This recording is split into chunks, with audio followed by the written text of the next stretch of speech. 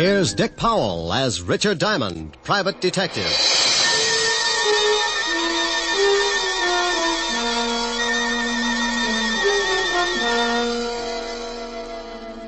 It's 5 o'clock in New York City, and the big neon signs light up the dark office that overlooks Broadway on the corner of 53rd Street. Behind a second-hand mahogany desk, relaxing in a swivel chair, is the leading figure of the Diamond Detective Agency, combination stockholder, office boy, and clue chaser. He is Richard Diamond, and his mind is on a lovely redhead named Helen Asher, as she sits on a couch talking about things he likes to hear.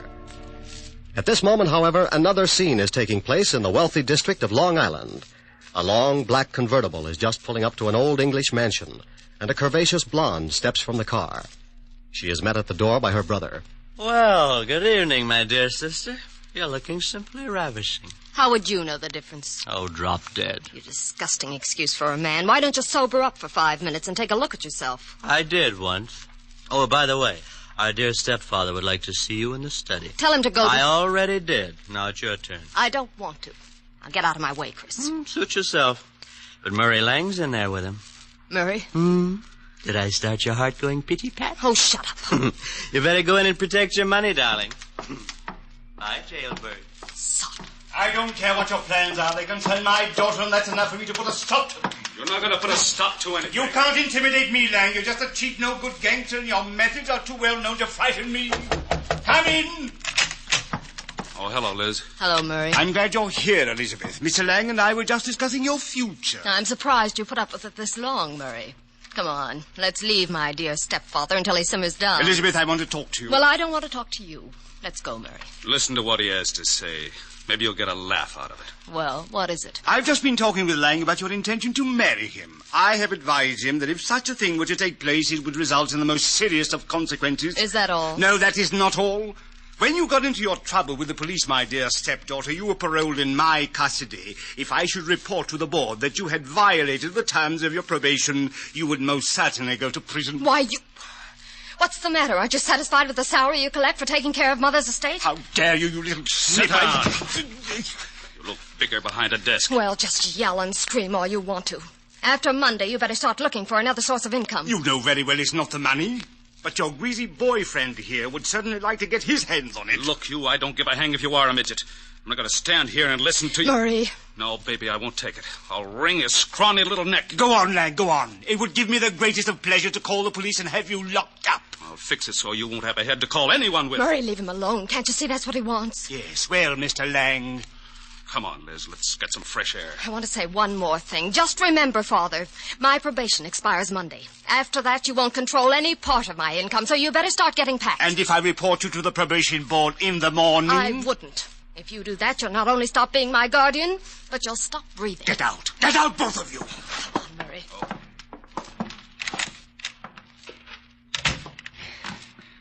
Try to intimidate me. I'll make them both sorry. Detectives. Private detectives, yes. Foreign. Here's one. Full-page ad must be doing very well. Richard Diamond, private detective. If you've got a case, share it with me. Richard Diamond. Circle 7.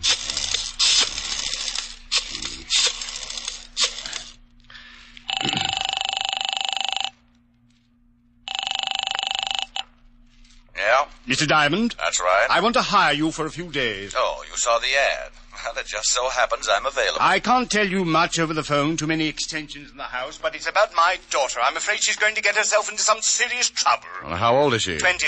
Tell her to wait a year. My name is Chase, Ralph Chase. I live at 82 Maple Drive, Sands Point. Will you come out this evening? $100 a day and dibs on the icebox. I'll see you about 8. Goodbye, Mr. Diamond. What was that all about, Rick? Oh, got a job, baby. When do you start?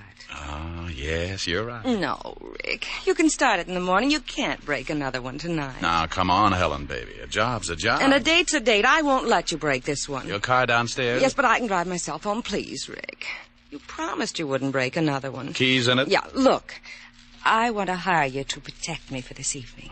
I've been receiving mysterious phone calls, and I'm in fear of my life. Really? You've got to take the job. Old friends come first. I'll have to get home and shave before I start working. You mean you'll take it? After 12:30. Bye, baby. You beast. Oh, you must be getting tired from driving that big car around all day. Grab a cab, honey. It'll give you some rest. I'll take good care of your car. What? Want a buck for the cab? Huh? No. On second thought, you only live about 25 blocks. Walk will do you good. Rick. Deep breathing all the way up Fifth Avenue. Nothing like it. Bye, baby. Oh! On the way to the car, I thought about Helen. The most wonderful girl in the world. Money, looks. But she had one bad fault. She wanted to get married. I got into the big sedan and headed for my apartment. I'd been up late the night before with the blonde singer, and I was feeling tired. Funny how things change. My nights in college were just as busy, but at 1 o'clock the next afternoon, I was out playing football.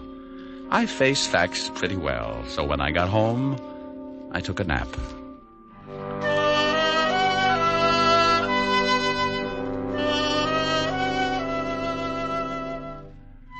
I slept until 7 and got up and dressed.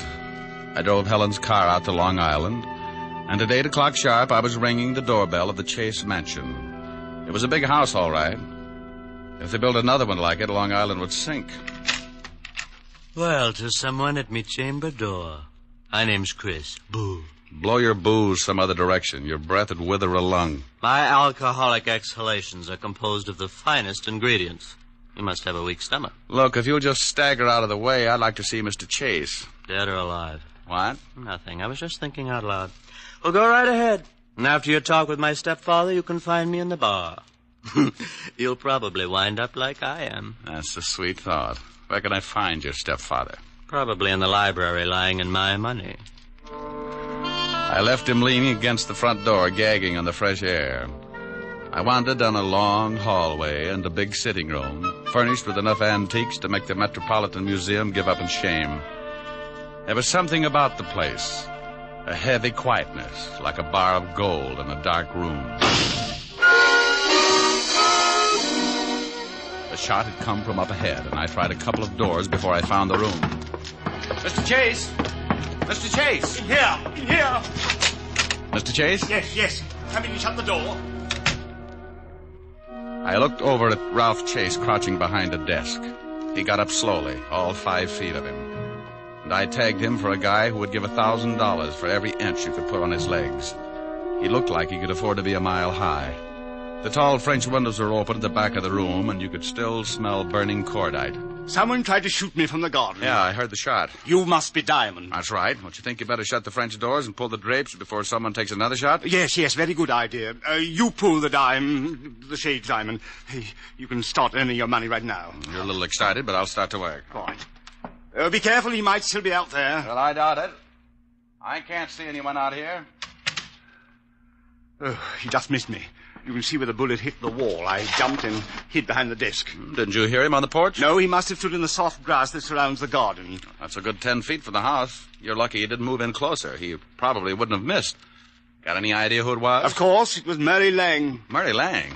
The gambler? Yes, do you know him? Well, I used to be on the force. Set him up 6 years ago on a larceny rap. Then you know what he's like. He was in the house this afternoon. We had an argument and he threatened me.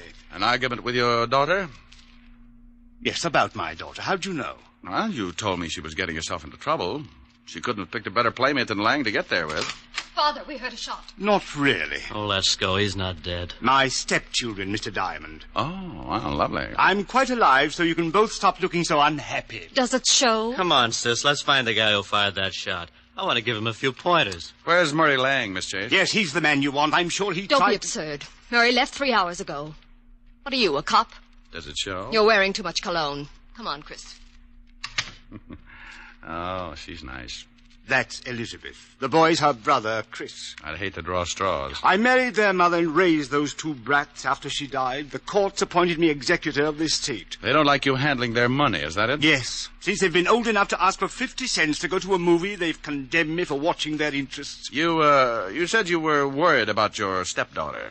Tell me about it. I'll make it brief. Hate long explanations. Elizabeth got into some trouble with the police. Hit and run. She had been drinking. The man died. Liz was sentenced to a year in Folsom. But I got her off on probation. Oh, what do you want me to do? Drive around with her and spoil her aim? Monday the probation expires. She says she is then going to marry this hoodlum, Murray Lang. And you don't want that because you think he's after her money? Exactly. When she marries, the will reads that I shall, as executor, turn over half of the estate to Elizabeth. What about Christopher? He looked irresponsible when he was born. His mother left instructions that he should not receive his share until he is 35. That's another 8 years. Well, your stepdaughter's old enough to know what she's doing. I can't see how you can stop her. That's what I want you to do.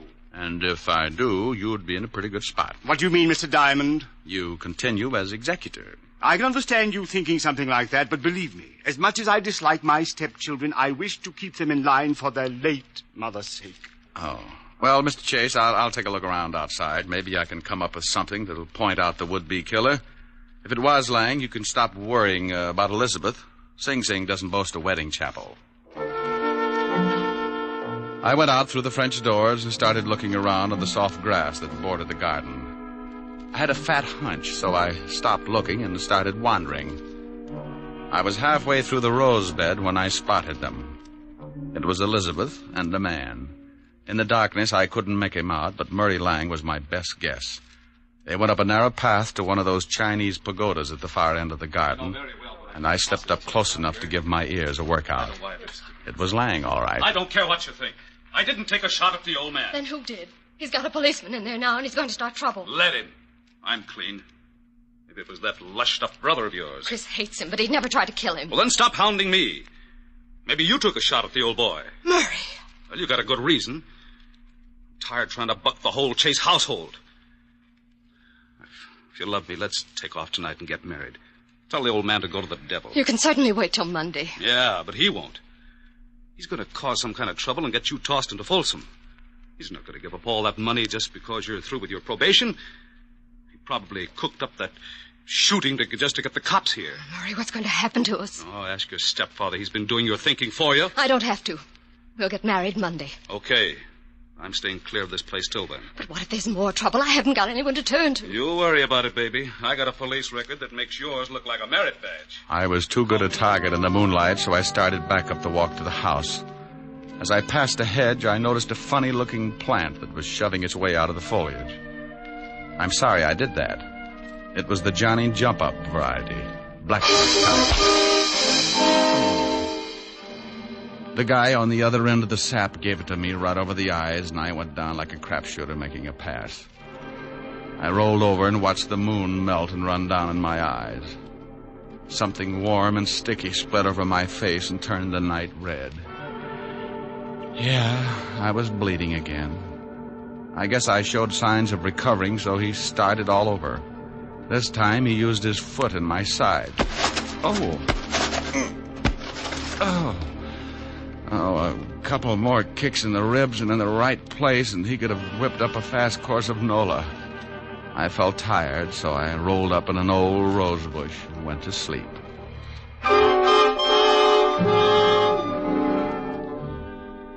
When you finally start coming around, it's like swimming your way out of an acre of mud. If you've taken enough beatings before, you diagnose things in a hurry. The pain in your head is where you got sapped. The ache in your ribs is where he booted you. And the thought in your mind is, it's something about an eye for an eye, if you've got one left.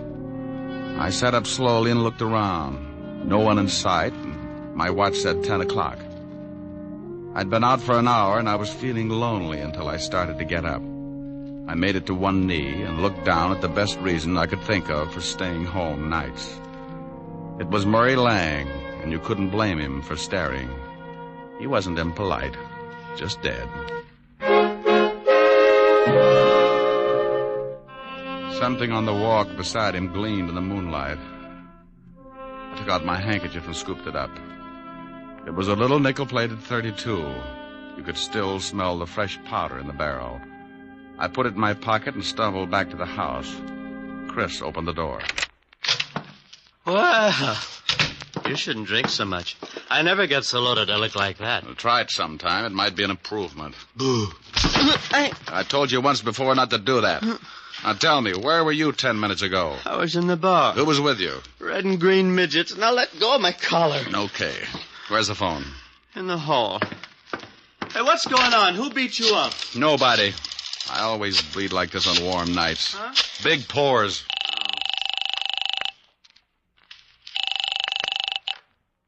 Homicide, Sergeant Otis talking. Who taught you how? Did you sit up nights with a parrot? Oh, very funny. Only one guy could think up a lousy joke like that. What do you want, Diamond? A picture of you. I'm going to show some doctors that mercy killing has its points. Now let me speak to the lieutenant. Comic. Homicide, Lieutenant Levinson. Hello, Walt. This is Diamond. Oh, wait a minute. Let me get the bicarbonate. What's the matter? I get stomach trouble every time you call. Go ahead. All right. I got a killing for you. I know it. Why can't you be a good boy and stop finding corpses? I'm out at Sands Point, 82 Maple Drive. I think I've got the murder weapon in my pocket. Who's dead? An old friend, Murray Lang, and you better step on it. There's a drunk staggering around the place, and he's liable to spot the body and put it in the cold shower to sober it up. Oh, all right. We'll be right out. Hold the fort. So Mr. Lang's dead. You better stop sneaking up on people, Buster. And you'd better stop telling me what to do in my own house, Mr. Diamond. You sobered up pretty quick. I heard what you said about finding the murder weapon. May I see it? No. It stays in my pocket until homicide gets here. Whose gun is it? It's a 40-pound broadsword. Now stop trying to look like a Chicago muscle man, or I'll start slapping you. There you are, Diamond. I've been looking for you. Great Scott, what happened to your face? Someone was giving away hints. Chris, did you have something to do with this? Hardly. Mr. Diamond has a decided advantage over me. He has muscles. I'll be in the bar. What's happened? Where's Elizabeth? I don't know, but her boyfriend's got troubles. He can't explain the hole in his chest. Lang? What do you mean? He's out in the garden. Someone shot him. Is he dead? And if he's not, he's trying awful hard.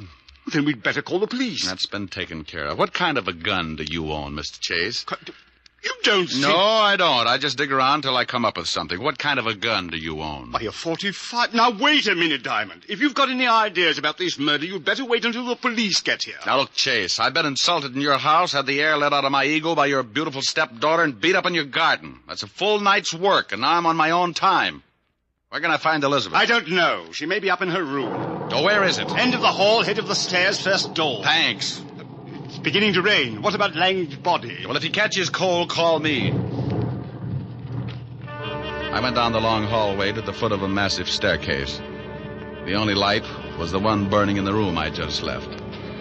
I looked over at over my shoulder and saw Mr. Chase framed in its dim glow, watching me. In that moment, I thought who Chase reminded me of.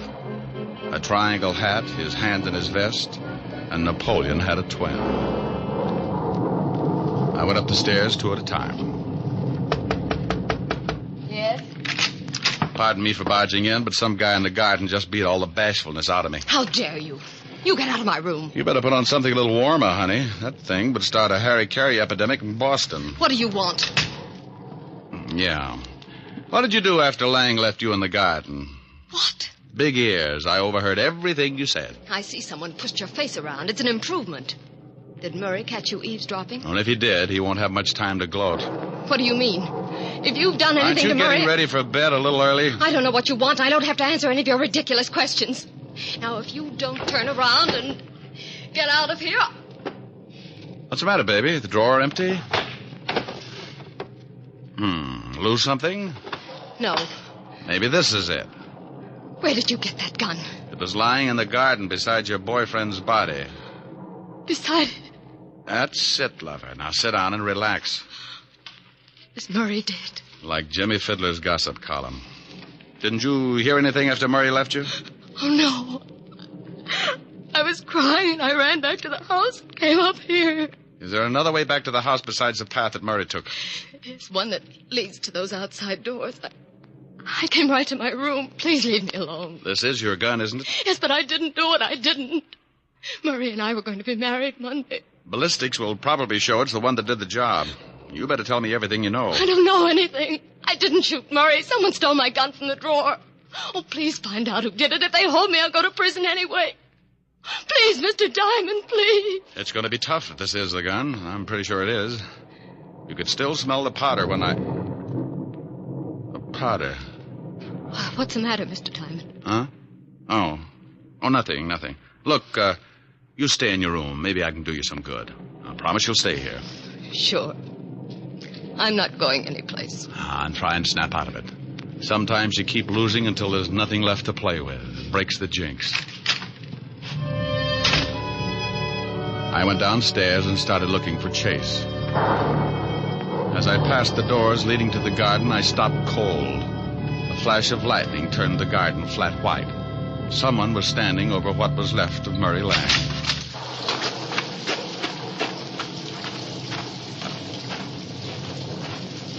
Well, like the view? Oh, Diamond. I was just looking at the body. I talked with your daughter. She says the gun that killed Lang was hers. What? Claims they had an argument, but won't admit she shot him. Oh, no, I can't believe it. Certainly she had no reason. Unless... Unless what? Well, unless she found out Lang was just after her money. Well, that's possible. Anyway, if she did do it, I still can't figure who worked me over. Maybe it was Lang. You told me yourself he didn't like you. Maybe it was Elizabeth. Oh, no, it would have to be somebody very strong. She might have kicked you, but never could she have hit you hard enough to crack your head open like that. Yeah, tell me, when does Elizabeth come into her money? Why, at the end of the probation. The court set it aside until she was cleared of all charges. Who gets it if she goes to prison? Well, I'm the sole executor of the estate, but she's not going to jail. She didn't do this thing. I'll get the best counsel in the country. I'm sure you will. Tell me something, Chase. It's pretty obvious that my face got pushed around, but how did you know my ribs got the same treatment? What? It doesn't show. It just hurts. Why, well, you told me. What are you getting at, Diamond? You'd have to reach pretty high to sap me, but if you were mad enough, you could make it. This is absurd. I'm going inside. And when I get grouchy, it's better to listen. I'm liable to use you to make the flowers grow. Go ahead, Mr. Diamond. I'm listening. Well, everybody in this house has some sort of motive for killing. With Elizabeth, it could be the old story of a woman scorned. With your lushed-up stepson, he could want to put the blame on his sister so he'd get more than his share of the estate. And we certainly know you stand to profit if Elizabeth goes to prison, because you retain custody of the family fortune. I'm getting wet, Mr. Diamond. Everybody's story's weak, but only one of them doesn't stand up. You said earlier this evening someone tried to shoot you from outside your library. Of course they did. You have the shot and saw the bullet hole. That's right, I did. But you told me he was standing outside the room by a good 10 feet. Nothing to say, Chase? You're trying to catch me up in something. Oh, you are so right. Now, when I walked into that room, I could still smell burning cordite. To smell fresh gunpowder like that, the gun would have to have been fired outside the room. You staged it, so I'd think someone was trying to kill you. Is that all, Mr. Diamond? Outside of the slip you made about kicking me in the ribs. Now, let's go inside. I don't think so, Diamond. Oh, that the 45 you were telling me about? Yes. Go ahead, make a try for it. I'm going to show you how it works. You kill Lang with your stepdaughter's gun, and you're going to collect the money if she goes to prison. Oh, you're a slob. My stepdaughter could easily kill 2 men tonight. You're in a spot. You can't shoot me with that 45 and make it look like the same person killed Lang, too. So you've got to get the 32 in my pocket. Give me Elizabeth's gun, Diamond. You try and get it, Chase. Why, you... Rick, are you out there? Better give it up, Chase. That's the law. He eats little men like you. Out there, Lieutenant. Drug City slums all out. Rick! Stay right there, Diamond. Another killing won't matter if you try and stop me. For Pete's sake, if you're out there, Rick, answer me. I'm getting soaked. Just keep your mouth closed, Diamond. I'm getting out of here. You'll never make a Chase. They'll pick you up inside of an hour. Not if you're too dead to tell them. Yes, that's it. If I kill you, I'll eat at least have... You should watch your step, Chase. Keep your head down, Lieutenant. Somebody's mad. Shut up, Otis, and get out from under that bench. Rick! Over here, Walt. What's going on, Rick? Who's doing all the shooting? Well, we took turns. He was just going to kill me when he tripped over the body of his first victim. I used this 32 in my pocket, shot him twice. He's dead, Lieutenant. Give me my baking soda, Otis. Here, yelled him. Don't look so unhappy, Rick. He was going to kill you. Oh, I'm not unhappy. I'm just sore that I didn't have time to take the gun out of my pocket. I ruined a darn good coat.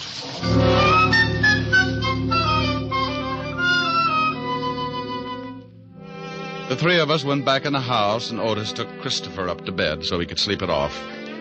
Walt listened to the story as I told it to Elizabeth. She cried a little and thanked me with her eyes.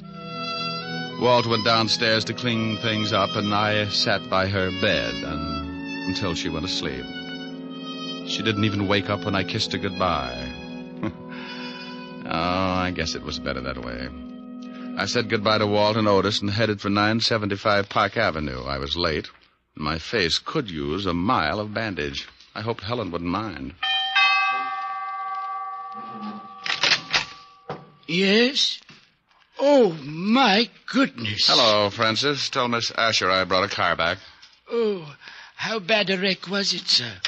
Give me a glass with a backbone, will you, Francis? Yes, sir, right away, sir. Miss Asher's in the study. Thank you. Goodness. Thank you. Hi. Well, it's about...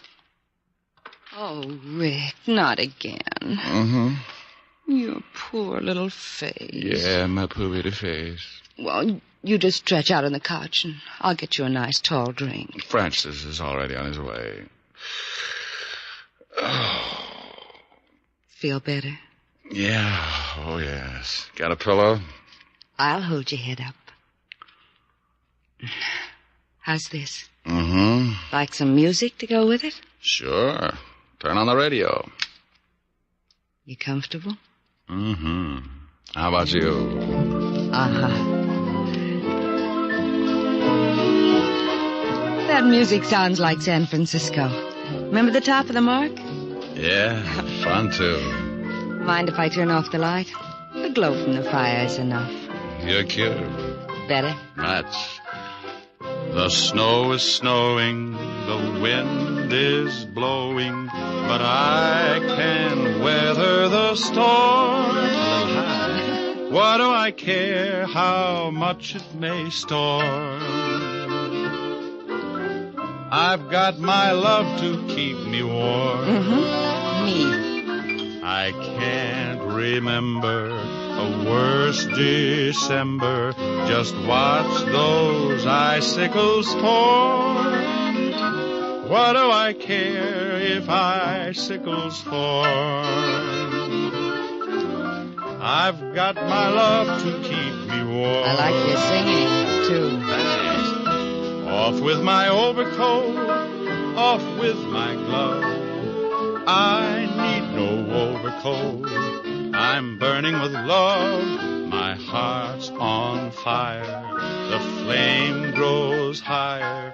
So I will weather the storm.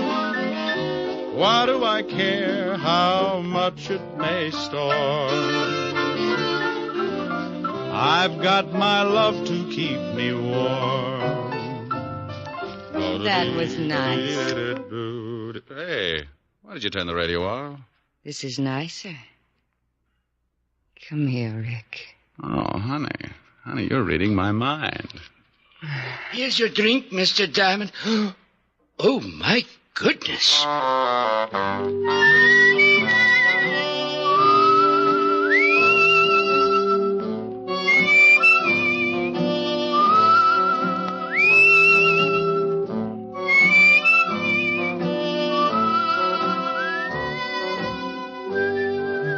You have just heard the fourth of a new series, Richard Diamond, Private Detective, starring Dick Powell. Helen was played by Virginia Gregg, Lieutenant Levinson by Ed Begley. Also in our cast were Wilms Herbert, Betty Moran, Jay Novello, Jack Edwards, and Tal Avery. Music was under the direction of David Baskerville. Richard Diamond is written by Blake Edwards and directed by William P. Rousseau. Even here in America, we're liable to have a few misconceptions about freedom. Many of us regard it as an outright gift with no strings attached. Well, that isn't quite so. All of us have received a heritage of liberty, a legacy of freedom forged in other days. Remember that the liberty you enjoy is a precious legacy, a legacy that can be lost through disuse. Don't ignore freedom, work at it, for freedom is everybody's job. Now, this is Eddie King, inviting you to be with us again at the same time next week when we will again bring you Dick Powell as Richard Diamond, Private Detective. This program has come to you from Hollywood. This is NBC, the national broadcasting company.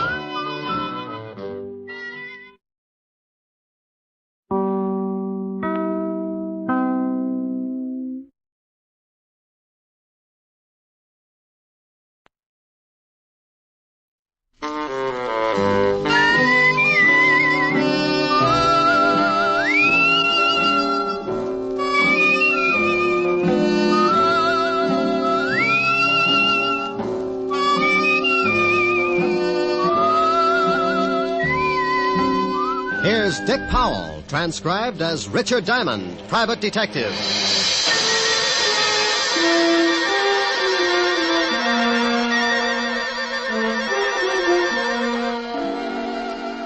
My name's Diamond, and like a lot of working people, at 5 o'clock in the afternoon, I get pretty anxious for 6 o'clock to roll around, especially if I haven't had a client for the last 3 days.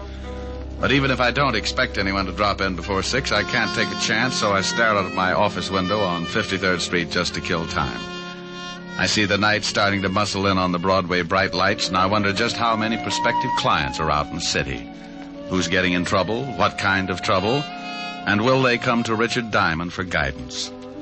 Now, take the two hard-looking thugs in a downtown hotel room as they watch a pretty blonde hurriedly get into a flashy mink coat. They're going to need plenty of guidance. Where you going, Dottie? I got an appointment. Don't you think you ought to stick around just in case the contact comes in? If it ain't here by now, it won't be until tomorrow. Now stop looking like a couple of anxious bloodhounds. Relax. Sure, Dottie, sure. But you really cannot blame us for being a little disquieted. Don't she look classy, Al? Hey, who you gonna roll tonight, dollface? Your grandmother. Or ain't she out of Alcatraz yet? Hey, I don't like no cracks about my family. Well, what are you gonna do, Stan? People stop by the zoo every day. Now, please, no legamaki. Yeah. You keep running off at the mouth like that, baby, and you'll be spitting out all your teeth. Yeah, well, when you kick off, Stan, don't try to sell your body to science. I'll never get both heads in that bottle. Well, please. I'm gonna hit... Please. Please. Leave us, Dottie. And Stanley, you shut your big mouth before I shove my foot in it. Go on, Dottie. I think you had better make a hurried percolation. What? Beat it. Oh, Al, why didn't you let me mess her up a little? She's always acting like she's got a family background. I do not know whether her family had anything to do with it, but it is a very nice background to gaze at. Now shut your ugly face and let us start tailing her. Tailing her? What for? I think she is up to something. Yeah, well, sure she is, but I don't want to get booked as a peeping Tom. Stan, you are a melonhead. I think she is going to try a cross. Florida has never been late with the numbers before. You think she's going to pick up the bundle and skip? No. I just want to see what she does with her evenings. Oh, well, I can tell you that. Stanley, please. You arouse my irascibility. Oh, I'm sorry, Aloysius.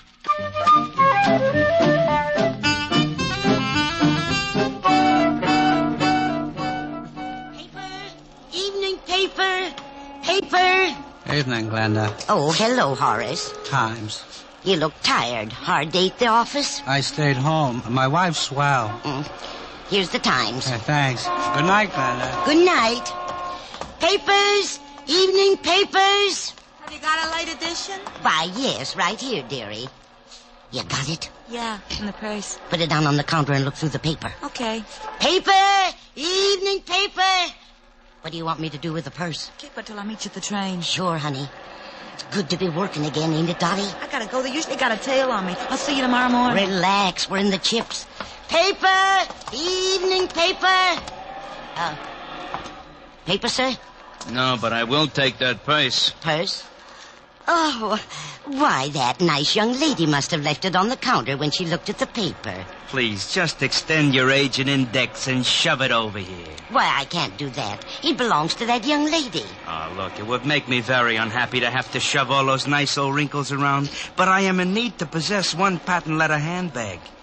Now, if you will kindly move it in my approximate latitude, you old bat, we can dispense with all... Why, you poor excuse for a lowbrow gun. If Madam. for 2 cents I'd wrap a lead sap across your flat head. Well, hello, Glenda. Hello. How's business? Oh, Officer Quine. Aren't you on a little late? Yes, I've been changed to the 6 o'clock beat. Well, good evening, sir. Yeah, lovely. Good evening, officer. Say, haven't I seen you somewhere before? Hardly. I reside in Flatbush.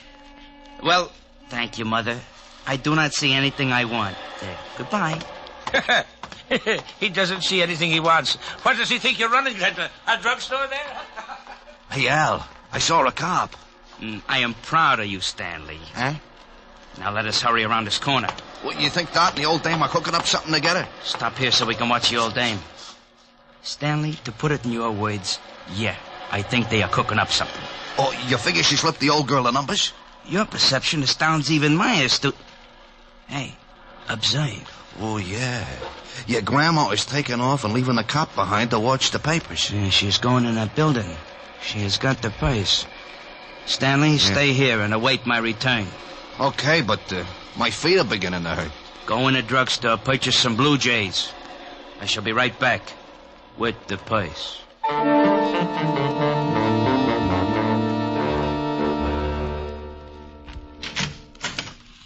Mr. Diamond. Well, hello, Glenda. Come in, pull up a rocking chair. Well, that's the way it begins. Sometimes when you wait around until the last minute, you get a customer. I wasn't too happy about this one because I knew she didn't have enough money to hire a tramp to spot cigarette butts. I haven't got much time. I've got Officer Quine watching my paper stand. Officer Quine? You should be happy you aren't selling fruit. He's already got his thumbprint in every apple in Yonkers. Mr. Diamond, I found this purse. Found it, Glenda? Oh, you know me, Mr. Diamond. I'm going straight now. I remember a snake that said that once. He broke his back. Honest, I haven't been doing that kind of business since I got out. Well, what can I do for you, Glenda? I'm broke. Oh, it's not a touch. I want you to find the owner of this purse and return it. Why don't you give it to Officer Quine? Well, there's no money in it. And with my record, he'd sure run me in for purse snatching. No money, huh? Oh, no. No, I didn't touch a thing. Just took a peek, maybe. Oh, yeah. A young girl left it on my counter. If you find her, you can ask her. I didn't touch a thing. Okay, I'll see what I can do. Oh, thank you, Mr. Diamond. Goodbye. Keep your nose clean. Oh, I will. She'd keep her nose clean, all right. And a glass of gin. I'd known old Glenda ever since she started working bunco rackets and got put away for 2 to 5. I was sure she'd lifted the dough from the purse, but I opened it and went through it anyway. I was just kicking myself for telling her I'd try to dig up its owner when the door opened and an ugly-looking mug wearing alligator spats walked up to my desk. You should be ashamed, looking in someone else's purse. It's a bad habit, like not knocking on doors. Oh, it said on the door to come in. How long did you have to wait before someone came by to read it to you? May I please have the purse? Oh, is it yours? Yes. Well, I didn't notice the wedges. Give up high heels? You are a very poor comic. Now, may I have the purse, or must I make you bleed? Oh, it's like that. Well, sure, here it is. Thank you. And something to go with it. I caught him with one that made my arm feel good clear up to my shoulder. His eyes rolled back, and he went down faster than the celluloid collar on the flagpole. I looked at the black purse and started getting that lousy feeling again. I'd gotten into something, and it was beginning to smell already. So I called the 5th Precinct Police Station and an old friend, Lieutenant Levinson. Homicide, Sergeant Otis. Hello, Otis. Let me talk to the lieutenant. Is this Diamond? No, it's platoon number 3 of the Brownies, 300 strong. Now let me talk to the lieutenant. Hey, what are you going to do with all those tired jokes when you run out? Give them away to idiots. You want to start a collection? Oh, nuts. Lieutenant Levinson. Hello, Walt. Diamond. Oh, wait a minute. Otis! Yeah, Lieutenant. Where'd you put the bicarbonate? Top drawer, Lieutenant. Oh, hold it a minute, Rick. Get me some water, Otis. Yeah, Lieutenant. Go ahead, Rick. I can stand it for a second. If you didn't get so excited, you wouldn't have to take that stuff. Here you are, Lieutenant. Never need this stuff until you call. Now, who's dead? Nobody, but there's a guy in my office lying on the floor. He's dead. He's got to be. No, he isn't, Walt. I just belted him in the mouth when he tried to get rough. Wait a minute. He's trying to wake up. Groan for the nice policeman. You hear him, Walt? Okay, so some guy got tired and went to sleep on your floor. What do you want me for? Hold it a second, Walt. He's getting a little too active. What did you do? Kissed him good night. What did you do that for? Well, I've seen him somewhere. I think he's wanted. Oh, well, hang on to him. I'll send the wagon down. The door will be open. I'll fix it so he doesn't get away. Wait a minute, Rick. Where are you going? Well, about 5 minutes ago, an old dame hands me a black patent leather purse and asks me to find the owner. Right afterwards, this cultured gorilla wanders in and says the purse belongs to him. Oh, what's in it? Nothing much. A compact, book of matches, and a handkerchief. Smells nice. No money? No. Oh, I got to stop by Helen Ash's for a minute, and then I'm going to find out what makes this purse so valuable. Say hello to Helen for me. Sure thing. Bye, Walt. Be a good boy. Goodbye.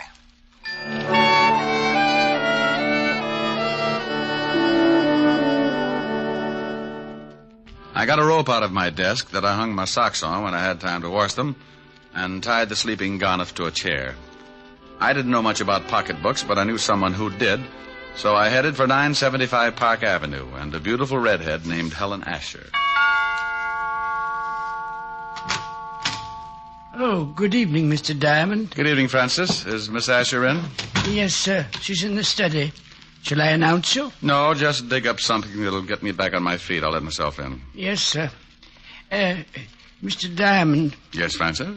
If you'll pardon me for saying so, sir, I just love the way you talk. Well, thank you, Francis. Eaton, 98. Majored in Sloyd.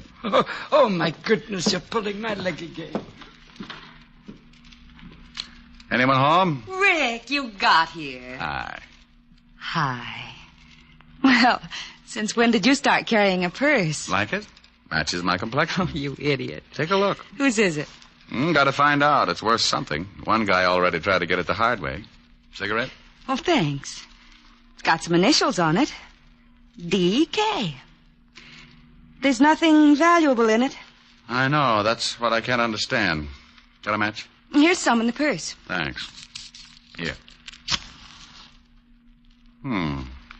Adams Hotel. Flop house with sheets. Compact's never been used. My darling. Well, thanks. Oh, the perfume and the handkerchief, silly. It's my darling. Oh, don't look so hurt. So are you. Well, come here. Rick. Here's your drink, Mr. Diamond. Oh, my goodness. Oh, that's all right, Francis. I was just trying to convince your boss we should take in the wrestling matches. Why, Francis, you're blushing. Oh, pardon me. Miss Asher's residence? Yes, sir. One moment, sir. It's for you, Mr. Diamond. Oh, thank you, Francis. I'll see if the dinner is ready, Miss Helen. Hello? You get right down here. What? Lieutenant Levinson. Get down here to the station, Diamond. You're in trouble. Diamond? Oh, wait a minute. Slow down. Not dead, huh? My stomach starts getting back to normal, and you have to knock some guy off. Knock some guy off? I don't know why I should waste time with explanations. I ought to just send Otis over there with the wagon, but I like your girlfriend too much. What are you babbling about? I thought you said the guy in your office was still kicking. What? Yeah, somebody made a punchboard out of his chest, and I like you for a suspect. Now get down here. Wait a minute, Walt. Somebody shot him? Yeah. If that wasn't what killed him, he died of fright when he saw the bullets coming. Now, I'm not talking anymore till you get here. Make it 10 minutes or I'll have a warrant out for you. Oh, swell. Rick, what's the matter? Oh, that crazy Walt Levinson's got me in line for a murder rap. I gotta go down and square myself. Murder? Rick! Yeah? I'll see you later, baby. But, Rick... I can't wait. I'll get back as soon as I can. If we were married, this wouldn't happen. Rick, you forgot the purse. Francis? Francis! Yes, Miss Asher? Francis, Mr. Diamond forgot this purse. See if you can catch him. He's gone to Lieutenant Levinson's police station. Yes, Miss, I'll do my best. Rick just has got to stop this foolishness. Oh. How did you get in here? Oh, who are you? I come in a back way, lady. Where's the shaman? You get out of here. No, just relax, baby. One yell out of you and you get hurt pretty bad. What? Where's the shaman? He went down to the police station. Okay. Where's the purse? I saw him bring it in. I don't know. Oh, come on, baby, or do I shake it out of you? You stay away from me. You... Hood? Hood? Yeah, where's the purse? I told you I don't know. No, stay away. Okay, but you're making it tough on yourself. Stay away. You stay away from me.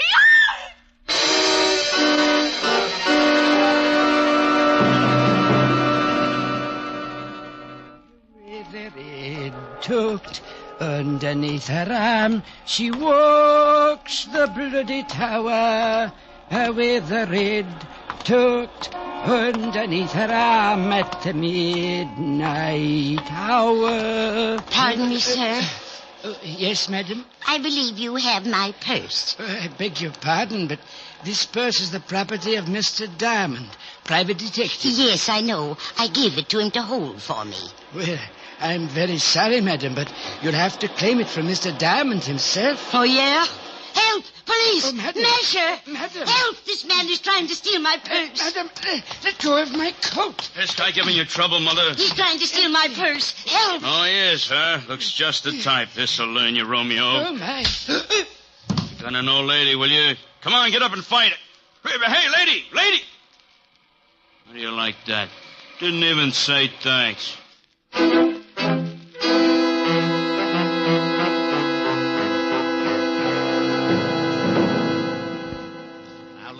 I don't care what you say. You told me you had a guy in your office. When my men got there, they found him tied in the chair with 3 bullet holes in his chest. He was making noises when I left. Some guys do that when they get shot. Oh, stop being an idiot. You know I didn't kill him. Yeah, I know it, but what do I tell the commissioner? That I let you go because you're a friend of mine? Used to be on the force? No, but you don't have to act like I rubbed out the whole West Side. Well, I'm mad. I want to retire in 5 years, and I want to do it with a healthy stomach. Yeah? Lieutenant, Murphy's got some guy out here he picked up for purse snatching. Says he's a friend of Diamond's and wants to see him. Send him in. This can't get any screwier than it is already. I got a purse snatcher who says he knows you. Purse snatcher? Francis. Yes, Mr. Diamond. I don't feel so well. That's all, Otis. Isn't he your girlfriend's butler? Yeah. What happened, Francis? Well, sir, I was bringing that purse down to you. That's right. I left it at Helen's. Yes, sir. Well, a little old lady approached me on the street and claimed it belonged to her. What did she look like? She had white hair, and she was wearing an old shawl. I think she'd been drinking gin, sir. Cheap gin. Glenda. Glenda Bergen? Is she the one who gave you the purse? Yeah. And then what happened, Francis? When I wouldn't give her the purse, she started yelling and called me a masher. And some enormous gentleman arrived and clouted me in the jaw. Oh, it was disgusting, sir. And the old lady got the purse? Yes, sir. She ran off, and the enormous gentleman sat on my chest until an officer came and carted me off to this place. Was Miss Helen all right when you left her? Why, yes, sir. You don't think... I don't know. But if they knew I had the purse and spotted me going into Helen's... Here, Rick, use his phone. Thanks. Don't you see, Walt, this whole thing has something to do with that purse. Purse, schmurse. I've still got a stiff on my hands. Oh, my goodness. Yes? Hello, honey. You all right? Oh. What's the matter? Hi. Please come home. What happened? A man broke into the house looking for that old purse. I told him I didn't know where it was, and he started slapping me. You did, huh? Yes, and I need comforting. Well, honey, I've still got something to do. Lock all the doors until Francis gets back, and I'll be over as soon as I can. All right. Did you get the purse? Francis will tell you all about it. Bye, baby. Bye. Rick, some louse shoved Helen around. Francis, get over there and take care of her. It's all right if he goes, isn't it, Walt? I guess so. Otis, I'm releasing the guy that was picked up for purse snatching. And don't say, yeah, Lieutenant. Okay, Rick. Oh, thank you, sir. Step on it, Francis. Miss Asher needs someone to take care of her. Yes, sir. Walt, give me 2 hours to find out what this is all about. Are you going after Glenda? Yeah. If she's tied up with this killing, I'd better send some of the boys along. Give me 2 hours alone. I want to find the guy who shoved Helen around. Okay, Rick. 2 hours, and I put in a general alarm for you and the old dame. You know where she lives? I got a shack over near the East River. Thanks, Walt. Otis, let Diamond go and bring me a tablespoon and some water. And Otis, shut up.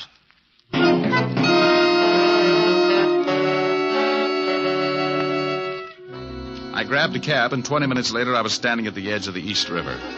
The fog was rolling in, and pretty soon it'd be so thick you could put it in bales. Below me, next to the water, was a line of weather-beaten shacks, and one of them belonged to old Glenda. You want something, Mac? Huh? Oh, I didn't see you. Does old Glenda live in one of those shacks? Yeah, that one. Got a match? Oh, yeah. Here, keep them. Thanks. Forget it. No, wait a minute. Huh? Let me see those matches. I've forgotten all about them. What's the matter? You collect them or something? These I do. Sorry, pal. You'll have to get some others. Okay, sporty.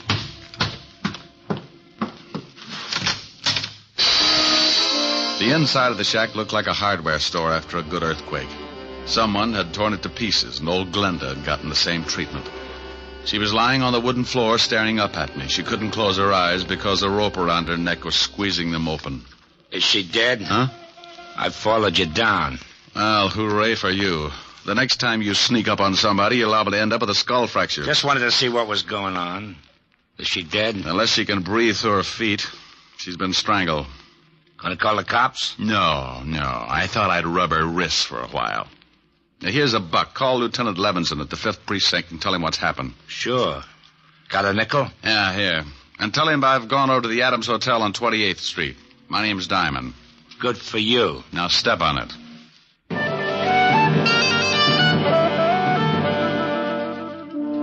He left in a hurry, and I reached in my pocket and took another look at the book of matches I'd gotten from the black handbag. They were from the Adams Hotel on 28th Street, so I went over there fast. The sleepy night clerk showed me the register, and I found what I was looking for. I remembered the initials on the handbag were DK. A Dorothy King was registered in room 306. I went upstairs. Yeah? I got a message for you. Slip it under the door. I'm not that skinny. What is it? It's from Glenda. Oh, wait a minute. All right, the door's open. All right, now shut it and come on in. Huh? Oh, what a lovely gun. Glad you like it. Now, what do you want? I just left Glenda. She's dead. What? Yeah, strangled.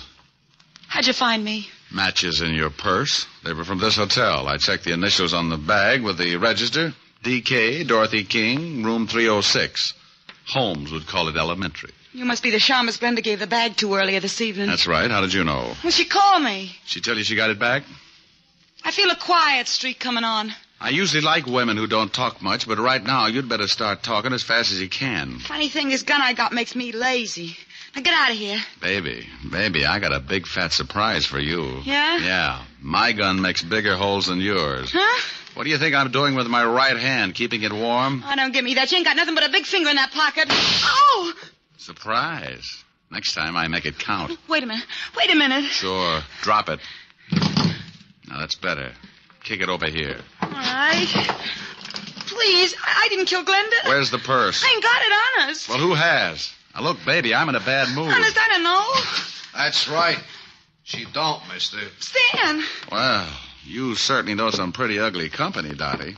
I don't know if I like that. You don't? Maybe I can word it a little different. Stan, he's a private cop. He come up here and tried to shove me around. Well, you should have done it, Shamus. Would have saved me the trouble. What do you mean, huh? Why, you no good, cheap double-crosser. Al and me saw you slip the bag to that old dame, and Al got killed trying to get it from the Shamus. I didn't kill Al. Nah, the old dame did it. I went up to the office and found him dying. He told me she'd done it. What are you going to do? Well, the organization don't like being crossed. I got the purse from the old dame and paid her off for killing poor old Al. Now I gotta pay you off. I got a surprise for you, too, Stanley. Yeah. You try anything, you'll have more holes on you than a fishnet. He's got a gun in his pocket. Well, look at his pocket, wise guy. Oh, gee, I wish Al was here. He'd know what to do. Go on, shoot him. Shoot him. Stan's got it coming. Looks like it's a tie. No sense in both of us getting killed. Yeah, you plug me and I'll nail you before I go down. Don't listen to him. I think he's got a point. What are you going to do? That's up to him. Well, as Al would say, a hurried departure is in order. I'll take care of you later, Dot. Huh? Goodbye, all. Yeah, it's pretty good. Al would like that. Don't let him get away. Stop him. You stop him. All right, baby. Where's he going with that purse? If I tell you, will you give me a chance to get out of town? I can't do anything about that. When I leave, you're on your own. Technically, you haven't done anything the law could hold you for. I haven't? No, but that won't stop me from pushing you around. Now, let's have the story. If Stan hasn't been there already, he's headed for a locker in the subway station at 34th Street. What's in the locker? $100,000 in counterfeit bills. Oh, baby. Counterfeit. You have been naughty. Now, Papa, we'll have to keep you on ice for the cops. Get in the closet. Please, give me a break. Sorry, honey. Get in. Ouch, you're hurting me. Please.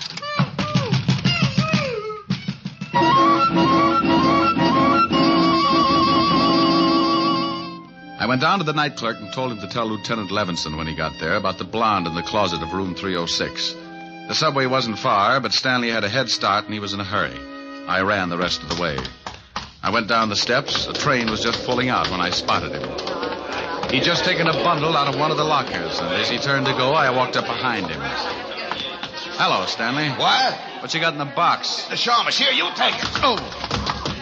He tossed the package in my face and started running for the exit. But a crowd of people blocked his way, and when he saw me come up with my gun, he changed his mind. He turned and vaulted the turnstile, and I ducked behind the row of lockers. He had a gun, too. I tried to get a clear shot at him, but there were too many people. And then the frightened little guy did a stupid thing. He jumped down on the tracks and started running up the tunnel. Oh, look at that fool man. He's jumped down on the tracks. Stanley, come back here. You can't get anywhere that way. You said it, Mac. He's running uptown on the downtown side. Here's a corny line. Stop or I'll shoot. You won't get me. Stan, look out. There's a train coming. Look out. No!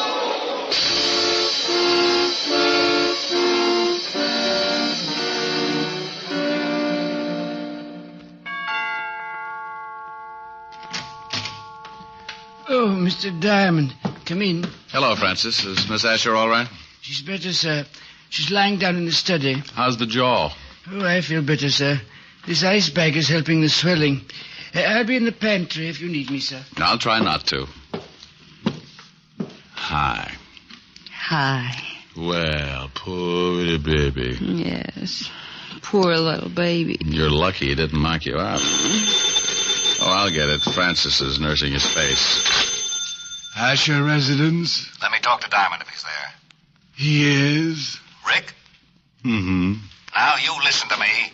I've been chasing your conquests all over town. I end up down in the subway station and notice get stuck in the turnstile. Don't you think it'd be nice to let the police department in on something once in a while? Oh, sure. Right now I'm at 975 Park Avenue, nursing a beautiful redhead back to health. Oh, did you find the blonde in the closet? Yeah, I got the whole story from her. You want to hear it? I guessed most of it. She was fencing for a counterfeit ring, and she tried to cross them. The key to the locker was in that purse. Yeah, in the compact, under the pancake makeup. She and old Glenda used to do a duet together before they both got sent up. When the blonde got out, she started working for a counterfeit mob. They'd stashed the dough in different subway lockers around town and used her to make the contacts. So she figured she could use the 100,000. Well, nothing like being in business for yourself. She was afraid to pick it up herself, so she stuck the purse to Glenda like she'd just forgotten it. Ricky. Yes, dear? Are you listening to me? I just stopped. Bye, Walt. What? Now, wait a minute. What is it, baby? I want some sympathy. Sure. What would you like, lover? Sing something. Oh, come on, baby. We can do without that. No, I want you to. I'm sick. An invalid should be pampered. Let me rub your head or something. Afterwards. I want you to sing. Oh, but it's late, baby. Then sing softly. Sing me to sleep. Oh, honey. I'll get mad and you'll have to buy me a present. Okay. Lullaby and good night with roses bedight. That's wonderful. With lilies bedecked. Hey, you on the board in your consoles! Shut up, I'm trying to sleep! Well, what is that? Oh, it's that grouchy new neighbor. Oh, it is, huh? Hey, you want something, bud? Yeah, shut your big bazoo! Oh, is that right? Powder your face with sunshine. Oh, no! Put on a great big smile. Make up your eyes That's with too laughter. You Please, will. Rick. Yeah, okay. That guy gets shell-shocked if you fried potatoes. Rick. What is it, baby? Come here. Oh. You do need pampering.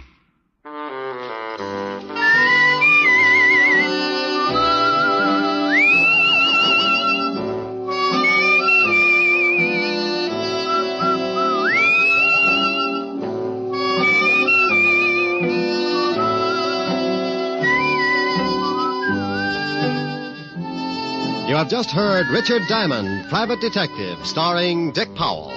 Helen was played by Virginia Gregg, Lieutenant Levinson by Ed Begley. Also in our cast were Wilms Herbert, Betty Lou Gerson, Jane Morgan, Jack Crucian, Hy Averback, Herb Butterfield, and Wally Mayer. Music was under the direction of David Baskerville. Richard Diamond is written by Blake Edwards and directed by William P. Rousseau. Now, this is Eddie King inviting you to be with us again at the same time next week, when we will again bring you Dick Powell as Richard Diamond, Private Detective. This program has come to you transcribed from Hollywood. This is NBC, the National Broadcasting Company.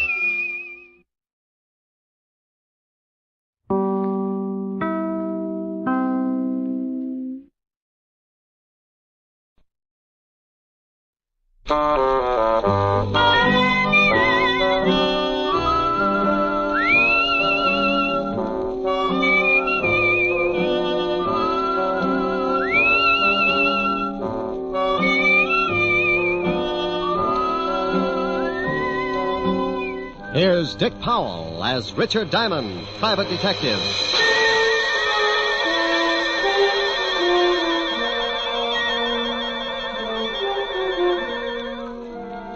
My name's Diamond, and I'm in business for a very simple reason. I like money. Oh, sure, I could do better, but I don't believe in straining myself. I might make a few bucks more, but so what? You work harder, your back gets weaker, and you take that extra couple of bucks and spend it for a brace to keep you from folding in the middle. No, I got a little one-room office that leans out over Broadway, and I'm very happy. Sometimes I get a case that lasts a week, $100 a day in expenses, and I make enough to pay the rent. Take my girl Helen Asher to dinner a couple of times and rest my feet on the desk like a prosperous businessman. I'm in partnership with a shill called Human Nature.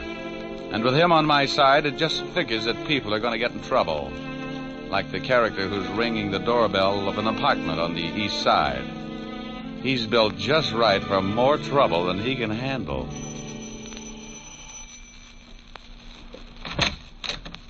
Well, Hello, Mrs. Moran. you say that like you're really glad to see me. I'll let you know as soon as we can talk business. Did you bring a rubber hose along? Why? Are you going to be hard to get along with? This time, yes. Where's your husband? He went out. I tried to convince him the window was the quickest way to the street, but he's old-fashioned. He took the elevator. You're drunk. He can't get a bit out of me. Want a drink? Just get the 500.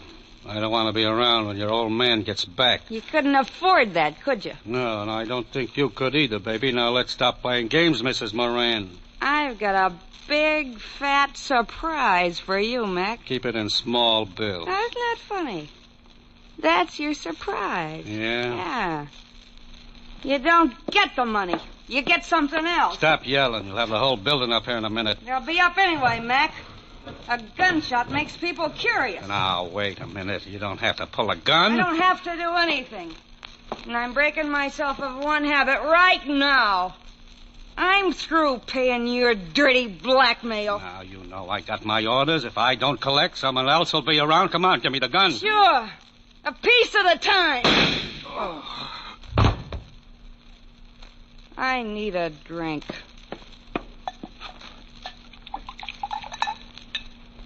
Well, here's to nothing, Betty, old girl. Oh.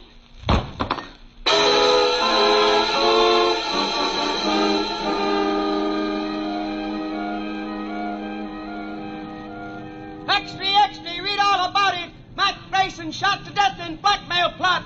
Socialite Betty Moran kills gangster, then takes own life. Read all about it. Paper. Hey, kid. Oh, paper, mister? Yeah. Hey, the check. Oh, thanks. Wealthy wife of William Moran kills...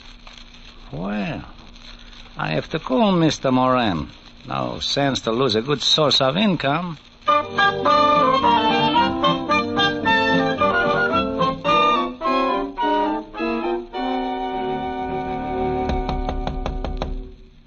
Yeah, come in. Mr. Diamond? Over here. Oh, this clothesline, I couldn't see you. You always do your laundry in your office? Free soap. Pull up a chair, Mr. Moran. William Moran. Oh. Nice pair of Argyles. One of my old clients. Sends them down from Sing Sing. Have you read the morning papers, Mr. Diamond? I haven't had time. Took some throw rugs down to the laundromat before I started on the socks. My wife died last night. What did you eat for breakfast? Why, pancakes and eggs? Why? You must eat a whole pig when you're not in mourning. How did she die? She was shot to death. Couldn't she get 2 people for a pyramid club? She was being blackmailed. It's usually the other way around. The victim shoots the blackmailer. She did that. His name was Mac Grayson. Hmm? I want you to find the other man behind this blackmail ring. Oh, what makes you think there was more than one? I received an anonymous phone call this morning. It was from a man who said he was a friend of Mac Grayson. He made it perfectly clear that he was going to continue with the blackmail. You, know what they had on your wife? She was a very wealthy woman, Mr. Diamond. Before she married me, she was rather wild. Well, they get that way sometimes. There were some letters. Why don't you go to the police? As far as they're concerned, the case is closed. They say it's a murder and a suicide, and that's that.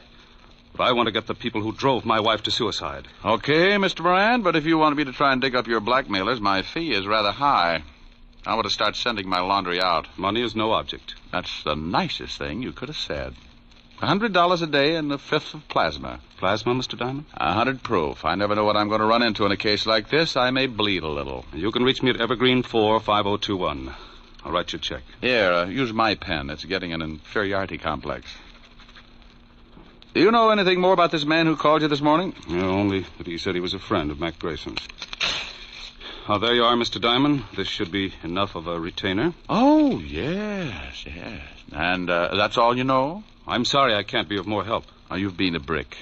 I'll get the rest from homicide. Thank you and goodbye, Mr. Moran. Goodbye, Mr. Diamond, and good luck. Oh, I'm sorry. I knocked down some of your washing. There. Well, I'll be hearing from you. Well, that's the way it goes. 1 minute you're washing socks, and the next you got enough money to stake out a claim on every night spot from Mott Street to Harlem. Unless a particular blackmail ring likes to kill private detectives. I had a hunch the assignment might run into overtime, so I put in a call to a lovely redhead named Helen Asher. Francis, the butler, answered, and I told him to pass the word along that I might be late for my date. I hung up before Helen could get on the pipe and start screaming at me like a wounded eagle. I locked the office, went down to 5th Precinct, and an old friend, Lieutenant Levinson. He was in charge of the homicide detail and could tell me about the late Mrs. Moran and her victim. When I walked in, Sergeant Otis was polishing his billy. Hello, Otis. The lieutenant in? Well, Richard Diamond, the All-American gumshoe. Oh, you're just jealous because that club you've got is a better shape than your head. Lieutenant, Diamond's out here. Okay, send them in. Tell me, Shamus, how does one get to be a great big private detective? Slaving box tops? Well, you have to observe things, Otis, my boy. For instance, one look at your shirt and I can tell you've been eating well for a week. Why don't you either get it cleaned or stick it in a pressure cooker? Hello, Walt. Now, wait a minute, Rick. If you've got a body somewhere, take it to another precinct. No, I'm a little short right now, but maybe I can dig one up. Yeah, that was a swell one. Is this just a social visit, or am I a dreamer? It's about the Moran suicide. You handle it? Uh-huh. One of the neighbors called us. They're both deader than Otis on a double date. What about the Grayson guy she knocked off? Cheap thug. Couple of convictions. Oh, don't tell me Moran's been to you with that blackmail story. Yeah. He seems to think Grayson was working with someone. Rick, that guy pestered us all morning, but there's no proof of blackmail or anything else, except 2 people got killed. Give me a quick rundown.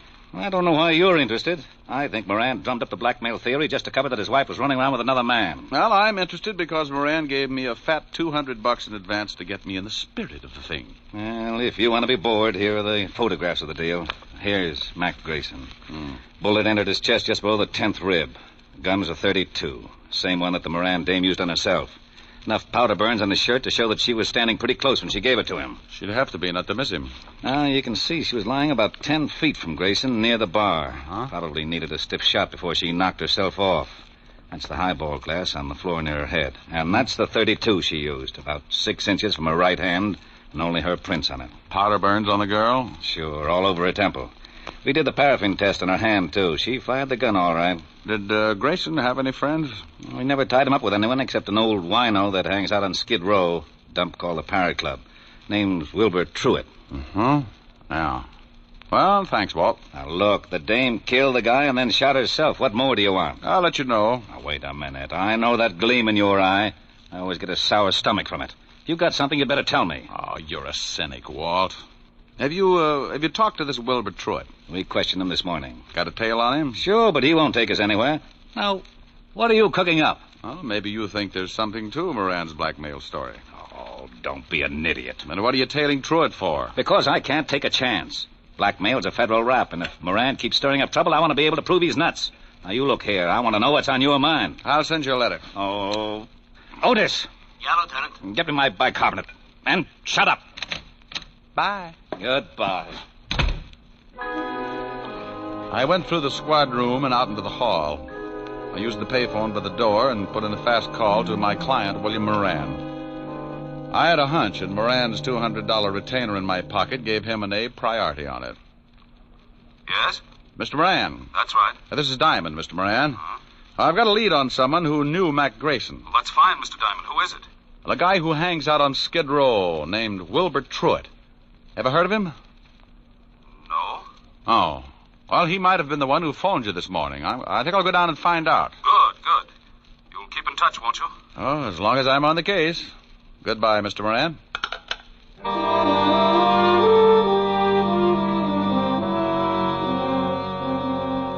I left the 5th Precinct and headed for Skid Row. If you've never seen the street, it's a liberal education in the misery of human beings. Even the sun winds up with a hangover if it shines on the place too long. The Parrot Club was a cellar with a low ceiling and a drink of wine for 10 cents a glass. The smell of stale alcohol was so strong that if you opened the door to air the place out, the walls would probably cave in. I found Wilbur Truitt sitting at the bar with a dirty towel around his neck. He held the towel and the glass of wine in one hand, and with the other he pulled the towel, lifting his hand and the glass up to his mouth. You must have been an engineer. I learned this little stunt in grammar school, bucko. I started missing my mouth 30 years ago, so I use this towel as a sort of alcohol pulley. It cuts down the element of risk.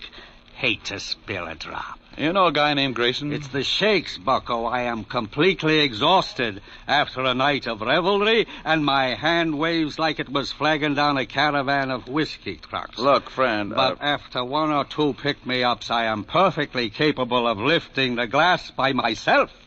And come nightfall, I'm in excellent condition to entertain my little friend. Oh, swell. Most cowards let the little fellows frighten them, and they end up in Bellevue, but I like them. They worried me at first, but when they found out how much I drank, they began to show the strain, and the shoe was on the other foot, so to speak. Oh, no. They tried to frighten me the first night, but I just kept right on with one bottle after another, and it finally drove them to drink. Now my DTs have hallucinations. We are rapidly building up a thriving community. What were you saying, bucko? Something about the evils of self-indulgence, but I've forgotten now. Good. In that case, I will let you buy me a drink. Oh, sure. Waiter, bring the bottle. You just gave me cold chills. If I lick your hand, it's only a sign of fond endearment. Okay. Now, do you know a guy named Grayson? I knew there was a catch. Are you a cop? No. In that case, I trust you. Besides, you are holding that lovely bottle. What about Grayson? First, a small glass of truth serum. First, Grayson.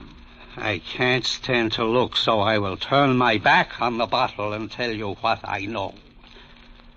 Mr. Mac Grayson, a very unsavory character who reached a sudden demise last evening, dealt in smutty pasts and made them pay off by milking his victims. He has only one friend, a Mr. Leo Fink. Now, please, I'm beginning to spit out wads of cotton. Where does this Fink live? You are indeed a heartless rogue. I was once. You aren't by any chance a spy from the Purity League? You get the bottle when I find out where Leo Fink lives. 1120 2nd Avenue now, please. Now, here you are. Don't struggle with the cork, bucko. I have just acquired the strength of an uncropped Samson. And as I gaze upon this ruby goblet, I am reminded of the fact that you are not the first to come seeking the whereabouts of one Leo Fink. Huh? Play it back in English. A thug with the disagreeable habit of twisting my ascot approached me not 10 minutes before you came in seeking the same information. Did you give it to him? I had to. One more pull on my tie, and dissipation would have been a thing of the past. Thanks, Wilbur. Here, buy yourself another jug. Oh, bless you. And good morrow, cousin. Here's to my love. Oh, true apothecary. Thy drugs are quick. Thus, with a kiss, I die.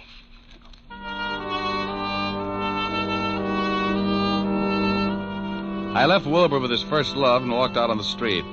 I grabbed a cab and headed for Leo Fink's address. All the way over, I kept thinking how wonderful fresh air really was. When we finally got there, I paid off the cabbie and looked at my watch. It was 4:30, and the city was turning soft and mellow as the sun started giving up behind the tall buildings. I got that lousy feeling again when I looked across the street. A prowl car was parked at the curb, and it looked like Homicide's private limousine. Something was wrong. I went up to Fink's apartment in a hurry. Yeah? What do you want, Shamus? Well, good afternoon, Sergeant. I'm taking the census. How long ago did you die, sir? Very funny, Diamond. Otis, who is that? Diamond, who else? I didn't ask for a quick quiz on well-known personalities. Let him in. Yeah, Lieutenant. Shame on you, Otis. You'll never make an Eagle Scout. Hello, Rick. What do you want? I'll bet he's dead. You'll bet who's dead? You know who's dead. Sure, I know who's dead. Who do you think is dead? The guy I came up here to see. Well, who did you come up to see? Well, I think it's the guy who's dead. Don't you know? No, I ask you. Well, I'm telling you. You told me nothing. Look, why are you up here? Because I'm looking for a guy. What guy? I think it's the guy who's dead. Who's dead? Oh, he's on third. Don't you know? I think I know, Lieutenant. You shut up. Of course I know. Well, all right. If you're going to hold out on your old pal... Now, wait a minute. How did we get into this thing? Otis, here's your bicarbonate, all mixed. All right, now let's start again. Walt, who's dead? Oh, let's not have two bodies up here. The guy's name is Fink, Leo Fink.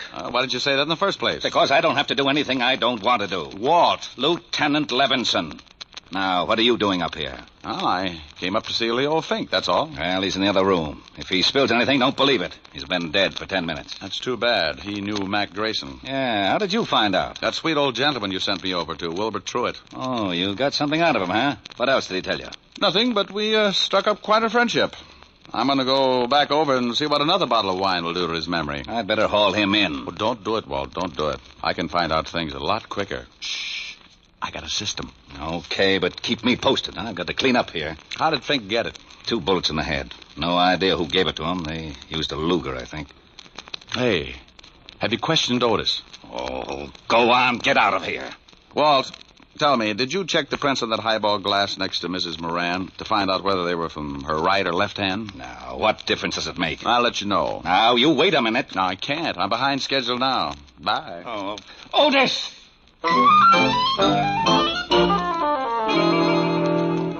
I went downstairs in a hurry and started back to Skid Row and Wilbur Truitt.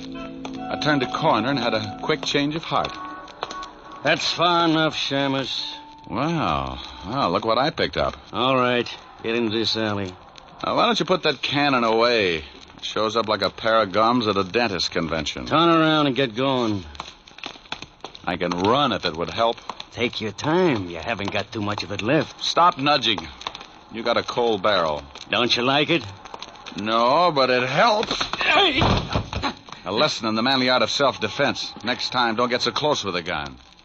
Well, what do you know? A Luger. Okay, so I'm a Butterfingers. You got the gun now. What are you going to do? I got a mean streak, and it shows up when someone tries to kill me. I'm going to ask a couple of questions, and if you don't answer them, you'll wish you'd picked on an octopus. Now, get up. Oh, you're a big one. Now, who sent you after me? I don't know. Who sent you after me? Honest, I don't know. Oh, wait a second. All right.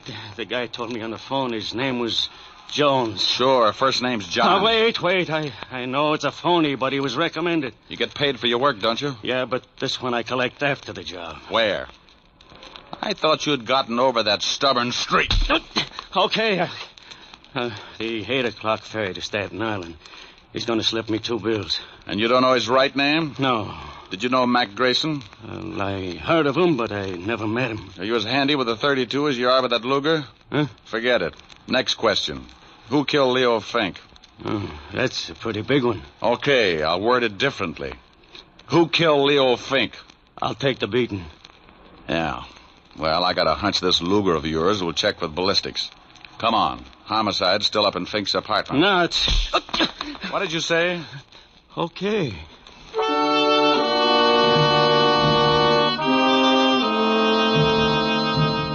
I hustled Louis up to Walt and left him handcuffed to Sergeant Otis.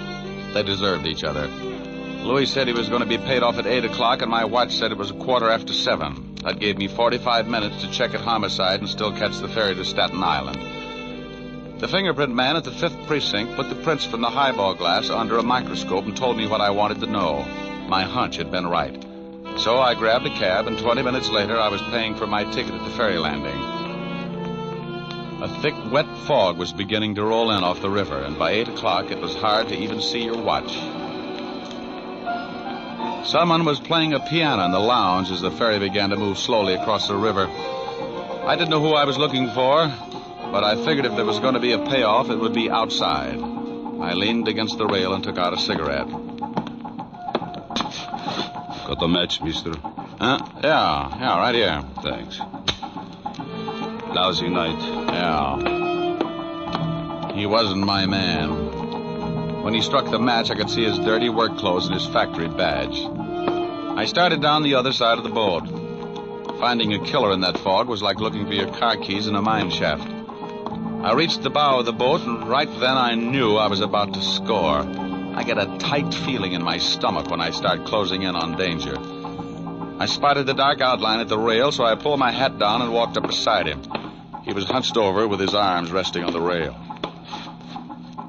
Terrible night. Mm-hmm. Be awful if you had to find someone in this fog. Not if he found you first. Yeah. I like the name Louis Osgood. Ever hear of it? I like the name Moran. Huh? William Moran. Who are you? Just an employee. Diamond. Yeah, you get a gold star. Well, what do you want? Have you found the blackmailers? Now stop playing Alice in Wonderland. I just pushed around your hired gunnet, Louis Osgood. He had enough to say to put you away for a long time. He couldn't have. He didn't know. Didn't know your name? Who murdered your wife, you or Louis Osgood? Why do you say murder? The police said it was suicide. Well, I got news for you, Buster. Homicide just changed its mind. I checked and found out that the highball glass near her head was covered with prints from her right hand. What does that prove? It proves that to take her own life, she'd have to have fingers a foot long. The prints on the gun were also from her right hand. You're going to tell me that your wife shot herself while holding a highball glass in the same hand? That's not my problem, Mr. Diamond. Well, I think it is. If Louis Osgood didn't shoot her, that leaves just one suspect, you. Now, let's take a walk back to the cabin. I want to keep an eye on you for homicide. All right. This is where I leave you, Mr. Diamond. Hey, come here. I hadn't thought he'd make a break, but as long as he had a gun and knew how to use it, I could understand why he did. I got my gun out and took off after him. I expected him to go over the side and in the fog, and he'd have a good chance. But when a guy gets cornered, he does funny things. I never would have spotted him, but he threw open a door and framed himself in the light from the inside. I must have caught him because I saw him start to fold and stagger through the door. I took my time getting there. A wounded man with a gun can get pretty mean sometimes. The door swung back and forth with the motion of the boat, and I could hear the sound of the engines. He'd gone down in the engine room, so I dropped to my knees and went in after him. A long, polished ladder led down to the big diesels below, and I knew I'd hit him with the first shot because there was a bright red trail of blood leading down the ladder and behind the churning machinery. Moran! Oh, Moran, come on out! You can't get out of here. Come and get me, Diamond. I don't like being slapped around, and I'm going to see that you get yours. He was somewhere off to my left and keeping himself hidden. A catwalk circled the engine room, so I pulled an old stunt. I took a wrench off the wall and tossed it down the metal ladder. I watched for his gun flashes, and when I spotted his position, I got down on my stomach and crawled along the catwalk until I was directly over his head. He was sitting in a lot of blood, and he didn't look like he had long to go. Come on, Diamond, I know you're down here. Surprise, look at the birdie. What? Don't try it.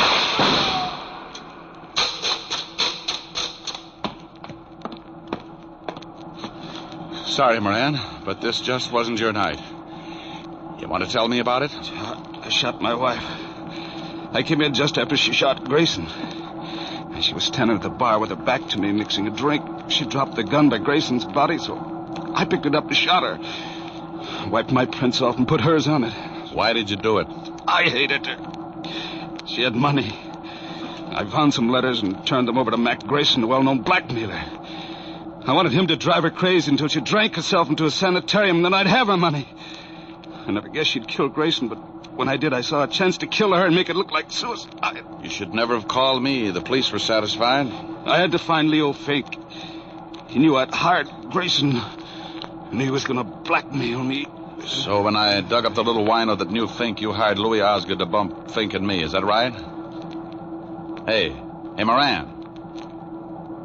Oh, well, it was a dull conversation anyway. Lousy night.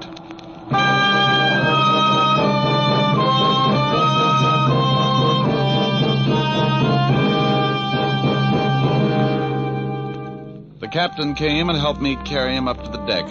Back at the ferry landing, I called Walt Levinson and told him the whole story. I didn't wait around. I just hung up in the middle of his lecture on good behavior and started walking. A stiff breeze was kicking up and pushing the fog back where it came from. After a good round of murder, a guy likes to relax. And I knew just the place to curl up and get my fur brushed. I grabbed a cab and headed for 975 Park Avenue, and the only girl in the world who looked better than her $10 million bank account. Oh, good evening, Mr. Diamond. Hello, Francis. Is Miss Asher in? Yes, sir. She's in the library. Thanks. Get me a glass of milk, will you, Francis? Milk? Oh, yes, sir. Right away. Hey, that's a B flat. Rick, where have you been? Sailing, sailing over the bounding main. Move over. You were supposed to have been here at 8 o'clock. Oh, what's an hour if you tack it on to the end of the evening? Well, I'm glad you've been keeping out of trouble. I can't stand it when you wander in all beat up. You smell nice. What kind of cologne is that? Gunpowder, 38. What? Oh, nothing. What's this you were playing? Oh, a new song. Again. You were just dandy. Well, you know I don't play well. I just pick. You should be glad you don't play the guitar. With those beautiful nails, you'd saw it in half. You're ridiculous. Whoops. Oh, that wasn't a B flat. Rick. Mm-hmm. Who do you love? I won't tell. Rick? I love you, baby. Then let's get married. Hey, these are pretty good lyrics. Now stop that. Again, this couldn't happen again. I hate you. This is that once in a lifetime. This is that moment divine. You never sing when I want you to. What's more, this never happened before. Though I have waited a lifetime for such as you to suddenly be mine. No comment? No. Mine to hold as I'm holding you now, and yet never to part. Mine to... Hey, what's the matter? Don't go. You want to sing? Go ahead. Well, what did you have in mind? I won't tell. You're not being original. That's my line. Well, I'm mad. Come here, come here. No. Come here, Helen. Still mad? No. Well, let's get you mad again. It's so much fun making up. Mine again. What's the name of the song again? It never happens again. I'm mad. Oh, good. Now. Ricky. Here's your milk, Mr. Diamond. Oh, my goodness, you never warned me.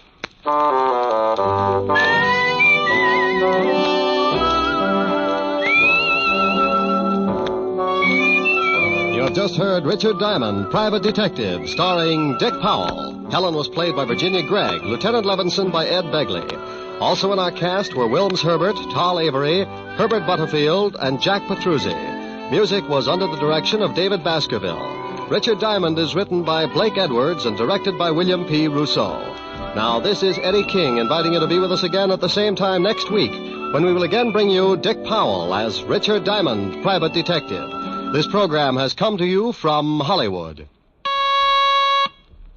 Now NBC brings you a three-way cavalcade of grand comedy with Phil Harris and Alice Faye, Fred Allen and Henry Morgan, all following in fast succession over most of these NBC stations. This is NBC, the national broadcasting company.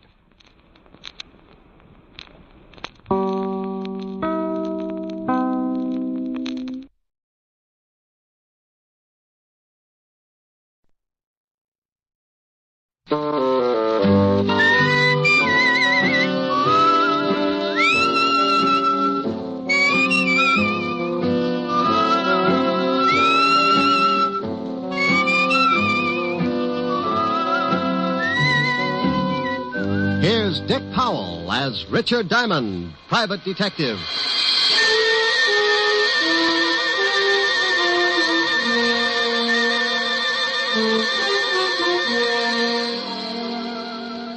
Hello there. My name's Diamond, and I'm known along the big street as a guy who manages to keep his nose pretty clean and still make a few bucks while I'm doing it. Oh, sure, it gets a little grimy, but you gotta expect that. I'm a shamus, private eye, gumshoe. To the guy who hasn't ever been worried because he tripped over a corpse in his breakfast nook, I'm known as a private detective. And to some guys, I'm known by a lot of other names. Not the kind you'd find in a book on manners and social usages. But there are times when you Might turn up on your desk calendar under the heading of what I must do today. Who hires me? How do I make a living? Well, maybe this will give you an idea. Fred, why don't you eat your toast? It's getting cold. Why don't you stop worrying about the temperature of my breakfast? I'm trying to read the paper.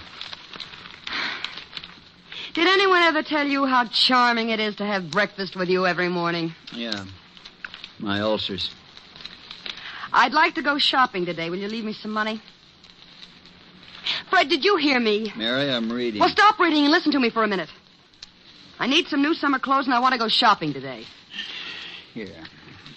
Here's $10. Buy yourself a bathing suit. Oh, that's very funny. Hmm?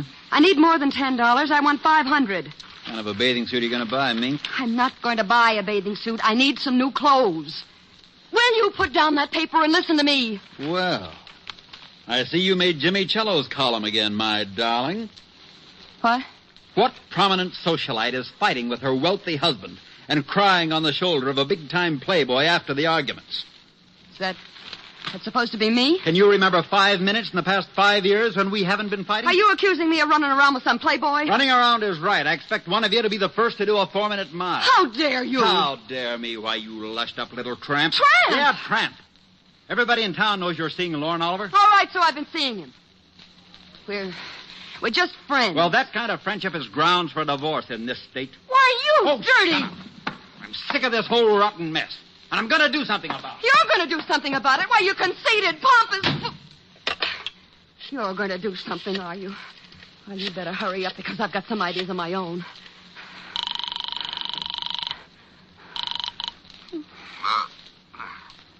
Yeah? Lauren. Yeah, Mary? I got to talk to you. What time is 10 it? o'clock. Well, it's still the middle of the night. Call me back This later. can't wait. Fred found an item about us in Jimmy Cello's column this morning. He stormed out of here like he was going to kill somebody. Well, you're just the gal who can recognize the symptoms. Well, that's a nasty line. What do you want at 10 in the morning, Longfellow? Look, honey, I'll take care of Cello, and if that husband of yours gets out of line, I'll take care of him, too.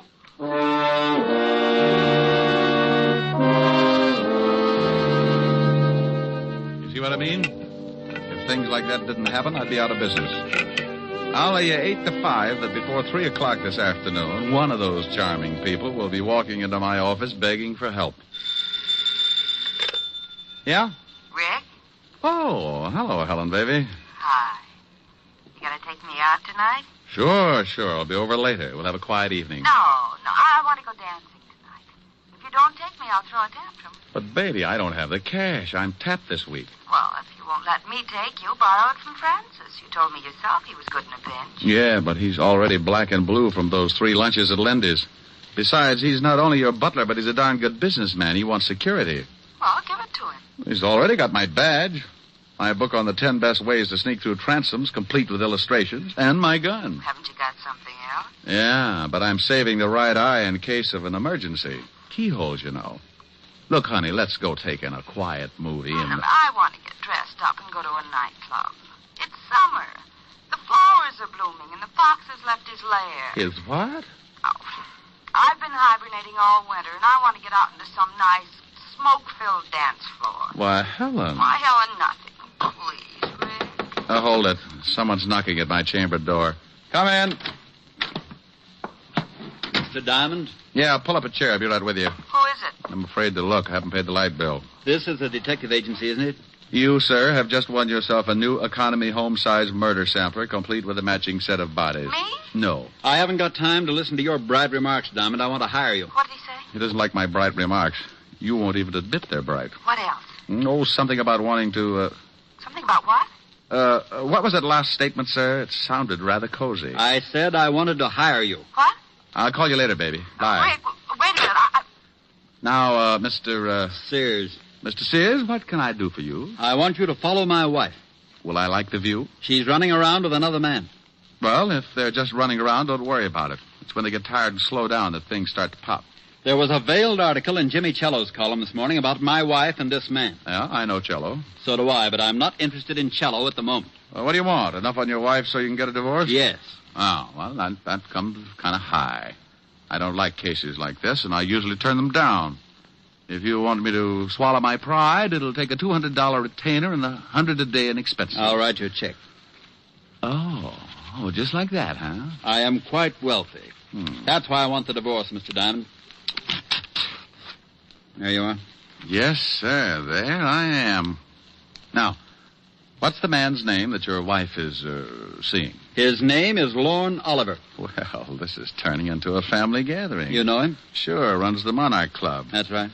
What's your wife's name, and we're going to get a look at her? Mary Sears. You can see her tonight at the Stork. We'll be there for dinner, 9 o'clock. I'll be there. Oh, incidentally, that comes under the heading of expenses, in case you have a short memory. I have a good memory, Mr. Diamond. You can send me the bill. Oh. Address and phone number? 45 East 65th Street. 45 East 65. Evergreen 41793. 41793. Now I've got to be going. Goodbye, Mr. Diamond. Goodbye, Mr. Sears. Yeah? What'd you hang up on me for? Honey, this is because you always give me an argument. You never want to go anywhere. I'm getting tired of shows and hot dogs. I want to go dancing. What? And I don't mean Roseland. I want to go to the Stork. I'm a growing boy, and I like to see the bright lights and throw my money around. But, Rick, you I'll pick you up at 8:30, and this time, don't wear slacks. You're an idiot. Bye, idiot. Yes, that's the way it goes, just as I told you. The word private in front of detective means you're married to all the troubles in the world, and that includes everything. So if a guy turns up who's unhappy with his wife, you listen to him howl, and if he's got enough money, you take the job. It's for better or for worse. And until Mr. Sears came in, it was decidedly one-sided. I'd teach cooking to a bunch of headhunters for a fee like the one he'd given me. When I looked at his $200 check, I started getting that big man complex again. So I closed the office and went back to my flat. We'd probably be up late, and Helen always had some extracurricular activities after we'd get back to her place. You know, roasting marshmallows, fast game of canasta, or an exciting round of immies on the living room rug. Anyway, I always got home pretty late in the a.m., so I spent the rest of the afternoon taking a nap.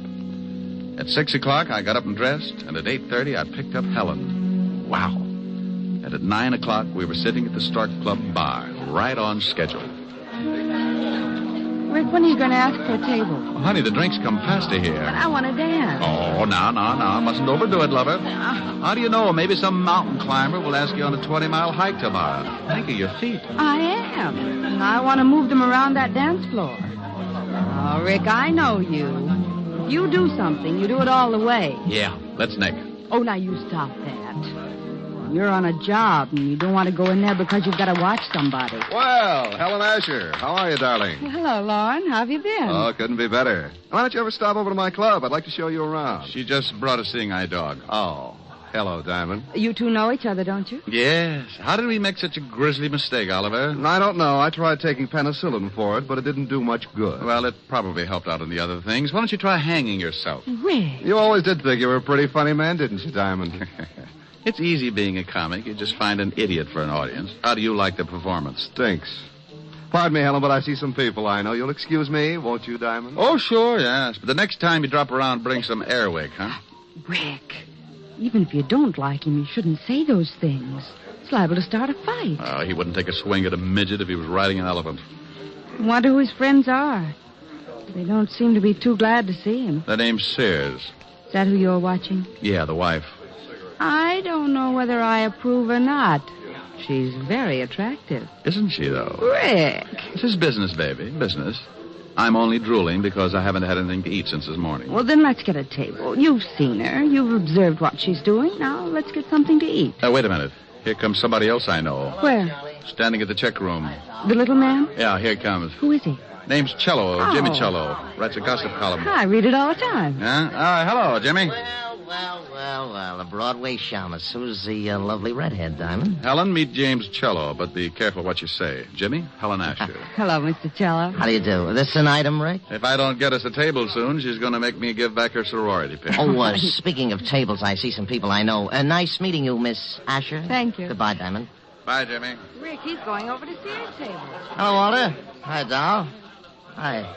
Well, good evening. What do you want, Cello? Oh, I just dropped by to see how the happy little family was getting along. Well, just drop away. Nobody asked you to stop by. Yeah, why don't you do that? And take Oliver here with you. Nobody asked him to stop by either. Fred, keep your voice down. This is my table, and I don't like a lot of crumbs lying all over it. Who's a crumb? Come on, Lorne. I guess Mr. Sears has forgotten a few things. I haven't forgotten a thing, Cello. When you print one thing in that lying sheet of yours, and I'll have you sued for libel. Listen, Sears, if I did print anything, they'd put you away so far they'd have to pipe air into you. Oh, do go on, Mr. Cello. This is getting interesting. You'd better get out of here, Cello. No. Go on, Cello. What have you got on old Moneybag? He's a lying, dirty gossip monger. He doesn't have a thing. Wait a minute. I don't like that. Why don't you ask your husband about North Africa sometime, Mrs. Sears? Just a minute. Fred, stop it. Fred. All right, now pick yourself up and get out of here, Cello. Maybe you're right. I've got a column to get out. It'll be all about you, Sears, in big type. Go on, get out. How about me? You gonna throw me out, too? You can bet your life I am. I'm getting out of here. You stay right where you are. Don't talk that way to Mary. I'll talk any way I like to my wife. Lorne, maybe you'd better leave. Here come the waiters. Now it's I'm gonna push his fat slob's face in. Yeah? Yeah. Pushing, boys. All right. Come on, break it up. Come on. Hey, waiter, give me a hand. Come on. Take your hands off me, Diamond. Now, calm down, Mr. Sears. I'll kill that slob. Oliver, you shut up or I'll pull your pants up over your head and shove you in a glass like a breadstick. I don't like people meddling in my affairs, Diamond. You're fired.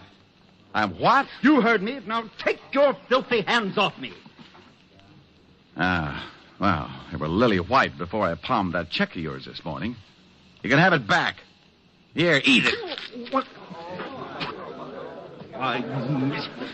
I'll have you in jail for this, Diamond. Why? It isn't every day you get to eat a $200 check. Oh, Rick, let's get out of here. Yeah, I'm sorry, baby, but that's what happens when you go to work for a hyena like Sears. You think he's a nice guy because he laughs so much. But you find out later it's only because he chewed your leg off.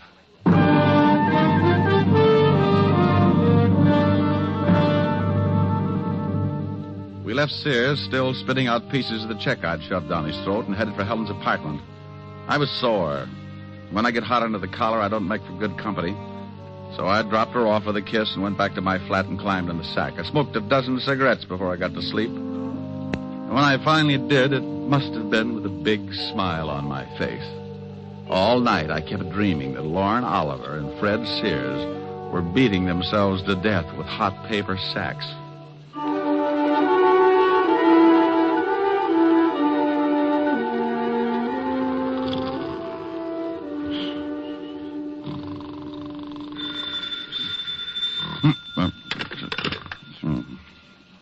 Yeah. Diamond? No, this is Sunshine Market. Locks Popovers, our specialty. Now you stop clowning and get over here right away. Walt? Lieutenant Levinson. Oh. Where are you? I'm in your office. Yeah? Well, if any clients come in, give them a good sales talk. Tell them how many people you've killed or something. There's a guy in your office now. Prospect? Depends on what you're talking about. I think his name is Fred Sears. Tell him to go home. He canned me last night. I don't think he'll listen. All right. So he's sore. He's got a right to be. He's dead.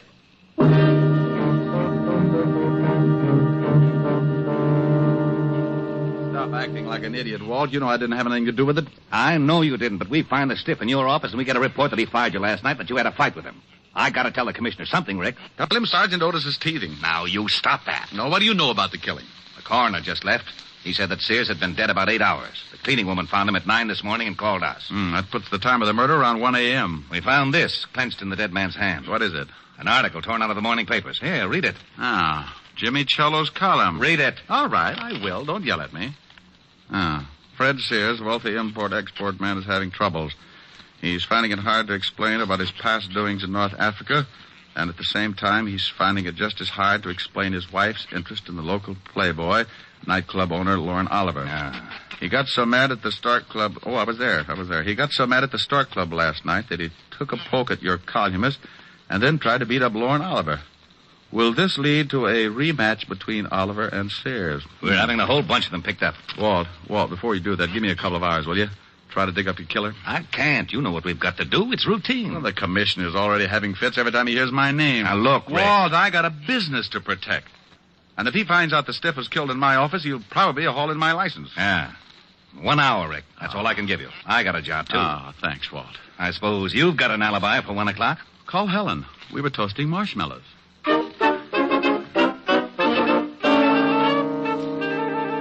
Well, Well, I had 3 good suspects. Lauren Oliver, Cello, the columnist, and Mrs. Sears. One of the 3 was built just right for the electric chair. An hour isn't much time to dig up a killer, so I grabbed a cab and headed for Lauren Oliver's office in the back of his club. Yeah, come in. How are you, Oliver? Oh, what do you want, Diamond? I'm particular about who comes into my club. Oh, I'm surprised you can operate with that kind of policy. People probably see you in here every night. I think I'll have you thrown out. Where were you at 1 o'clock this morning? None of your business. Herman. Yeah, boss. Come in here and show a guy out of my office. Oh, we get rough, huh? Yeah. Okay. I'll let you tell the cops who knocked off Fred Sears. Hey, this the guy, boss? Yeah. Wait a minute. Did you say someone knocked off Fred Sears? That's right, but don't start crying about it. It makes me feel so helpless. I'll tell my story to the cops. They'll get a lot tougher than I will. You won't get tough at all, Mac. Oh, stop flexing, Herman. You'll snap your girdle. Well, I guess it doesn't make much difference as long as Sears is dead. I was with his wife from about 12 o'clock to well, it was a long time after 1. Well, where were you all that time? At my place. And I'll take a walk, Shamus. You got my alibi. One more question. Did you go out at all? Yeah, I went out and got the late papers. So what? I like to read. Okay. You don't mind if I stop by and see Mrs. Sears, do you? No, go ahead. I'll see you later. Oh, Herman. Yeah? You can let the air out now. Your muscles are lovely.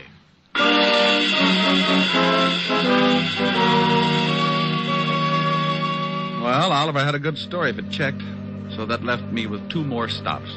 Cello's newspaper office was the closest, so I grabbed another cab, and 10 minutes later I was sitting at his desk. Oh, you don't think I had anything to do with it, do you, Diamond? Where were you at 1 this morning? I was covering a party at Richard Gray's.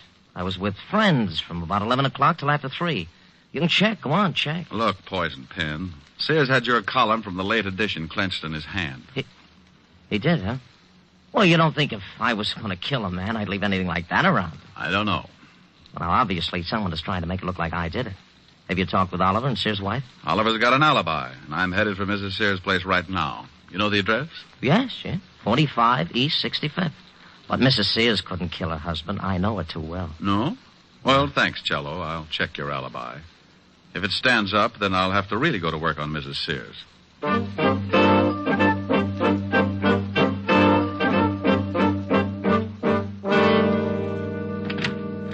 Yes? Mrs. Sears? Yes. Oh, you look even better up close. What's on your mind? You mean right this minute? Well, aren't you nice? Don't crowd me, though. I can keep up a pretty good average in this league. I'd say about 1,000. Mm-hmm. May I come in? I think so. If you keep talking. I like to hear nice things. Well, you deserve them. But I can think of some nice things to say about a panther. We'll talk about my family some other time.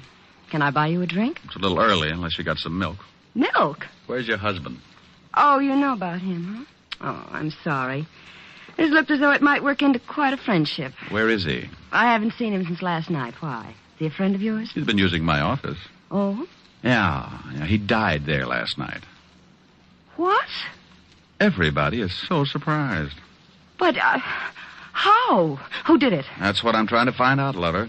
Where were you at 1 a.m.? That's none of your business. Okay, let the law drag it out of you. Goodbye, dear. Wait a minute. All right, I'll tell you. I was with a man named Oliver, Lauren Oliver. Oh, for how long? From about 12 o'clock to, well, much later. That's what Oliver says. Did you go out at all? Just to get the papers. That checks with Oliver's story, too. Did you go out alone? No, I went with Lauren. He says he went out alone. Oh, well, yes, he did. I thought you said you went out with him. Well, that was later. Lauren was the one that went out to get the papers. Okay, what time was it? About 2. When you both went out or when Lauren went out to get the papers by himself? When Lauren went out. Oh, yes, now I see. Well, I'll see you later. Come back again. Oh, I'll do that after you get over crying for your late husband. I'll keep my emotions down to a minimum. I'll bet you will. I left her standing in the middle of the room, looking after me like a vegetarian with an eye on a green salad. I closed the door and started down the hall for the elevators. For some reason, I never seem to get where I'm going. Hello. Oh. Now, while you're still tuned in, Diamond, I'll give you some advice. Stay away from Mrs. Sears. Now, I want you to be sure and get the point.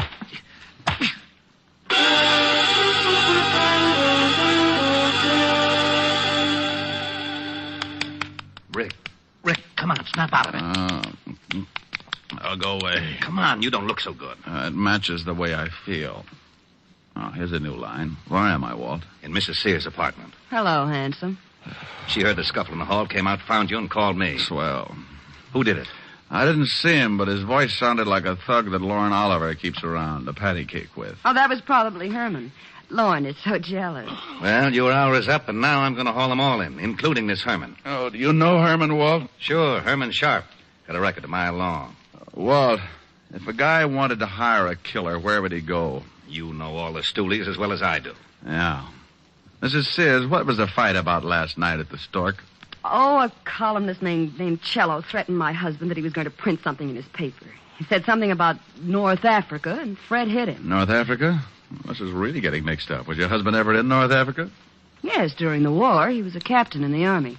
Walt, can you get me this Herman Sharp's address? He's the boy I want. Sure, but I'm coming along. Have your boys pick up Cello, Oliver, and take them both down to the station along with Mrs. Sears here.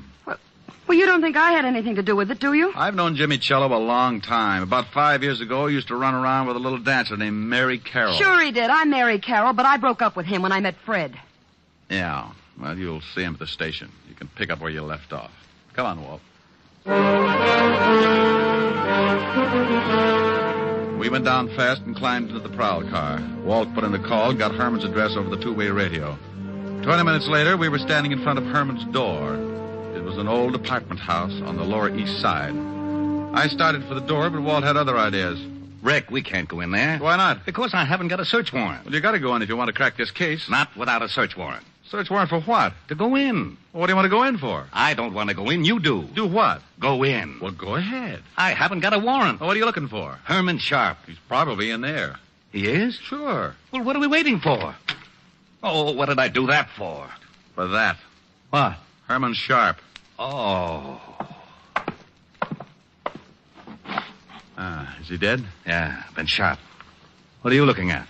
Newspaper on the floor. This morning's. Oh. Cello's column's missing. Been torn out. Then Herman's your killer. Swell. Who killed Herman? Don't you know? I'm not going to start that again. Walt, go on back to the station. I'm going to check something and make a phone call. I'll be down in half an hour and point out your killer.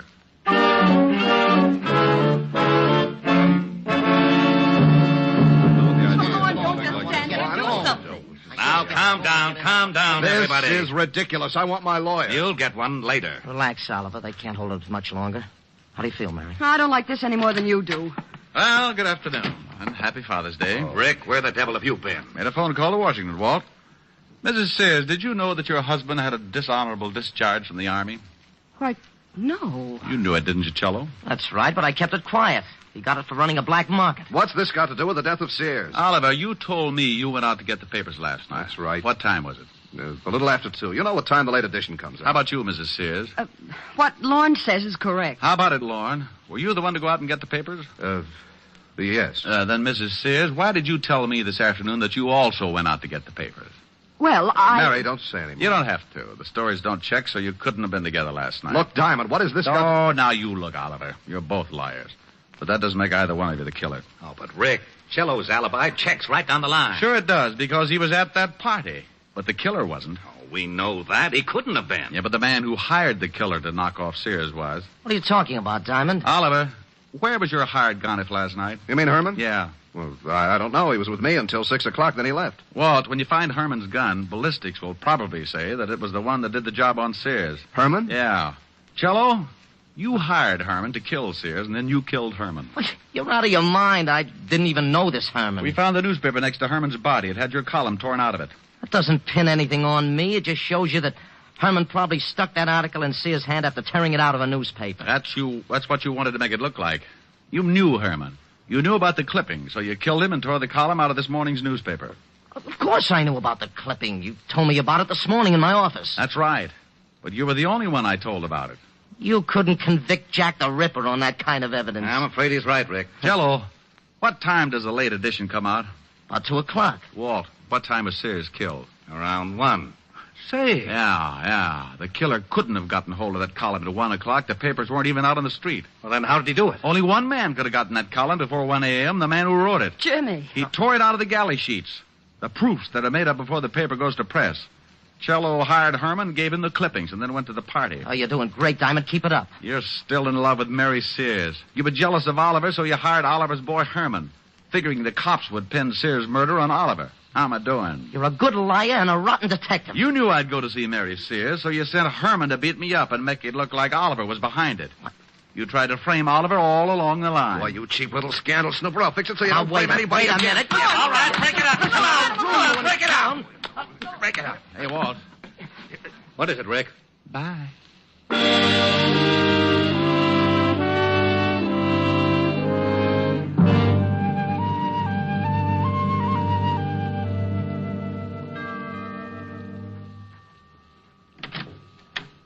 Oh, good evening, Mr. Diamond. Evening, Francis. Miss Asherin? Yes, sir. She's in the library. She's a little tired from last night. I think she's taking a nap. Well, I'll walk on my tippy toes.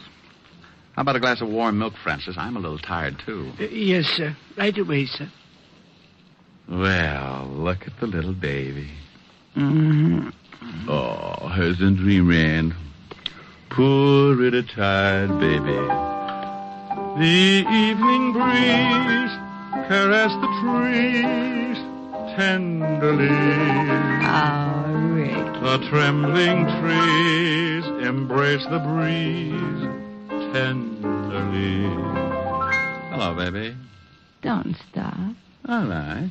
Close your pretty eyes. Then you and I came wandering by. Oh, wonderful. And lost in our sigh were we. Ricky. The shore was kissed by sea and mist tenderly. Ricky. I can't forget how two hearts met breathlessly. Ricky, come here. Your arms opened wide and closed me inside. Ricky, come here. What is it, dear? Just this. Here's your milk, mister. Oh, my goodness. Now, this time I refuse to blush.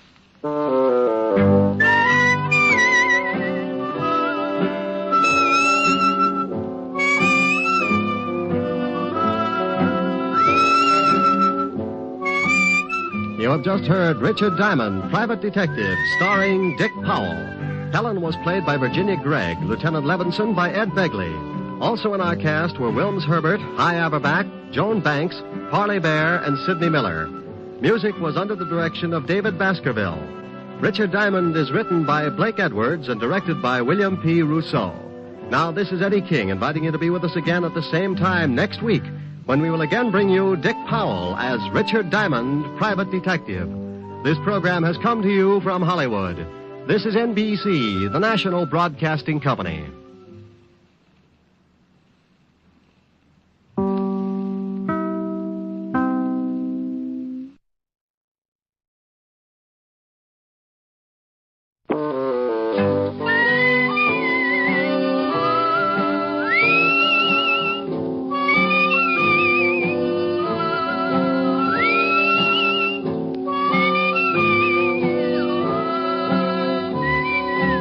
Here's Dick Powell as Richard Diamond, Private Detective.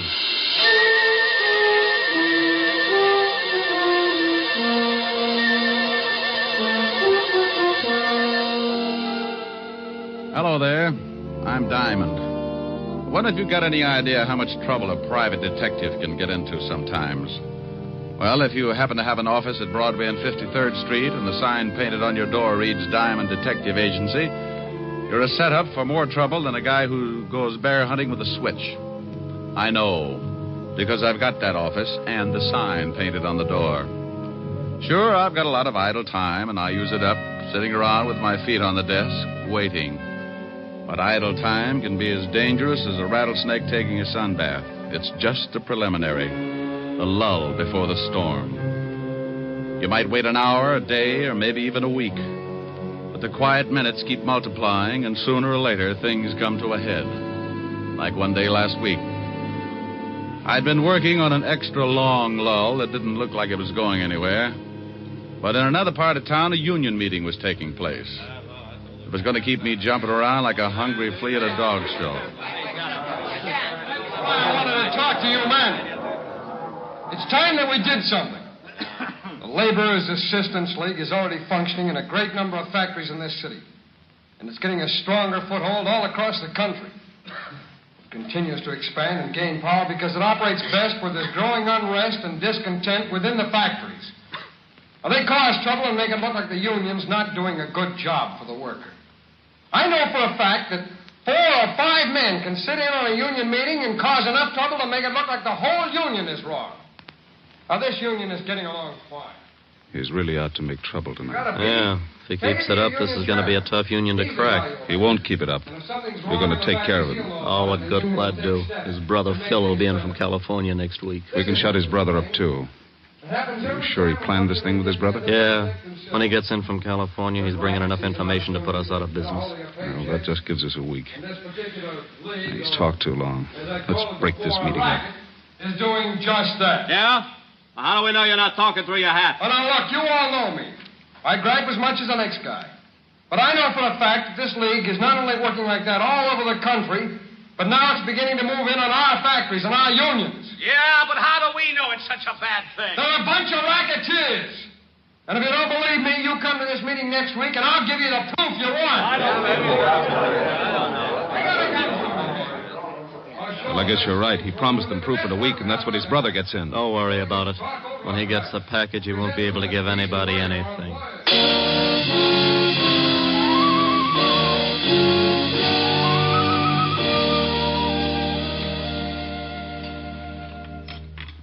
Tom, bring in the rest of the dinner dishes, will you? Oh, sure, honey.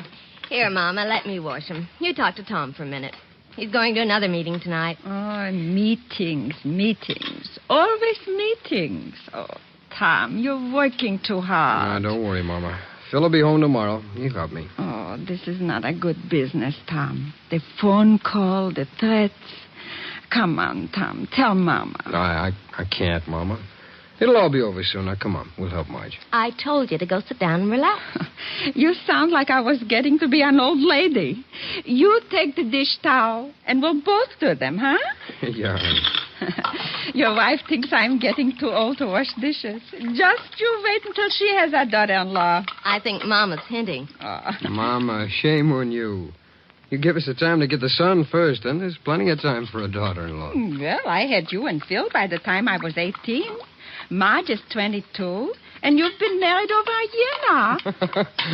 Mama, if you're so set on me raising a family, why don't you talk it over with Marge? Maybe you two can think up something. We'll let you know. Well, you do that, will you? You better hurry up, Tom. You'll be late for the meeting. All right, Mama. Oh, I'll get it. No. You say goodbye to your lovely wife. Why, thank you, Mama. You know, before your father died, I only had time to raise 2 screaming roughnecks. But now I plan to be the grandmother of at least 5 more. How about it, honey? Think we ought to make Mama happy? This is a conspiracy. Who do you think's going to get left with all the work? Maybe just 3 then, huh? Silly. I love big families. Oh, I thought so. Smooching when you ought to be on your way to the meeting. Can a guy even smooch with his own wife? Who was at the door, Mama? Oh, the mailman. He left our special delivery package for you, Tom. It's in the living room. For me? Yeah. Must be from Philip. It's from California. Oh, he must be sending some stuff on ahead. Well, why don't you open it, Mama? Maybe it's something for you, too. Oh, the women have dishes to wash. It's addressed to you. If you don't want to open it now, so leave it till tomorrow.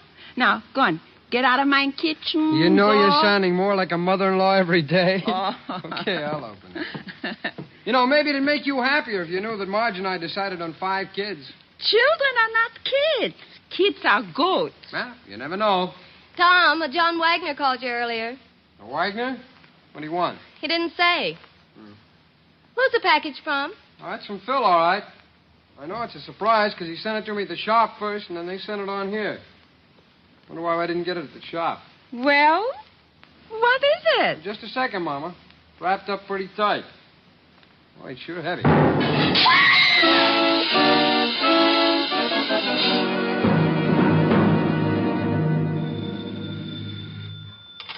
Diamond Detective Agency, murder solved cheap. We eliminate the middleman. Oh, by George, that was a good one. Is this Lieutenant Levinson, the homicide kingpin? Yeah. Rick, get down here, will you?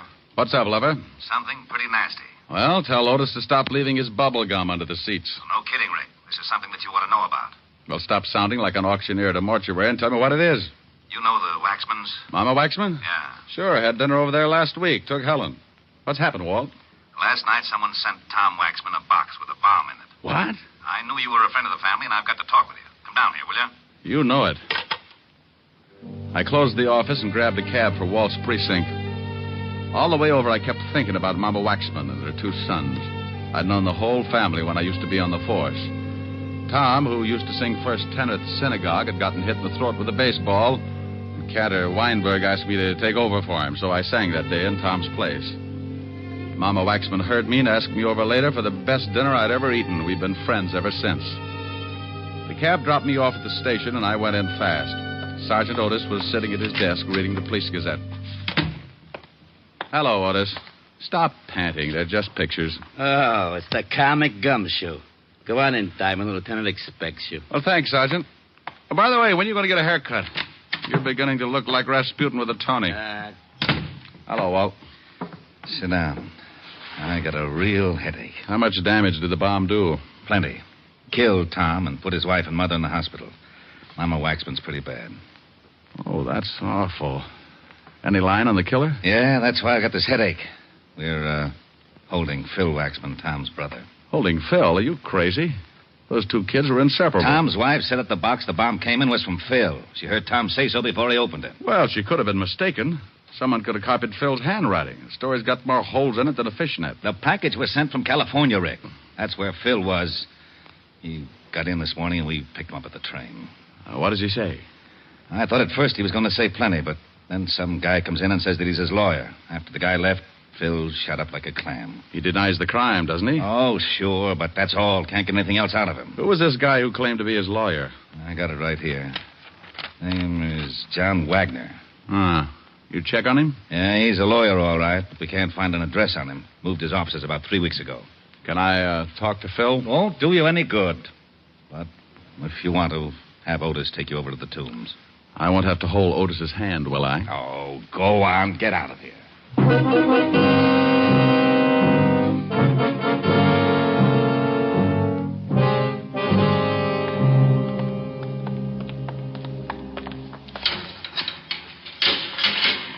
There's somebody to see you, Waxman. All right, Diamond, you got 5 minutes. How are you going to keep track, Otis? On my fingers. Well, that'll only get you up to 13. I'll scream if I need you. How are you, Phil? You're in on a tough rap. Yeah. You want to tell me about it? I've told the police everything I'm going to. Who was the lawyer who came in to see you? Just a lawyer. John Wagner? Just a lawyer. Look, what were you doing in California? Now, Phil, I know you didn't send that bomb. Why don't you open up and get yourself free? I've said all I'm going to say. Now, get out of here, Diamond. Oh, it's like that, huh? Yeah, it's like that. Oh, come on. Go on, get out. Okay. But don't forget your mother. You don't want to let her down. I'm going over to the hospital and see her now. Hey, Otis, let me out of here.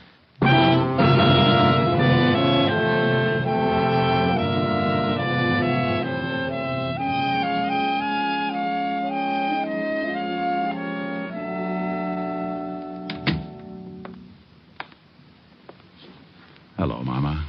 What? Who? Oh, Richard. How's my big policeman? Fine, Mama. Did you know that one of my wonderful sons is dead? Did you know that, Richard? Yes, Mama. Now, you take it easy or the doctor won't let me stay. They killed my Tom because what he said was the truth. And that's why they are bad. Because they don't let people tell the truth. Who, Mama? My boy Phil knows. He will tell everything about them, and then they will be arrested. Sure, Mama, but who does Phil know about? I just saw him, and he won't tell me. Mama. I feel so sleepy. I'm tired. Mama. You'll have to leave now, Mr. Diamond. Is she asleep, nurse? Yes, we gave her an injection before you got here. Oh, Then may I see Mrs. Tom Waxman? For a minute, yes. She's in this next room. She isn't as serious as Mrs. Waxman, but she has to rest. I'll give you a minute with her.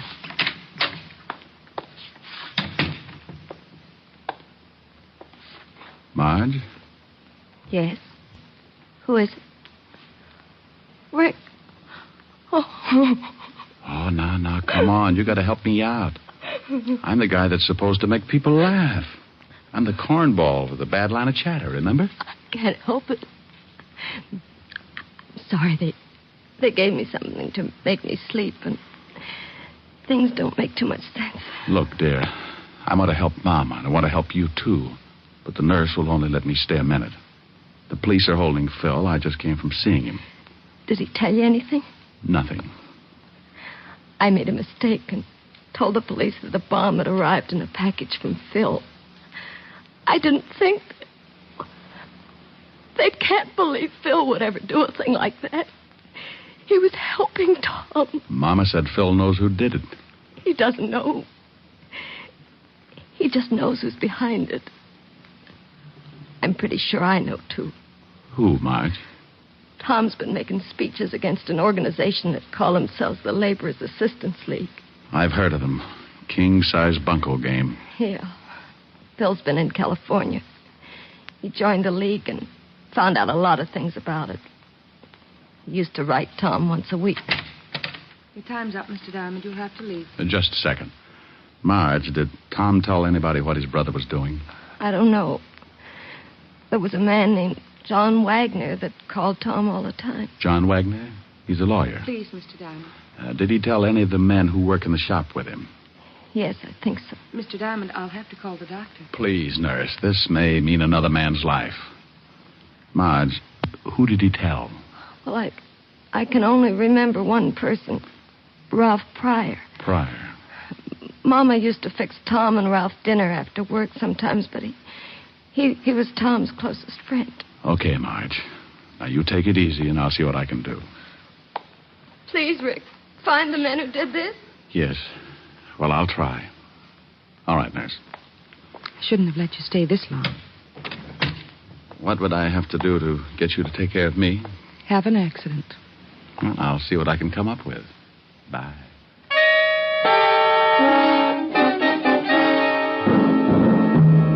I left the hospital and walked out on the street. One of those sidewalk photographers snapped my picture and handed me a card in case I wanted to send him 2 bits for the print.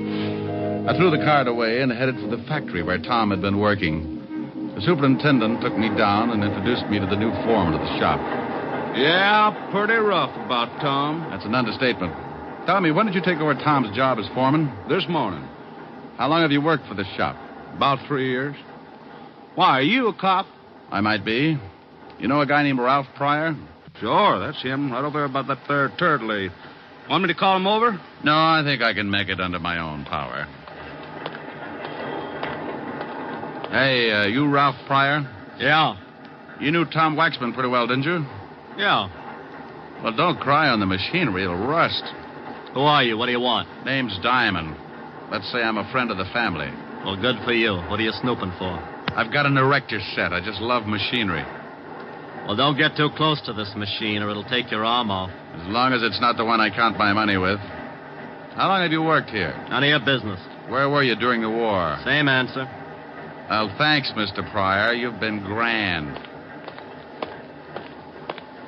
Hey, Foreman. Yeah. Did you talk to Pryor? Yeah, he's the quiet type. Say, how does the mail come in here? From the mail room. Ask a silly question. No, I mean, who brings it in? No special one. Foreman usually sends someone after it. Do you remember a package coming here for Tom yesterday or the day before? No, if there'd been one, Tom would have seen it. He was the foreman then. Where can I find the mailroom? Up the hall to head of the stairs. Thanks. Sure is too bad about Tom. You said that. Say, didn't I know you all back in Little Rock, Arkansas? No, I'm from Malvern. I just thought I'd ask.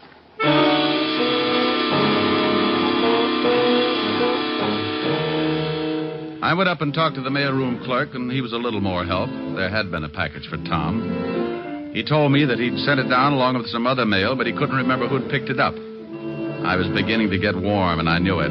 So I slipped into a phone booth and put in a fast call to Lieutenant Levinson. Homicide, Sergeant Otis. Otis, let me talk to the lieutenant.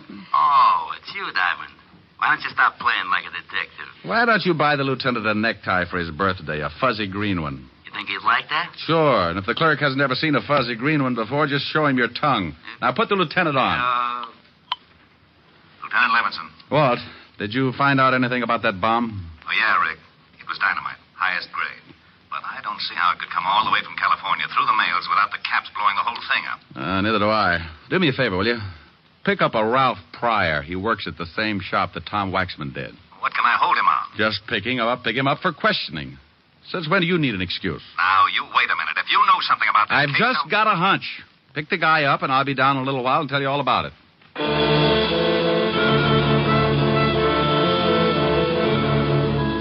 I hung up on Walt just as he was getting around to the words you could censor and headed back to the factory. I waited around outside for about 10 minutes, and then, sure enough, a prowl car pulled up, and two boys in blue got out and went in. In a couple of minutes, they came back outside, only this time they had company. Ralph Pryor. I waited until they'd pulled away, and then I hailed a cab and headed for the 5th Precinct myself. Oh, where have you been? Snooping, Walt. I just saw your boys pick up Pryor at the factory. Thanks. Now, would you kindly tell me what you wanted him picked up for? Oh, it's a long shot, Walt. I found out he knew what Tom's brother was doing in California. What was he doing? Getting some information on a racket that's been trying to muscle in on Tom's local union. In California? Yeah, they're operating all over the country. You've heard of them. Laborers Assistance League. Oh, those leeches. Well, I still don't see what this has got to do with Pryor. Well, I think that bomb was sent from the factory here in New York. And I found out a little while ago that in order to get hold of that package, the killer would have to be working in Tom's shop. You think Pryor did it? I'll tell you better when I see if anyone comes down to get him out. Well? Well, what? Well, what are we going to do? Sit here and look at each other? Well, that's a pretty ghastly thought. How about a fast game of canasta? Oh, you know it's a lousy two-handed game. Well, I'm just trying to help. We could play jacks, but twosies throw me. Yeah, what is it, Otis? The lawyer, John Wagner's out here. He says he wants to see the guy we just picked up. Fast word? Ralph Pryor? Yeah. He says he represents some kind of laborers' assistance league or something. Said that Pryor's a member. All right. Let him see him. Okay, Lieutenant. John Wagner, that lawyer who came in to see Phil Waxman this morning, is back again, Rick. It's time to see Pryor. Yeah? Well, what are you looking so smug about? Looks like the hunch is going to pay off. You mean this lawyer is tied in with the killing? Well, I'm not sure, but I think so. Tom Waxman was making speeches against the Assistance League. Now, a lawyer from the league shows up to help the only guy who knew what Tom was up to and worked in the same shop with him. Now, I suppose you want me to hold the lawyer. No, what? Why? How do I know? That's what I asked you. What? Am I supposed to know everything? Lock him up if you want to. What for? He's not guilty. How do you know he's not guilty? Because you had me pick up Ralph Pryor. Well, let him go, too. Let him go where? With his lawyer. I thought you wanted me to lock up the lawyer. Well, that was your idea. What was? Locking up the lawyer. I don't want to lock up the lawyer. Well, let him go. He's not in. Pryor is. Well, let him go. Who? Phil Waxman. How did he get in here? I don't know. You put him in. Of course I put him in. Now, why should I let him out? I don't know. I ask you. Ask me what? Why you put him in. Now, wait a minute. Otis. Yeah, Lieutenant? Empty the jails and throw this idiot out of my office. Thanks, Walt. Bye.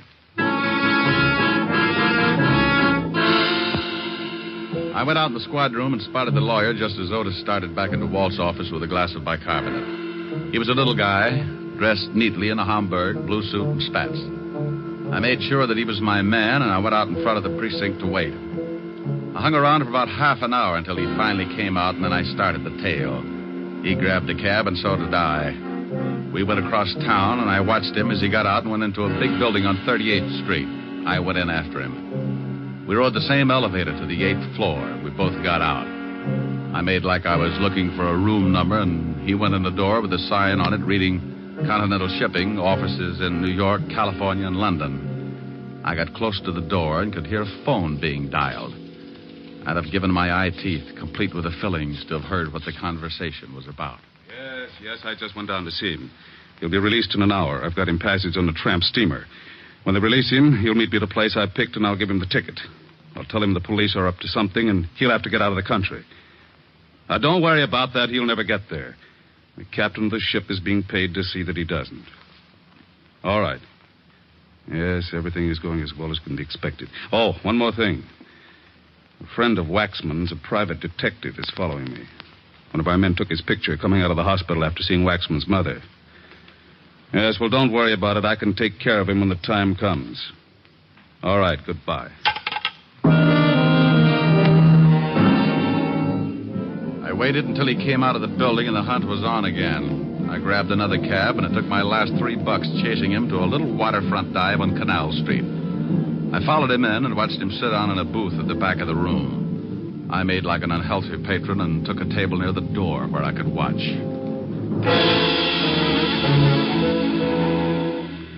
An hour later, a guy walked in and headed for the lawyer's booth. He was Ralph Pryor. He talked with the lawyer for a minute, then took an envelope from him and got up. He went out, and I went after him. If I was right, he was my killer, and the lawyer could wait. Ralph, I want to talk to you. I thought I told you to stop snooping. Bad right ear. Let's step in this alley. For what? Get in the alley. Hey, what do you think you're shoving around? You're just full of questions. You know, mister, you're not so big that you can't end up with a busted head. Now, let me go. I guess you better understand something. Oh. Get the point? Oh, you dirty... Still want to play, huh? Oh. Oh. Maybe you haven't guessed it, but I'm mad. I'm going to kick you from one end of this alley to the other until you tell me who sent that bomb to Tom Waxman. I don't know what you're talking about. Okay, the state might slap my wrist, but I don't like losing good friends. Oh, my nose. You should see Mama Waxman. She looks a lot worse, but she's got a lot more troubles. She lost a son. Oh. Wait a minute. I can't take any more. Sure you can. Sure. Just think about something else. Tom Waxman, maybe, or his wife and mother. Want to tell me? Okay. No. Please. Wait a minute. All right, I did it. Leave me alone, will you? You picked up a dummy box sent from California to the factory and you planted a bomb in it. Yeah. Why? Because Brother Phil had evidence enough to smear the League? You know a lot, don't you? Sure, Tom was going to present the evidence in front of his union. And the League sent an empty box from California addressed with Phil's forged handwriting. And I went up to the mailroom and picked up the box and put the bomb in it and sent it to Tom's house. You do it for the League? Yeah, I did it for them. Who's the boss of the League? Well, I... Come on. All right. It's... Oh... Now you'll never know. Wow. Mr. John Wagner, complete with Derringer. I hope you noticed the error of his ways, Mr. Diamond. He talked too much. You got a funny way of keeping clients out of trouble. I'm glad you noticed. I'm going to do the same for you. Won't you need a retainer? No, this one's on the house, so to speak. I think you're going to get one anyway. That cop at the end of the alley with a riot gun doesn't look like he's hunting golfers. That is a very stale attempt at throwing me off guard. Anyone that would be stupid enough to try a worn-out stunt like that deserves to die. You'll make it easy for me. Okay, suit yourself. Fire when ready, Gridley. What do you think? Thanks, Walt. You arrived in the nick. Nick Pick, a big gazunt. Why can't you get mixed up with a wife beating or something? The taxpayers are getting tired of seeing their streets cluttered up with a lot of bodies. Now, don't you yell at me. How did you find me? I knew something was up, so when Ralph Pryor was released, I tailed him. I saw you tailing Pryor. I saw the lawyer tailing you, so I tailed the lawyer. Well, if you'd had an 8-piece band, you'd have had a parade. Oh, nuts. Oh, what's the matter, Walt? You'd have had to shoot him. He was going to kill me. Oh, I'm not worried about that. Well, what is it? I forgot to bring my bicarbonate along. Oh.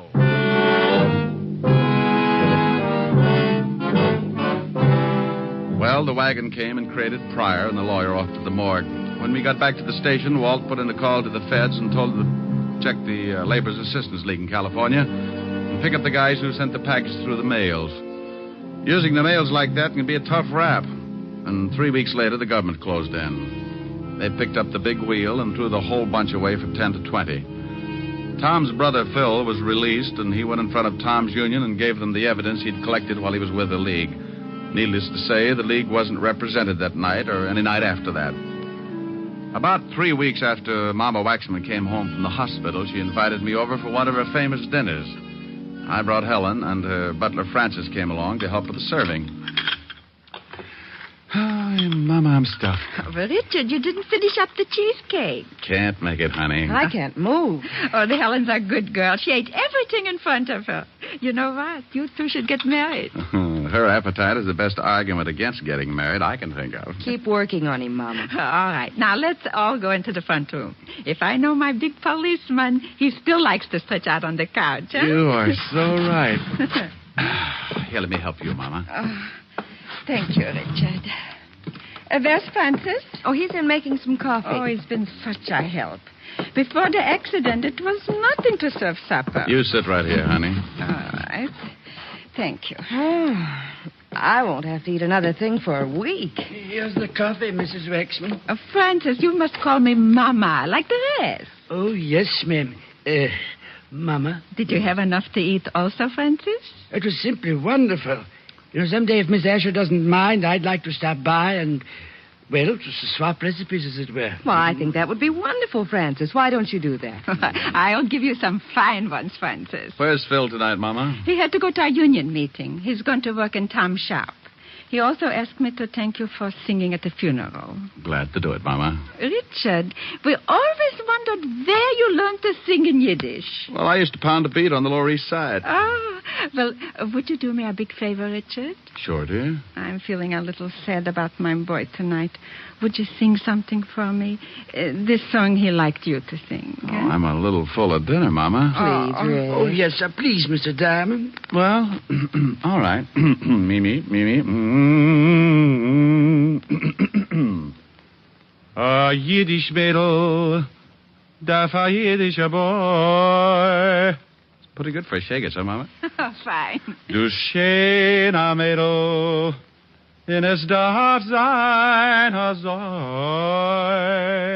What does it mean? Don't tell her, Mama. Weil in der Teure ist geschrieben, in a Säu ist du's verblieben. A Yiddish Mädel, darf a Yiddischer boy.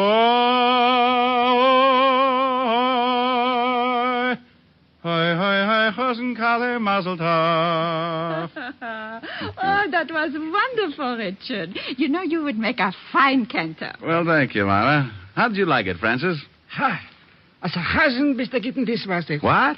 Francis. What did he say, Mama? He said as a cantor you would make a fine dishwasher.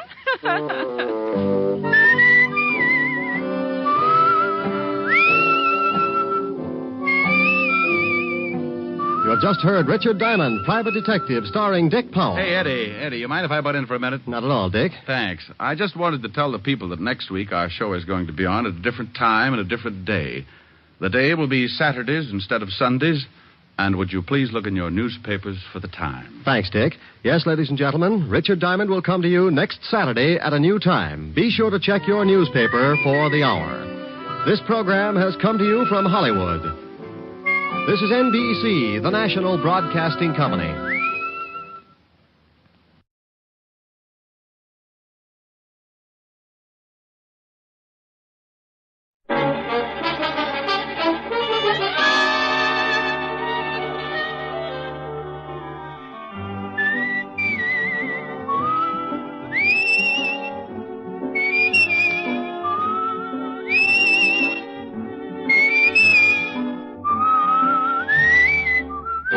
Here's Dick Powell as Richard Diamond, Private Detective.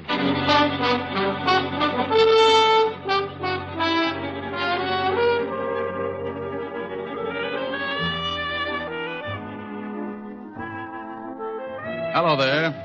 My name's Diamond. If you spotted me on the street, you'd probably figure me for an average working man. But you'd be wrong.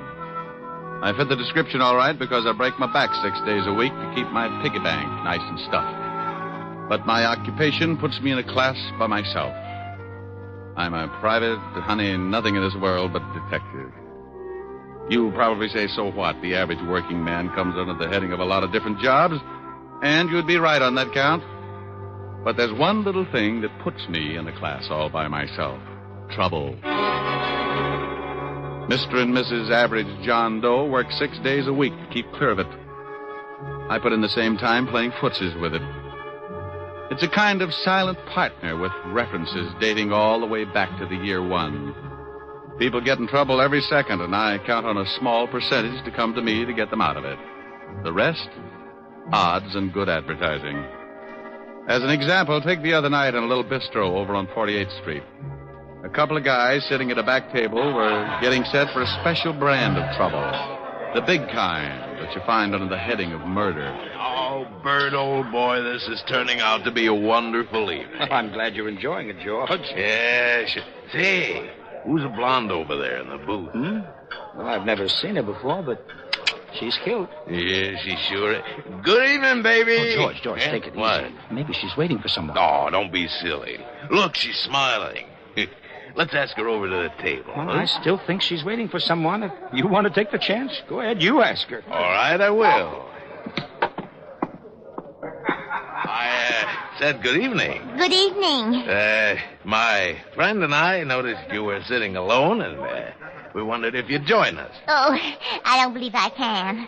You see... Oh, please, just for a few drinks? No, really. Thank you just the same. Well, if you say so, but I'll be unhappy for the rest of the evening. Hi, baby. Tony. I'm sorry I took so long, but... Hey, who's this guy? Not Tony. I said, who's the guy? If you'll excuse me. No, you wait a minute. George, come on. I think we'd better leave. This guy a friend of yours? Yes, he is. Was this guy making a pitch, Nan? No, he only asked me over for a drink. Oh, he did, huh? Now, wait a minute, pal. Please, I made a mistake. I'm sorry. So you made a mistake. Well, I don't like jokers that try and pick up my girl. Hey, wait a minute. You didn't have to slug him. Maybe you'd like to do something about it. Maybe I would. Loud mouth. That's the first time Tony ended up on the short end of a fight in a long time. You all right, George? Yes, I think I cut my head. Yeah, you're bleeding all over the place. You better get out of here, mister. I saw the manager duck in the back room. He's probably calling the cops. Here, let me give you a hand, George. Here, now, take my hat and wear it over the cut until you get home. I'm getting out here, too. You want me to drop you off? What about your boyfriend? He's still unconscious. He was that way when I met him. You want the lift or not? What about you, Bert? Oh, I'll be all right. Now, go on. Let her take you somewhere so you can get cleaned up. I'll grab a cab and head for my place. I'll call you in the morning. But I don't Now, want stop to... arguing. You can't afford a scandal. All right. Come on, honey. Let's go.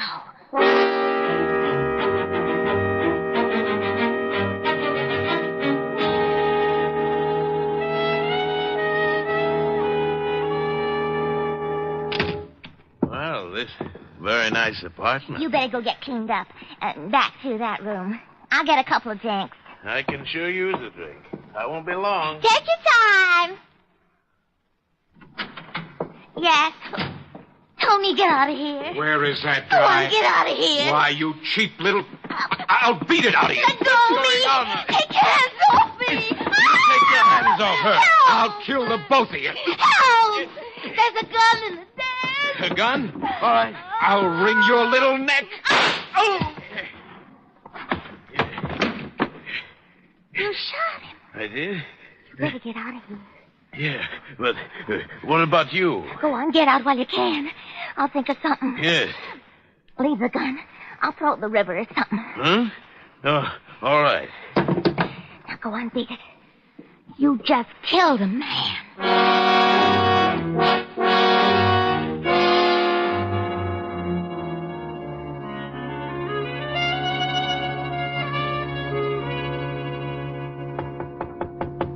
Yeah, come in. Hiya, Mr. Diamond. Well, Hennessy, what did you do, wreck your cab? Nah, it's down in the front. Hey, that's a warm magazine you're reading there. Yeah. Listen to what it says here about women's bathing suits. Huh? 1949 suits allow maximum exposure to sun. Note plunging neckline. Note. Who's going to miss it? If it plunged in the lower, it'd wind up at the bends. Yeah. Mr. Diamond, would you mind shoving it in the drawer? The picture distracts me. Not at all, no. I don't blame you, Hennessy. Thanks. Now, what's on your mind? This. A hat? Yeah. Well, I don't think I can do you much good. What did you bring it to me for? I found it in the gutter over in Flatbush. So what? Some guy loses a hat. Don't tell me you want me to find him. No, I just got to worrying a little, you see. I found this beside it. Oh, a 38. Well, let's have a look. Take a look at the hat, too. It's got blood all over the inside. Yeah. And initials on the inside. BK. Gun's been fired. You can still smell the powder in the barrel. Why didn't you take this to the police? Oh, I didn't want to get mixed up in it. You see, I got to pick up as many fares as I can. I ain't got nobody to drive my cab for me, and I didn't want to spend the day answering questions down at headquarters, you understand? Well, you'll probably have to anyway. I'll have to notify them. Yeah? Well, I thought maybe you could find out who owned the hat and maybe solve the case before you notify him, you see? That way I wouldn't have to spend too much time. I could just tell him I found it and beat it. Well, I can't withhold evidence. It'd take away my license. And if you did, they'd lock you up. Okay, I just thought well, maybe... I can check the hat store before I get to the 5th precinct. Yeah, well, won't that be a tough job? There's a lot of hat stores, well, you this know. hat's got a label. Besides, when someone finds a bloody hat with a 38 lying next to it, I get interested. Particularly when there isn't a corpse to go with it. Yeah. Well, I gotta go, Mr. Diamond. Thanks a lot. You got a free ride anytime you want it. I may take you up on that. So long, Hennessy. Well, there you are. What did I tell you?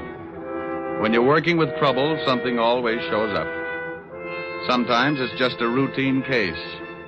A guy knocks off his wife and he comes to you because he suddenly found out that he had that lonely feeling. Or maybe you get a real screwy one. A taxidermist that got tired of stuffing animals and went to work on a neighbor. Or then you get one that gives you the same feeling you get when you pick up a poker hand and the first 4 cards you look at are all spades. Well, I was holding 2 cards. A hat with blood on it, a gun that had been fired, and all I needed to fill out the hand was a body. By all rights, I should have taken the evidence right down to my friend, Lieutenant Levinson, at homicide.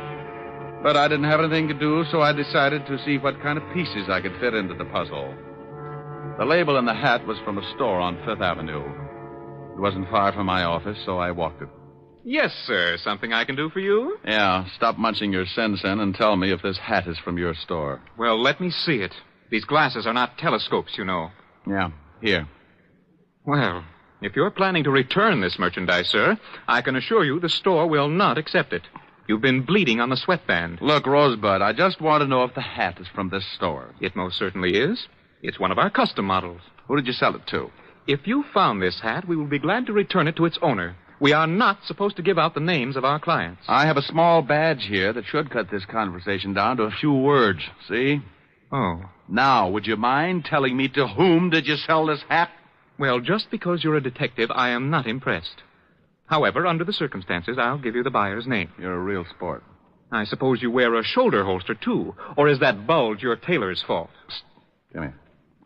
I really keep a midget in there. You don't say. Yeah.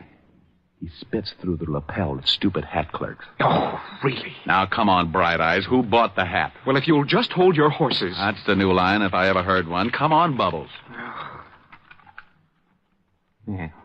Here it is. This hat was sold to a Mr. Bertram Calmus. We make all his hats for him. Well, bully for you. What's his address? 430 Sutton Place. Now, will that be all, sir? Yes, that will be all, and thank you. You've been a brick through the whole ugly mess. I left him watering his gardenia and headed for the residence of one Mr. Bertram Calmus. The apartment house was about 10 blocks away, and with the money I had in my pocket, all taxicabs started looking like iron claws with 4 wheels. I walked. Yes? How do you mean that? Yes, I don't want any. Oh, and I've got a pretty good sales talk. I never buy anything unless I have a demonstration. My middle name is Semper Paratus. Like the Coast Guard, I'm always prepared. I suppose I could top that, but I'm getting tired of trying to close the door on your foot. What is it you want? I hate to admit it, but I'm looking for Bertram Calmus. My husband. Good for him. Is he in? No, but he will be any minute. And for the boss. This hat, I believe, is his. What blonde's apartment did it turn up in? It was found in the gutter in Flatbush. Well, Flatbush is a little out of his territory, but the gutter sounds familiar. What's that stain all over it? Blood. Does your husband bleed a lot? Not recently. We've been getting along. Are you from the police? I'm a detective. Oh. Come in. I'd hate to be selling brushes. I'd have slammed the door on your face. Oh, well, then I made an impression. Perhaps. Let's just say you're waiting for a sacrifice to move you to second base. Won't you sit down? Thanks. What happens when I round third? That depends on your batting average, Mr. Diamond, Mrs. Calmus. That fits. Now, getting back to a very dull subject, does this hat belong to your husband? I don't know. It looks like one of his. Has it got any initials in the band? Mm-hmm. BK. When did you find it? I didn't. The cab driver picked it up this morning. And it isn't my husband's blood. He left about a half an hour ago to do some shopping, and it was very bloodless. No cuts on his head? No cuts. He came in around 2 this morning. He'd been drinking, but he wasn't cut up. Oh, there he is now. I hope we can discuss baseball another time. Well, I got all the things you wanted, and... Bert, this is Mr. Diamond. He's a detective. Yeah? Well, how are you? Fine, Mr. Calmus. Tell me, is this your hat? My hat? Let me see it. Why, no, it isn't. The hat store on Fifth Avenue says they sold it to you. Well, I can't help what they say. That's not my hat. Are you sure, darling? It was found in a gutter. I don't care if they found it on a Yale man in the Harvard Club. It's not mine. Well, I guess I'll have to take your word for it. Wait. Isn't that blood on the hat? Yeah. Well, goodbye, Mrs. Calmus. Mr. Calmus. Nice meeting you both. I'll see you to the door. I can do it. I know you can, dear. Coming, Mr. Diamond? Sure. Goodbye. Come back again, Mr. Diamond. Well, goodbye, Mr. Calmus. Where can I call you? What? I can't explain now. Where can I call you in about a half an hour? My office. It's in the book. You'll hear from me, but please don't do anything until then. Okay. Half an hour. Then I go to the police with this hat.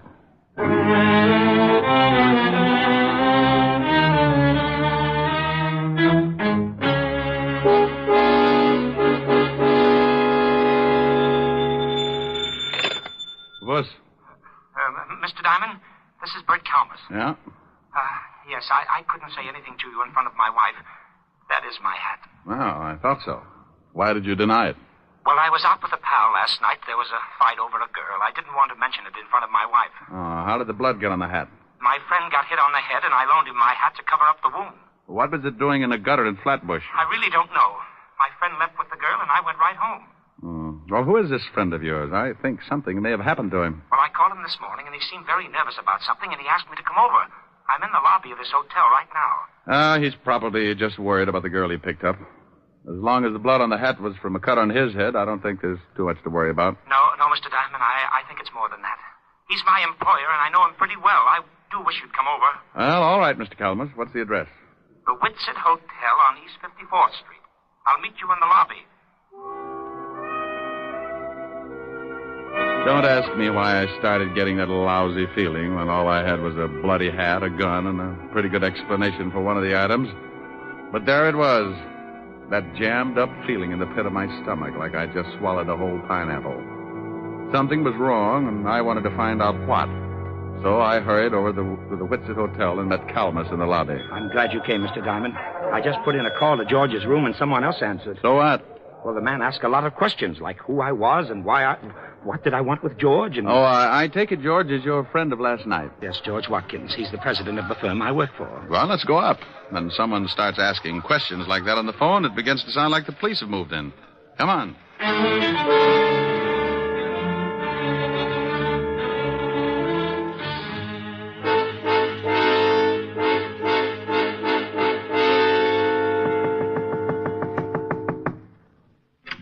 Yeah? Oh, hello, Walt. Rick, what are you doing here? Fair question. I'll answer yours if you'll do the same for me. I came up to see a Mr. George Watkins. So did I. Well, what's the matter? Is George in some kind of trouble? Who's this guy? Oh, he's a friend of Watkins, works for him. Oh, yeah? Well, come on in. George, what's going on here? You better let the lieutenant tell you, Bert. I can't think anymore. What's the charge, Walt? Murder. Murder? We got a call from a girl last night who said a man named George Watkins killed someone in her apartment. When we got over there, we found the girl dead, too. Oh, well, you must have the wrong man, Inspector George. Lieutenant. And I'm sure you think George wouldn't, but he just confessed. George? Yes, Bert, I killed the man. But I didn't kill her. The man came in and tried to strangle her. She told me to get the gun in the drawer, and when the man wouldn't let her go, I shot him. That isn't what the girl told us. She said she took this guy home after he'd been in a fight, and when they got to her apartment, he made a pass just as her boyfriend came in. Then Watkins shot him and ran out. We figured he got excited, and when he had time to think about it, he went back and killed the only other witness. I didn't kill the girl. I never went back there at all. I came straight here. Walt, Mr. Calmus here was with him up until the time he left with the girl. Is that right, Mr. Calmus? Why, yes, sir. Now, there was a previous fight, and Watkins got that cut on his head. Mr. Calmus loaned him his hat to cover the wound. That's right, sir. And, by the way, Walt, what caliber was the murder weapon? .38, but we haven't found the gun yet. Here, check this one with ballistics. How'd you find this? Cab driver named Hennessy brought it into me this morning. Found it lying with a hat. Did you ever see this gun before, Watkins? No, I told you I don't own a gun. Walt, what time do you figure he killed the man and the girl? The coroner fixed the time of death about 1 o'clock this morning. How long were you at this girl's apartment, Mr. Watkins? Why, about 5 minutes before her boyfriend came in. I shot him and left immediately. And you don't remember taking your hat or the gun? What are you getting at, Rick? This is an open and shut case. He admits killing one of them, but he won't admit the other killing because he knows it was premeditated. Just a hunch, Walt, just a hunch. Mr. Watkins, would you mind telling me just what happened after the girl's boyfriend started choking her? Well, I grabbed a gun out of the dresser near the kitchen and I shot him. And the girl told me to get out, that she'd take care of things, so I dropped the gun and ran. Did you hear anything else? Anything unusual? No. But, yes, now that you mention it, I did hear something, but it slipped my mind until now. What did you hear? Well, I don't know whether I can describe it or not. It sounded like someone had opened a bottle of flat champagne. What are you getting at, Rick? Oh, wait a minute, Walt. When did you hear this noise? Right after I shot the man. I remember wondering if someone hadn't opened a bottle in the kitchen. Is that where the noise came from? Yes, I think so. All right, if I go over and case the scene, Walt? We've done that. Yeah, but you weren't looking for something. Why don't you come with me, Mr. Calamus? I'd like to talk with you. What's the address, Walt? 16 West 113th Street. Well, now, look. Don't worry too much, George. I can handle the business, and in the meantime, I'll do everything to get you off. Thanks, Bert. Now, you wait a minute, Rick. If you think you know something... Walt. Yeah? Bye. Calamus and I went downstairs and took a cab over to 16 West 113th Street. It was a middle-class apartment house in Flatbush, a 4-story brownstone. I let Calamus pay the fare, and we went in. I wonder what floor it's on. Well, should tell on the mailboxes. Yeah, here it is. Nan Phillips, 206. Well, let's go up. Oh, what do you do for Mr. Watkins? I'm his vice president. That's why I took him out last night. I wanted to interest him in a new account. I just can't imagine him killing anyone, but I guess people do funny things when they lose their heads. Oh. 206. Oh, here it is. Yeah? Hello. Oh, no. Good afternoon, Sergeant Otis. What do you want, Diamond? I want to stand out here in the hall and count the hairs in your 5 o'clock shadow. Now, let us in. The lieutenant said it was all right. Okay, comic. Mr. Calamus, meet Sergeant Otis. How are you? Hello, Sergeant. Otis, make like a policeman and point out the circumstances in this killing, will you? Well, I don't know why I should, Shamus, but if the lieutenant sent you over, I guess I'll have to. 2 bodies was over there by the window, lying pretty close together. Uh-huh. The killer, that Watkins fellow, was standing about here in the center of the room. With his back to the kitchen door. Yeah. He shot them both from about here. Hey, what are you looking for? Oh, I like to get down on my hands and knees. It's cooler. Well, it won't do you no good to start looking for fancy clues. The guy already confessed. Well. Hey, what do you got there? Just a wad. So, you got some wadding from the murder gun. You better give it here. Sure. But hang on to it, Otis, and be sure to give it to the lieutenant. Maybe you haven't noticed, but murder guns don't throw this much wadding unless you can kill someone with a blank cartridge. What? Don't let it throw you. Mr. Calamus, I've got some things to do. Can I drop you somewhere? Well, no, thanks. Now that Mr. Watkins can't take care of the office, I'd better go down and check over some things. But I'll keep in touch with you, Mr. Diamond. You do that. Now, wait a minute, Diamond. Oh, stop trying to figure it out, Otis. You'll snap your wig. I was getting close to something. I wanted to tie the ends together before it caught up with me. I had a big, fat hunch that Watkins had been framed good, and the more I found out, the more it looked like a killer was still loose. The whole setup had been screwy from the first. Why would a guy lose his hat and drop his gun in the same place? Or, if he threw them both away, why wouldn't he burn the hat and throw the gun in the river? Nobody's frightened enough to lay them side by side in the gutter. I learned a lot since this morning, and I was certain of one thing. The killer tried to make it look good, but he was an awful amateur. I knew something else, too. Amateurs can be awfully mean sometimes when you corner them. I put in a call to Walt and told him what I had, and then I asked him to give me half an hour and meet me at Mrs. Calamus's flat. I grabbed another cab, and 20 minutes later, I was sitting on a long couch next to Mrs. Calamus. It's easy to get that crowded feeling, even on a long couch. You just both sit on the same cushion. Comfy? Oh, yeah. What kind of perfume is that? My sin. Past or future tense? A rounding second. What brought you back, Mr. Diamond?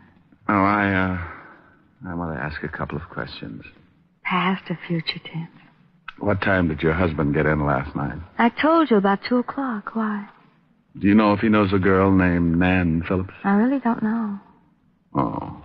All right. Just a few more questions, and then we'll get back to that perfume. I'll think ahead. You said you'd been getting along with your husband. Would you mind explaining that? Certainly I like nice things, and lately he's been buying them for me. Oh. What's your husband's salary? About $15,000 a year. Oh. Could he afford to buy you these things? Well, he told me he was getting a raise, and then he'd gotten a bigger advance. What's this all about? Maybe I'd better tell you. Bud, I didn't hear you. I did. What are you doing with that gun? I'm going to use it. I found Mr. Diamond making passes at my wife, and I shot him. Are you crazy? Don't ask him that. He's liable to start thinking about it. You can't shoot me and get away with it, Calmus. What are you going to do with your wife? She won't back you up. No, I guess she wouldn't. All right, both of you, get up and walk downstairs to my car. Bud, what are you doing? Your husband killed 2 people last night, Mrs. Calmus. Now he's going to try and cover because he guessed I knew how it was done. You're not going to kill me, too. Get moving. Bert, please. Go on. Better do as he says. Why did you kill anyone, Bert? He wanted to frame his boss. I'll bet when the company checks, they'll find out he's had his hand in the till. They won't find out, Mr. Diamond. With Mr. Watkins' book for murder, I'm next in line for president. I'll be able to fix the book so it will look like he took the money, too. Is that where you got the money for all those things you've been buying for me? You shot the man and the girl from the kitchen with a silencer, didn't you, Bertram? That's right. I knew you were onto something when you discovered that wad from the blank cartridge. I was onto something a long time before that. Yeah? All right, come on. Over to that gray sedan, and remember, I've still got this gun in my pocket. Ah, you're an amateur, Bertram. Is that right? Sure. I knew you had something to do with it when we got over to the girl's apartment. I didn't know what floor it was on, and you looked in the mailboxes. That's the best way to find an apartment, isn't it? Yeah, but not once at any time did anyone mention the dead girl's name. But you knew it and found it on the mailbox. All right, stop right here. Open the door, Gene, and get in first. The front seat. Please. Get in. All right. Now you, Mr. Diamond, you're going to drive. You know, I left my license in my other suit. Stop stalling. I had to do something to stall for just a second because over Bertram's shoulder I spotted a prowl car sliding up to the curb, and good old Walt was climbing out. Bertram, would you mind answering just one question? What is it? The gun that Watkins thought he killed the man with was loaded with blanks, wasn't it? Sure. I killed the guy from the kitchen with a silencer. The whole thing was rigged, huh? The man and the girl were supposed to stage that fight, and Watkins was supposed to shoot the guy with the dummy slug. You said one question. Now get in the car. All right, Calmus, don't move. What? Why, you... Duck, Rick. That was a close one. You're so right, Walt. Take his gun. I think you'll find it's the one that Watkins fired the blanks from. How is he? On his way. Hey, Bertram. I'll go call the wagon.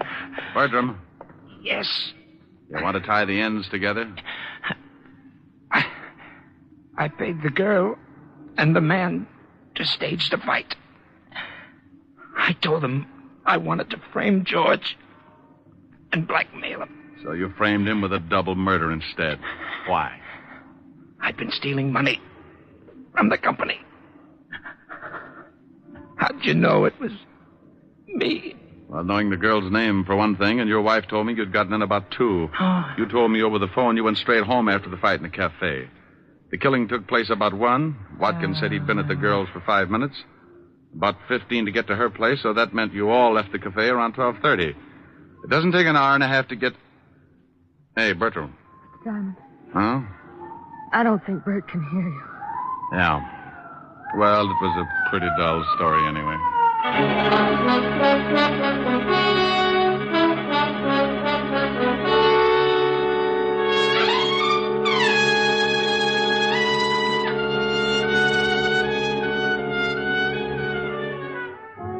Well, the wagon got there, and I briefed Walt on everything that had happened.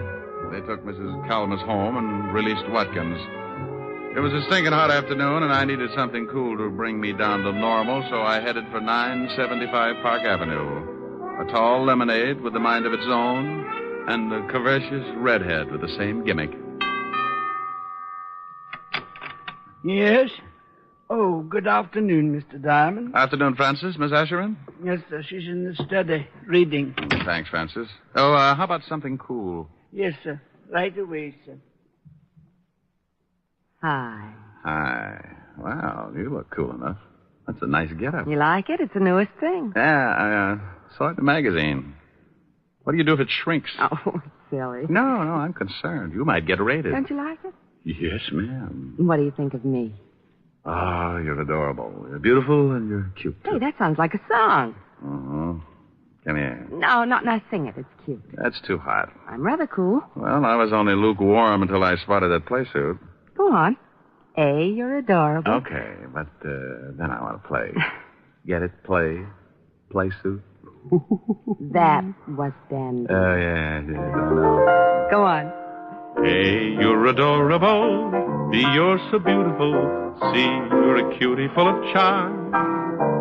D, you're a darling. And E, you're exciting. And F, you've got feathers on your arm. Oh, Rick. G, you look good to me. H, you so heavenly. I, you're the one I idolize. J, we're like Jack and Jill. K, you're so kissable. L is the love light in your eyes. Rick. Do you want me to finish? I love you. Oh, you're sweet. Come here. Mm-hmm. Just one moment, sir. Yes, Francis? I'm not going to be embarrassed again. Here's your lemonade. Thank you, Francis. Oh, it's nothing, sir. A, you're adorable. B, you're so beautiful. C,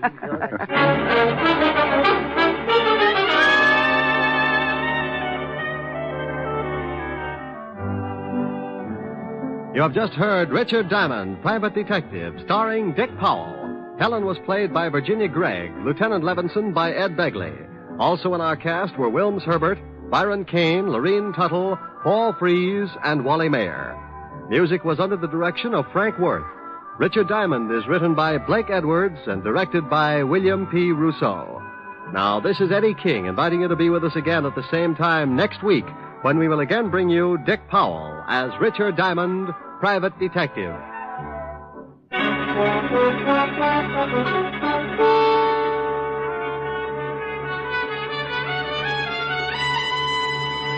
This is NBC, the national broadcasting company.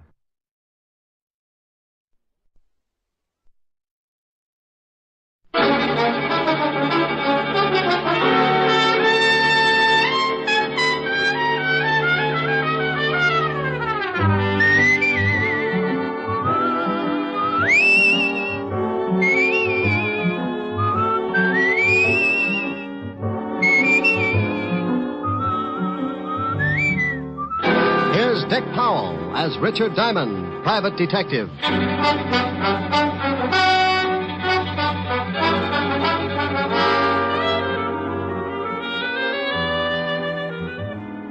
Hello there. This is Diamond. I have a little office on Broadway at 53rd Street. And if you happen to be in the neighborhood sometime, you might notice a sign on the door. It reads Diamond Detective Agency. Yeah, that's how I make a living, such as it is. I sit at my desk behind that door and wait for someone to come in and hire me.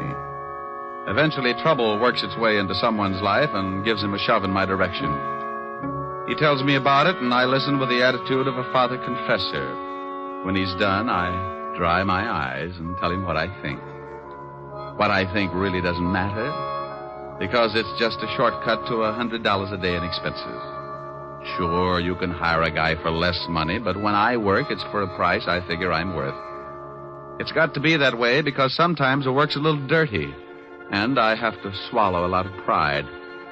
I get mixed up in everything from simple divorce to muscle-bound homicide, and when trouble can't find me a client, it starts working on yours truly, and I wind up in a corner. I guess trouble figured I was just about due for a squeeze play because one night last week, 2 lifers in the state pen started working me into their plans.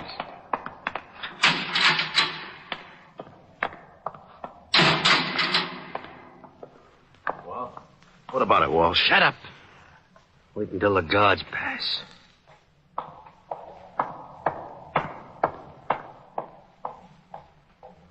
Okay. Drag out the cards like we was playing. Sure. Is it set for the night? Yeah. I got the car and everything. Yeah. We'll head for Florida and get across to Cuba. Oh, I'd be glad to get out of this 3 lousy years. Yeah, I got 8 behind me. I used every minute figuring how I'm going to take care of a guy. Oh, Walsh, you're not going to start that again? Forget it. Be glad you're getting out. You knock off that guy and you'll never make it to Cuba. Now, look, I figured this whole thing out. I paid out a lot of dough just to make it come off. And when it does, I'm going to kill an ex-cop. And you're going to help me. Me? Yeah. Unless you want to rot here. Oh, you're out of your mind. If this break comes off, it'll be the neatest trick in years, and you want to louse it up by knocking off some guy on the outside? You can stay here and rot if you want to. The only way I take you along is you help me to get a guy named Diamond. Yeah, but you waste a lot of time in New York. They'll have the roads covered by then. Look, just because this Diamond guy knocked off your brother on that bank job, you bust out of here, it's on my terms. Now make up your mind, it's getting late. Okay. Give me the layout.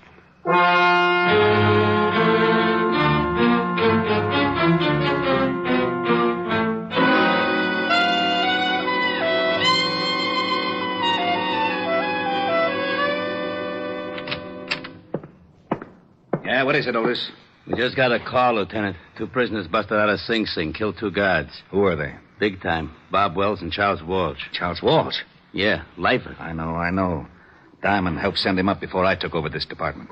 Otis, get Diamond on the phone. Diamond? Yeah, Diamond. Who'd you think I meant? Little Red Riding Hood? Yeah, Lieutenant. Oh, Diamond, Otis.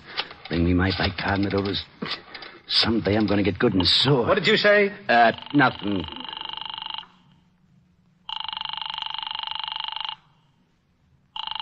Nuts. Now what's the matter? His office don't answer. Give me that phone. We've got to find him before Walsh does. Maybe he's over at Helen Asher's house. All right, Otis, stop standing on one foot. You can leave.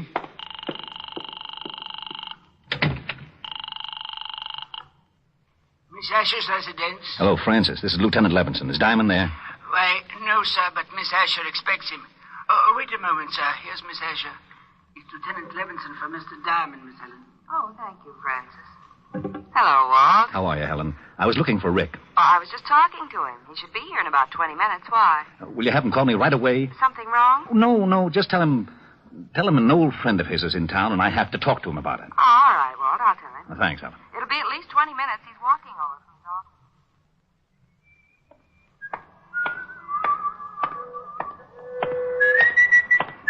Okay, Diamond, hold it right there. Start walking over to that sedan. Don't you know it's not polite to point? Look, laughing boy, I got a big gun in my pocket. Well, I'm proud of you. I thought it was a crossbow. Get moving. Okay. I'd never seen him before. He was a tall guy with a scar on his chin. He walked me over to the sedan and opened the door. He moved in close and shook me down. He relieved me of my .38 and motioned me into the front seat. I slid in, and he started to follow, so I kept one leg out in front of me and kicked him in the face. I couldn't get enough leverage to cool him, but it gave me enough time to get out the other door and start making like a miler. I looked over my shoulder and saw him climb out holding a bloody nose. I knew he wouldn't take a shot unless he got close enough to make it count, so when he started after me, I ducked into the subway. I found a dime and went through the turnstile. The train was getting ready to pull out, so I pushed my way on just as the gunnet came down the stairs. He said he wasn't happy to see me go. He didn't even wave goodbye. Wait a minute, you! Wait! Oh, nuts. My nose. Got away from me. What do they like call like that?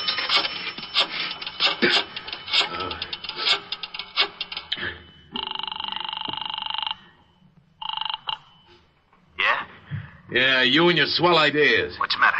I waited for Diamond outside his office like you said. I started to hustle him in the car and he kicked me in the face. Oh. I think my nose is broken. You stupid. I told you to be careful. Yeah, sure you did. You think I like getting booted in the nose?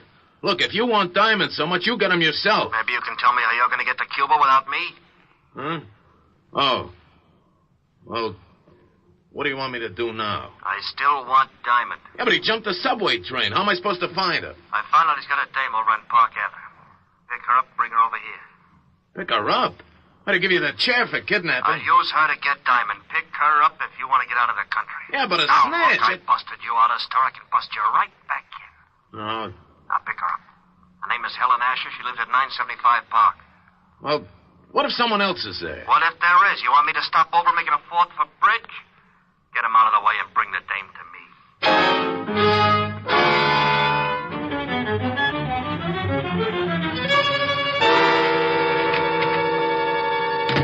Hello, Otis. Well, Diamond. Lieutenant's been looking all over the city for you. I bet you've been a nervous wreck. I wouldn't care if you fell off the George Washington Bridge, Shamus. Why, Otis? And after all, we've been to each other. Nuts. You better go on in and see the lieutenant. Sure. Hey, Sergeant. Yeah? When are you going to get some new shoes?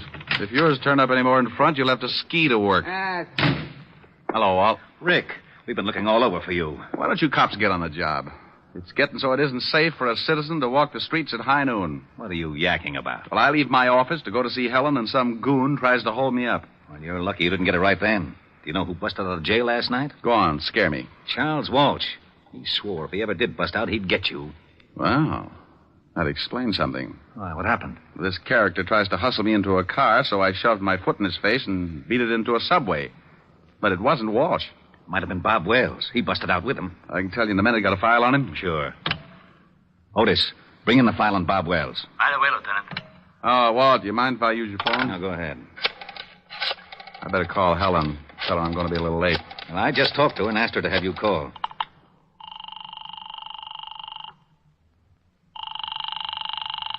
Where is everybody? Yes? Francis?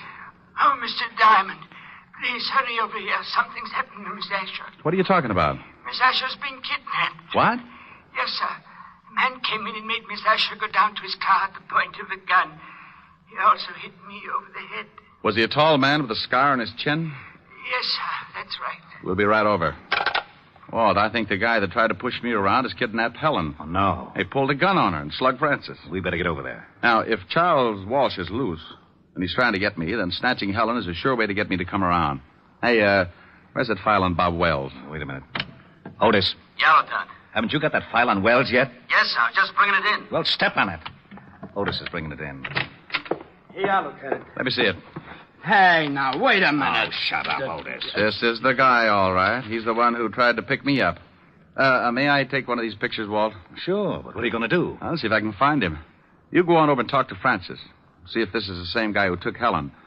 I'm going to go down to Skid Row and talk to a wise old owl who knows about things like this. I got out of the 5th Precinct in a hurry and grabbed a cab for Skid Row. I knew an old deadbeat down there who had a line on every crook in the underworld. And there was just a chance he could tell me where Bob Wells was hiding out. His name was Wilbur Truitt, and he hung out in a shabby dive called the Parrot.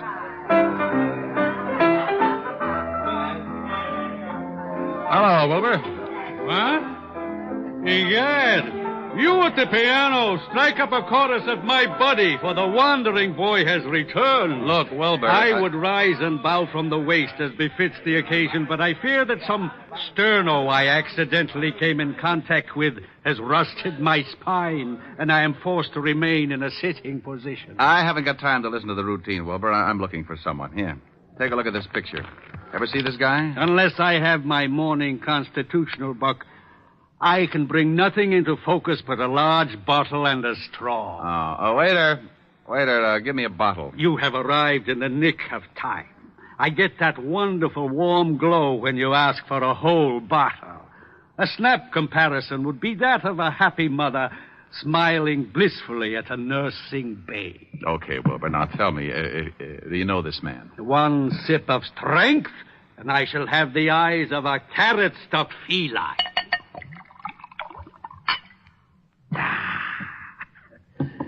Now, yes, I can see the gentleman clearly. In fact, my vision has so greatly improved it begins to take on the functions of an X-ray.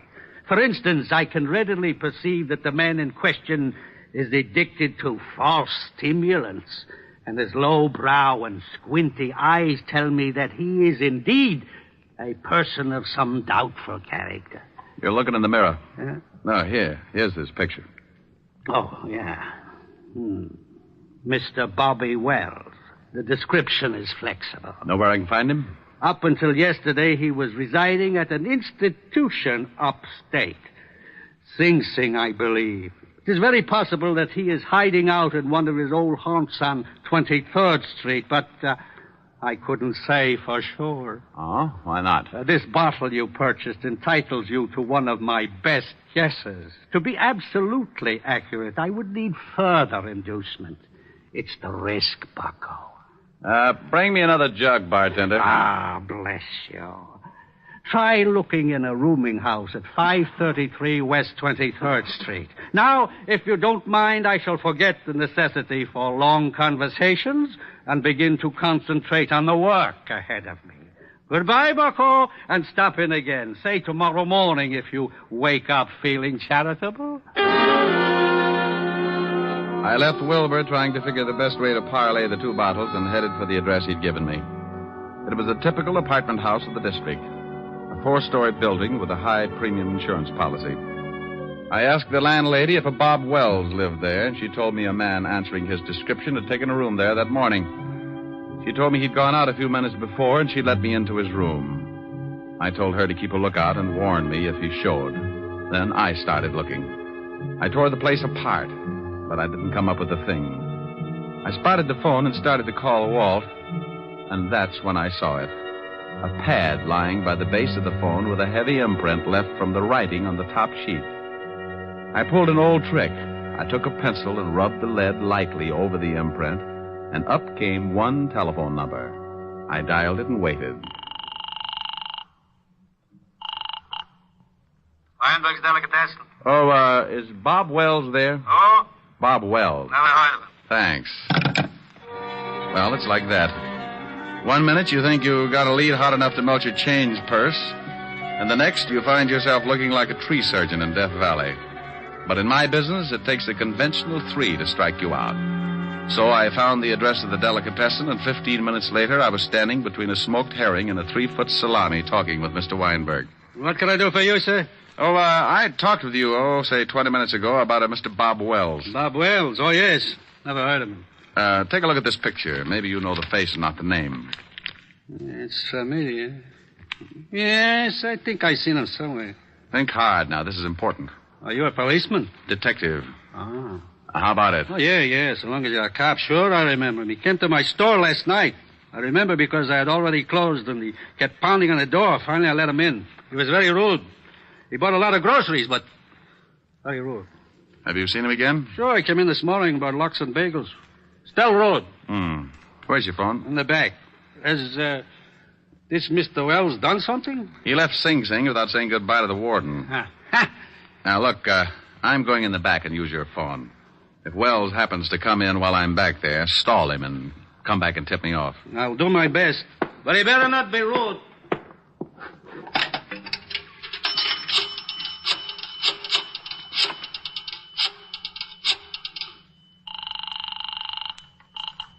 Homicide, Lieutenant Levinson. Hey, Walt, I'm in a delicatessen over on 24th Street. Yeah, Rick. I traced Wells this far, found out he's been buying food here, probably for Walsh. You think Walsh is hiding somewhere in the neighborhood? Yeah, that's my guess. They probably took separate places so they could move in a hurry if one hideout got hot. I'll be over there right away. Good.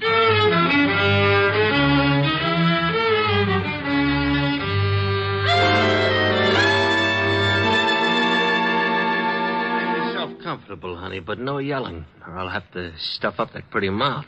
I don't understand this. Why did you kidnap me? I've been having a hard time getting in touch with your boyfriend, Diamond.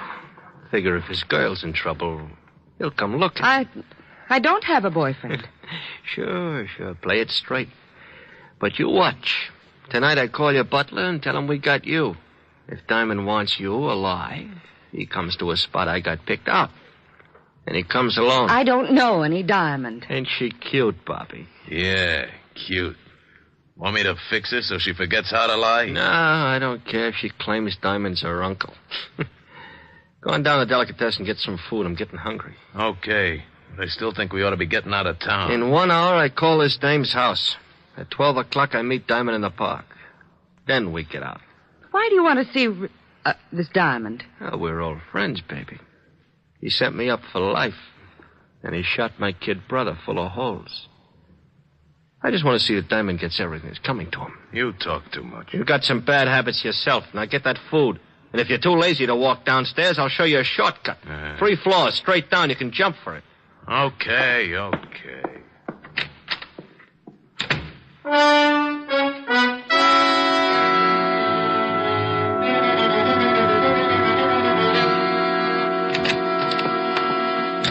Good evening, gentlemen. What can Weinberg do for you? Hey, Lieutenant, that chopped liver sure looks good. Keep your fat hooks off of that, Otis. Walt. Oh, yeah, Rick? Back here. All right. The storekeeper is watching out for Wells. If he shows, he'll come back here and tip us. I parked the squad car 2 blocks over. I didn't want Wells or Walsh to think something was up. Where's Otis? Otis! I'll be right with you, Lieutenant. I'm just buying something to nibble on. His nibble would grind up a whole cow. If Wells comes in and spots a cop, he'll take off like a jackrabbit. Hold it, Walt. What's the matter? That guy coming across the street. Looks like Wells. Oh. Otis, get away from that door. Huh? I can't hear you, Lieutenant. Our man's coming in the store. Get away from the door. He is? You want me to hide? No, you idiot. Just play it smart like you didn't know him. But get away from the door so he'll come in. Oh, okay, Lieutenant. Leave it to me. Walt, duck. Good evening. What can Weinberg do for you? I'll have a couple of sandwiches. Hey, try the salami. It's great. Huh? Oh, yeah, thanks. Yeah, make it salami. Coleslaw. Pickle beer. Nice night. Listen to that idiot. Yeah, sure. Mustard. He's doing fine, Walt. Relax. You live around here? Huh? No, just seeing a sick friend. Yeah. Maybe that salami ain't such a good idea if your friend's sick. You know, I had an uncle with ulcers. You couldn't touch the stuff. It's too much garlic. Ketchup? No. My friend's got a cold. Oh, well, then I don't guess it'll hurt him, but... You know, the best thing for a cold is a good mustard plaster. And now you take the Here's plaster... your sandwiches, sir. 60 cents. 60? Yeah. Thanks. Hope your friend gets better. Yeah. Yeah, come on. How did I do, Lieutenant? Well, one thing is sure. He thought you were too stupid to recognize him. Can you still see him, Rick? Yeah, he crossed the street and he's starting to walk west. I'll tell him. He knows you. Good. When you spot the place, call me here. Think I should throw a net around the neighborhood? Not till we spot the hideout. Right. Hey, Diamond, they got your girl. How you going to get her out? They'd probably use her for a shield. That's a good point, Sergeant. And believe me, I've been thinking about it.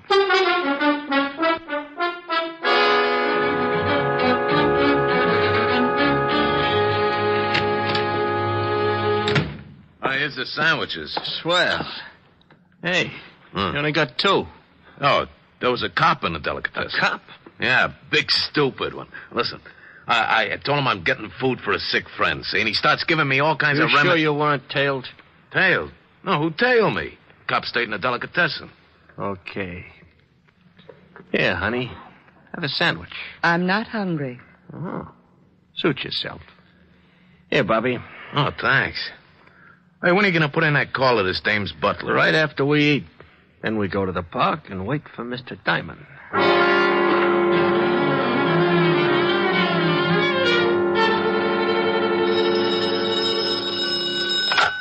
Yeah? I'm in a drugstore across from the building that Wells went in. It's about a block away. Nifty drug. Block west on your side of the street. I'll wait inside. We'll be right down. Come on, Otis. The lieutenant hasn't spotted. Okay. Thanks for the bagel, Weinberg. That's all right, officer. Come back again when you can pay for it. Come on, Otis. Move your big feet. Okay. Hey, you got any brilliant ideas how we're going to get Helen out of there in one piece? No, I gotta admit I'm stuck. Why don't you get that bear trap mind of yours working and make yourself a hero? Well, maybe we could start a fire in the building and have to come out. Oh, swell. There's nothing I'd like better than a well-done girlfriend. Well, I was trying. Yeah. Hey, wait a minute. What's the matter? Otis, remind me to kiss you on both cheeks. Hey, What are you doing? That's a firebox. I'm turning in an alarm. There. Oh, we're going to start that fire? No, but Walsh and Wells won't know there isn't one. When the trucks come and the firemen bust in the place, they'll think it's burning down around their ears. Yeah, maybe then they won't watch Helen too close, huh? That's the idea. Well, here's the nifty drugstore. Yeah. Rick, I've been worrying about something. Yeah, I know. How do we get Helen out? Yeah. Well, relax. Otis came up with a solution. Otis? Yeah, I turned in a fire alarm. And when the trucks get here, you can tell them what's up, and they can go in the building and make like it was on fire. Well, won't Walsh know it's a phony if he can't smell smoke? The chief can tell him it's blazing in the basement. When they hit the street, we can get enough firemen to shield Helen and then take Walsh and Wells. I'll call the precinct and have the block surrounded. We'll need lights if they make a break for it. Which apartment house are they in? That one, across the street. After I call the boys, we better go over and find out which room they're in. Quietly clear the rooms on both sides in case the shooting starts before we expect it.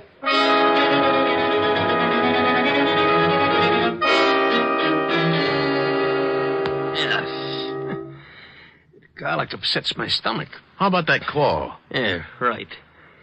What's your phone number, baby? It's in the book. Oh, she gonna be troubled, Bobby? He wants your number. Now, come on, we ain't got all night.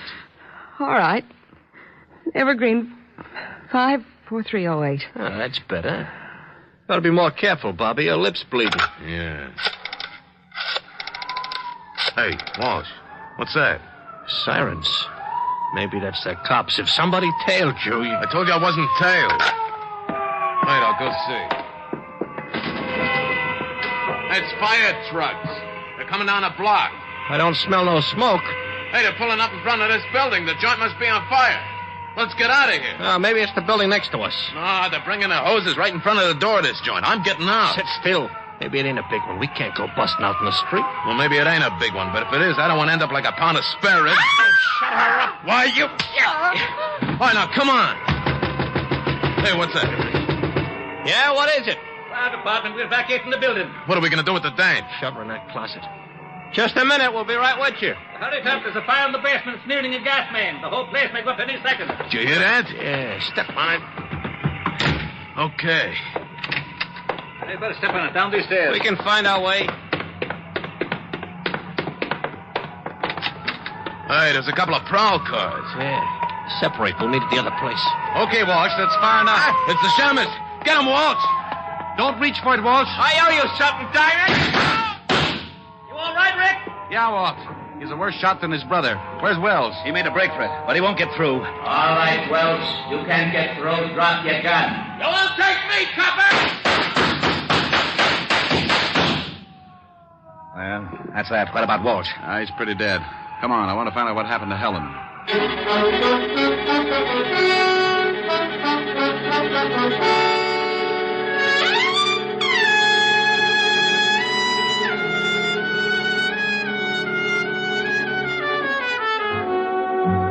Well, Walt and I went up to the room and found Helen in the closet. We took her downstairs, and she cried a little on my shoulder. I like that. Makes me feel so protective. Walt cleaned things up and dropped Helen and me off at her place. An hour later, Helen got back to normal, and we relaxed on the couch and forgot about Wells and Walsh. How do you feel now, baby? Better. Want to get Francis to fix some dinner for you? Oh, no, I'm not very hungry. You can have some if you want. No. Want to play some canasta or something? But you always said it was a bad 200 game. Yeah, it is. Well, I forgot my jacks. Silly. Want a neck? Ooh, what you said. Come here. No. Helen. No, I'm mad. Mad? What for? Because those two thugs ruined a wonderful evening. What's the matter? Want me to go? Oh, you idiot, of course not. I had a big surprise planned. You did? Yes. Believe it or not, I had 2 wonderful seats for South Pacific, and now it's too late to go. Oh, no. Oh, yes. Oh, well, I'm sorry, baby. I'd love to have seen it. Me too. Well, I'm not exactly Ezio Pinza, but I'll try to make it up to you. Oh, Rick, that's a wonderful idea. All right. What'll it be? Some enchanted evening? Oh, really? Me. A some enchanted evening. You may see a stranger. You may see a stranger across a crowded room. Rick. What's the matter? I was just trying to make like Pinza. But, honey, it's safer for you to make like Diamond. Oh. And somehow you know even then, that somewhere you'll see her again and again. Oh, you're not Pinza, but it's wonderful. Thanks. Some enchanted evening,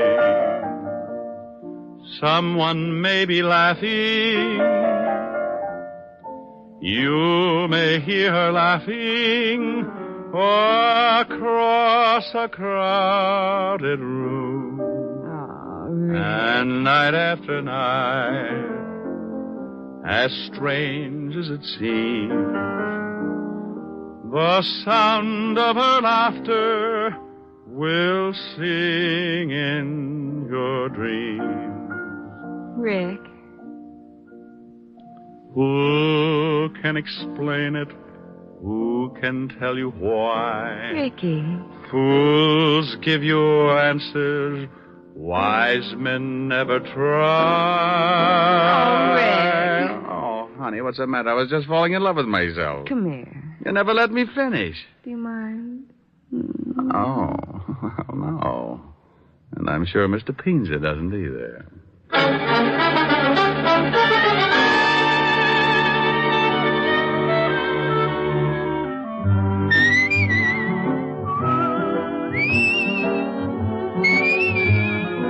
You have just heard Richard Diamond, Private Detective, starring Dick Powell. Helen was played by Virginia Gregg, Lieutenant Levinson by Ed Begley. Also in our cast were Wilms Herbert, Paul Frees, and Larry Dobkin. Music was under the direction of Frank Worth. Richard Diamond is written by Blake Edwards and directed by William P. Rousseau. Now, this is Eddie King inviting you to be with us again at the same time next week when we will again bring you Dick Powell as Richard Diamond, Private Detective.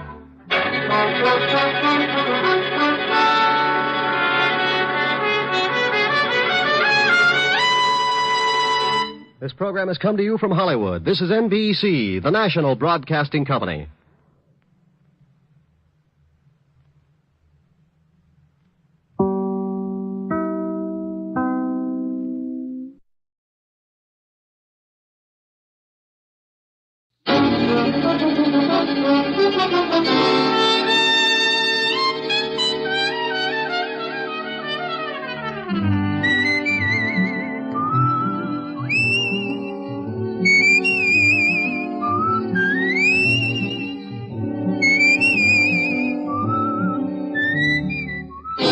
Here's Dick Powell as Richard Diamond, Private Detective.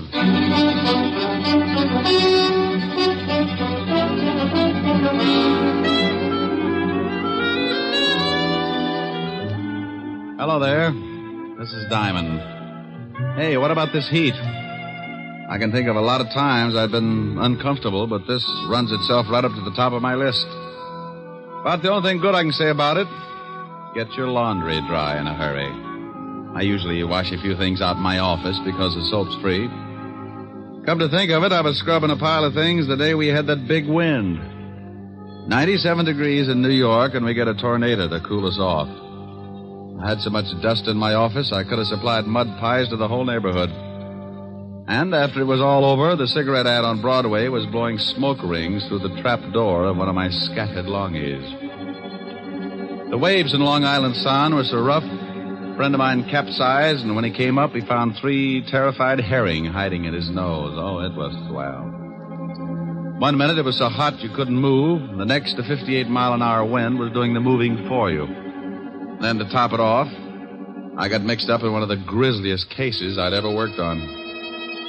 It all started one evening. The car was moving down a lonely road, 2 people in it. In a couple of minutes, one of them would be pretty dead. What are you stopping for? What are you doing? Let me go. Get your hands off me. No, help! Please, please.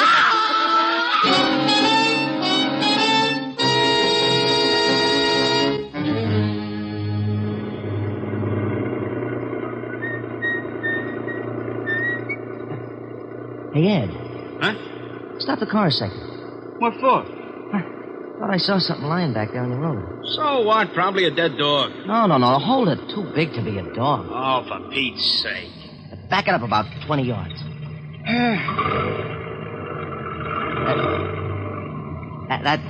That's good. Okay, where is it? Right over there. Yeah. Hey, come on. Hey.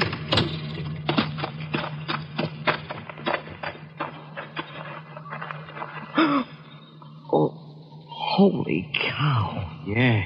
She dead? She's wrecked. I think I'm going to be sick. Me too. Let's get to a phone, call the cops.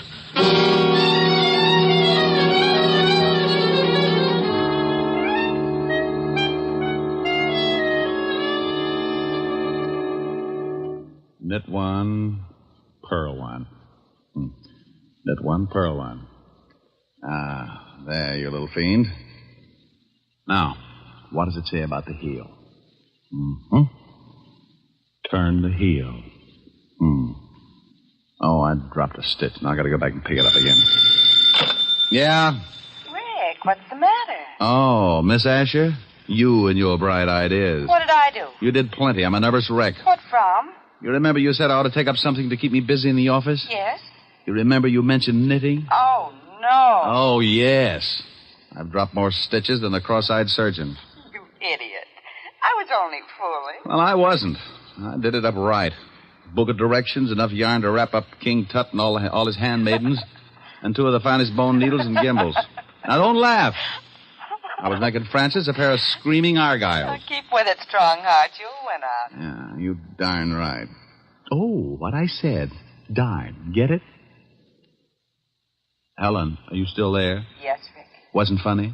No, Rick. Okay, come on over. Let's neck. Yes, Rick. Shame on you. Yes, Rick. Is that all you can say? I love you. And I'll see you about 8. Oh. You don't sound very happy. Well, that's such a long way off. Give you time to make plans. Bye. Bye. Now, let's see. I gotta take out 1, 2, 3, 5 rows. Yeah, what is it? Rick? Oh, how are you, Walt? Very unhappy. You should see me. I gotta take out 5 whole rows just to pick up 1 lousy stitch. What? No, forget it. What are you unhappy about? I'll tell you about it when you get down here. The 5th precinct's 20 blocks. Can't you give it to me over the pipe? I wouldn't ask you if it wasn't important, and I'd rather not say anything over the phone. Okay. Stop making like Portia facing life. I'll be down as soon as I finish this heel. Heel? Yes, if you must know, I've taken up knitting. Coming from you, I am unmoved. I don't care if you're building Sergeant Otis a fur-lined money belt. Get down here as fast as you can. All right, Walt. But you'll be sorry when it starts getting cold again, and I won't knit you a sweater to cover your little old blue stomach. Oh. Bye, Walt. Getting Walt's goat was a sport with me, and whether he'd admit it or not, he got a kick out of it, too. Sometimes I wouldn't stay on the rib as long as I usually do, but that was only because Walt always starts sounding just a little bit worried. Then I know it's time to lay off and get serious. Don't misunderstand me. I never lay off entirely, and I never get completely serious. Those are 2 habits that don't help find the solution any quicker. They just fit you with a mess of ulcers, and you still end up too worried and too serious. I closed my office and headed for Walt's precinct. When I walked in, I spotted Sergeant Otis leaning back in his chair with his number 12s resting on the desk. Hello, Otis. Well, how's the big private detective today? Just fine, Otis. And how is the flash of the 5th precinct? Don't you worry about me, Diamond. I'll get along. Better go on in and see the lieutenant. He wants to see you. Hey, what's it about, Diamond? You need someone to help you from the police force? You know, Sergeant, you've got a fine head on your shoulders. Well, I'm glad you noticed. The one under your arm isn't so bad either. Hello, Walt. Rick, why don't you leave that poor guy alone? After you leave, he comes running in here and cries all over my desk. Otis? He wouldn't shed a tear if he was standing in an onion warehouse watching his grandmother set fire to herself. Yeah, well, give him a rest for a while. I got a big problem I want to talk to you about. All right, Walt. What's on your mind? Well, I don't know quite how to give it to you. It isn't strictly kosher for the police force to go around asking for help. Now, wait a minute. I don't want any apology routine. If you want a favor, you came to the right boy, and you know that goes without saying. Yeah, I guess I do.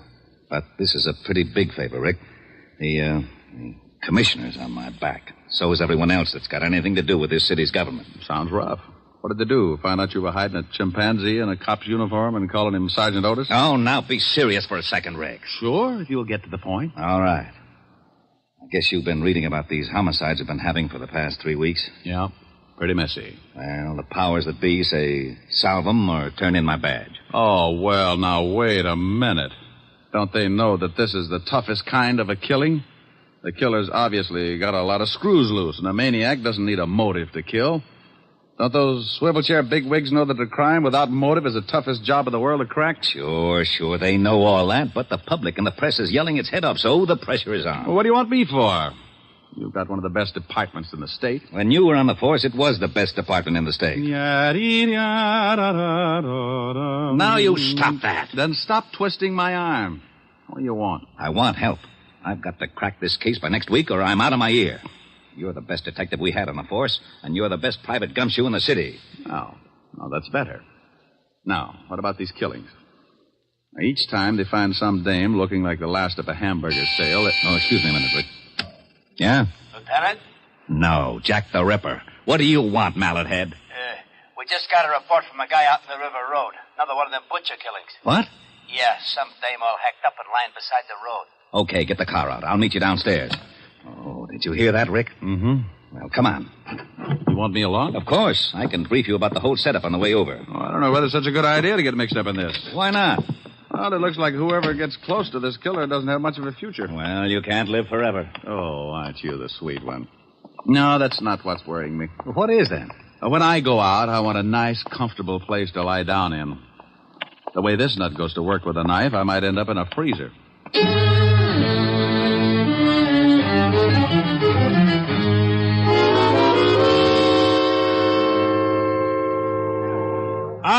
All right, everybody's back. Go on through, Lieutenant. Show him your biceps, Otis. How did all these people get out here? This is 10 miles from anything. Someone must have heard me call the police. When I left the phone booth, the whole crowd followed me out here. Who are you? My name's Ed Cody. Me and my friend here found the body. Where is it? Right over here, Walt. Oh, how does it look? The way you thought it would. Oh, Otis. Yeah, Lieutenant. Yeah, here's your bicarb. Now you see what I'm up against, Rick. Pardon me. This is the third killing like this in 3 weeks. Oh, I don't feel too good. Let's walk over this way. Yeah. Cody, you and your friend come along. We want to ask some questions. Yeah, okay. Yeah. Well, whoever the guy is that's pulling these murders is a complete lunatic. Are they all like that, Walt? You should have seen the last one. How'd you guys happen to spot the body? Oh, well, I saw it first, and I told Ed here. Yeah, we were just driving along when Max spotted something lying beside the road. I backed her up, and we got out. I saw what it was. I left Mac here, went back to town to call you. What's your full name, Mac? McCarthy, John McCarthy. Okay. What are you doing, Rick? Looking at the road. Hey, that's your car up there, Cody? It's Max. I was just driving. You went ahead how far? Oh, I'd say about 20 yards. Then we backed up and left the car where you see it now. You won't find much even if the road is soft. Their car and any other car would have blocked out the killer's tracks. Maybe he didn't use a car. Maybe he walked her out this way and then killed her. No, this place is 10 miles from anything. He drove, all right. This crowd has ruined any footprints for sure. Oh, here come the boys. Come on, Rick. As soon as they start examining things, we can get back to the station. Yeah, I want to go through the whole file on the last 2 killings. You won't find much. Well, a change of reading never hurts anyone. I'm getting tired of reading those dime novels. Too bloody.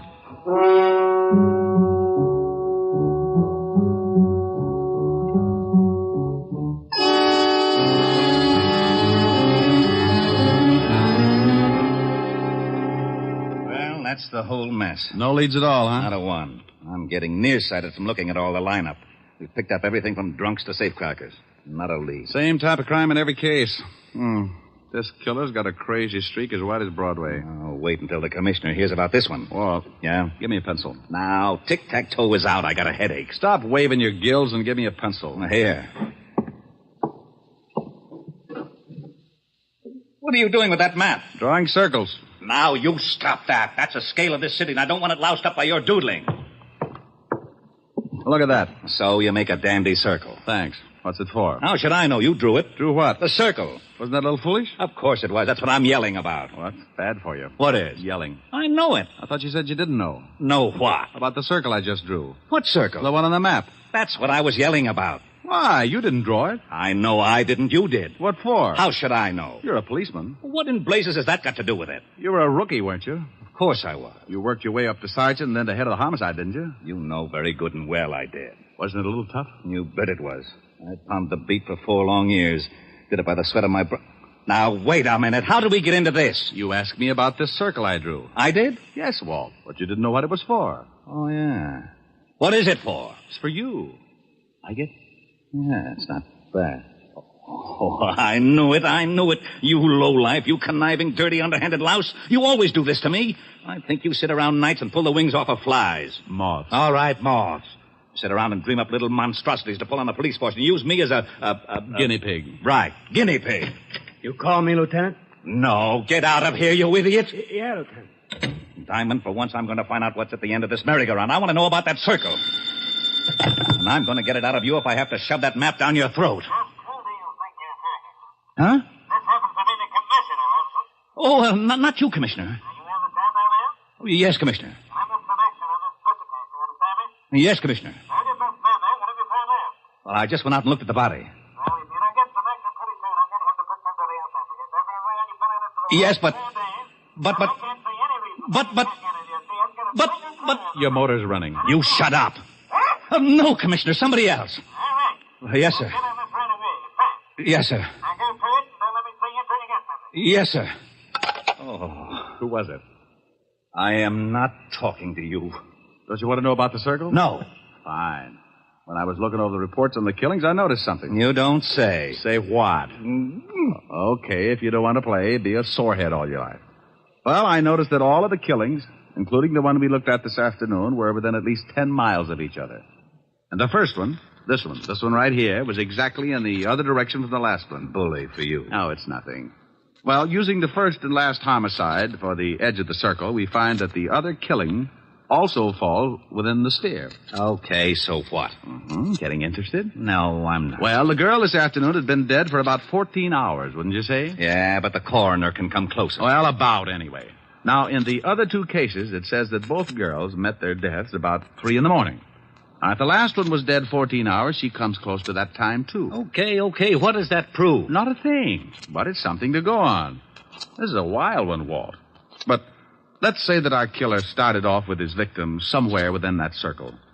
To drive 5 miles, half the distance of the circle, it would take him, about... 15 minutes. Okay, 15 minutes. Now, that means he left his starting point around 2:45. Now, that's a funny hour to be so consistent. You're right. Bars close at 2. 45 minutes to talk a dame into a ride? Might be. Oh, I'll be darned. I may be all wet. The killer probably started from somewhere outside the circle, but we can start by eliminating the idea of the night spots anyway. Yeah, Lieutenant? Checking all the night spots from... 45th Street and Broadway, the center of the circle. From 45th Street and Broadway for 10 miles in every direction. Yeah, Lieutenant. That means cafes, bars, bowling alleys, anything that stays open till 2 or after, and step on it. I hope we're right. So do I. I don't like walking on eggs. Then sit down. Who knows? You might hatch something. Walt found out the name of the last victim, and the family supplied us with a picture. Her name was Martha Kirk, and her family knew nothing of her whereabouts the night of the murder. You can't really appreciate a police department until you really see them in action. Inside of 2 hours, Walt had every dive, bar, and night spot in the 10-mile circle tagged. They spread out, 1 man to every 5 blocks, each with a picture of the 3 murdered girls. Because it had been my idea, Walt wanted me to swim with it and maybe sink. I took a little section from 48th Street to 46th Street, and by late afternoon, I'd covered most of the likely prospects. You guessed it. The bottom of the barrel was coming up fast, and it was emptier than a ballpark during a thunderstorm. No one had ever seen the 3 victims. The last spot on the list was a bowling alley. I walked in and spotted a cocktail lounge. When I climbed up on one of the stools, a bartender with a head that should have been out on the alleys walked up to me. Yeah, what'll it be? How about a glass of milk? Glass of milk?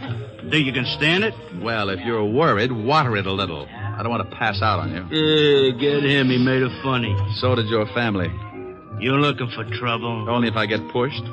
I'm looking for information. First door on the left. Yeah. Ever seen any of these girls before? What are you, cop? Well, let's say I'm nosy, and then I've got a badge to keep me in the spirit of the thing. Oh, why'd you say so? Let me see. All right. Here's the first one. No. I ain't never seen her. How about this one? And this one? No. Hey, wait a minute. Sure, I know this one. Comes in here about twice a week. Was in last night. Gets lushed up, cries about how tough a family he is on her. Name's, Kirk? Yeah. Martha. Martha Kirk. Nice looker. She was. Huh? Did she ever come in with a man? No, but sometimes she leaves with one. Same guy every time? No. Do you remember her leaving with a man last night? Yeah. Come to think of it, she did. What time? No, about 2:15. We stopped serving at 2 right on the dot. That we do. That you do, yeah. Okay. Think you'd know the guy if you saw him again? Oh, sure. He comes in a couple times a week, too. I seen him pick up a couple of strays. I guess you call him a wolf. Yeah, with a hatchet. Huh? No, forget it. Where's your phone? Right over there. Hey, here, use a slug. It's on the house, officer. Thanks. Hope nothing's happened to Martha. She was a rotten drunk. What a wonderful kid. She was, huh?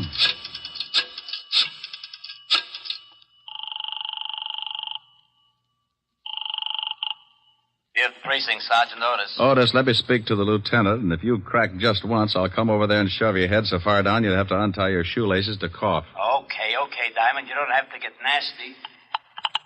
Lieutenant Levinson. You can forget about retiring, Walt. You got something? Yeah, looks like. What did your boys turn up? Nothing yet. What is it, Rick? Don't play games now. Get over to 47th and 9th, the bowling alley in the middle of the block. I'm in the bar. Want me to bring the boys? No. This is one we've got to play quietly. I don't want to scare our ghoul off. I'll be right down.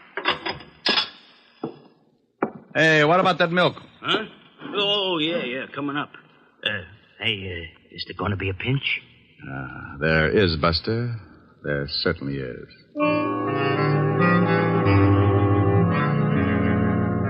Walt romped in about a half hour later, and he talked to the bartender. He finally looked satisfied. He had to, because it was the only lead that had turned up. We told the bartender to tip us if the guy showed again, and we sat down to wait. Maybe my rabbit's foot started thinking it was back with the quartet because around 1 a.m. it started kicking. The bartender gave us a nod just as a big guy wandered in and sat down at the bar. He weighed in at about 2:20, and his clothes were sloppy. He ordered a drink and started eyeing a cute little number sitting at the other end of the bar. Let's take him. Hold it, Walt. He's making a pitch. What? The dame at the end of the bar. So he's making a pitch. What do you want to do? Wait around till he takes her out of here? Maybe you'd like to help him sharpen his axe. Look, you haul him in now, you'll have to beat it out of him. You want him to pick the dame up? Was that against the law? Arrest me. Now, you stop clowning. You'd rather catch him with the goods, wouldn't you? Yeah, but... Now, don't start that again. You butted the commissioner to death. Just relax, and maybe you can pick up a few pointers. Our big boy moved all right. Right up to the seat next to the cute little girl. She was under full sail, didn't seem to mind it at all. He landed at 1:15. At 1:30, he'd established a firm beachhead, and by 2 o'clock, there was a flag raising. Okay, he scored. Now, joint's closing. They're leaving. I'm going to tail him. How? He's probably got a car. And if he gets away with that girl, he may kill her. Look, Walt, I promise you he won't get into that car unless I go too. Now, come on. We'll both stick close to him until I can think of something. We followed the man and the girl outside and walked a few yards behind, making like we had a little load on. They headed for a big parking lot, and that's when I got the idea. The parking attendant was just walking up to him when I stumbled forward. Hey, boy. Rick, what are you doing? Stay with me, Walt. Yeah? Son, I want my car. Just a minute. I was here first. Sure, honey. Don't let him get away with it. Look, old man, my friend here is late getting home. He's got a wife that's 10 feet tall. You mind if I get my car first? Go ahead. Some nerve. Relax, honey. They're going to take a little drive, huh? Yeah. Okay, let's see your ticket. Oh, here's someplace. Come on, we'll walk up. I know where the car is. Okay, but you gotta have a ticket. Rick, what's going on? Keep walking. Hey, I thought you was loaded. Keep going. We're the police. Huh? That's right. Oh. What's wrong? Which one is that guy's car? You mean the guy back there with the dame? Yeah. If you give me his ticket, right over there, the coupe. Rick, come on. I'm going to climb in that trunk, and you're going to put in a general alarm, Walt. Then you're going to get in your car and tail us. But stay far enough behind so that he doesn't spot something. Okay, but I think you're crazy. Is the trunk open? Yeah. Now get going. Well, they'll see me coming back. Tell him you forgot something in the bowling alley and that I passed out my car. All right. And, son. Yeah? Don't let on that anything had happened. We think that man's a killer. Oh. I squeezed into the trunk and waited. About 2 minutes later, the Lovebird showed up and got in the front seat. We rode like that for about 15 minutes, and it wasn't bad until we hit the dirt road. Then my inside started bouncing around like a pound of rice in a wind tunnel. We drove for about 10 minutes more and came to a stop. I raised the trunk just enough to get some fresh air and listen. I didn't want to climb out because they'd feel the movement up in front. I was sure they could hear my breathing. What are we stopping for? Well, I just wanted to look at the pretty scenery. How can you? It's too dark. I can see you, baby. You're nice. Thank you. So, how you? They went on like that for another half hour, and I started thinking I'd picked the wrong guy. Then the conversation changed. What's the matter? What's so funny? Don't you know? No, and I don't like the way you're acting. Women. That's what's funny. They're all the same. Huh? Just like my wife. She was like all the other women. Hey, let's get out of here. You're talking funny. Funny? Yeah. See a man and you like him. Any man. You're all alike. Now you stop that. I just came along Come because... here. No, you let me go. You ain't no different. Come here. No, stop that. Let me get out of the car. Sure. Go ahead. I don't want no blood stains on the seat anyhow. Go on, run. I'll catch you. That tore it right down the middle. I rolled out and didn't forget to take my .38 along. I spotted him in the moonlight, moving after her like a big animal. He was laughing. I could see something in his hand. It was a knife. She tripped and fell, and he moved in. He gave me goosebumps bigger than grapefruit. When he was nearly on top of her, I closed in. Okay, hold it! You shut up! Drop the knife! I'll kill her like the rest of I'll kill her, too.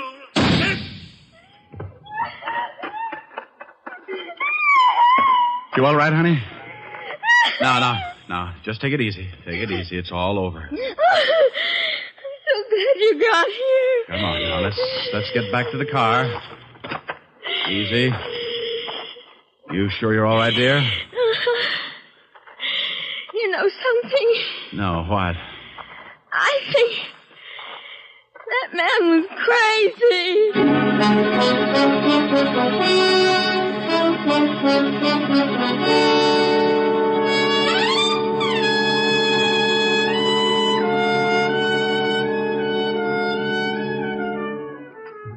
Well, Walt finally got there, and we sent the girl home. The wagon came and cleaned up things.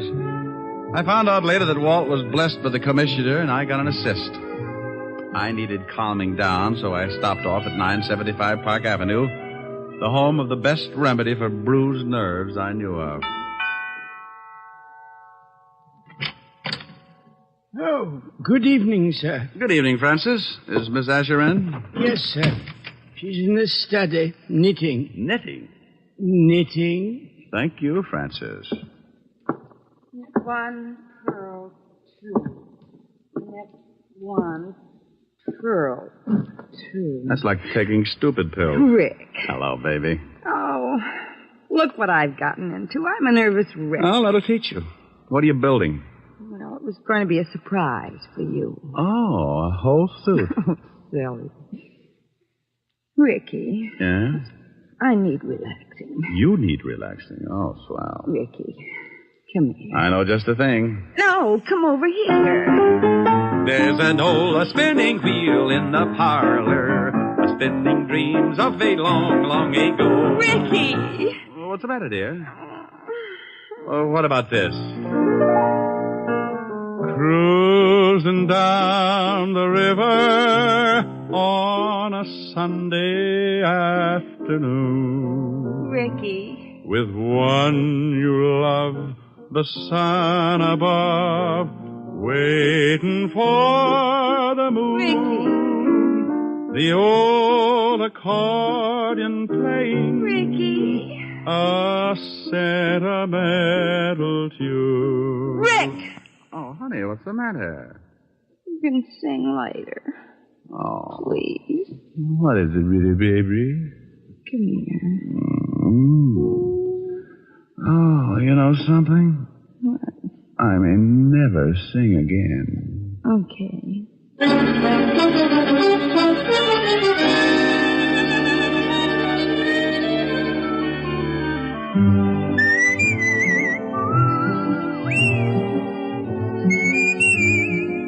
You have just heard Richard Diamond, Private Detective, starring Dick Powell. Helen was played by Virginia Gregg, Lieutenant Levinson by Ed Begley. Also in our cast were Wilms Herbert, Bill Conrad, Lorene Tuttle, Jack Crucian, and Sidney Miller.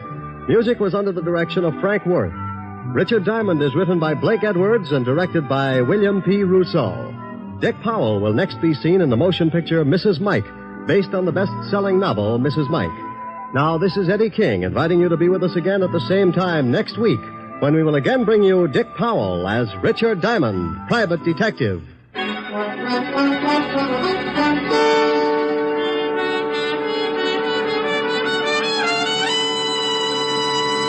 This is NBC, the national broadcasting company.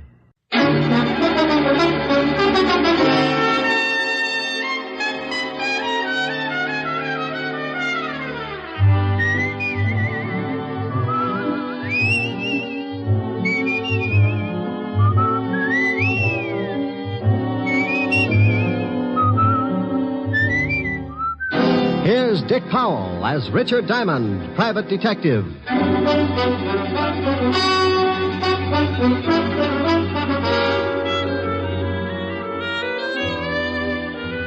Hello there, this is Diamond. About the most strenuous effort I might give out during a working year is maybe chasing some thug up the escalator at Bloomingdale's department store.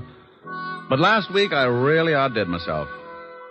The all-stars of the police force challenged the private detectives to a baseball game for the benefit of the vice squad.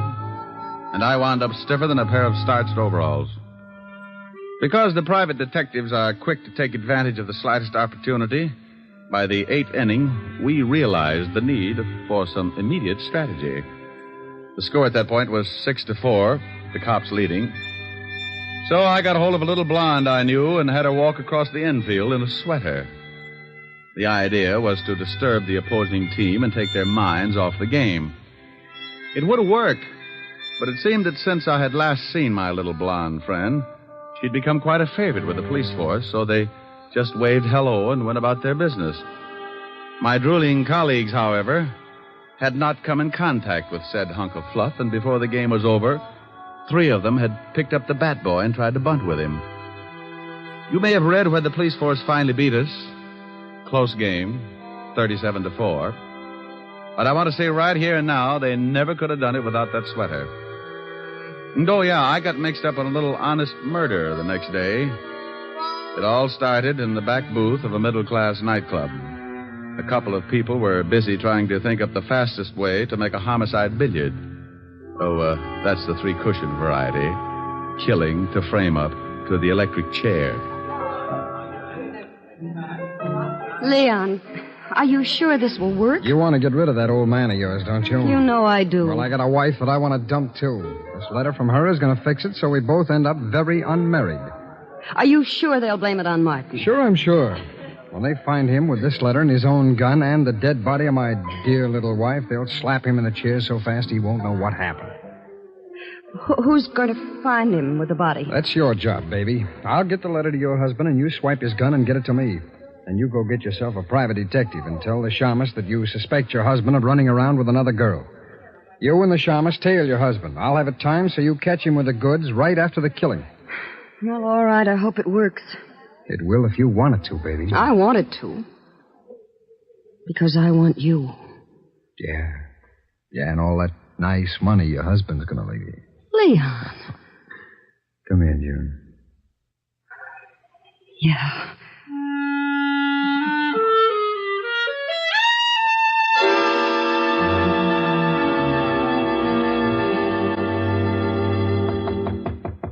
Come in. Mr. Diamond? That's right.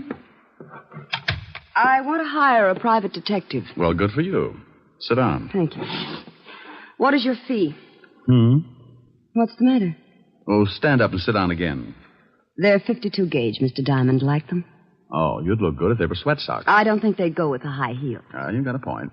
Now, what were you saying? I wanted to know what your fee is. Oh, $100 a day in expenses. Isn't that a little high? I stopped eating at the automat 6 years ago. All right, I'll give you a retainer. Wait a minute now. Wait a minute. What's the job? I think my husband is running around with another woman. What do you want me to do? Hustle him off to the nut house? Oh, aren't you nice? I want you to go with me as a witness. You know, any other time I might get shy, but I'm really interested in seeing a girl who could beat your time. When do I start? Meet me in front of my house at 10 minutes to 8. My husband leaves around 8. What's the address? 521 East 58th Street. My name is HYERS, Mr. Diamond. June HYERS.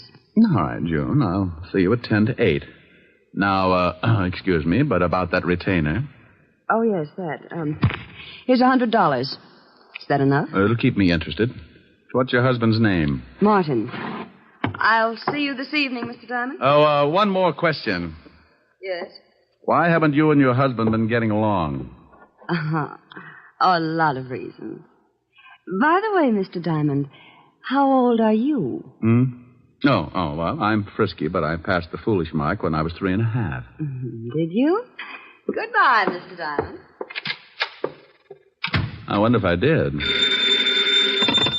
Diamond Detective Agency, with men who know the corpses best, it's Diamond 2 to 1. Rick. Oh, Helen. Hello, baby. What are you doing? What gauge nylons do you wear, dear? 52. Why? Oh, nothing. Oh, Ricky, you're going to buy me a present. Oh, you never can tell. I was just looking at a pair a few minutes ago. Rick. Yeah? Where were you looking at them? What kind of a question is that? A very good question. Have you got a girl up in that office? Helen. Don't you Helen me, have you? Well, I give you my word I haven't. All right. Was there a girl in your office? Was there? Well, a client. I got a $100 retainer. I don't care if she gave you the George Washington Bridge. You were obviously looking at her leg. Well, I couldn't help it. She sat on that way. Now, look, honey, she's just another client. With 52-gauge nylons. Would you count the threads? Oh, can you do that? Oh, you wolf. Yeah, but you're the only one who gets the benefit of my talents. You can put the soft soap away. When am I going to see you? I got some business at 8. I'll be over later. Well, I'm going to stay mad until you get here. And you're going to tell me all about those nylons. I'll be sure and do some research. Bye.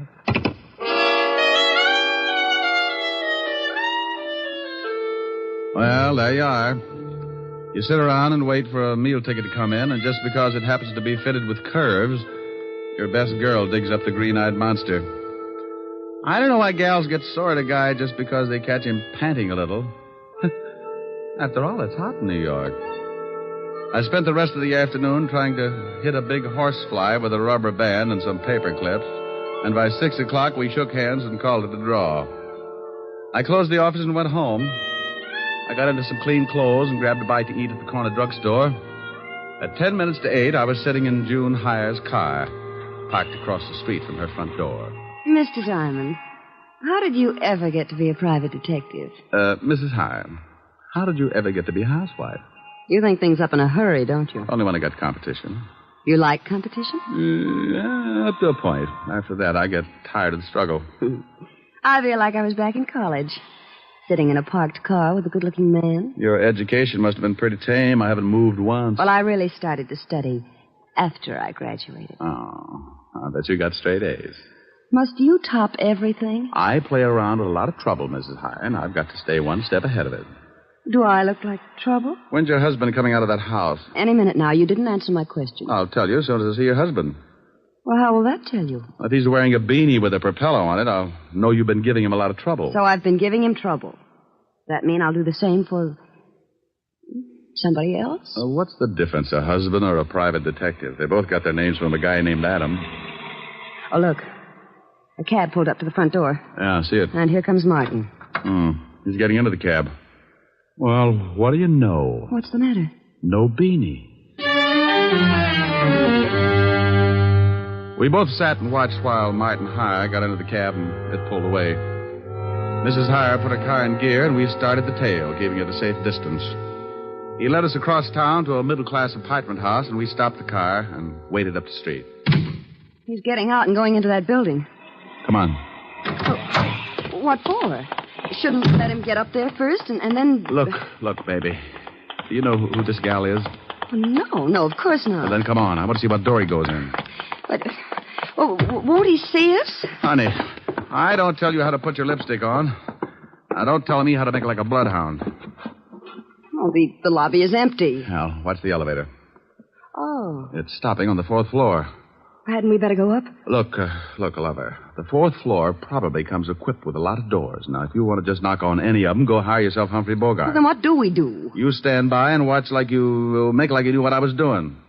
See, the little old elevator's coming back down. Now, you just hold it there while I look at the mailboxes. Mrs. B. Callahan. Mrs. Lillian McEdward. Mrs. Mike. Well... and Miss Sally Maxwell. Okay, now we push the button for the 4th floor and away we go. Fun? How do you know where to go? I got the name off the mailbox. But you said yourself there must be a lot of people on the 4th floor. Elementary, my dear girl. Process of elimination. We're lucky this time. Only one single girl on the 4th floor. Sally Maxwell. Come on. It's 406. What if there'd been more than one single girl? So I make some new friends. Now stop asking questions and stick close. I'd love it. Now, here it is, 406. Now hold it down. Can you hear anything? No. Yeah, somebody's moving around. Oh, Duck. What? Too late. What? June. Good evening. I represent the Great Nothing Life Insurance Company. What are you doing here, June? I might ask you the same thing. Do you mind if we come in? I'd like to interest you in our indemnity clause. Stop pushing. Get out of my way. Oh, you don't know what you're missing. You get $3 million if a python bites you in the middle of Times Square. You can't force your way in here like that. You... Oh, now you've hurt my feelings. Take your hands off me or I'll strike you again. Sure, but you need 2 more to put you out. Here, have one on me. Now, the next time you go striking people... Mr. Diamond, look. I looked past the little guy and spotted the body. She was blonde, and I didn't know why she was hanging onto the rug that way. She wasn't going anywhere. All right, you. Get out of my way. Huh? Oh, what a lovely gun. Martin, you killed that girl. No, I did not. I came in here and found her like that, but I didn't kill her. She's been shot. I know that. I found the gun by her body. You don't think I'd kill her? I was in love with her. Martin. Is that the gun that did it? Yes. I mean, no. I don't know what I mean. But you stand right there. Don't take another step. That's your gun, Martin. You shut up. I didn't kill Sally, but I know I haven't got a chance of proving it, so if you come any closer, I will most certainly shoot you. I hate to look like an idiot, but it's against the law to shoot people. Mr. Diamond, be careful. Come on, Martin. Give me the gun. You don't think I'll shoot, do you? Come on, give it to me. Just one more step. Look out, he's going to shoot. Come on, open up in there. What? Better drop it, Martin. You got company. Stay back. Stay back. This is the police. Open up or we'll break the door in. Police? Give me the gun, Martin. No. Let him in, June. Before Levinson tears down the whole wall. I've got Martin. Yes, all right. I didn't do it. What's going on in here? Hello, Walt. Hey, Lieutenant, look. It's the gumshoe. Rick, why do you guys always have to break down doors? Why don't you try turning the knob first? Otis, didn't you see if it was unlocked? I forgot, Lieutenant. You mallet head. We got a report that someone heard a shot from this apartment. There's the body, Walt. Who's this guy? Martin Hire. Here's his gun. He was going to use it on me. I didn't kill her. I came in and found her that way. Oh, shut up. Who's the girl with you, Diamond? This is Mrs. Hire. Martin is her husband. I don't say. The old triangle, huh, Rick? I engaged Mr. Diamond to follow my husband. That's right, Walt. We caught Martin trying to sneak out on the corpse. I told you I didn't kill her. And I told you to shut up. Is this your gun? Yes, but I found it lying by the body. I knew I'd be blamed if someone found my gun, so I put it in my pocket. You search him, Rick? Haven't had time. Shake him down, Otis. Yeah, Lieutenant. I want my lawyer, and you get away from me. You open your trap just once more. Okay, but hold still. Please, Mr. Diamond, I'd like to get out of here. Sure. Okay, Walt? Yeah, but I want to talk to both of you down at the station later. Here's something, Lieutenant. What is it? Oh, letter. Are you coming, Mr. Diamond? You go on down. I'll be right with you. All right. Walt, what does the letter say? It says we can't continue this way. I've decided to break it off once and for all. It will do no good to see me, so please stay away and leave me alone. Signed, Sally. Let me see that. Yeah. Well, what about it, you? Is the dead girl named Sally? Yes. I don't know why she sent it. We were both in love. Sure. What were you going to do about your wife? I was going to tell her this evening. Then I received this note. I came right over to see Sally, but believe me, I didn't kill her. Tell me something, Martin. Is this the way you received the letter? Yes. Why? Now, you wait a minute, Rick. I'm very happy with what I've got, so don't start making like Sherlock Holmes. Oh, well, I guess you're right, Walt. He admits it's his gun, and this letter is certainly motive enough. Yeah. Otis, call for the wagon and put the cuffs on HYER. Right, Lieutenant. Walt, why would someone send a letter after tearing off the top of it? Huh? See, the top of this letter is missing. The part that usually reads, Dear Julius or something. So what? Do me a favor, will you, Walt? Oh, what is it? Give me 3 minutes and then have Otis fire a shot from this apartment. What? Is that all you can say? Have Otis fire a shot in about 3 minutes after I leave. I will not. The police department can't go around making like it was the 4th of July. You want to solve a murder, don't you? I have solved it. What more do I need? I got a suspect, the murder weapon, and a good motive. Walt, if you just killed someone and a guy caught you at it, what would you do? Knock him off, too. Well, I caught HYER in the act, and he didn't pull the trigger. Well, you said yourself he was going to. But he didn't, and he took too much time thinking about it. Walt, I can't remember hearing a shot when I came in this building. So you didn't hear a shot. Maybe you couldn't. Well, that's what I want to find out. I was right behind Martin all the way up to this apartment, and I didn't hear a shot. Maybe he didn't kill her. That's right, I didn't. Please, I didn't kill her. You see, Walt? Oh, you always start something like this. Martin, did your girlfriend Sally have any enemies? No. At least she never told me about any. Now, where are you, Brain Trust? Just a little more sure of myself. First, Martin can't make up his mind about shooting me. Then he claims that the murdered girl didn't have any enemies. Does that sound like a killer trying to cover up? You've run into smart killers before. I'm surprised at you, Rick. I called the station, Lieutenant. I'm proud of you. Go on in the other room and shoot that cannon of yours off when I tell you. The what, Lieutenant? You heard me. Shoot it into a mattress, but don't muffle a shot.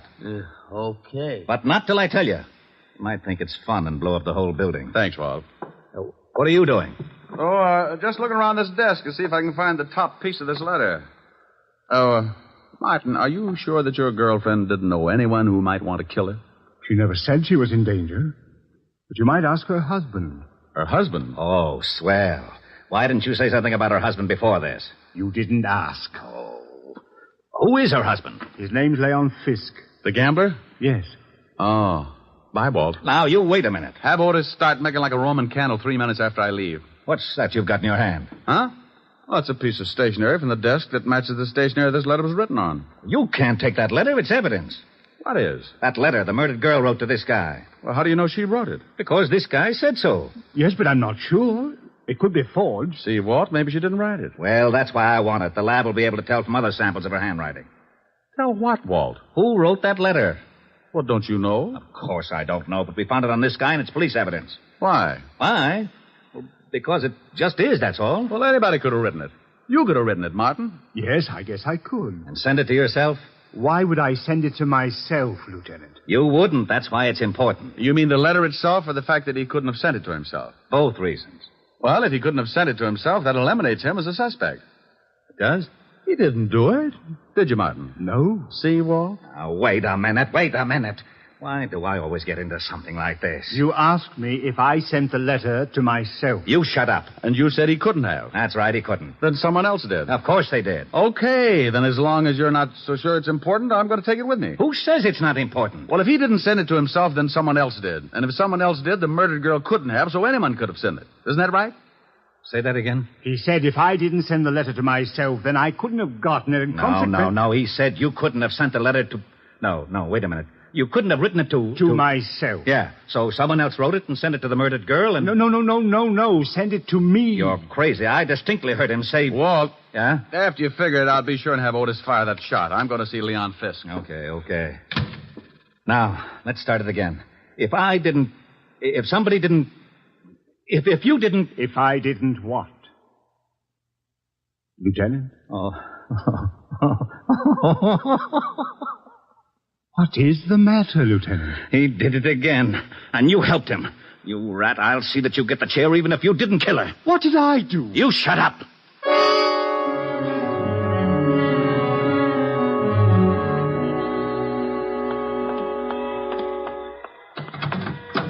Well, what took you so long? I had to get a merry-go-round started.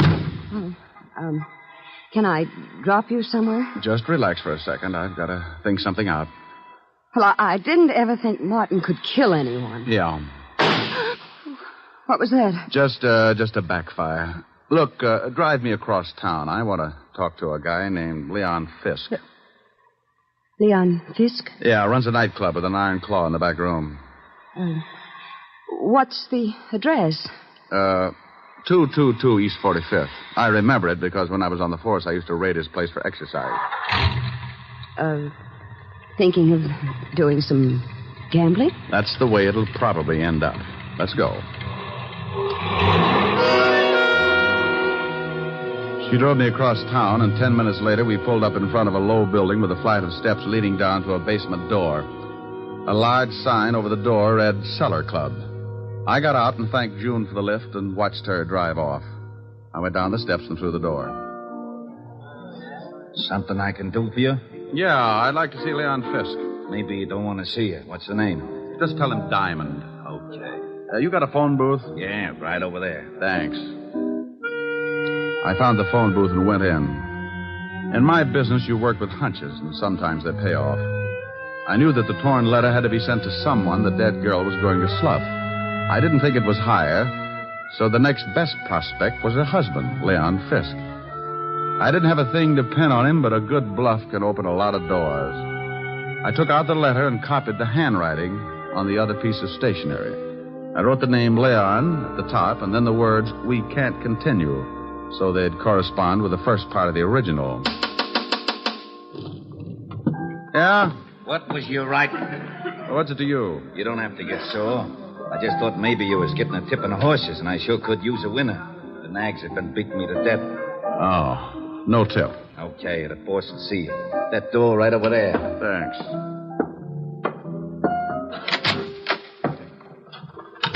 Well, Diamond, it's been a long time. I haven't missed you, Leon. What brings you here? Your wife was killed tonight.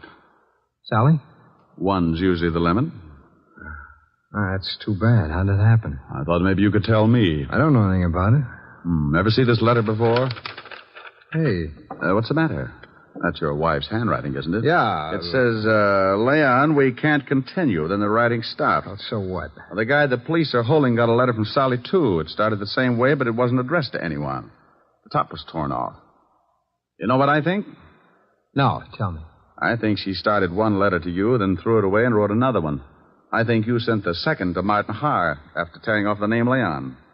Go on, Diamond. You didn't count on her starting a second one, so you went up to her apartment and killed her with Martin's own gun. Oh, with his own gun. Maybe you can tell me how I got it. Oh, I think so. You had to know a lot of things before you could kill your wife. What time Martin would arrive so the time of death would be close. You had to have his gun to leave by the body, and you had to have a witness who would swear Martin killed her. It had to be timed just right. You're talking yourself into a corner. How would I get all these things? By working with someone who was close enough to Martin. Maybe like his wife. You're crazy. Am I? She just drove me to this place. So what? A lot of people know this place. She told me she didn't. So I gave her an address 8 doors down, but she pulled up right in front of your door. Well, that could happen. It was too pat, Leon. Getting me to come to her place at 10 minutes to 8 and knowing her husband would leave close to 8. She had to know it because that letter was delivered just before I got there. Think you can prove it? You made one mistake. I didn't hear a shot when I got to your wife's apartment. I found out later that you could hear one all the way down in the street. Your wife was killed before Martin went into that building. Probably when you saw his cab pull up. Well, anyway, it's enough to hold you on, and I think we can prove later on that you've been seeing June HYER. You're a pretty smart shamus, Diamond. Oh, you mean you admit it? Okay, baby, come on in. June, come on out of there. Leon, are you crazy? Well. I didn't know you kept your back room stocked with nylons, Leon. Yeah. I guess you two don't need any introductions. Why did you have to drag me into this? You heard what Diamond said. He knows all about it. You got the car out back? Yes, but what are we going to do with him? Diamond? Well, he's going swimming with a barrel of cement. Lieutenant Levinson wouldn't like that. He knows I came here. You're lying. Wait a minute, maybe he isn't. Diamond was upstairs with him for quite a while. Okay, so we'll have to hurry things up. Leon, you can't shoot him. Yeah, you should know it's not polite to point. I'm not going to knock him off here in the office. We'll take him in the car and do it later. No, Leon. What do you mean, no? It was your idea to kill your wife. I just helped get the gun. I'm not going to be along if you kill Diamond. You're going to be right with me, baby, because you're in this up to your pretty neck, and I need that car. I'm not going to do it. Oh, yes, you are. Oh, you and Diamond go swimming together. Leon! Give me that gun. Let me go. Come on, drop it. You go to the devil. June, come back here. I'm getting out. You got me into this mess. Come back here, you dirty little tramp. Don't you take that car. You're not going anywhere, Leon. You want to bet? I'll fix you, Diamond. He hit me with the butt of his gun, and I went down like the price of wheat in July. As I picked myself up, I watched him run for the back door. June, wait for me. You're not going to leave me here to take a rock. I got my gun out and stumbled over to the window and looked out just as the car started up. I spotted Leon with a gun in his hand. He looked mean enough to start shooting with it. He did.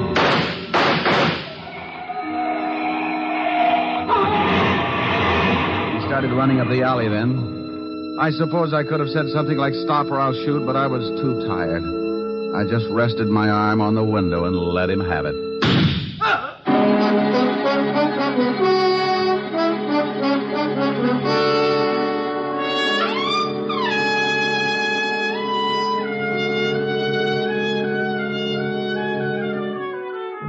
Well, Walt finally showed and cleaned things up.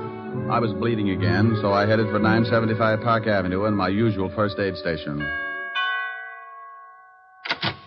Yes? Hello, Francis. Miss Asherin? Oh, my goodness, Mr. Diamond. Come in, sir. Come in.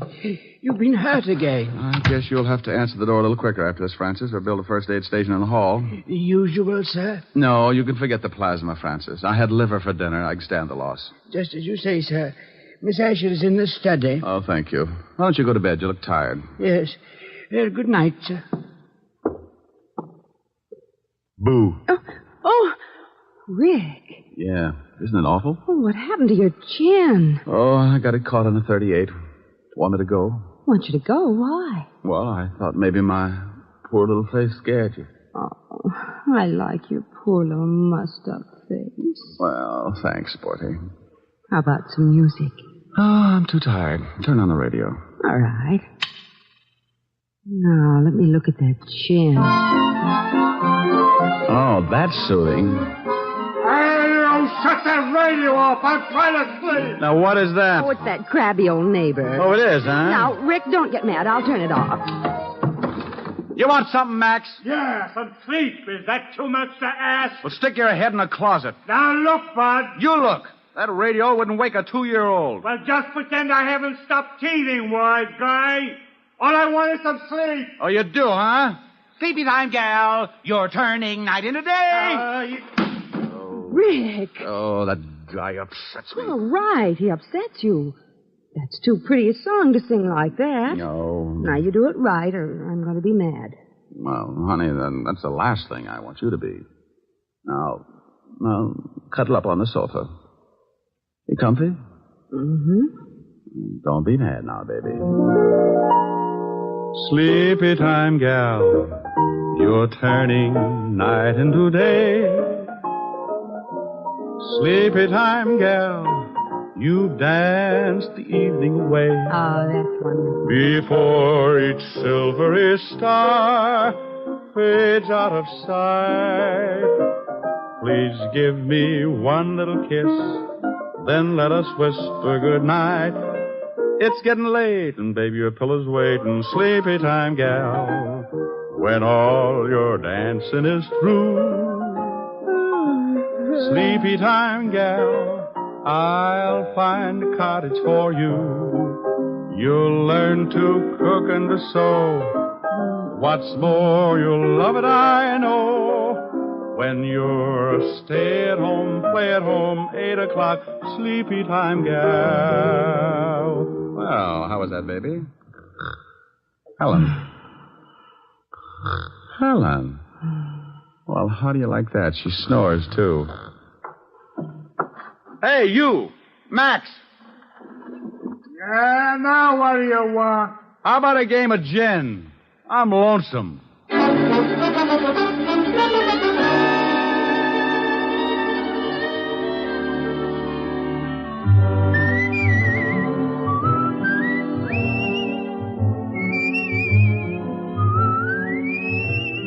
have just heard Richard Diamond, Private Detective, starring Dick Powell. Helen was played by Virginia Gregg.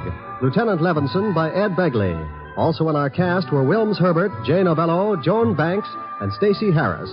Music was under the direction of Frank Worth. Richard Diamond is written by Blake Edwards and directed by William P. Rousseau. Dick Powell soon will be seen in the screen version of the best-selling novel, Mrs. Mike.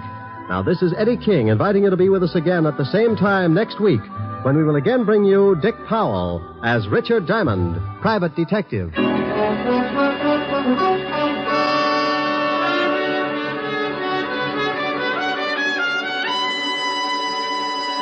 This program has come to you from Hollywood.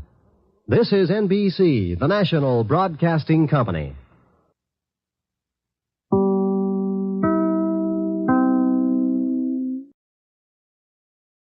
Here is another in NBC's great parade of new shows.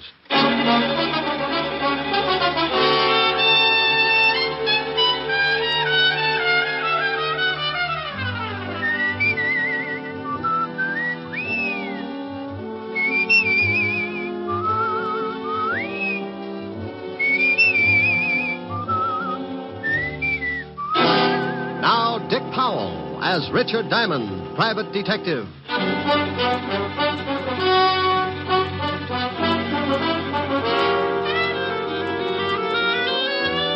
Hello there. This is Diamond. You know, I'm sure a lot of you people have never seen this big city of New York that I live in, but you ought to. It's really worth seeing. I don't mean a 4-bit tour in a bus. I mean that one time that you stop along the way and really take a good look. Maybe it's from a building 40 floors up.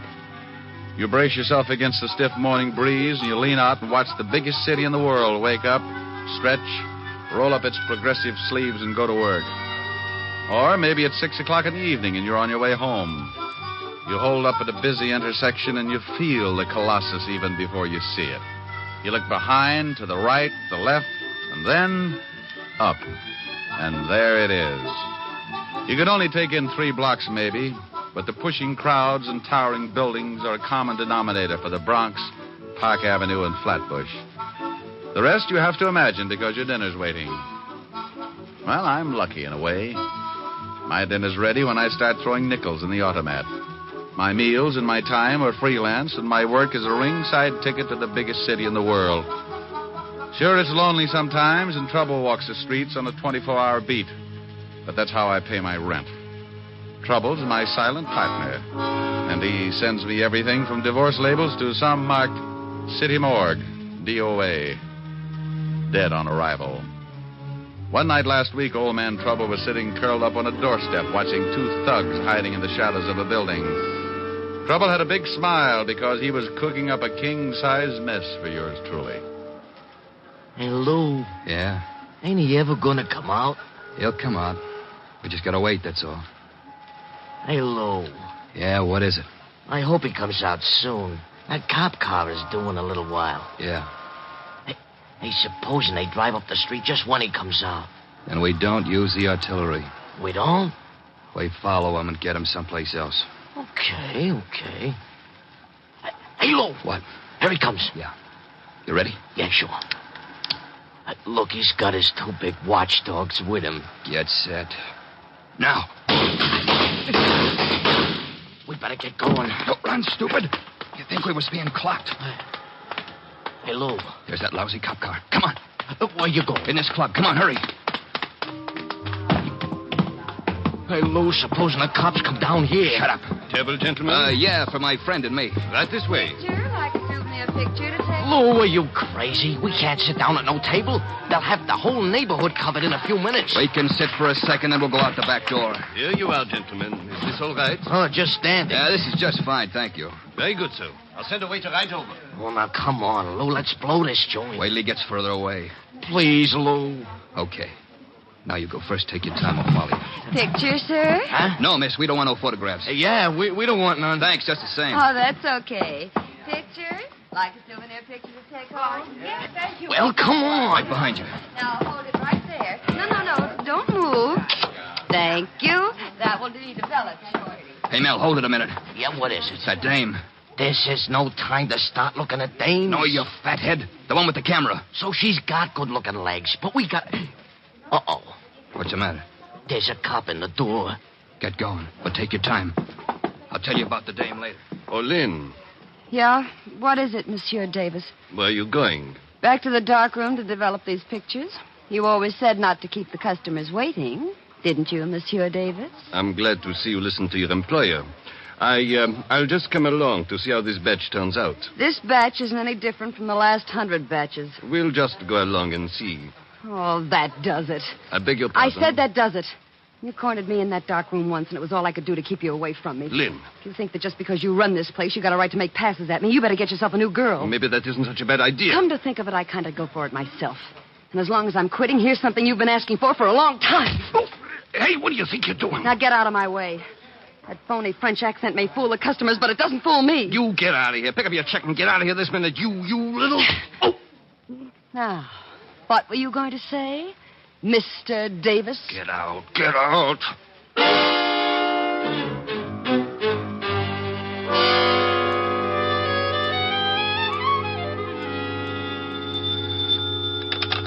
Diamond Detective Agency, if you've lost a body, let us dig it up. Oh, Rick, that's awful. Depends on who we dig up and how long he's been there. Rick, Hello, Helen, baby. you're simply gruesome. I know it, but my tongue matches my shirts. What do you do when you wear stripes? I tell everybody I've been licking barber poles. Oh. Nah. Thought you'd catch me, didn't you? No, I don't think I'll ever catch you. Oh, I think you're the prettiest little old gal in the whole dang breasted state. Flattery will get you nowhere. Have we got a date tonight? Only if the elevator's still running. Mr. Diamond? Hmm? Oh, I'll call you back later, honey. I think I just sighted the client. Mr. Diamond, please, I've got to talk to you. Well, honey, go back and shut the door. If too much smoke gets out of here, the ceiling will cave in. What? Oh, yes. All right. Rick, did I hear a girl's voice? I think so.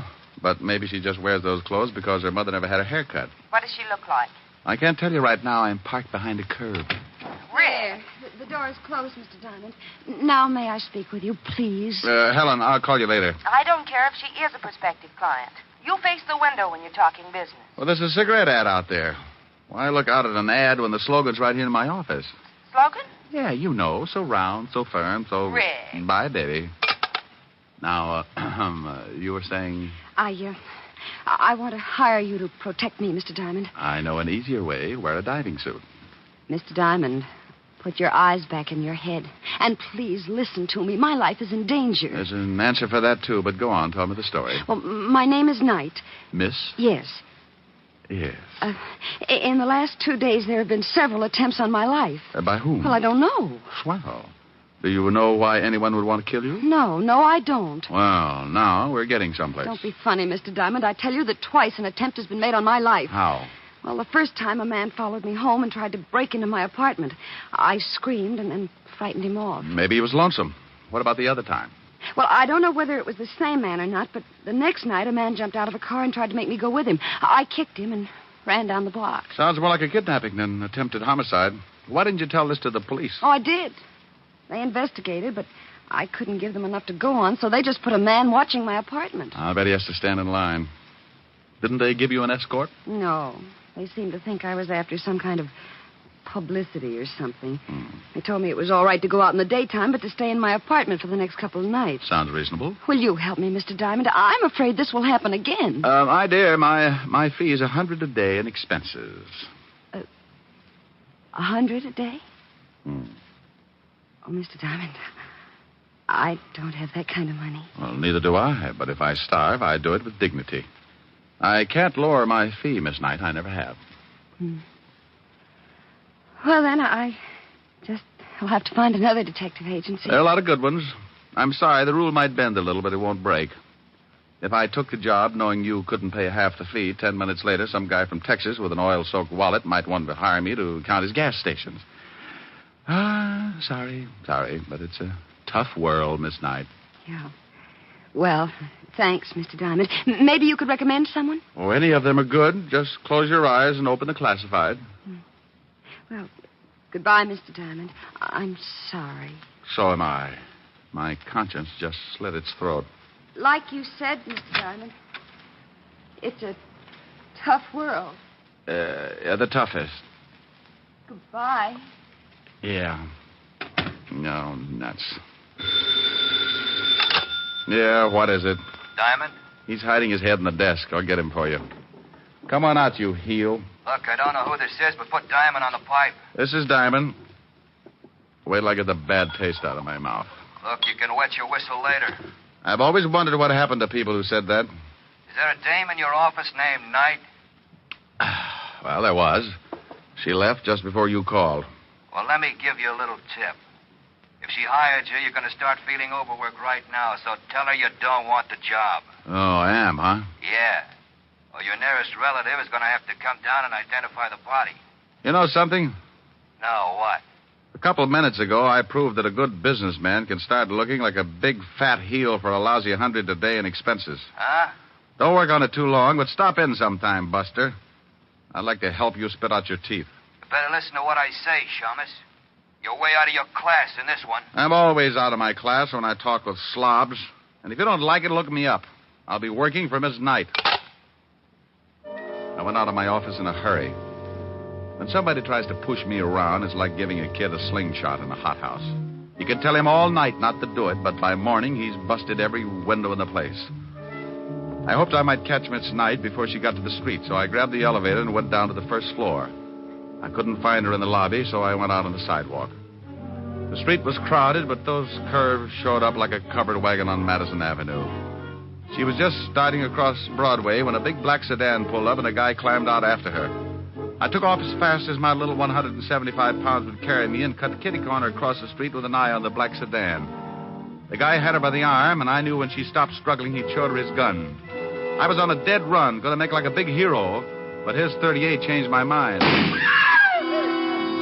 He missed with the first one, then he shoved the girl away from him and tried again. I could hear the slug whine past my head, so I hit the sidewalk right next to the girl. He jumped for the car. I just lay there and watched him drive off. Did you get the license number? Oh, it was covered with mud. Gee, I guess we must look pretty silly just sitting here. Yeah. Got some jacks? I'm a whiz at forces. Maybe you believe me now, Mr. Diamond. Yeah. Here, let me give you a hand up. Thanks. Now, come on, let's get out of here. We're collecting a crowd. Where are we going? I know a policeman who can't understand attempted assault. He says it's not necessary. And believe me, baby, he's got a cure for it. Come on.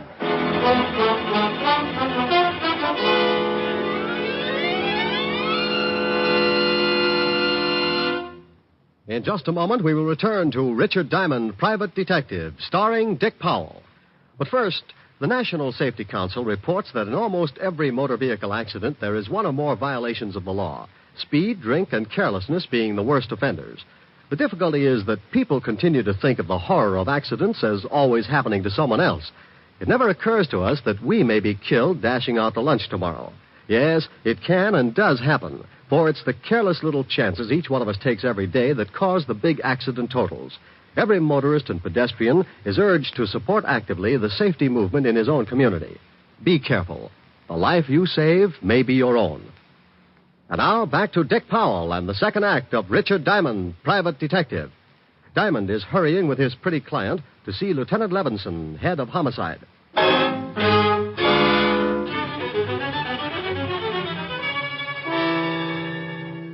I hailed a cab, and 10 minutes later, Len Knight and I were walking into the 5th Precinct Police Station. Sergeant Otis looked up and started to say something, but when he saw what I was with, he changed it to a low whistle.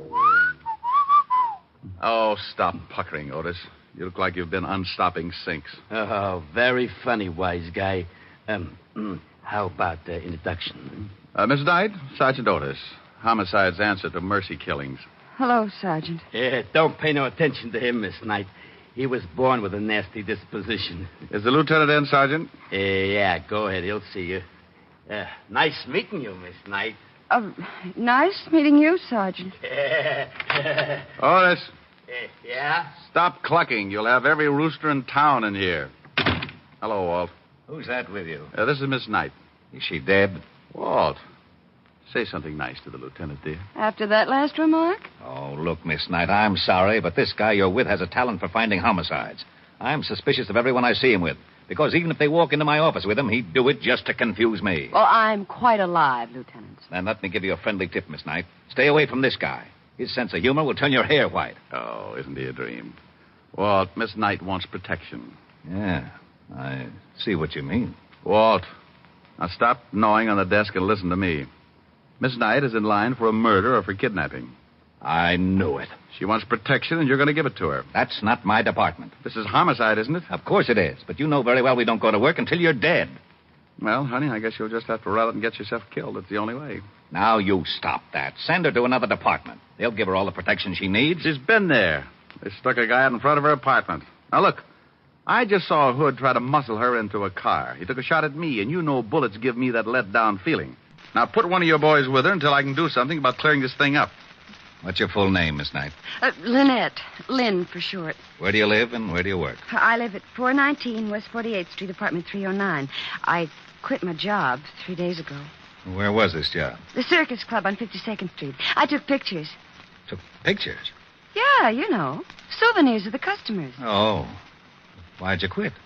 Well, my boss got grabby. I slapped him around. Hey, wait a minute, honey. Did you say Circus Club, 52nd Street? Yeah, what about it? Walt, didn't somebody gun down Al Rigoletta and two of his boys right near there? Say, you're right. 3 nights ago. You didn't see that shooting, did you, Miss Knight? Well, no, but I read about it the next day. Well, if you didn't see it, they couldn't want to get at you just because you were a witness. Oh, this is screwy. What have we got to work on? You just put a man to guide her. I'm going to see what I can do. All right, but only because I owe you a favor. Otis. Yeah, Lieutenant? Get in here. Otis? Yes, Otis. He's not as stupid as he looks. Want to bet? He couldn't be and live. You want me, Lieutenant? Not for keeps. I want you to stay with Miss Knight here until I tell you to come home. Somebody's trying to get rough with her. Got it? Yeah. Walt, have you found any eggs around the office? Eggs? Otis, where do you hide your nest? Oh, Lieutenant, make this guy lay off from me. Yeah, Rick, lay off the poor guy. Otis. Yeah, Lieutenant. Stop standing on one leg and wait outside, you mallet head. Oh, yeah, Lieutenant. Walt, I'll keep in touch. Okay. Mr. Diamond. Yes? Thanks. I'll make it up to you some way. Don't strain yourself. I like an obligation to be fun. It will be. Rick. Yeah? Bye. I left the 5th precinct and headed for the Circus Club. It was a small place with sawdust on the floor and colored decorations like the inside of a circus tent. The place was still closed, but a short, dapper little guy in a gray business suit answered my knock. Yes, you're from the police? Why? You need them? I just put in a call. Someone burglarized the place last night. Oh. You know a girl named Knight? Lynn Knight? That's it? I most certainly do. I fired her 3 nights ago. If she's in some kind of trouble with the police, she deserves it. You must run this place. That's right. My name's Davis. Would you like to take a look at the room that was broken into? I certainly would. What did they steal? That's just it. I don't know. They turned it upside down, but I can't imagine what they were after. It's a dark room. A dark room? Yes. I have several girls that take pictures of the customers. They developed the prints in the back of the cafe. Right this way. Forget it. But I thought you wanted... I'm not from the police, Mr. Davis. I'm a private detective. Tell me, did Miss Knight turn in all her film the night she quit? I fired her. Difference of opinion. Did she turn in all her film? Why, no. As a matter of fact, she didn't. She left with her camera, and several customers got rather angry when their pictures weren't developed. You mean her last roll was still in that camera? It must have been. She didn't leave it in the dark room. I looked. Where's the phone? Right over there.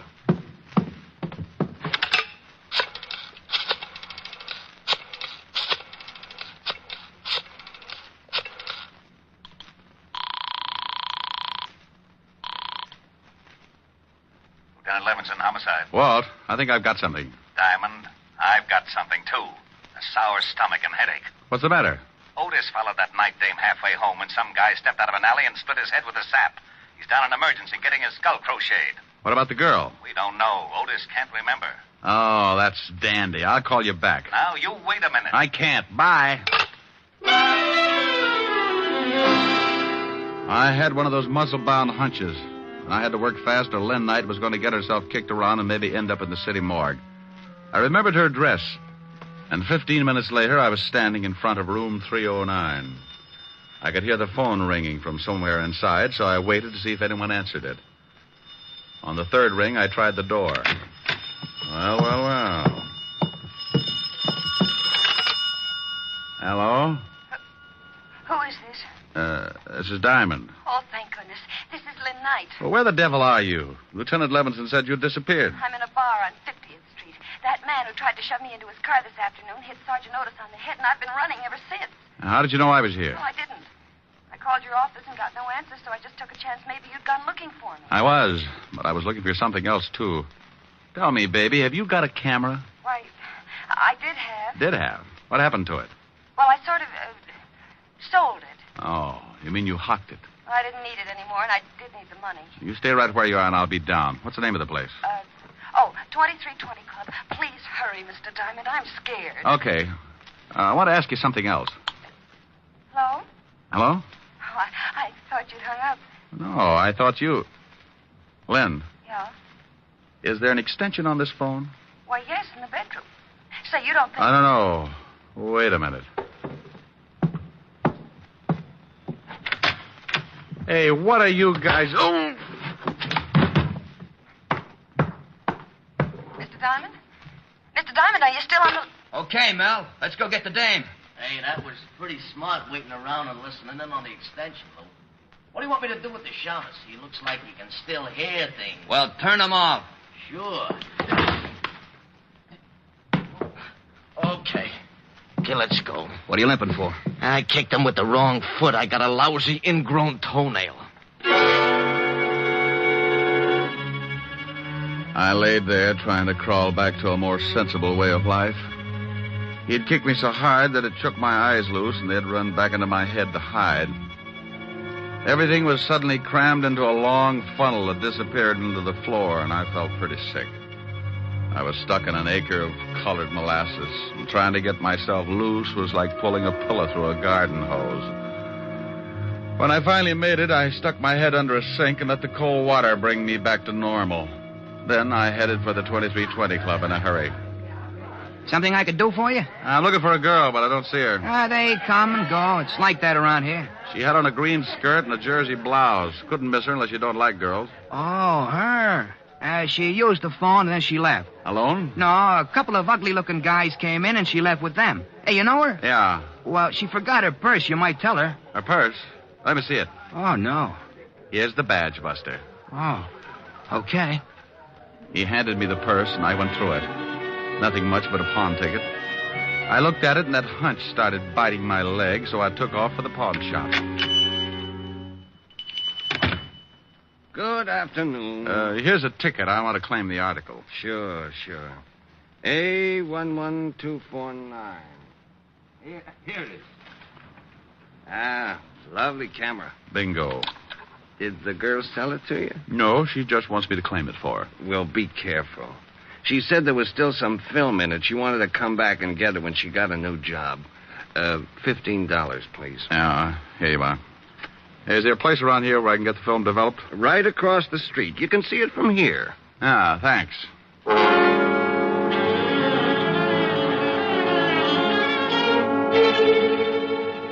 Here it comes. Yep, it's coming up, but we'll leave it in a little longer. Hey, maybe I'm nosy, but what's so important about this roll of film? I'll tell you better when I look at it. Well, I'll turn on the light. There you are. Yeah. Well, nothing on this one. Nope. Hey, look at this. Oh, some old guy with his wife. Is that what you wanted to find? You see those two guys in the background that look like they're just sneaking out of a chicken house? Yeah, so what? The one in the back is Lou Garzoni. The gangster? Yeah. Give me that negative. Let's get out of here. Well, you two holding hands in there? Hey, who are you and what's the gun for? Take it easy, Doc. He shoots people. That's right. Now back into the room. All right, but take it easy with that gun. Give me that negative, Shamus. Okay. Yeah. Now, where's the picture? It's still in the juice. Well, get it. I'll get it. That's better. Well, come on. I can't seem to find it. Oh, yeah?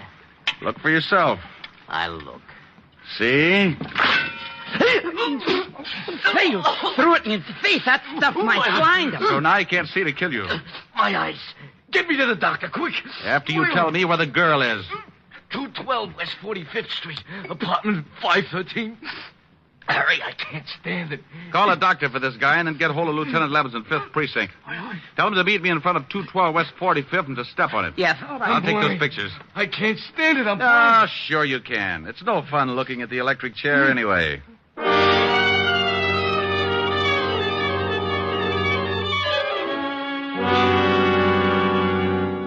Apartment 513, he said? Oh, here it is. Yeah. If Lou Garzoni's in there, we got to take him by surprise or he'll knock off the girl. Otis is down in the alley, so he won't get out that way. Well, here goes. I hope it works. Yeah, who is it? Oh, Mel had an accident. He sent me up to tell you. What's your name? Tony Vega. Well, why didn't you say so? I thought you was in stir... Coppers! You dirty duck, Walt! How about it, Walt? He's on his way. Where's the girl? Probably in the other room. Yeah. Take it easy, baby. All right. I'll get the gag on. There you are. Oh, Mr. Diamond. Mr. Diamond, he was going to kill me. Yeah, I know. Is she all right? Sure, Walt. Oh, how about Garzoni? No hurry for the wagon. Oh. Now, will you please tell me how you knew Lou Garzoni was in this apartment? Well, he and his boy were after a picture Miss Knight took. Here, this one. Ah. Here they are in the background. He was an old enemy of Al Rigoletto, wasn't he, Walt? Yeah. Why? Oh, I bet he was the one who rubbed him out. Then he and his boy ducked into the nightclub. Garzoni saw his picture taken, so they went after LYNN. Why, Mr. Diamond, Oh, what's the matter? you finally called me Lynn. Well, Lynn. You go home and take it easy. I might stop by tomorrow. What's the matter with tonight? I've got a piano lesson. Bye. Otis! Yeah, Lieutenant? Is it all over? Yes, you hammerhead. Now get out of that garbage can and see if you can find your way back to the station.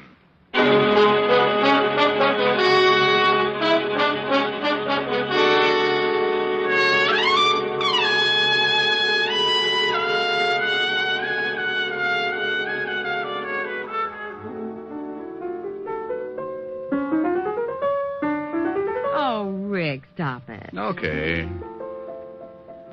Rick, tell me about the girl in your office. Oh, nice kid, lovely eyes. I'm jealous. Good for you. And I'm mad. You're so busy.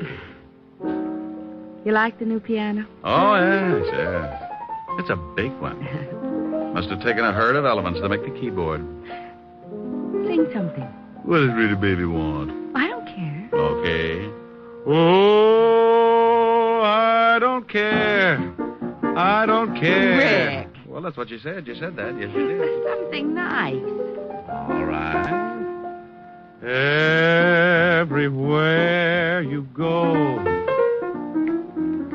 sunshine follows you. Oh, that's such a beautiful tune. Really? Everywhere you go, skies are always blue. Rick. I'm going to finish it. Children love you, they seem to know. You bring the roses right out of the snow. The whole world says hello. Everywhere you go. Do you suppose the guy who wrote that song ever got shot at? Oh, Rick, you idiot. Come here. Oh. This is much more fun than piano lessons.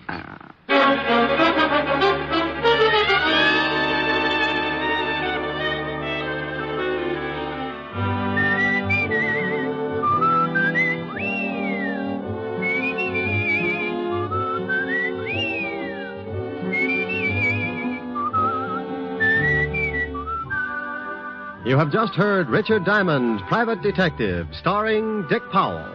Helen was played by Virginia Gregg, Lieutenant Levinson by Ed Begley. Also in our cast were Wilms Herbert, Joan Banks, Paul Dubov, Herbert Ellis, and Sidney Miller. Music was under the direction of Frank Worth. Richard Diamond is written by Blake Edwards and directed by Richard Sandville. And now, Dick Powell. Friends, I want to remind you of the wonderful group of programs NBC has on tap for tomorrow afternoon and evening. Shows like Hollywood Calling, Guy Lombardo, Four-Star Playhouse, The Ethel Merman Show, and the NBC Symphony. For the best in radio listening tomorrow and always, keep your dial tuned to your favorite NBC station. Dick Powell soon will be seen in the screen version of the best-selling novel, Mrs. Mike. And don't miss the interesting story, My Mr. Powell and His Mr. Diamond, in the September issue of Radio Mirror, now on your newsstand. Now, this is Eddie King, inviting you to be with us again at this same time next week, when we will again bring you Dick Powell as Richard Diamond, Private Detective.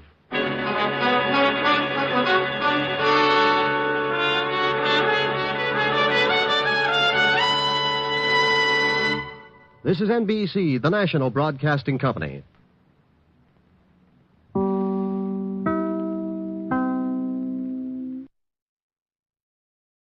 Here is another in NBC's great parade of new shows.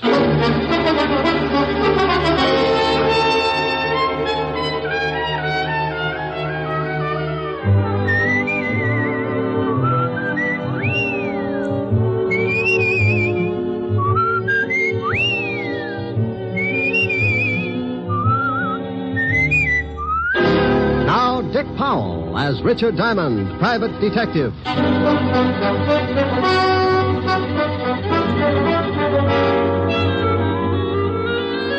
Hello there, this is Diamond. You know, there are a lot of people in a big city like this, good ones and bad ones. They walk down Broadway and rub elbows and you can't tell them apart. Why can't you? Because a lot of them were poured out of the same mold. Brought up in the middle of garbage cans and gang wars. Weaned on the smell of slums and conditioned to the taste of dirt and a kick in the ribs. By the time they get old enough to raise their fist, they're given two choices. Two ways to beat the gang wars and garbage can. One guy picks himself up, shakes off the filth, and jumps over on the right side of the fence. The other guy picks himself up, too. But when he does, he raises that fist and shakes it at the whole world because he wants things the easy way. He continues to shake his fist until someone shoves a gun in it. Then he's a swaggering giant. Sometimes he climbs over with his little bag of rot and hides in the lap of society. But take away the gun, and he ends up right back in the middle of the garbage cans with his face in the dirt. What about the guy on the right side of the fence? Well, you rarely ever hear of him, unless he becomes president or gets mixed up with the guy on the wrong side of the fence. Like the case I bumped into a couple of days ago. It all started in Central Park.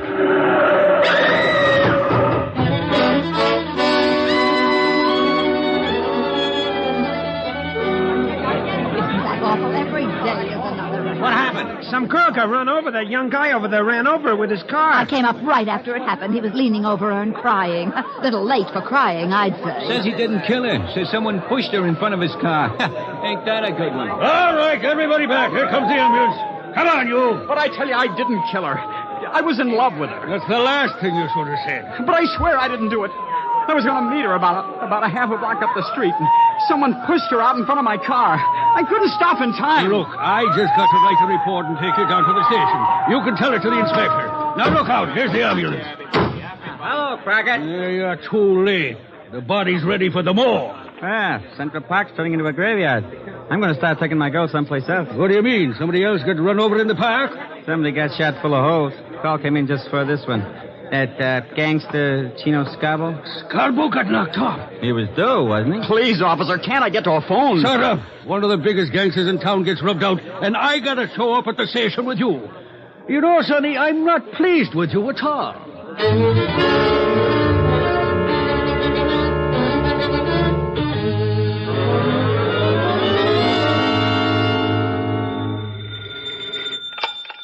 Diamond Detective Agency, corpses designed with you in mind. Rick. Oh, hello, Helen, baby. Where do you get all those awful slogans? Ghost Rider. Ho, ho, ho. Get it? Rick. Wasn't a riot. No, Rick.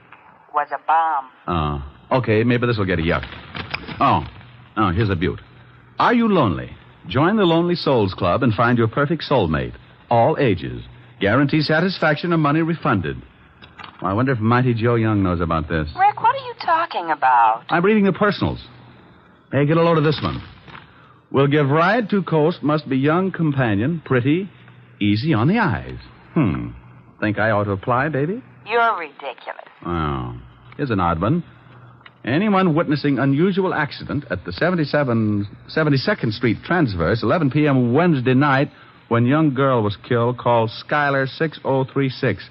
Urgent. That's in Central Park. Yeah, somebody's got troubles. Mr. Diamond? Hold it a minute, baby. Yeah, I'm Diamond. What can I do for you? I want to hire you. Helen. Yes, I know. Bye. $100 a day in expenses, sir. That's your fee? Yep. I like to give it to the prospective client first. If he turns green and faints, we both save a lot of time and talk. How do you feel? About the fee? Fine. Well, what else is bothering you? My son is being held on a manslaughter charge. Well, if he killed somebody, that's a job for the police. But he didn't do it intentionally. The girl was shoved in front of his car. That's his story. Yes, it is. And I believe him. Who was the girl, and why do you think anyone would want to kill her? Her name was Jean Cooper. My son was in love with her. Why anyone would want to kill her, I really can't say. Your name and your son's name, where he's being held? My name is Cook, Earl Cook. My son's name is Tom. He's at the 5th Precinct Police Station. Oh, wouldn't you know it?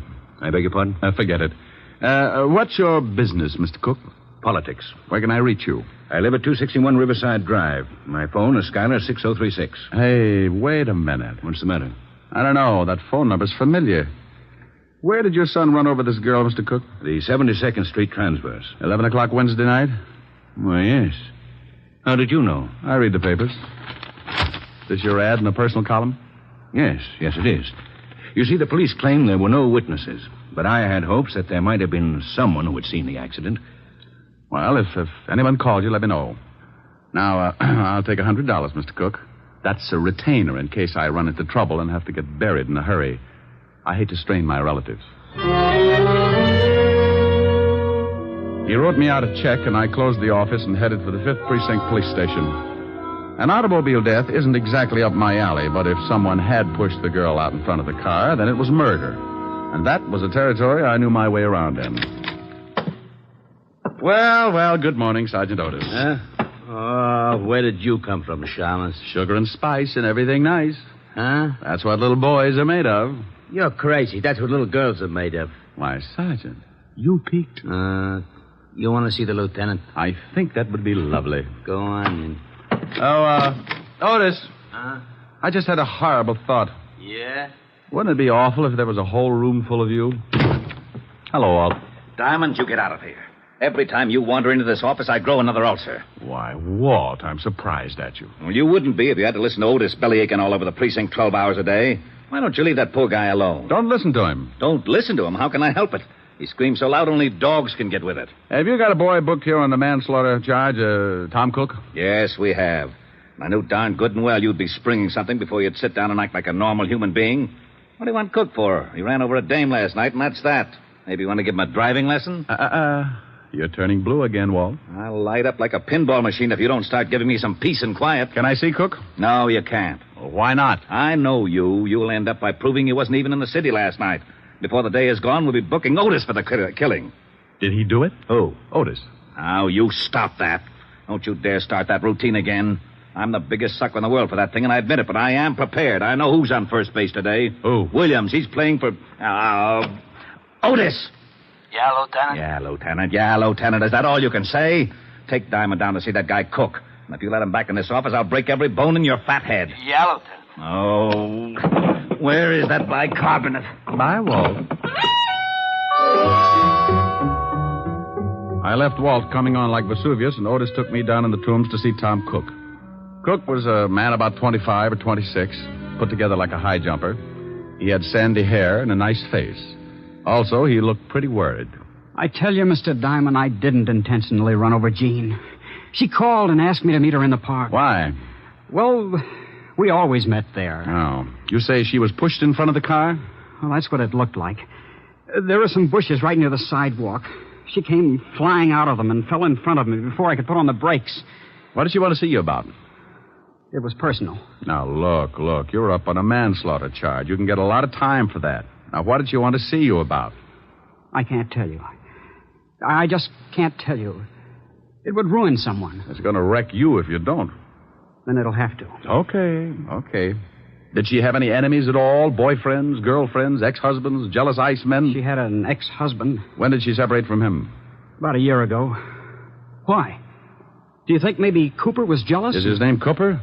Yes, John Cooper. Oh, live in town? Well, he was living at 498 West 81st Street, but that was a year ago. Okay. Tell me where your girl was living. 383 Madison Avenue, apartment 206. She was living under her married name, Cooper.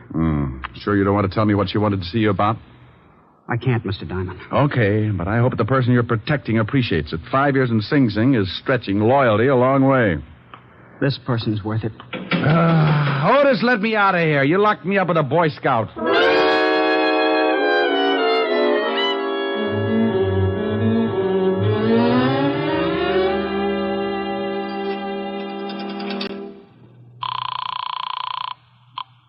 Yes? Mr. Cook? Yes? Who's this? This is Diamond. Diamond, I'm so glad you phoned. Oh? Remember my ad in the personal columns? Yes? Well, I just received a call from someone who claims he saw a man push a girl in front of my son's car. Oh. He said he was in a hurry, so he didn't wait around to see the rest. Can you imagine that? In too much of a hurry to stay round. No, I can't imagine it unless he was running away from something, didn't want to be caught. Did he tell you anything else? No, I asked his name, but he hung up. Oh. Well, if you hear from him again, call Lieutenant Levinson of the 5th Precinct. And I'll call you later. All right, Mr. Diamond. But now I'm sure my son is innocent. Well, I hope I can come up with more than your confidence. I knew a guy who yelled frame all the way to the electric chair. They fried him like a lean pork chop. I left the phone booth and took off for John Cooper's apartment. I found the place and gave my rabbit's foot a pat on the hock. The little bunny was still with me because a John Cooper was listed on the mailboxes. I took the steps two at a time. Yeah, who is it? The name's Diamond. I don't want any. I'm selling a homicide, complete with samples. You better open up. Hey, what are you talking about? I'm talking about your ex-wife. She was killed last night. What? Mind if I come in? No, come on in. Jean dead. How did it happen? She was run over by a car. Oh, that's awful. Are you from the police? You get a gold star. Where were you at 11 o'clock Wednesday night? I was right here in my apartment. You can prove it? Well, I didn't leave. I don't guess I can prove it. I hope you don't think I ran over Jean. I know who ran over. I'm trying to find out who aimed her. I don't understand. She was pushed in front of the car. How do you know that? Why shouldn't I know that? Well, I don't know. I guess you should. When was the last time you saw your ex-wife? Oh, about 8 months ago. We didn't get along, so we didn't speak after we split up. You haven't seen her since? No. Were you jealous of her new boyfriend? Jealous? Why should I be? Good question. I'll see you later, Mr. Cooper. Yeah. I hope I've been of some help. You've been dandy. I left Cooper pinning up his gold star and headed for the dead girl's apartment. I knew the law had already been there and that it would probably be locked tighter than a wine truck on Skid Row. I found the landlady's door and gave it a jolt. Yes? Oh, what do you want? I'm looking for the landlady. You want an apartment? We got one coming up in a couple of days. The dame that was in it croaked. You can pay in advance if you want it. Can I take a look at it? Nah. Lousy coppers told me not to let anyone in. You got my word, it's a good one. Oh, well, then you'd better let me talk to your mother. My mother? My old lady's been dead for 20 years. She has? Aren't you a little young to be running an apartment all by yourself? Hey, Sonny. Yes? How old do you think I am? Well, it's hard to tell. I'd say, about 28. Come on, I'll show you the apartment. But watch those steps. I think you could use some glasses. Right up here, handsome. Was the poor girl who died married? Used to be, but she got divorced. Here it is. There you are, honey. Go on in, take a look around. I'll go on back downstairs in case the law comes back. I'll have to stall them, I guess. Thanks, beautiful. Oh, that's all right, honey. When you're done, stop in at my place and I'll give you a drink of gin. I waited until I heard the old bat fly down the stairs, and then I took the place apart. It took me exactly 10 minutes, and even if I do say so, it was a pretty neat job. I was on the last lap, going through the wastebaskets, when I spotted something on the magazine stand. It was just below eye level. It was a late issue of a magazine, and it was addressed to Mr. John Cooper, 498 West 81st Street. I grabbed it and picked up the phone. Homicide, Sergeant Otis. Oh, this is Woolley. Wish you talking to Lieutenant Levinson? Oh, how are you, Woolley?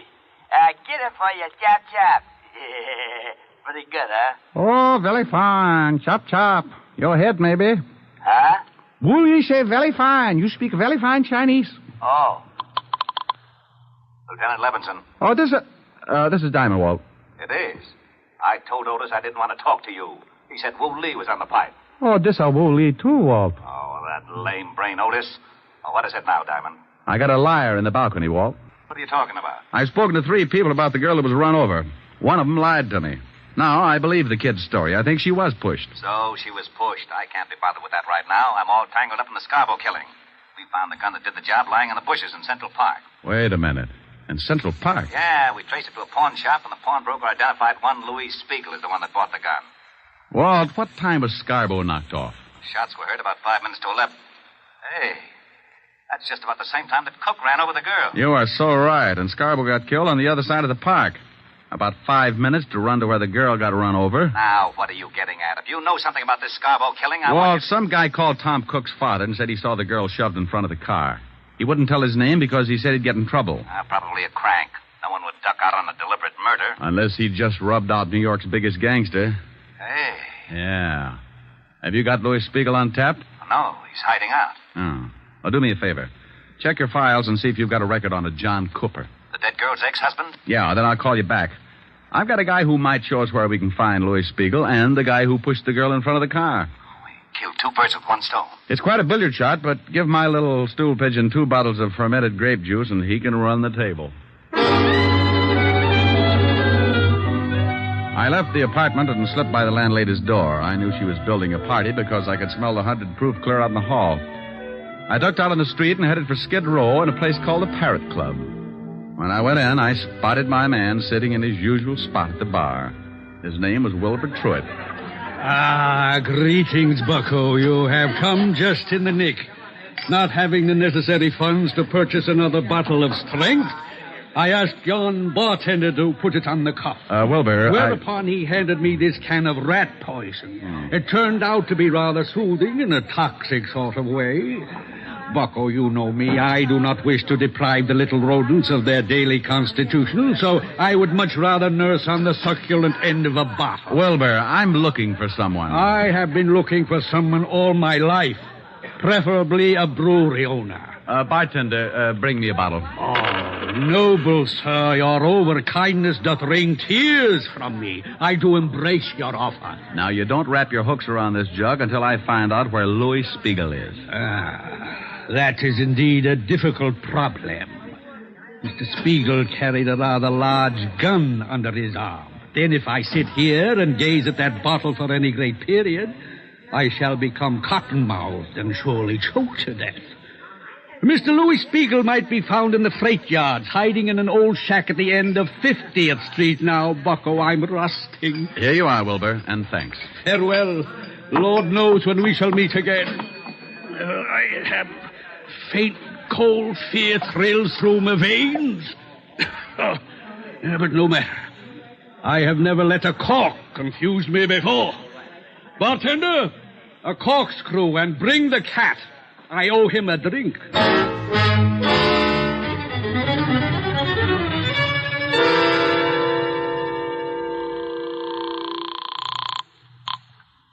Homicide, Lieutenant Levinson. Diamond, Walt, what did you find out? John Cooper has no record. Uh-oh. But George Kingsley has. Oh, alias? Yeah. George Kingsley, alias John Cooper, did 10 years for embezzlement. Oh, fine. Thanks, Walt. Now, here's the pitch. Lou Spiegel is in a shack in the freight yards at the end of 49th Street, North River. Get some men to surround the place and have Otis pick up John Cooper and bring him down there. I'll be there in half an hour and give you a couple of killers.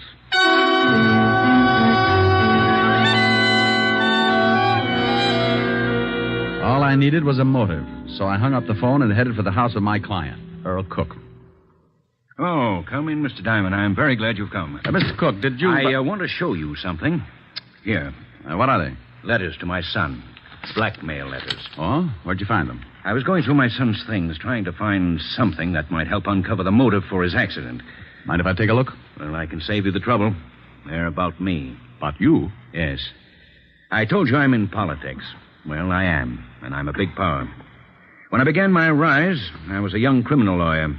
I had to accept a lot of cases that I might have turned down under different circumstances. I see. And the opposition tried everything to discredit me. Smear campaigns.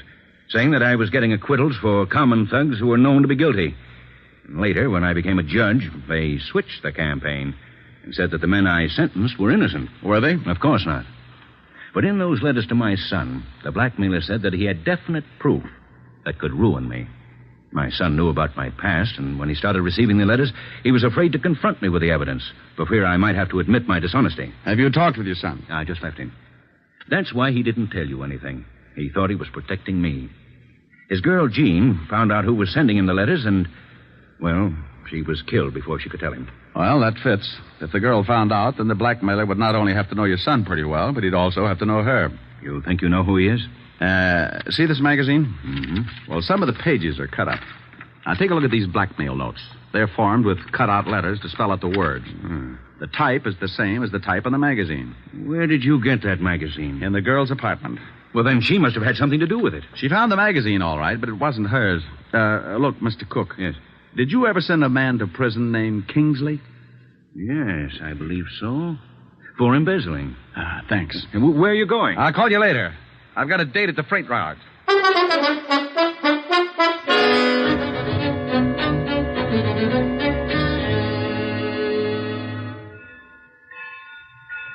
Oh, hello, Rick. We've got Spiegel boxed up. He's in that shack down there. Will he come out? If he does, it'll be feet first. Well, I guess he'd rather have it that way. Any shooting? He tried a couple, but I had the boys hold their fire until you got here. I see. Where's John Cooper? Otis hasn't showed up with him yet. Let me use your loudspeaker, Walt. Oh, sure, go ahead, but keep your head down. Spiegel. Spiegel, Lou. Why, that lowlife, I'll blast him to kingdom come. Hold it, Walt. Spiegel knows me. Louis. Louis, this is Diamond. I want to talk with you. You better get out of here, Diamond. This ain't none of your business. Lou, you've got my word there'll be no shooting. I want to talk to you. Look, Diamond. I know they want me for the Scarborough killing, and I say, okay, I done the job. But I'm allergic to electricity, and I don't like cops. You blow this place apart, I say okay, too. And that's the way I want it. How do you still want to talk? I want 5 minutes. Okay, come on down, but keep your hands behind your neck. Walt, no shooting, huh? Okay, but I think you're crazy. He kills guys for practice. I moved out from behind the boxcar and put my hands behind my head. I started down toward the shack, and I could see Spiegel looking at me over the barrel of a .45. One bad move from any of the men stationed around the yards, and I was going to get dead quick. I walked up to the shack and went in. That's far enough, Diamond. You've got 5 minutes. It won't take that long, Lou. Keep your hands where they are. Oh, I thought you might want a cigarette. Oh. Yeah, as a matter of fact, I'm all out. Yeah. Keep the pack. Just one. I got a date. Yeah. Light? I can make it. 4 minutes, Diamond. Did you see a girl shoved in front of a car the night you knocked off Scarborough? Yeah. I called some guy and I told him about it. I read his ad in the personals, but I couldn't do anything about it. Yeah, because then the law would know you were in the park. Looks like it don't make much difference now. The kid who ran over the girl is in on a manslaughter rap. You'll get 5 or 10. That's tough. You got 3.5 minutes. Lou, did you get a good look at the man who gave the girl the shove? Sure, I'd remember him. Rick? What do they want? I'll see. With your hands up, you'll see. Sure. What is it, Walt? Otis has got Cooper. Lou, will you do me a favor? I don't know. I want you to tell me if the guy they've got up there is the one who pushed the girl. Sure. But I can't see him from here. I'll have him brought down. I hope you ain't up to something. I don't want to see no kid get sent up on a bum rap. But if you get funny, you get holes. Walt, how about us bring Cooper halfway down to the shack? He doesn't want to go. Then drag him. I've only got 2 minutes. They bringing him? Yeah, here he comes. Okay. Out that door. What are you doing? I'm doing you a favor. I'm tired of this shack, and I'm walking out with you in front of me. Okay. Don't get too far ahead. Rick, what's Spiegel up to? I don't know. Hold your fire. I'm surprised at you. Even if I identified this guy, it wouldn't hold water. I got a bad reputation. Hey, what's going on? Take it easy, Otis. You can't do this to me. What's this all about? That's the guy, Diamond. I don't know what you're talking about. Sure you do. I saw you push that dame in front of the car. You're crazy. Now, I don't like that. You got just 10 seconds to admit it. I won't admit anything. Then I shoot you. Hey, you can't. Shut up, Flatfoot. Stay out of this, Otis. I tell you, I won't admit anything. 5 seconds. Come on, Cooper. I found out all about your prison record. I know Cook sent you up and you wanted to get even. You found those letters Tom wrote to your ex-wife, so you started blackmailing him. And I know you lied when you said you hadn't seen your ex-wife. I found a magazine in her apartment with your address on it. Time's up. No. All right, I did it. You're too late. I'm on schedule. Oh, you idiot. Why did you shoot him? What's the difference? I kill people, he kills people. Besides, he wasn't polite. So long, Diamond. You got your favor. He's making a break. You'll never make it. Spiegel, in the name of the law, stop! For what?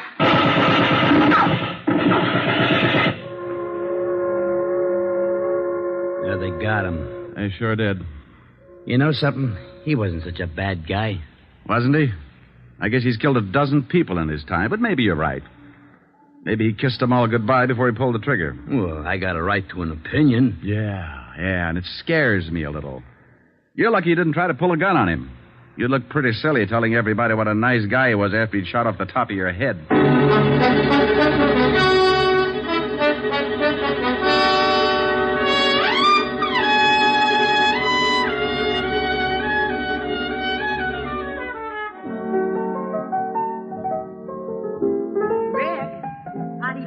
Lots of lemon, honey. What's that you're playing? I don't know. It says on the sheet music for kazoo and voice. You idiot. Here, see how this tastes. That's swell. But can't you drop a mussel in it or something? Now, that's plenty strong. Oh. The last time you complained about my weak drinks, Francis had to carry you home piggyback. Yeah, remind me to buy him a saddle. I hear they let the cook boy out of jail this evening. Well, how the dickens did you know that? Never mind, I find out things. You have been snooping. Well, you won't tell me anything about your cases. How did you find out? Helen? No. You'll be sorry. Here. You sing this, and I'll tell you how I found out. Well, I don't know whether I can. Your lips tell me no, but there's yes in your eyes. I've been missing your kissing just because I wasn't wise.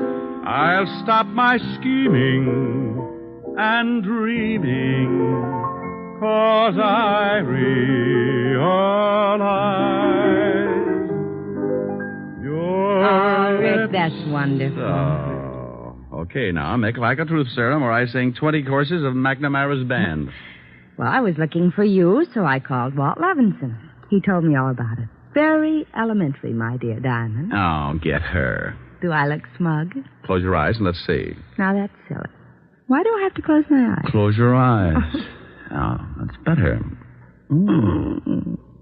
Rick, aren't you nice? I certainly am. But people always notice my dimples first. Come here. Helen. You're looking smug again.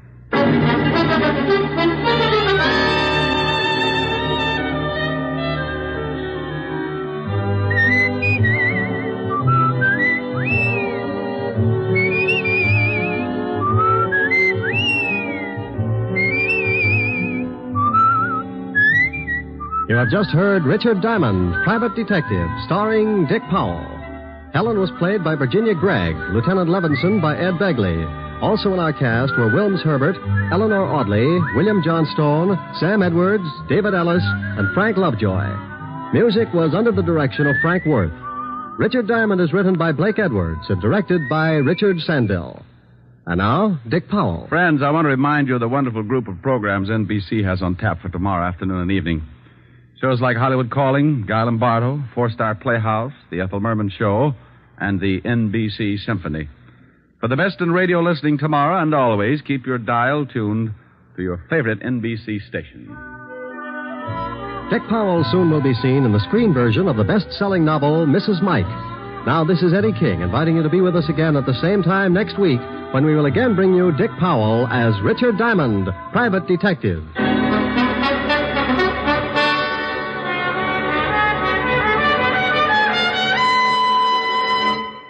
This is NBC, the national broadcasting company.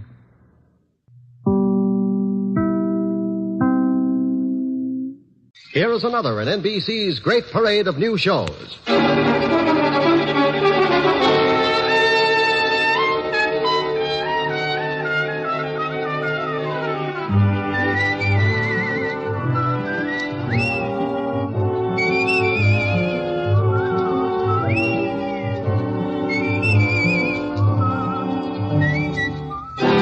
Now, Dick Powell as Richard Diamond, private detective.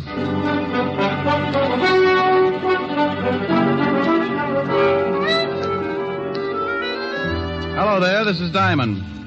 You know, I saw something the other day that's as typical of New York as the Empire State Building. I was walking down 2nd Avenue when I spotted some kids around the fire hydrant. They'd turned it on, and the whole gang was splashing around, keeping cool. They'd done something else, too. They'd found a barrel. And I suddenly remembered when I used to play in the gutter with the same kind of barrel.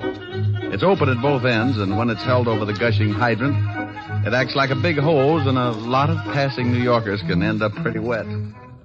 I stopped and watched, and just like always, one of New York's finest showed up and the kids scattered. He turned off the water and the fun was over. Oh, but not for long. Somebody was sure to give the kids a monkey wrench, and 10 minutes after the cop had disappeared, the street would be flooded again. Yeah, a kid can have a lot of fun, even in a big city. But it's unfortunate that every once in a while there's a boy who forgets to have fun and heads for trouble. Like a case I got mixed up in not long ago. It all started in a candy store under the L on 9th Avenue.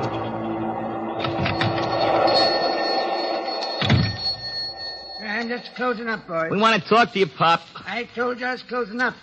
Come back tomorrow and we can talk then. Eddie said he wanted to talk to you, Pop. You better listen. Yeah, what is this? You kids get out of my store. You want to buy something, you come back tomorrow. You ain't been making enough on your number sales. We come to see why not. Oh, so that's it. First, they threaten to beat me up unless I sell the numbers. Then they get sore because I ain't selling enough and send young hoodlums to see that I do. Well, you go tell your boss that I'm through selling numbers to poor people who think they can get rich quick. You tell your boss if he don't like it, I'm going to the police. Tell your boss that. Sure, we'll tell him. But he wants us to tell you something. I don't want to hear nothing from you bunch of no-goods. Now, you get out of here. Oh, no, that ain't nice. Is it, Jim? No, that ain't nice at all. I told you to get out. If you don't, I'll call a cop. You ain't calling anybody, Pop. Here, what are you doing now? You get away. Help, please. No, please, help. Shut up. Okay, Jim, make him shut up. Please, I'm an old man. Yeah, sure you are, Pop, but old guys like you need exercise. Think he's had enough, eh? Yeah, grab some cigarettes and cigars off the counter. Yeah, sure. Hey, we better get out of here. Maybe somebody heard him yelling. Okay, grab me a box of candy, too. I got a date with Nancy tonight. I'll grab a couple. I got a date, too. Let's go.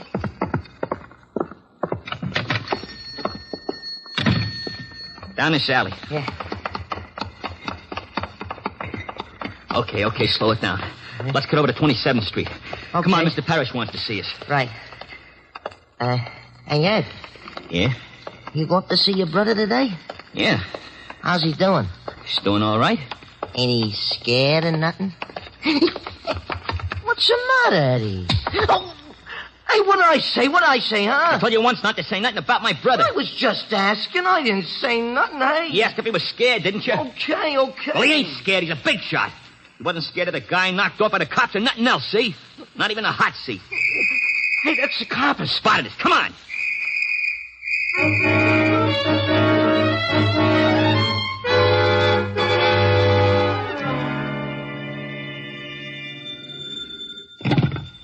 Diamond Detective Agency. We filter the choke on the way to your throat. Oh, for Pete's sake, Diamond, aren't you ever serious? Well, Lieutenant Levinson, what's the matter with you? Did someone swipe one of your ulcers? Now, stop that. I wouldn't call you unless it was something important. I know. You're losing Sergeant Otis to Barnum and Bailey. You stop that. Ringling Brothers? Don't be ridiculous. I'm not.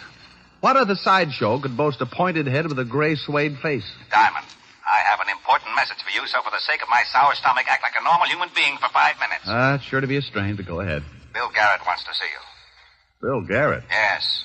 He goes to the electric chair tonight at 8 o'clock, and he wants to see you. Well, he can't sit in my lap. Now, look, I don't like the type any more than you do. He's going to die, so why the cracks? The guy he shot had a wife and 2 kids. Maybe you want me to make cracks about them? All right, but will you see him? It's his last request. All right, sure. I'll call the warden and tell him you'll be up. You be sure and put in the call. If Otis does it, the warden will get so confused they'll turn Garrett loose and toast me. Well, in my business, you get a lot of screwy ones. But you never know where they'll lead, so if you've got that nervous, got-to-get-in-trouble feeling, you follow it up. I put in a call to my lovely redhead, Helen Asher, and told her I'd be a little late, but to keep the bottle spinning anyway. Then I took off for Sing Sing. Hello, Garrett. Hello, Simon. I'm glad you got here. Wouldn't miss it. Neither would I unless I could help it. Look, Garrett, I'm busy and you're on a tight schedule. Now, what's on your mind? Well, it's like this, Rick. The name's Diamond. Okay. I know you hate guys like me, but I ain't ashamed of what I've done. That's the way I lived. That's the way I'm going to go out. If you want someone to listen to you feel sorry for yourself, you'll be along in a few minutes before 8. Maybe I better forget it. You ain't got no use for nothing. I got use for everything that doesn't include guys like you. There's no middle with me, Garrett. It's got to be right or wrong. And right keeps you out of trouble, huh? Well, not always. But it helps people to live together. Okay. I guess you know I got a kid brother. Yeah. He's going on 17, and it looks like the family's going to have another guy for you to hate. What do you want me to do? He thinks I'm a big shot. I want you to convince him I'm not. Oh? What's he done? I don't know, but he's just like I was when I was that age. Tough, wise guy. He wants to be just like me. Oh. Has he been up here to see you? Yeah, but that don't change his mind. Just makes him madder at the world. I ain't getting soft, see, but he's a great little guy and he's smart. A lot smarter than I was. It's just going to take someone to show him which foot to get off on. Okay. What's his first name and where can I find him? His name's Eddie. He's got a club they call the Panthers. You know the kind. Yeah, with me it was the Brownies. It's over on 26th Street, and he's got a girl he told me about. Her name's Nancy Hyde. She lives with her aunt over at 37th Street. Okay, I'll see what happens. He's tough. Oh, lots of guys are tough, Garrett. Sometimes if they get a break, they turn out to be so tough they even get to be All-American. Hey, I'd like that. I'd like to see the kid get to be All-American. That might be a little difficult, but you never know. Maybe they've got television down there.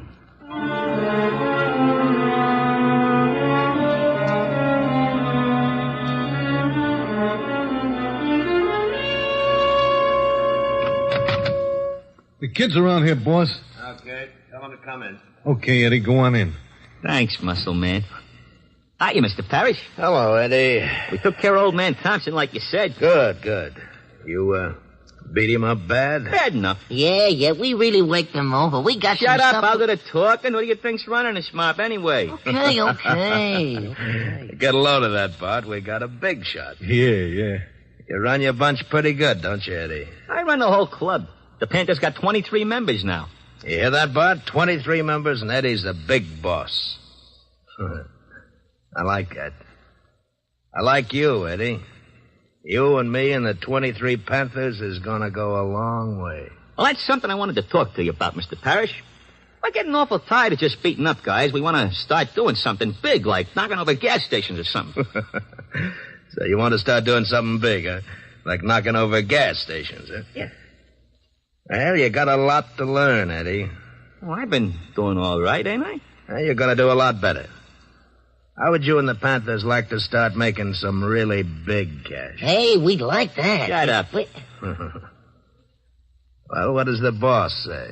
The boss says great. What do we do? It's a cinch. Bart, go out in front and see that we ain't disturbed. Yeah, sure thing, boss. Bart carries a gun, don't he, Mr. Parrish? Yeah, Eddie. He carries a big one. I'm going to carry one someday. Sure you are. You're going to be a big shot. But you got to learn first. You got to start from the bottom to be a big shot. Now, here's the pitch. You get your gang together and explain that...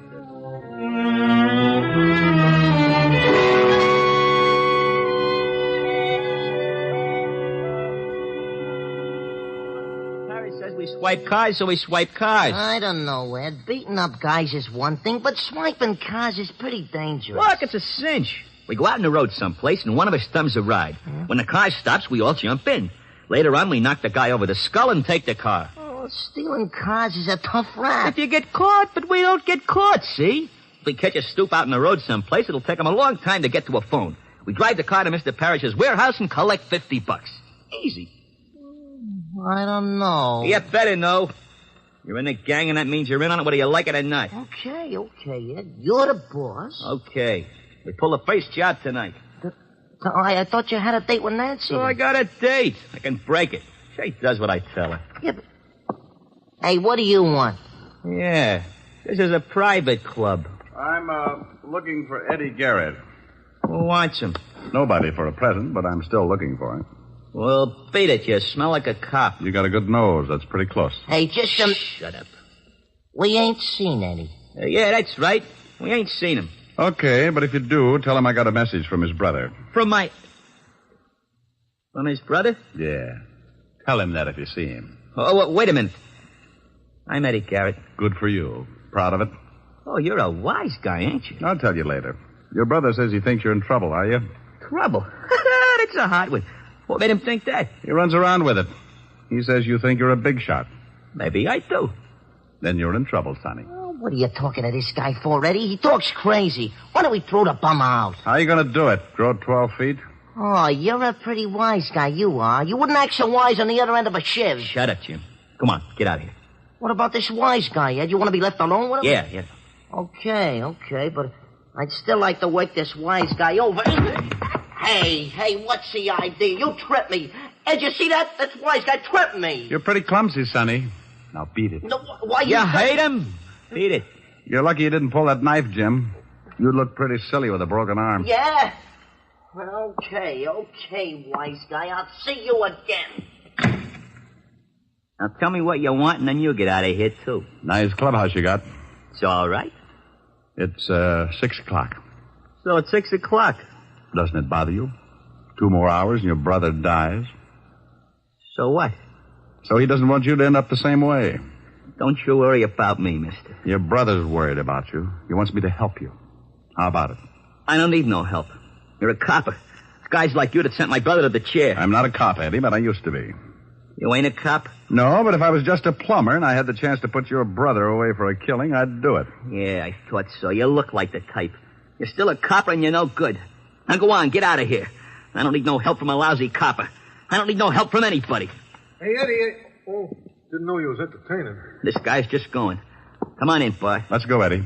What do you mean, let's go? I want to talk to you. We'll go up to my place. I ain't going nowhere with a lousy copper. Copper? Yeah, he's been here preaching to me. Better leave, Flatfoot. Come on, Eddie. No, I ain't going nowhere. You heard what the kid said. Now, look. Yeah? Well. Guns and everything. Like it? Goes bang, bang. Hey, wait a minute, Bart. I don't want no killing. Oh, don't worry, Eddie. I'm just going to put the Flatfoot to sleep. Oh. Hey, you slugged him with the gun. Mr. Parrish wants to see you about tonight. Huh? Okay. He ain't dead, is he? No. I just tapped him a little one. Come on.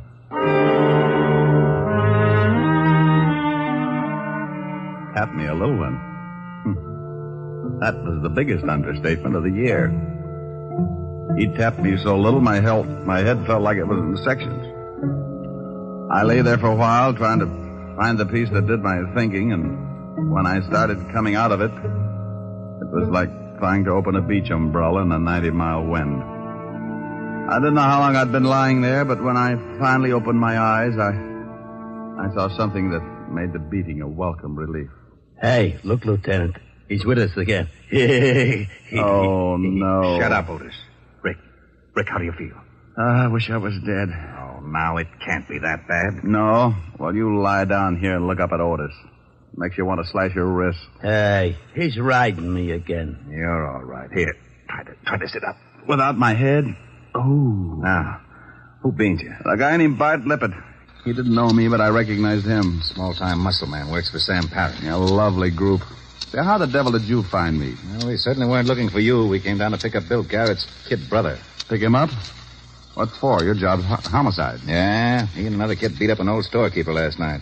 The guy's in pretty serious condition. Oh, no. How serious, Walt? Well, the doctors say critical, but he does stand a chance. Hey, now, wait a minute. Where are you going? What time is it? 7 o'clock. Why? I got an hour to keep a promise. I hope that storekeeper doesn't die. If he does, Sing Sing will be building their electric chairs in tandem.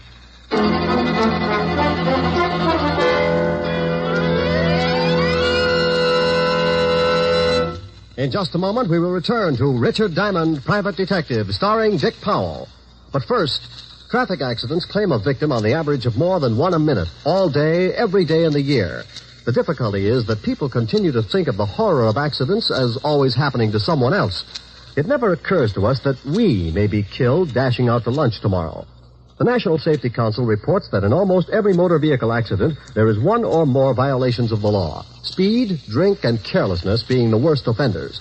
Every motorist and pedestrian is urged to support actively the safety movement in his own community. Be careful. The life you save may be your own. And now back to Dick Powell as Richard Diamond, Private Detective.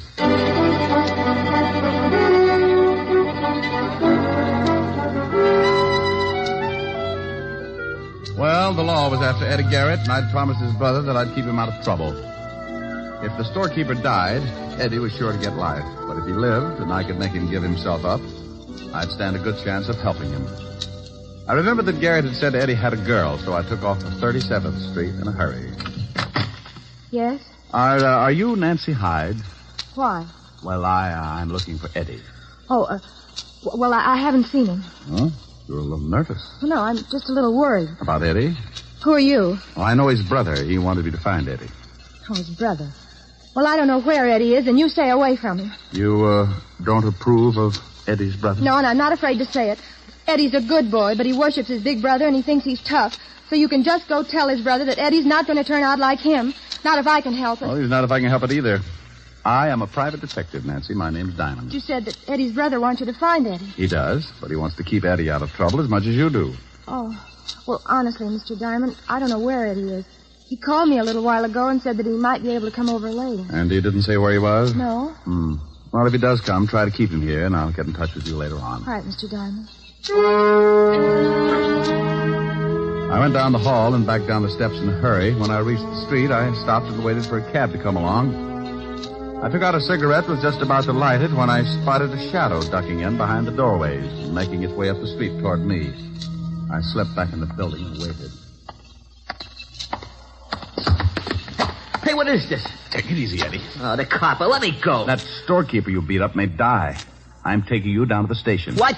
That's right. He's in a bad way. Now, come on, let's go. I might have known it. But you said you wanted to help me. That's a laugh. This is the only way I can help you. Oh, sure. Well, if the law picks you up, you won't stand a chance.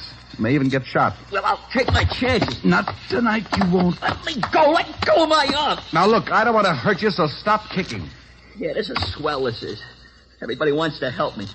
My brother's going to chair, and if that old guy dies, I'm going to prison. Please let me go. I just as soon get shot. I ain't got nothing to live for. Now, take it easy, kid. The old boy might not die, then we can work something out. What was that? That's Nancy. That's Nancy. Let me go. Come on. I turned him loose, and we both went up the stairs 3 at a time. We reached the door, and I got that lousy feeling. The screams had stopped, and from the way she was yelling, it would take a lot to shut her up. Like dying. It's locked. Nancy. Nancy. She don't answer. Look out. She ain't here. Look in the other room. Nancy. Man, honey. She ain't in here either. Hey, what's the gun for? Come out of the window, quick.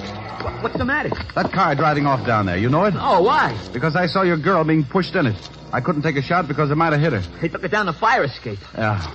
Eddie, who would want to kidnap Nancy? I don't know. You're working for Sam Parrish, aren't you? How did you know that? I recognized his muscle man just before he put me to sleep. I ain't saying nothing. Now, look, you stupid little idiot.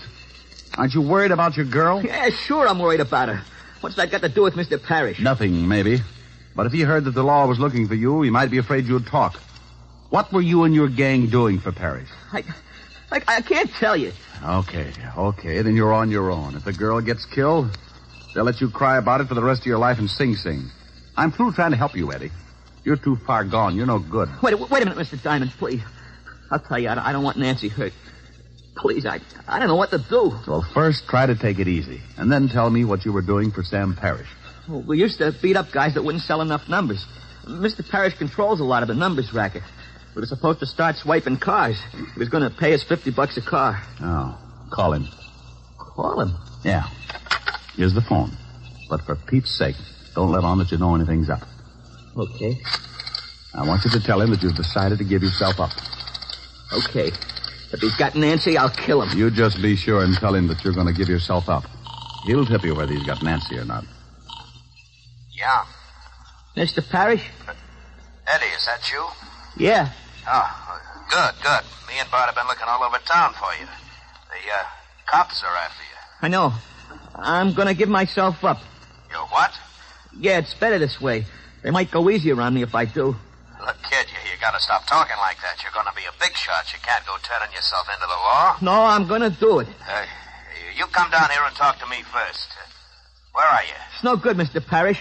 I'm leaving for the station right now. Eddie? Yeah? You ain't going nowhere unless you want to see your girlfriend scooped out of the East River. You have got her. Sure, I got her. So you get on down here. I just left her and she don't look so happy. She's with Bart, and you know Bart. Well, you're dirty, no good greaseball. You get out of my office in 20 minutes or I'll call Bart and the little girl dies. Now get down here. Hello. He's got her, Mr. Diamond. I gotta get down there or he'll kill her. Where's his office? He don't have Nancy there. He told me she was with Bart. I gotta go. You do and he'll kill you. Then he'll do the same with the girl. You can't take the chance. What are we gonna do? I only got 20 minutes. Does Parrish have another office or a hideout? No. Wait a minute. Yes, he does. Sure, the warehouse. He told me about it this afternoon. We were supposed to take our stolen cars there. Okay. I'll call Lieutenant Levinson and tell him to meet us there. You think that's where they got Nancy? I hope so. 20 minutes isn't much time. I put in a call to Walt and briefed him in a hurry. Then Eddie and I took off for the warehouse. It was at the foot of 14th Street, and by the time we got there, we had only 10 minutes left. The building was as dark as a foggy grave and locked tight. We found a window in the basement and finally jimmied our way in. You all right, Eddie? Yeah, but I can't see nothing. Come on. That looks like some stairs. Maybe we guessed wrong. Hey, what was that? I don't know, but there was a jockey on it. Come on.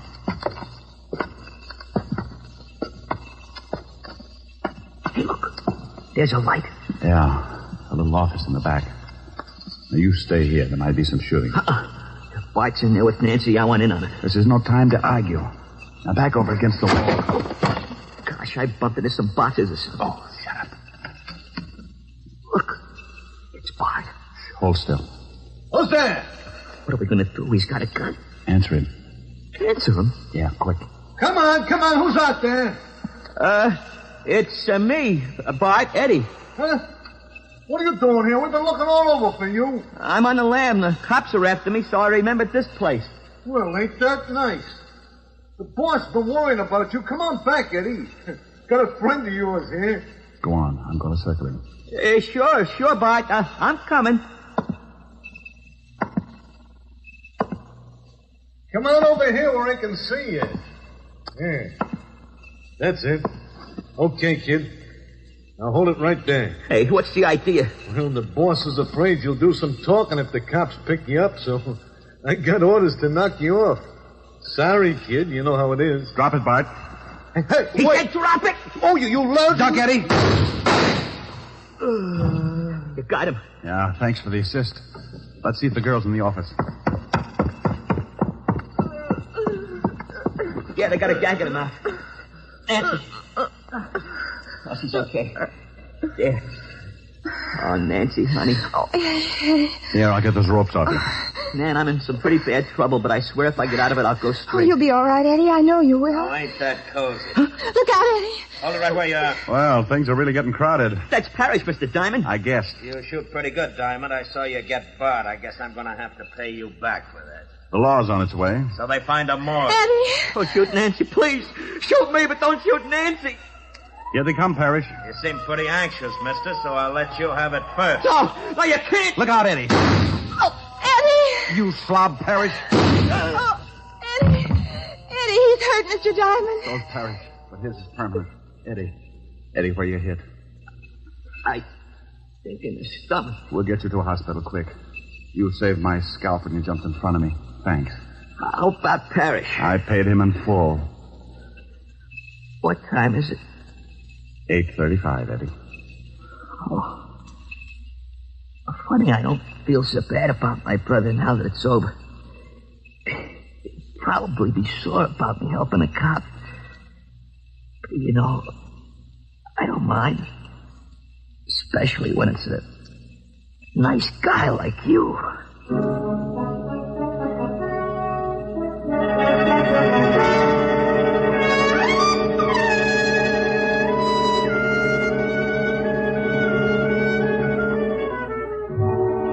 Well, Walt busted in. They got Eddie to the hospital.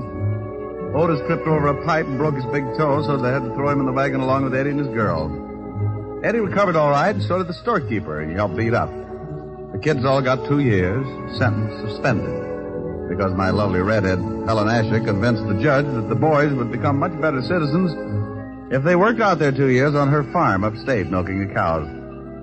Before Eddie left for the farm, Helen had him over to the house, and he brought his girlfriend. Well, we gotta be going, Mr. Diamond. I gotta catch a train. Thanks for the swell dinner, Miss Asher. It was my pleasure, Eddie. It was wonderful. Oh, Mr. Diamond. Yes, Nancy? Miss Asher was telling me that you sing. Oh, Miss Asher is sometimes afflicted with an extreme case of blabitis. Rick! Hey, I'd like to hear you sing something before I take off. Would you, Mr. Diamond? Certainly he would. Do you want it after I tear out your pretty tongue with the lungs, or before, you dear, sweet little girl? Now, you mustn't talk that way in front of guests, Rick. They'll think we're married. Oh, he's not as tough as he sounds. Now, come on, Mr. Diamond, give. Yeah, I'll give you a hit in the head. Helen, after Eddie hears me, he may realize that crime does pay. It's on your pretty head. Just sing. Stop making like a prima donna. What do you want to hear? Oh, something romantic. Oh, bless your little pointed head. You kids go sit on the sofa. Okay. Come on. Where are you now that I need you? Now that I want you so badly, I cry. Where are you? Where did fate lead you? Funny how I dreamed you'd still be standing by. The pretty one. I had you at my beck and call. I called you any time at all. I guess I took you too much for granted. I never thought I'd lie, awake and sigh. Where are you now that I need you? Now that I love you so madly, I could die. Well, how was that, kids? Rick, look. Well, how do you like that? They're stealing our stuff. Come on, Eddie, break it up now. You got to catch a train. Eddie. Nancy. Oh, my goodness.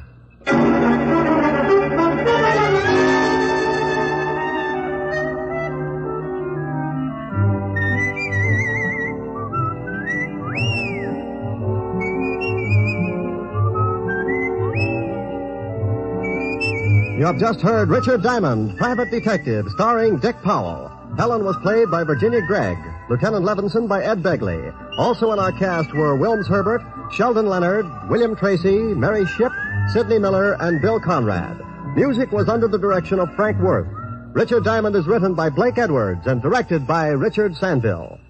And now, Dick Powell. Friends, I want to remind you of the wonderful group of programs NBC has on tap for tomorrow afternoon and evening.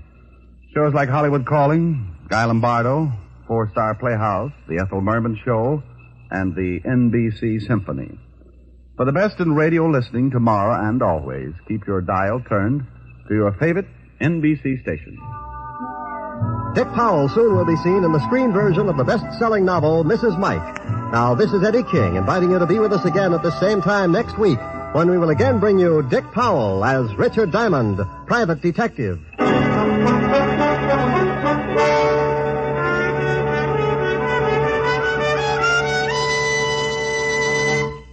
This program has come to you from Hollywood. This is NBC, the national broadcasting company.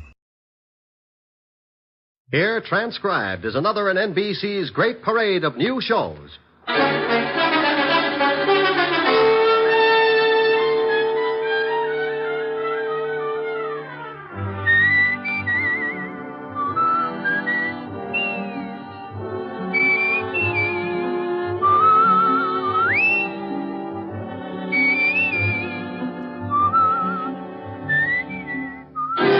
And now, Dick Powell as Richard Diamond, private detective.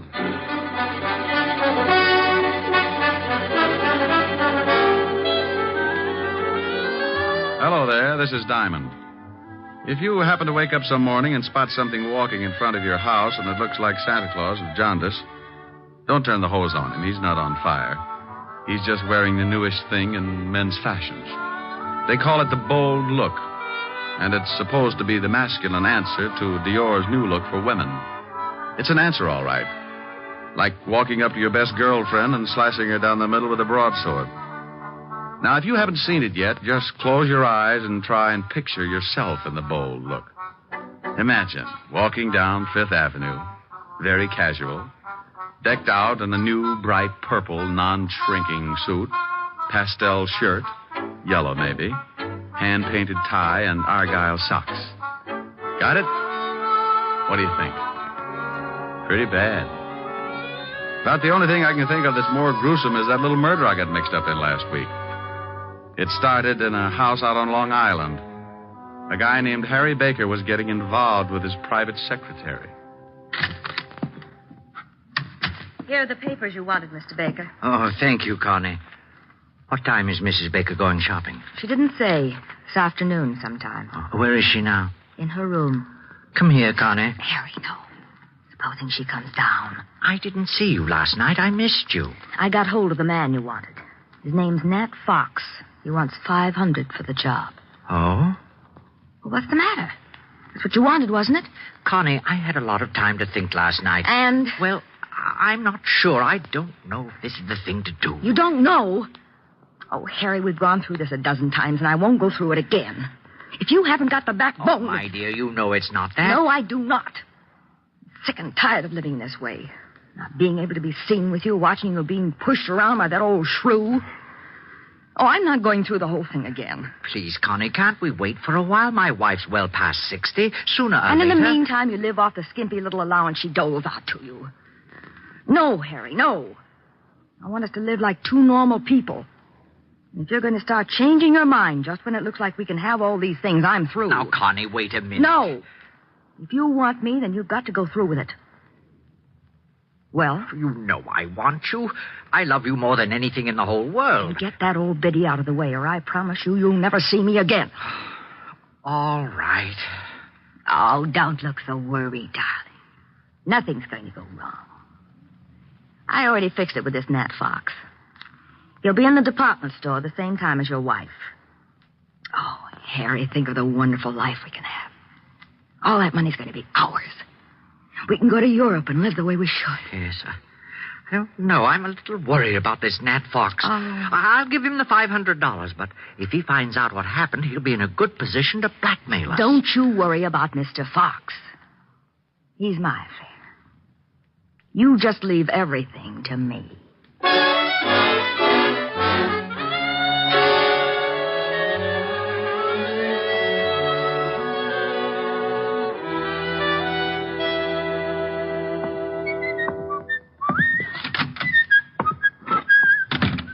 Well. Hello, Otis. What do you want, Diamond? I thought I'd drop in and see the lieutenant. Aren't you glad? You want me to make you feel good, or do you want the horrible truth? The truth, Otis. I'll steel myself. You turn my stomach. I couldn't without a bulldozer. Very funny. When are you going to go on a diet, Sergeant? You're beginning to look like Dumbo with a goiter. Hello, Walt. Oh, no. Who's dead this time? No, don't be silly. I just came down to talk to see how you were. I don't believe it. Say something without corpse in it. Your smile is like the first dawn of an Indian summer. You said Indian. So what? If you said it, he's dead. All right. If that's the way you feel about it, goodbye and good luck. Oh, now, wait a minute. Stop being an idiot. That's all right, Walt. I understand. Now, come back here. You know very well I'm glad to see you. And you think just because I come down to see you, I've gotten mixed up in some kind of a murder. Oh, a fine friend. Now, you stop acting like that. You're a worse ham than Otis. That did it. I'll never send you a good dead body again. Is that a promise? Is what a promise? That you'll never send me a good dead body again. Oh, want me to break the law, huh? Hold out police evidence. Of course not. You know I was only kidding. Just like the police force, making fun of a corpse. I have never made fun of a corpse. So that's what's the matter. What? Too serious. That's what's ruining your stomach. Oh, now stop that. You know what's wrong with my stomach. I've been working too hard, that's all. So the next time I find a corpse, you'll want to take a vacation. This precinct is more corrupt than I thought. What do you mean, corrupt? Just what I said. I find you a corpse and you won't even look at it. You want to go on a vacation. I don't want to go on a vacation. I'll look at the corpse. What corpse? The one you wanted me to look at. There you go, acting like I've gotten mixed up in another killing. Trying to make it look like the corpse is mine. What? Well, it's not my corpse. It isn't? No. Well, whose is it? Well, you know. You tried to frame me with it. I did not. Don't you try to shove that body off on me. Yeah, what is it? Oh, hello, Helen. It's for you, Rick. Thanks. Hi, baby. Hold it a minute. Walt, you better do something about that body. Oh, yeah. Otis, put in the general alarm. Diamond's found another killing. Oh, wait a minute. No, Walt, it's your killing, remember? Oh, yeah. Forget about the general alarm, Otis. I've got... Oh, Diamond. Sure, Helen. I'll meet you at the store. Oh. Sure. I love you. Bye. Oh. Walt, what a funny look. You're all red. Walt, you're turning blue. Well, I got to go shopping with Helen. I hope you find the body. Bye. Lieutenant, I'm still waiting. Sergeant. Yeah, Lieutenant? Shut up.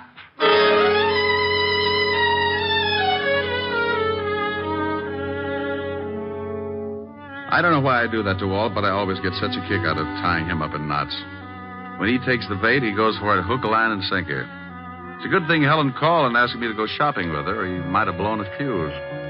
I don't generally like the idea of shopping, but she said it was Frances's birthday, and any kind of an afternoon with Helen could always work its way into a wonderful evening. What do you think I ought to get him, Rick? I'll get him some shirts or something. Hey, look at these. Rick, get away from that counter. What's the matter? My hips too big? Oh, I wonder if these come in baby blue. Rick, now stop that. People are looking. Is there something I can do for you? You seem to be interested in the lingerie. Is there something I can show you? Oh, I'm looking for something for a birthday. Oh, well, then may I suggest a nightgown, perhaps? We have some lovely numbers. This is for Butler. A butler? Yes. Oh, then you were thinking of getting something for the lady, too. No. Just seeing whether the baby blue went with my eyes. Well, really? Oh, come on, Helen. Rick, she must think you're crazy. 5 minutes more, and there wouldn't have been the slightest doubt. This is fun. Rick. That woman. What woman? The elderly one over there with the mink stove. Oh, yeah. I just saw her put a box of stockings in her purse without anyone seeing her. You saw her? Yes, but the clerk didn't. And she left the counter without paying. I know. You know? Oh, sure. I spotted her 5 minutes ago. Not a very good shoplifter. That's stealing. Shouldn't we tell the manager or something? Oh, the store detectives are sure to have her spotted. Why don't they arrest her? Point of law, baby. They can't put the arm on her until she steps out of the store. Now, look. She's going out the front door. Just watch. She's out. She's just standing there on the sidewalk. Oh, that's funny. They must have spotted her. She was too careless. Look, that big car is pulling up and she's getting in. They're driving off. Well, maybe the store dicks were looking out the window. Well, I'm going to tell that clerk. I remember her description. Oh, now, Clerk! Yes? Oh, did your husband decide that they did go with his baby blue eyes? He's not my husband, and that's not why I called you. She thinks yellow goes with my complexion better. Oh, yes. Now, stop it, Rick. That woman who was just at your counter. Which one? We've only had about 600 this morning. Now, don't be flip with me. The elderly woman who was just here looking at the stockings. The one with the beautiful mink stove. It was beautiful, wasn't it? Then you noticed her. Of course. That was Mrs. Baker, one of our best customers. Well, Mrs. Baker is a shoplifter. Oh, you must be mistaken. I tell you, I saw her steal some stockings. I tell you, you are mistaken. Oh, now, look. I was going to stay out of this, but what Miss Asher says is true. I saw her, too. Miss Asher? Yes. Oh, you have an account with us, don't you, Miss Asher? Until you started telling me I was mistaken about that woman. Oh, just one moment. Oh, Mr. Pennywig! Mr. Pennywig! What are you doing? I'm calling the manager. The manager? Yes, Miss Asher. I would prefer to have him explain it to you. Yes, Miss Phillips. What is it? Well, I'll tell you what it is. Don't ever put Miss Phillips in the toy department. She's so nearsighted, she's liable to think the electric train is the 8th Avenue subway and climb on it at 5 o'clock. I beg your pardon? Mr. Pennywig, this is Miss Helen Asher. Oh, how do you do, Miss Asher? I heard a lot about you. You're going to hear a lot more. Oh, is something wrong? Yes. Yes, something is wrong. Miss Asher here spotted a woman stealing some stockings, and when she reported it to your clerk here, she said she was crazy. I saw it, too. Is this true, Miss Phillips? Yes, sir. It was Mrs. Lillian Baker. Oh. I was just trying to do the store a favor, but since you don't seem to think that the customer means anything around here, I'll see that my account is closed out. Oh, now, just one moment, Miss Asher. May I talk with you in private? I don't see why. Come on, baby. I know a joint on Broadway where we can get things without the lip that goes with it. Come on. Oh, please, Miss Asher. It's about the shoplifter, Mrs. Lillian Baker. You can tell me right here. I must rely on your integrity to keep this a secret. You see, we know that Mrs. Baker stole those stockings. She steals something nearly every day. What? She's very wealthy, very eccentric, and very much a kleptomaniac. Oh. Her husband handles all her affairs, and he's instructed us to watch her and send him the bills for the goods she steals. Oh. Well, can't you break her of the habit? Her husband must lock his pants in the family vault every night. She's under a doctor's care, and he advises letting her continue, but without her knowing that anyone else has found out her secret.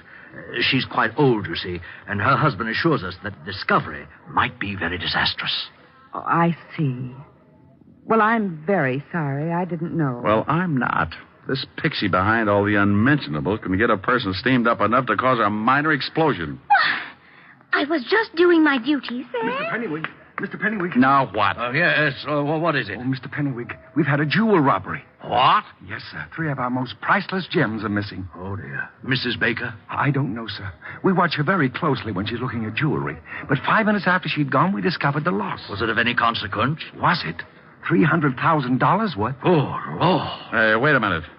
Who else was in the jewelry department? Oh, several people. I'm so upset. Take a look over there. Where? Over there. The man in the wide pinstripe near the linen counter. Excuse me, I've got to go call Mr. Baker. Now, wait a minute. Yes? Maybe Mrs. Baker didn't lift those rocks. That man over there, was he in the jewelry department? Why, come to think of it, yes. Oh. Now, wait here. Rick! Hello, Nat. Hey, what are you doing? Now, take it easy. I just want to see what you got in your pockets. Well, Richard Diamond. You must think you're still on the force. Someone just lifted some stones out of the jewelry department. You still in the racket? In a store like this? Are you crazy? No, but I thought maybe you were. Now, let's see your pockets. You ain't no cop. Go on and peddle your papers. You look pretty silly with a broken arm. Okay, you don't have to get rough. I'm clean. Now, well, that's better. Now, turn them inside out. Hey, what's going on here? Now, meet Nat Fox, one of the better-known jewel thieves. Yes. He was in the shop about the time Mrs. Baker was. Oh, I've quit the rackets. I just like to look now and then. Oh. Well, at least he hasn't got them on him. Oh. What have we here? Gum wrappers. I like to chew gum. Ah, well, you chew a lot of it. Better call the law, Mr. Pennywig. Well, if you say right away. Go to the devil. What? Rick! He's getting away. Stop him. Oh, relax. We can always pick him up. I want to take a look at your jewelry department. Nat Fox didn't have the jewels on him, but as he did have a lot of gum wrappers, the first thing I wanted to do was to case everything in the jewelry department. It was an old stunt. The thief chews a lot of gum, palms some jewels, and sticks them in the gum. Then he sticks the gum under something, and a Confederate comes along later and scoops it up. If the thief gets spotted at the scene, he's clean, just like Fox was when I searched him. Well, I looked under everything, on everything, in everything. There was a lot of gum, all right, but no jewels in any of it.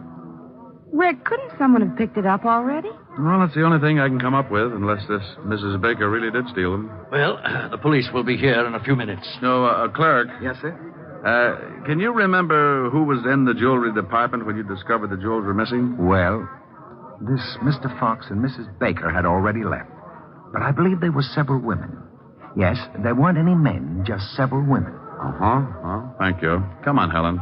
The robbery detail can take it from here. Well, thank you very much for your help, Mr. Diamond. Oh, where can the police get in touch with you if they want to ask any questions? They know me. And if you ever need any guidance, just look me up in the book on the private detective. Can't miss it. The one with the biggest ad.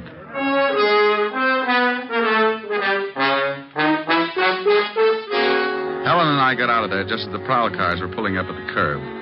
I stuck my tongue out at a few old friends and climbed into her king-size convertible. We took a couple of turns around Central Park, and she dropped me off at the 5th Precinct in my dear old buddy, Lieutenant Levinson. Don't you dear old buddy me. You get out of here. Temper. I will not be subjected to any more of your fiendish humor. I won't go through another one of these routines of yours for promotion. I promise I'll be good. Oh, no, you don't. That's the most dangerous thing you could say. Yeah, what is it? Suicide, Lieutenant. See, look what happens. It already has happened, Lieutenant. She did it 20 minutes ago. I wasn't talking to you, Melonhead. Now give me the dope. You got him. You shut up. Yeah, Lieutenant. Oh, not you, Bird Brain. Let's have the report. Oh, Mrs. Lillian Baker jumped 3 floors from a balcony. Husband Harry Baker made the report. Port Washington, Long Island. Thank you, Sergeant. What, did he say Mrs. Lillian Baker? Yes, he said Mrs. Lillian Baker. Now, if you'll excuse me, I've got to get out to Long Island. Well, let's go. I'll grab my coat. Now, wait a minute. What makes you think you're coming along? And why in blazes are you interested in Mrs. Lillian Baker? If you know something, by heaven, I'll... Walt, you're turning blue again. Come on, I'll tell you on the way.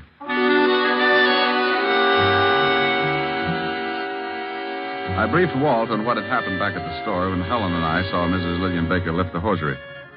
We reached the Baker estate about 3 o'clock in the afternoon and drove up a long circular driveway to the big house. The husband, Mr. Harry Baker, met us at the door. Oh, please come in, gentlemen. Thanks. You'll have to forgive me, gentlemen, but I'm still a little upset. My wife was a sick woman, but I never expected her to do anything like this. Where's the body? Out in the garden. Right this way. Have you any idea why your wife committed suicide, Mr. Baker? Oh, yes. There's the body. You don't mind if I go back inside, do you? I want to ask you some questions, then you can. I understand that your wife was a kleptomaniac. Is that right, Mr. Baker? Why, yes. How did you know? Mr. Diamond here saw her steal something from the store today. You mean the jewels? No, I mean the stockings. Did she steal the jewels? Why, yes. I found them under her mattress after the store called and told me of the loss. She was a sick woman. She's been stealing things for years, but she didn't think anyone knew about it. I had an arrangement with the stores that I could take care of all the things she took, but those jewels were too much. I had to confront her with the evidence. And she broke down completely when she discovered we knew her secret. Harry. Oh. Wow. This is my private secretary, Lieutenant Levinson. Richard Diamond. Oh, Miss Constance Loring, Lieutenant Levinson, Mr. Diamond. How do you do? Well, pretty good. I'd like to tell you about it sometime. Don't dead bodies make you a little nervous, Miss Loring? What? Miss Loring was here when my wife jumped. She's already gotten over the initial shock. Oh. She's been in the library calling some of my firms to tell them I won't be at work for a while. How long has she been here? Why, all afternoon she's been taking some dictation. With her hat on? Oh, well, you see... forget it. Tell me, did your wife jump from that balcony, Mr. Baker? Yes. 3 floors. About a 4-foot railing around the balcony. If you think that there's been any foul play, you can check with her doctor. He'll tell you she could easily take her own life if her secret was discovered. I'd like to talk to him. What's his number? Evergreen 54469. Dr. Leonard Bischoff. Thanks. While you're calling him, Rick, I'd like to see those stolen jewels, Mr. Baker. Certainly. Right this way. Phone's right over there on the stand, Mr. Diamond. Would you open the safe for the lieutenant, Connie? Mr. Loring?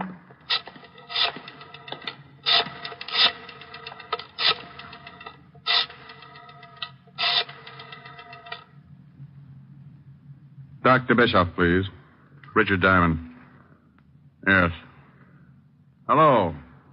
Dr. Bischoff, this is Richard Diamond. Here they are, Lieutenant. Now, you can easily see why I wouldn't, or should I say, couldn't pay for them. Is the store coming over to pick them up? No, I told them I would bring them down. What's this all over them? Well, I don't They're know. all sticky. Got something all over them. That's probably gum, Walt. Gum? Yeah, the kind you chew. Well, by the way, Baker, you were right. Dr. Bischoff says your wife was a sick woman, but he didn't think she'd carry it to such extremes. Well, we never know what we will do under such stress. No, I guess we never do. Walt, can I use the car for about an hour?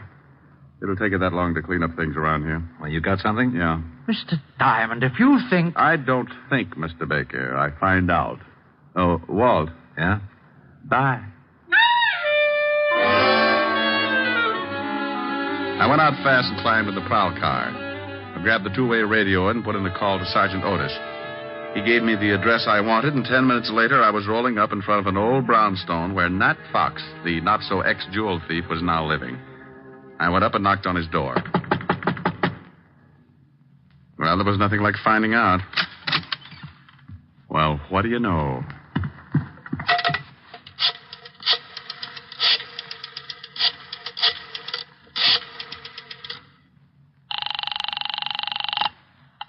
Mr. Baker's residence. Let me speak to Lieutenant Levinson, dear. He's right here. Hello? Walt, I'm over at Nat Fox's place. Now, don't say anything. Right. You remember I told you I spotted him right after the theft and shook him down? Yeah. Well, he's through giving the police department headaches. What do you mean? He can't explain the 2 bullet holes in his head. I called the station and had them send over the wagon, then I took off for the department store. I was sure that Mrs. Baker hadn't jumped, and I was pretty certain that whoever had knocked off Nat Fox was in on the Baker killing. Oh, hello again, Mr. Diamond. Have you heard we found out who stole those jewels? Nat Fox? I know. It was Mrs. Baker after all. Mr. Baker called us back and said that he'd found the stones. Oh, well, that's dandy. Well, I'm going to take your clerk who was in the shop at the time of the robbery. Take him? Yes, I want him to identify someone. I'll have him back in about an hour. Oh, well, I suppose it'll be all right. George? Yes, sir? I want you to go along with Mr. Diamond here. He wants you to identify someone. It's official, I guess. It's official, all right. When you point out a thief and a killer, it's always official.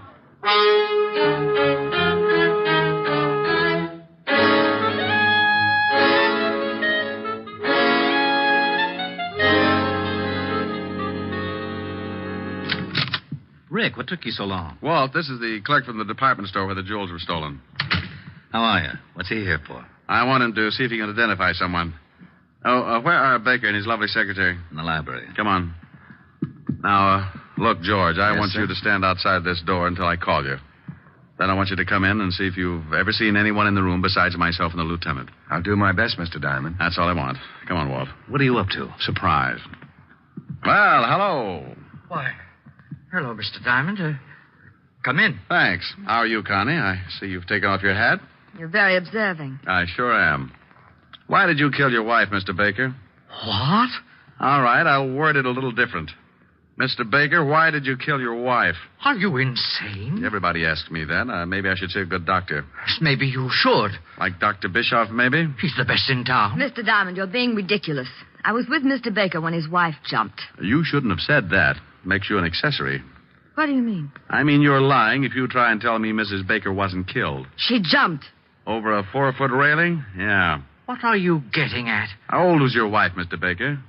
Close to 70. Why? Pretty good health physically? Why, yes, of course.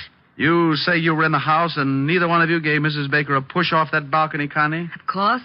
Are you sure you weren't out putting 2 bullets in a cheap thug named Nat Fox? I don't know what you're talking about. Rick, what is this? Who has the money in the family, Mr. Baker? Why, my wife did. And who does it go to in event of a death? To me, naturally. Naturally. Walt, Mrs. Baker couldn't have taken those jewels. She was too much of an amateur. Helen and I spotted her swiping stockings at 50 paces. Whoever did lift those rocks was a professional thief. Well, why couldn't my wife have hired Fox to do the job? Who said anything about Fox doing the job? Why, you did. Harry. Shut up. I just said that Nat Fox was dead and that I thought Connie killed him. I didn't kill anybody. You were just coming back from it when you bumped into us. You hadn't even taken your hat off, and you were still carrying your purse. I was just going out. Let me see that purse. You stay away from that. Anything in it? Yeah, well, no gun. But she probably threw it in the river. Nice handkerchief. I'll sue you, Diamond. Look at the handkerchief, Walt. It's sticky. Give me that. Sit down, lover. Oh, I'm sorry. I thought there was a chair there. It's sticky, all right, Walt. That's gum. And gum on the jewels. She must have picked them up. Yeah, right after Nat Fox stuck them somewhere. Oh, you're both crazy. She was here with me all day. Yeah. George. Yes, Mr. Diamond. Who's this person? You just relax. I want to find out what's going on, too. Well, George? Yes, sir. That girl was in the shop right after Mrs. Baker. That's a lie. I wasn't. I didn't kill anybody. One of you hired Fox to steal the jewels, then you picked them up and brought them to Baker here. You killed Fox to keep his mouth shut. I did not. Yes, she did. Harry! We might as well tell them. You're right, but I didn't kill my wife. I can't get first-degree murder. Why, you dirty old man. You did kill her. You told me you were going to. You were up there and you pushed her off. Try to prove it. She jumped. No, she didn't.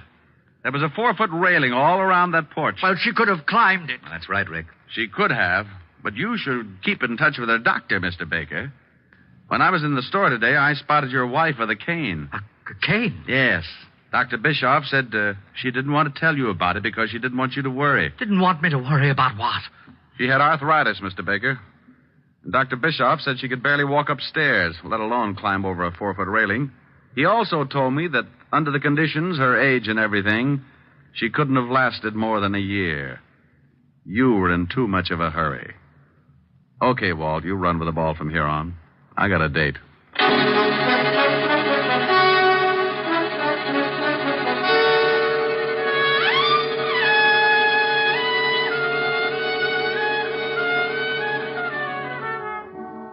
Rick, you didn't tell me what you did after you left me this afternoon. Oh, I just fooled around with Walt for a while to kill the time. By the way, what did you finally get for Francis? Oh, I got him something in the newest fashion. It's called the Bold Look. What? It was pretty ghastly, but he loved it. Oh, tell me what you got him. Well, a purple suit. Non-shrinkable. Yes, how did you know? It figured. Go on. A green shirt, one of those hand-painted ties. Rick, where are you going? Oh, I can't stand it. Oh, that's wonderful. What is it, Rick? What is it? I thought you were supposed to be bugged on South Pacific. Oh, is that what it's from? Yep. Goes on next to closing, right after Fink's Mules. It does? You better get those tickets again. See what it's all about. Well, give me a preview. You'll hate me in the morning. There's an answer for that. Yeah.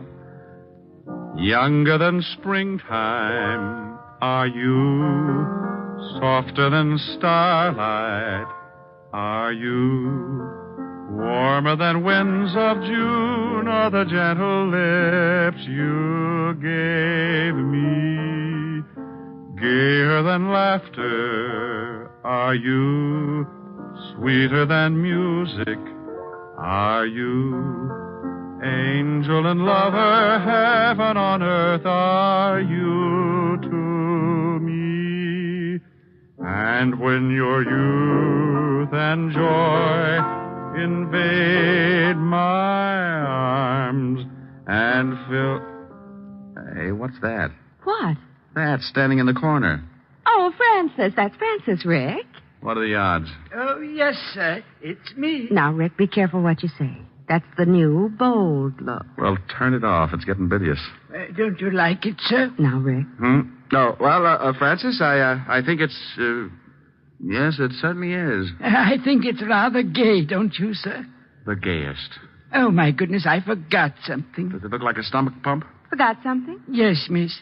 The outfit wouldn't be complete without them. Well, hurry up. I'm going to black out any minute. What did you forget, Francis? The spats. Spats? Yes, sir. Seersucker spats. And they were lovely.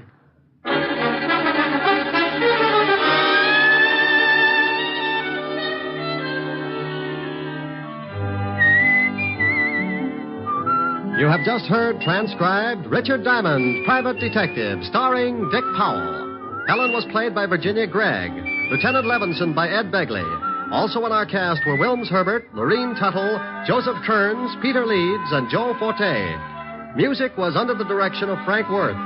Richard Diamond is written by Blake Edwards. Dick Powell soon will be seen in the screen version of the best-selling novel, Mrs. Mike. Now, this is Eddie King inviting you to be with us again at the same time next week when we will again bring you Dick Powell as Richard Diamond, Private Detective.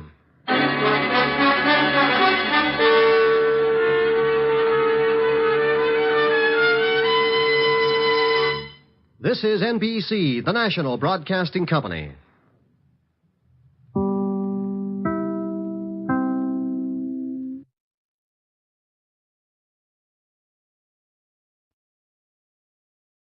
Here is another in NBC's great parade of new shows.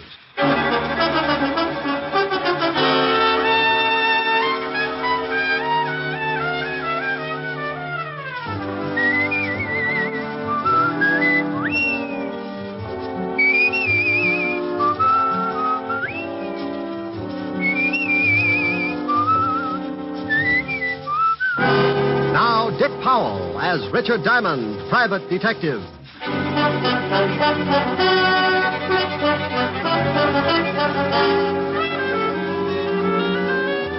Hello there, this is Diamond. I'm a private detective. And as long as I've been in this business, I've found only 4 things that really make this racket worthwhile. Women, money, women, and more money. Don't misunderstand me. I've got other habits, too. I drink lots of milk, go to the fights, dance meanest rumba west of Ebbetsfield, and write fan letters to June Allison. But no matter how you slice it up, it still boils down to the same ghastly facts. To drink the gallons of milk, you've got to have loot. To go to the fights, you've still got to have it. But you add a little something, or a big something, as the case may be. That's right, a woman. Then if you're going dancing, you like to go to a nice place. Nice place? That's an 8x10 dance floor supported by bodies of patrons who couldn't pay the $12 minimum. So now you get into more money, and there you are. Women, money, more women, and more money. About the fan letters to June Allison? No, who knows? She never writes back anyway. To show you how I make this money that gets me into so much trouble, let me tell you about a case I got mixed up in. It all started last week during a seance. Quiet, please, quiet. Now, if you will please place your hands on the table, Mrs. Van Dyke. Lightly, just the fingers touching.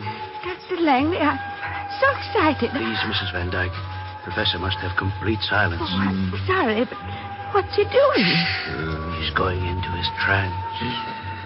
Dr. Langley. He's contacted the outer circle. I feel your presence. Who are you?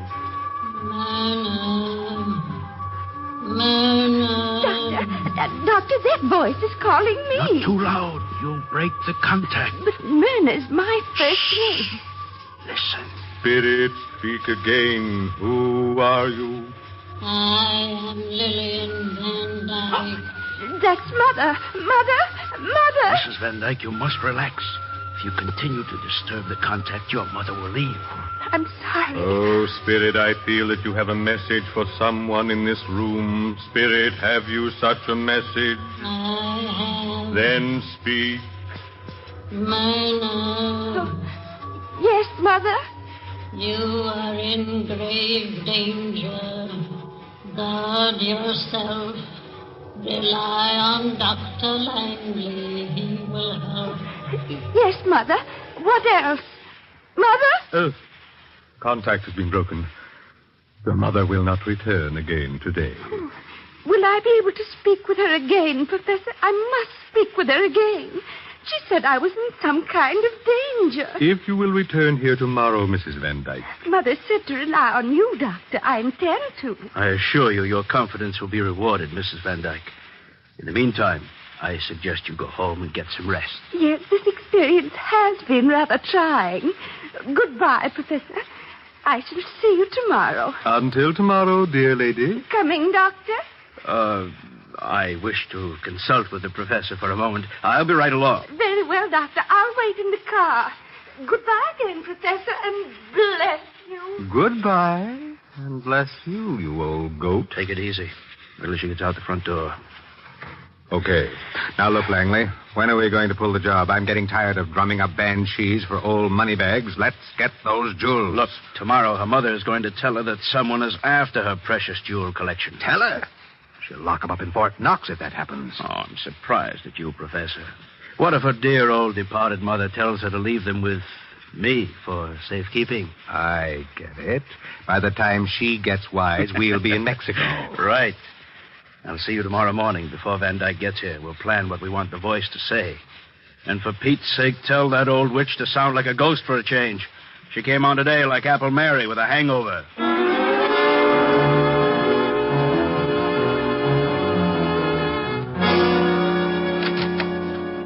Mr. Diamond? That's right. Come on in, but watch the clothesline. Oh, you've been washing. Aren't these a little loud? You should stop around when I'm doing socks. My name is Van Dyke, Mr. Diamond. Nancy Van Dyke. Miss? Mm-hmm. Well, bully for our side. What can I do for you, Miss Van Dyke? I'm worried about my aunt, Mr. Diamond. Why? Is she playing shortstop for Brooklyn? I don't think I understand that. You're not alone, but I have to keep trying. Why are you worried about your aunt, Miss Van Dyke? Well, lately she's been seeing a man who calls himself Dr. Langley. Uh-huh. Are you of the Long Island Van Dykes? We used to live on Long Island. Why? Well, if you're the same family, you say piggy bank instead of U.S. Mint. We are quite wealthy. Uh-huh. That's like saying Scarface had a gun collection. You think this Dr. Langley is after your aunt's money, is that it? Yes. He's been taking her to see a clairvoyant, and she claims that he produced her dead mother and that she talked with her. Maybe she's been getting tips on the market. My aunt says that this apparition, or whatever it is, warned her of impending danger. What's the medium's name? He calls himself Professor Leonardo. Uh-huh. What else did the ghost have to say? Well, she said, or it said, to trust Dr. Langley, and that's exactly what my aunt started to do. She even consults him on matters of business. He's completely sold her on this phony Professor Leonardo, and unless I miss my guess, he's got a wandering eye for her jewelry collection. She had it out, and she was showing it to him last evening. What do you want me to do? I want you to prove that this Dr. Langley and the professor are charlatans. Well, in my business, charlatan is a nice word. These guys are either legit or phony. So if you want me to find out, the fee is $100 a day and expenses. Well, I'll give you a retainer. Is $200 all right? Have you ever seen 200 that wasn't? What's your aunt's name and address? Mrs. Myrna Van Dyke, 326 Park Avenue. There's your $200, Mr. Diamond. Thank you. If you prove these men are phonies, please report it to my aunt. Then stop by my place, and I'll pay you the rest of your fee. 741 Madison Avenue? Miss Van Dyke, did you ever model bathing suits? No, Mr. Diamond. But I have a very nice one. I got it in the south of France last season. I'll show it to you sometime. I hope it won't be on a hanger. Goodbye, Miss Van Dyke.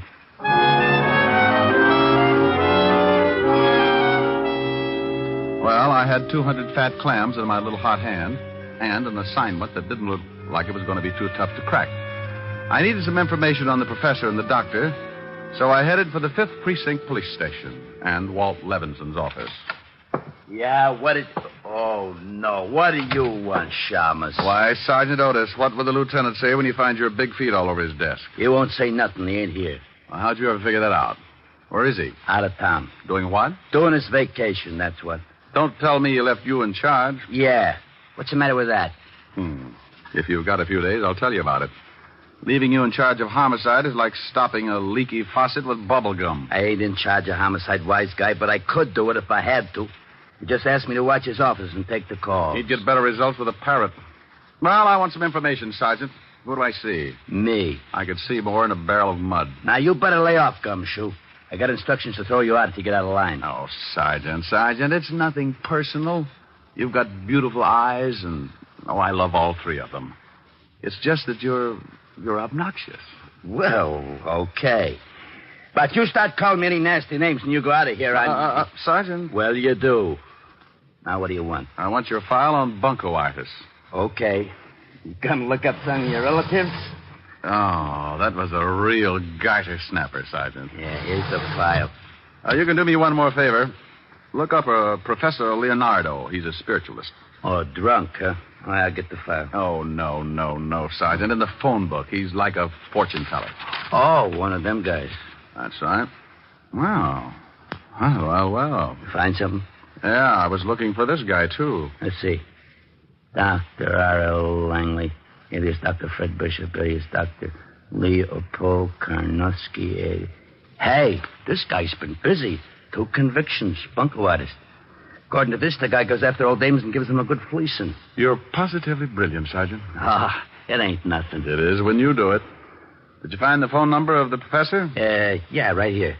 Professor Leonardo, fortune teller, and clairvoyant. Okay? Oh, want to use the phone? Sure. Only leave a nickel. I wish I had your nose full of them.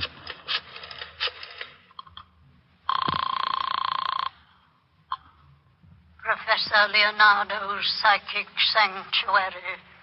My name's Appleknocker, Harold Appleknocker. I'd like to make an appointment with Professor Leonardo. Just what seems to be your problem? Well, you see, it's like this. I have a 1,000-acre hog ranch in Kentucky, and last week my brother Oney got lit up on juniper juice and fell in a water. It was a pretty deep one, and he done drowned. I was wondering if you could fix it so I could talk with him.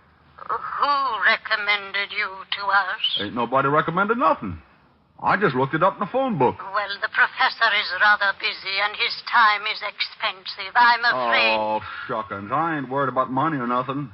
I make $40,000 a year just off in the hogs, not to mention the still I got going back on the hills. Still? Yeah, got it camouflaged. Only time a revenuer ever got suspicious was when he saw the moon on the door. It was backwards. The price is $50 a reading, and $100 if the professor is able to contact your brother. Fine. I'm going to be busy at the stockyards this afternoon, and I'd like to drop around this evening if I could. How would 8 o'clock be? Just dandy. Goodbye, then, Mr. Appleknocker. Bye, you all. Hey, what's going on? I'm going to have my fortune told, Sergeant. If you want to come along, you can put your shoes if you want, and come along, George. Come you're along. Nuts. Oh, you're just lonesome. Bye, y'all.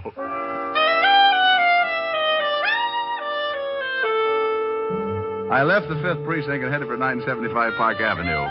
The way the case looked to date, I was going to be working that night, and my lovely redhead would be unhappy if she had to sit home. Sometimes you get a case that's fun, and this looked like one of those times, so I decided to take Helen with me to Professor Leonardo's. Rick, a fortune teller? Yeah, he brings the dead back, too. Want to go? If he doesn't dig up some of your old jokes. Oh, you are a vicious female. Just for that, old Harold Appleknocker is going to show up alone. Harold Appleknocker? Yep, raise hogs. You know, this little figure went to market. Rick, that tickles. Don't you and Sergeant Otis ever wear shoes? Oh, I like to run around in my bare feet. It's hot. That's only 90. What would you do on the Sahara? Don't answer that. What time are we due at this spook parlor? Oh, 8 o'clock. That's 2 hours. In the meantime, let's start a little seance of our own. First, you start by holding hands. Rick.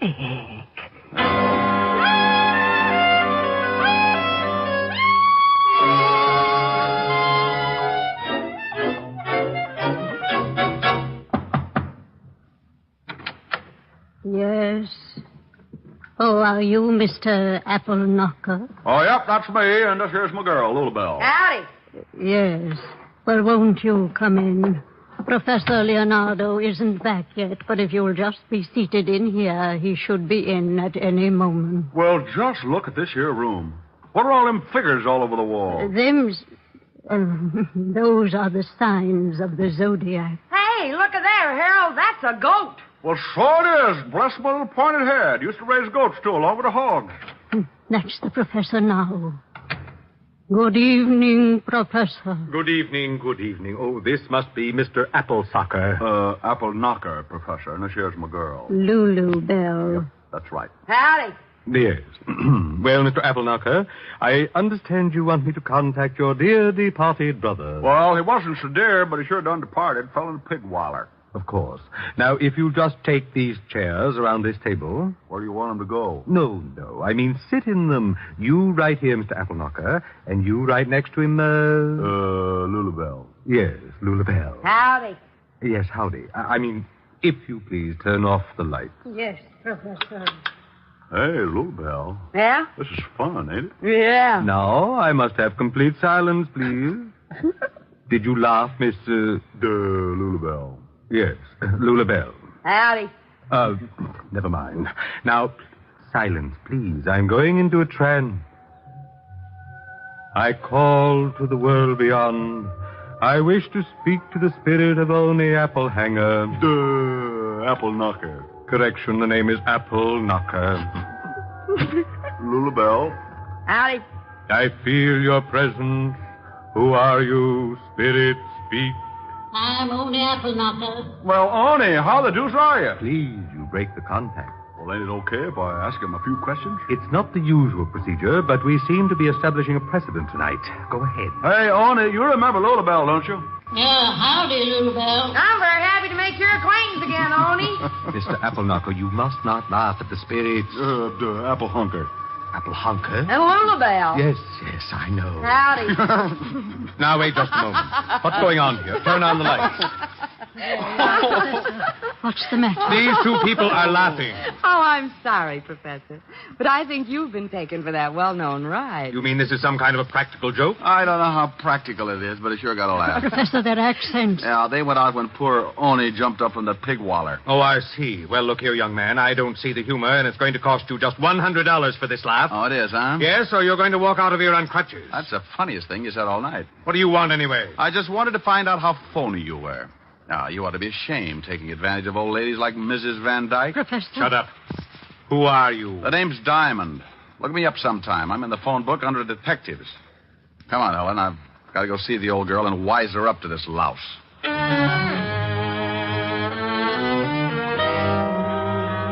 Helen and I left the professor and his witch and went out on the street. I hailed a cab and put Helen in it and sent her home to wait for me. 20 minutes later, I was ringing the doorbell of the Van Dyke residence. I stopped ringing and tried my knuckles, and that's when I noticed that the door was ajar. I pushed it open and walked in. I stopped cold in my tracks. The hair on my neck jumped off and hid in the corner. Lying on the bed was what looked like a body. I couldn't tell because it was covered with a sheet. I was sure of one thing. Whatever it was bleeding all over the place, and the first word that came to my mind was murder. I pulled the sheet back and took a look at what could only have been Mrs. Myrna Van Dyke. She was about 60, and she was wearing a quilted housecoat. She didn't have to worry about trying to button it, because it was pinned together at the neck with a long knife. Well, Diamond, you sure can dig 'em up, can't you? Huh? Oh, Otis, how did you get here? After you left the station, I called Lieutenant and told him you'd been in and you was acting screwy. He told me to tell you. Now, I'm glad I did. Yeah, mess, isn't it? Yeah, stabbed in the throat. Looks like she was getting ready for bed. That's a towel around her head, ain't it? Could be her hair, but I doubt it. It says Adams Hotel on it. Let's take a look around. Oh, hey, get a load of this. What? Over here on the dressing table. Hey, ain't that a wig? It sure is. I want to look at the body again. You can't do that. You ain't supposed to touch anything. I'm just taking off this towel. Well. She's bald. Yep, nearly. Otis, check on Professor Leonardo and Dr. Langley. They the guys you picked out of the Rogues Gallery this morning? Yeah. I already did. The doc lives on Charles Street, apartment 209. You mean you did all that by your little lonesome? Well, when I talked to the lieutenant, he told me to, just in case. You continually amaze me, Sergeant. Yeah. Now call the wagon and get the coroner over here. Then get some of the boys to pick up the phony professor. Where you going? Over to the good doctor's house. The body's been dead about an hour. That would make it between 7 and 8. Now, you see if the professor's got an alibi, and I'll check back here. Hey, I don't know whether I'll let you go or not. Sergeant. Yeah? Bye. I went out and grabbed another cab for Charles Street. It was dark out, and the heavy fog was rolling in and staking a claim on the city. By the time I reached the doctor's, it was thick enough to be sliced up and sold in large economy cartons. The doc didn't answer my knock, so I went in anyway. I stumbled into a little two-room joint that looked like a chick sales architectural achievement. The doctor was not home, and neither were his clothes and toothbrush, so I started casing. I tore the place apart and came up with a big fat 0. But that was before I looked in the wastepaper basket. Among the trash, I found a rental bill for a hangar and an airplane at the Flyaway Airport on Long Island. I grabbed the phone and called Sergeant Otis. Yeah? Otis, this is Diamond. Oh, the boys are here now. You were right about the time of death, around 7:30. What about the professor? We sent a car over to pick him up, but he skipped. We got some dame, though, and she told us that the prof was giving one of them SEANCEs from 7 to 8. Did you check it? Yeah, and you was. Good. Now check and see who gets the dead woman's money in the event of her death. Well, how am I going to find her lawyer at this time of night? Just find him and meet me at the Flyaway Airport on Long Island. Okay. Did you get the doctor? That's what I'm going to do now. And if this fog keeps up, I've still got a good chance. Sometimes a case starts off like a party and ends up like a funeral. This was one of those times, and when it happens, you're never really prepared for it, so you've got to work fast. I used my last $10, besides the $200 the girl had given me, and got to Flyaway Airport in a hurry. The fog was so heavy I had to almost kick it aside. But I finally found the row of hangars and started looking. I reached the last hangar when I spotted the plane. It was sitting on the strip, and as I moved nearer, I could see the man. Who's that? Who is that? I got a gun out, Doctor, so just stand the way you are. Who are you? What do you want? I want that little suitcase you've got. I want to take you back to the police. Police? Oh, what on earth for? Mrs. Van Dyke is dead, been murdered. Oh. Oh, now, come on, stop that. Well, I know nothing about the killing. I swear I had nothing to do with it. What's in that suitcase? Why, just some clothes. Not the Van Dyke collection of jewels? Of course not. What would I want with them? Miss Nancy Van Dyke seemed to think you did. Oh, that's absurd. Here, you can look at the bag if you like, sir. Well, I'd like. Let's take a walk over here where we can see some light. If you insist. Where were you between 7 and 8 this evening, Doctor? Why, I was at home. Ah, now, you're a two-time loser. If you're lying, they'll wash your mouth for 20 years. You know about my record, do you? Looked it up this afternoon. Well, I suppose I may as well tell you. I wasn't home until nearly 8. Where were you? Mrs. Van Dyke's apartment. I was supposed to put her jewels in the downstairs vault. What happened? She was dead when I got there. You sure she was dead? Yes. She was lying on the bed under a sheet. Pulled it back so she'd been stabbed in the throat. I left, packed, came out here. I knew I'd be accused, but I didn't do it. Hold it. Here's a light. Well, if the jewels are in this bag, you're going to be in a tough spot. You're welcome to look. Thanks, loads. Oh! Whatever it was, it caught me across the back of the head, and I went down like a dead palm tree in a hurricane. It wasn't the doctor who had lowered the boom, but someone who had sneaked up in the fog and gotten around behind me. I wasn't knocked out, and I could still hear things, so I just lay there and listened. Oh, thank goodness you came along. He was going to take me to the police because someone had killed Mrs. Van Dyke and stolen her jewels. He thought I had them. What are you doing? No! No! No! I rolled over and looked at the doctor. He was very dead. I got up as fast as I could and started after the killer, but in that fog, it was like looking for a hangnail in a mine shaft. I went into one hangar after another, and I guess if you keep after it long enough, sometimes you get lucky. I went into the last hangar and stopped to listen. Okay, you, come on out. If I have to come in after you, it's going to be the hard way. Well, you're the boss. Now, why don't you stop it? You can't see me any better than I can see you, but I've got the door covered. Now, come on out. If I guess right, that's one big sergeant, and he's so stupid he's liable to shoot you. Diamond! Diamond, where are you? In here, Otis. Watch your step. We're playing cops and robbers. What do you mean? What are you talking about? Oh, stop. You all right, Otis? Yeah, but this cement's hard. Crawl over here. Okay. Hey, who's shooting? Well, one of two people. Just shot Dr. Langley back on the airstrip. Yeah? Why don't you blast him? I guess I'll have to. He doesn't want to come out. Otis, crawl over about 12 feet and make him shoot. Me? Yeah, I ought to get a good line on him. He's behind those oil drums, and I've got to stand up to do it. Oh, all right. Hey, Diamond, now? Yes, Otis, now. Okay, like I said, you're the boss. I've been hit. Come on, Otis. Good shooting. Glad you liked it. Well, how about you, Professor? I'm not happy. I got all 3 of them. He won't be around long. Why did you hit me, and why did you kill the doctor? I wanted the bag. I thought the jewels were in it. Aren't they? No, I opened it back here.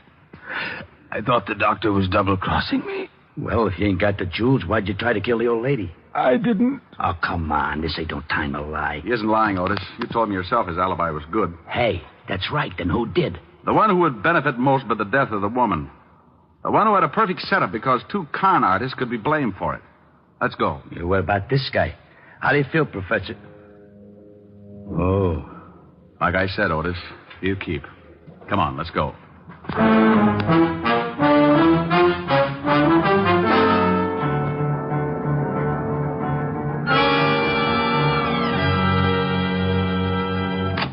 Well, hello, Mr. Diamond. You come to see the bathing suit? I hope it comes in stripes. What? This is Sergeant Otis, homicide. Has someone been killed? Your aunt. Oh, no. Isn't that touching, Sergeant? Yeah. But that horrible doctor. Oh, you've got to arrest him. Why would he want to do it? Why, for the jewels, of course. Now, put your hat on. You must have known that the doctor was going to get the jewels tonight, so you killed your aunt, knowing he'd get there and wouldn't have an alibi. Why, you're insane. The trouble was, he got so scared he ran off without him. So he had no motive. That it was the professor. Strike two. He didn't have them either. You're crazy. You can't prove a thing. I didn't stab my aunt. Who said she was stabbed? Well, I just... Something else tipped me to you. The minute I took a good look at your aunt, I knew it couldn't have been a man who'd done the job. Why not? You're just presuming. Because there were no signs of a struggle. Your aunt must have known the killer pretty well. She knew the doctor very well. Well enough to meet him with a towel around her head and her wig in plain sight on the dresser? What? Yeah. And I got in touch with the lawyer, and he said you was the sole heir to the estate. Were, Sergeant. Oh, yeah. You were the sole heir, and I'm arresting you because I were there and saw the wig.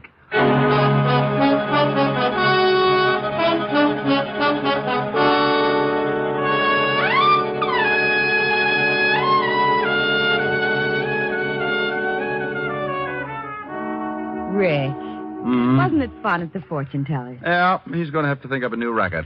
Like contacting the living. What? No, forget it. What's to eat? I'll go look in the icebox. Bring some milk, will you, dear? Mm-hmm. If you'll play something. I'll try.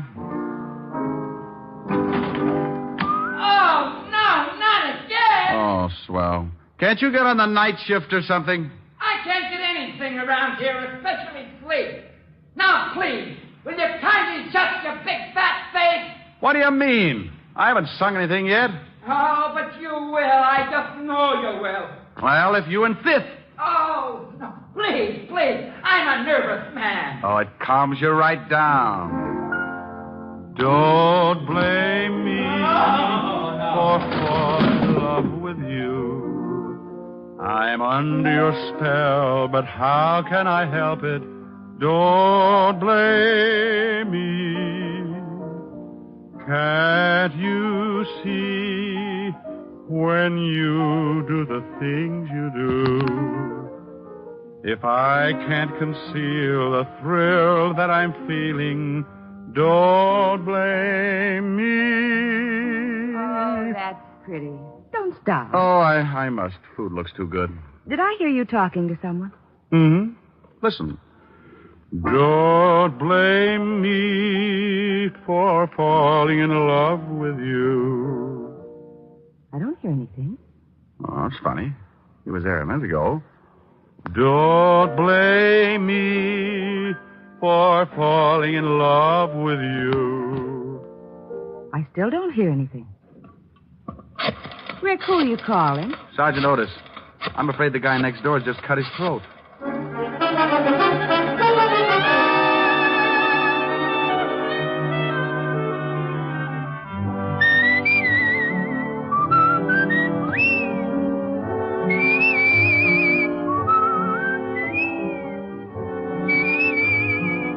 You have just heard Richard Diamond, Private Detective, starring Dick Powell. Helen was played by Virginia Gregg. Also in our cast were Wilms Herbert, Ted Osborne, Peggy Weber, and Jack Crucian. Music was under the direction of Frank Worth. Richard Diamond is written by Blake Edwards and directed by Richard Sandville. And now, Dick Powell. Friends, I want to remind you of the wonderful group of programs NBC has on tap for tomorrow afternoon and evenings. Shows like Hollywood Calling, Guy Lombardo, Four-Star Playhouse, and the Ethel Merman Show. For the best in radio listening tomorrow and always, keep your dial turned to your favorite NBC station.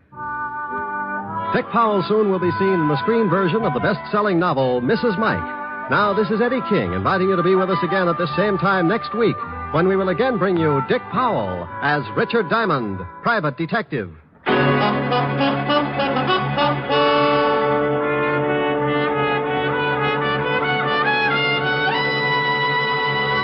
This program has come to you from Hollywood. Theater Guild on the Air returns tomorrow night on NBC.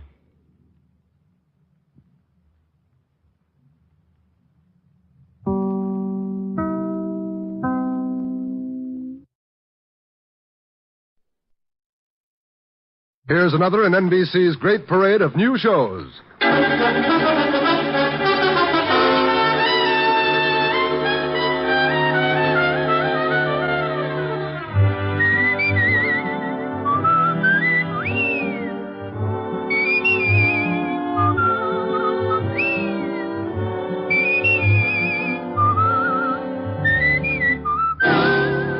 Dick Powell as Richard Diamond, private detective.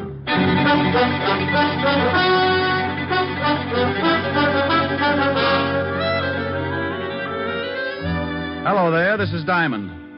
You know, if you've ever got a few idle minutes and you need a good chuckle to keep you going, just turn to the personals in any of the local papers. Now, I'm a guy with a strange sense of humor, and it really takes something right out of left field to get a spasm out of my funny bone.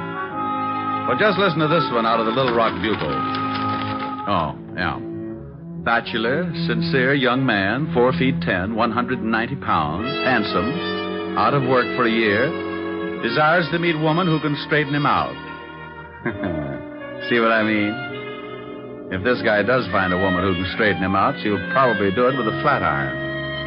Oh, and get this one. Young man with large personality desires to meet woman with big bank account and small sense of humor. Object, murder. Oh, excuse me, that's merger. Oh, and here's a real whizzer. Attractive, intelligent girl, 30 years old with bubbling enthusiasm for life. Neither smokes, drinks, nor stays up late.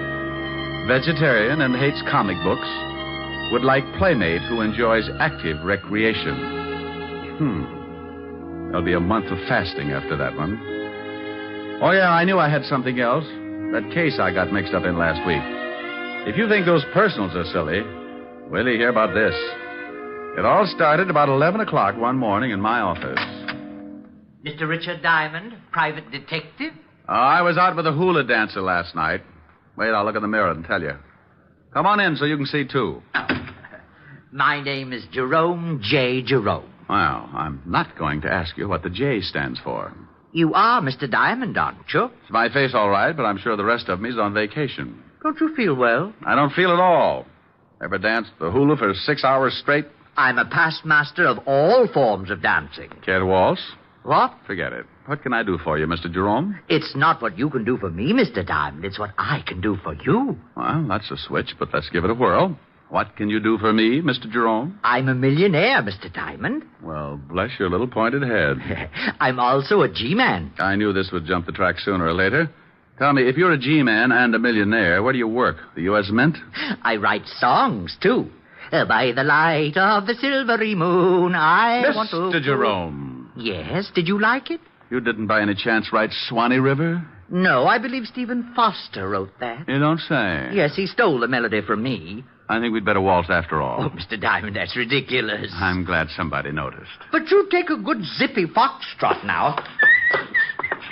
Oh, now, wait a minute. Hold it. Hold it. Oh, you follow beautifully. Oh, I went to Vassar. Now, slow down before I pick you up and stuff you into a bottle. Oh, I'm sorry. Yeah.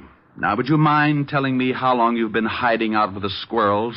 Squirrels? Oh, I have a mink farm. You should do well. Look, Mr. Jerome, I think maybe you better go soak yourself in some hot tar or something. I came here to do you a favor, Mr. Diamond, and I do not intend to leave until you hear me out. Oh, wow. Okay, what is it? You need a bodyguard. Operator, give me Bellevue. Mr. Diamond, please, there's no need to call Bellevue. Oh, stop being so narrow-minded. They'll give you a nice, quiet room, all by a little old lonesome. Well, go ahead and call them if you want to, but it will do you no good. Why not? They'll just think you're crazy. I'm on the staff there. Oh, yes, I should have known. I think you're making fun of me. I came up here because I knew of your reputation as a detective, and I want to help you with your work. You get in trouble, don't you, all the time? Habitually. Well, I want to protect you. Now, that's nice, but I really don't need a bodyguard. Early stages of schizophrenia, also a slight persecution complex. Have you seen a good psychiatrist, Mr. Diamond? It's certainly a thought. Well, when do I start work? Well, you see, it's like this. I'm awfully sorry, but I have my own nutcracker. Oh, no. I mean as your bodyguard. I'm afraid the requirements are too tough. What are they? Well, first you have to find a freshly murdered corpse. It's kind of like a treasure hunt. Oh, I've got that. You got what? A freshly murdered corpse. That's one of the reasons I came up to see you. I thought you'd like to know. Oh, well, now, I'll tell you what you do. You go back and see if the corpse is still there. If it is, call me at once, okay? All righty. I'm off. Amen. Mr. Diamond? Yes? Remember, hopping hop toads have no hair. Oh, no. Mr. Diamond? Huh? Oh. I thought you'd better know something. I can only be your bodyguard for a week. I'm getting married. Congratulations. Who's the lucky girl? It's Miss America. But don't breathe it around. I want time to check her measurements. I'll send you a fruitcake. Just bring it in. You're invited. Goodbye. Diamond's Rest Home. We specialize in nervous disorders, ingrown scalps, and the world's largest bowling alley. Oh, don't laugh. If you'd seen what just walked out of here, you'd go back to yo-yos. Well, what did just walk out of there?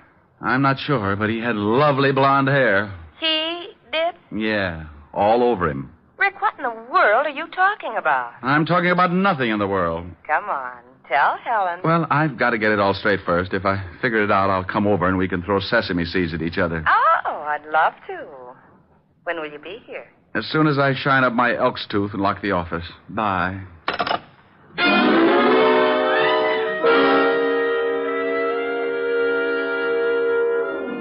Well, I usually get some screwy ones, but this one was the topper of the season.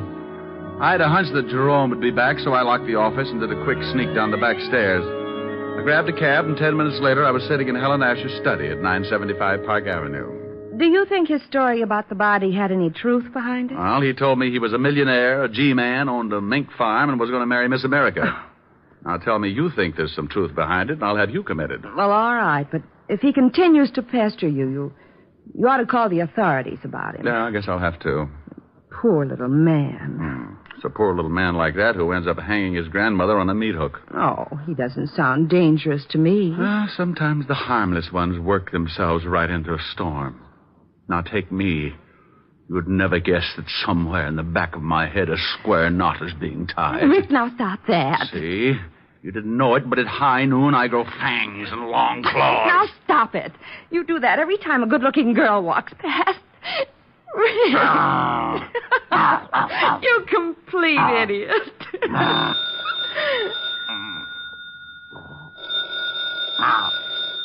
Rick, the phone's ringing. Oh, I hope it's happy. It might be something important. Oh, Rick, you're mussing my hair. Now, stop that and answer the phone. Oh, you woman are a fiend. Harold Appleknocker's Happy Home for Hogs. Rick. Who is this? What's the matter with you all? Ain't you got your ear trumpet tip right? I know it's you, Diamond. No, it ain't. This is old Harold Appleknocker. I'll let you talk to my gal, Lulabelle. Say hello to the lieutenant, Lulabelle. Howdy. Now, Diamond, you stop that. I just got back from my vacation, and things are already so confused I may turn in my badge before the day is over. Well, come on down to the hog ranch, and I'll cook you up some hocks. Now, come on, Diamond. I'm not in the mood for any of your wild humor. Oh, what's the matter with you, Walt? Did you catch any fish? Oh, wait till I tell you. I got one that was so big. Is that why you called me? Huh? Oh, no. Some guy's been pestering me for the last half an hour. Wants to know where you are. Says he's an old friend. Oh, his name wasn't Jerome J. Jerome, was it? Well, that was the first name he gave me. The last time he called, he said he was a G-man. That's Jerome. Want me to tell him where you are? You do it, I'll handcuff you to Sergeant Otis. Oh, don't say that name to me ever again. Why, Walt, you sound bitter. That hornet head worked nights just messing things up in homicide. Lieutenant Waldo is taking calcium shots. The chief has locked himself in his office. Won't even open the door for food. Well, if Jerome calls again, tell him I've joined the South Siberian Balloon Corps. Now, wait a minute. Well, what do you want now, bonehead? It's that Jerome guy. He wants Diamond again. Says he found the body right where he left it. What? Diamond! Now, you wait a minute, Walt. What are you doing? Oh, picking up my eardrum. You better watch that yelling. You'll have an office full of hogs. Keep Otis out of this. Then I'll yell if I want to. Now, you get down here and explain about this body. Walt, I don't know anything about the body. The Jerome guy is off his trolley. Yeah? Well, if there's the smallest possibility of a corpse turning up and you're involved, it'll turn up. Walt, you say it, but you don't mean it. I don't, huh? You get down here in 10 minutes, or I'll have a warrant out for you, and I mean that. Now, step on it. Now, by heaven, I'll forget modern police procedure and drag out the rubber hose. Why don't you use Sergeant Otis's tongue? You could beat an elephant to death with it. I'm not kidding. I've heard 2 words, diamond and body, and that means overtime in this department. Now, get down here. All right, but you're mean. Oh, and Diamond. Yes? Pick me up some bicarbonate on the way over, will you? I'll get you something, but don't spill it on your car. It'll take the paint off. Bye. Rick, what was that all about? Oh, Levinson's got heartburn again. That nut that wandered into my office told Otis about the body he says he's found. Oh, Walt didn't believe him, did he? Walt's been a cynic ever since we were introduced. I'll see you later this evening, honey. All right, Rick. What do you want to do? Helen. What? What you said.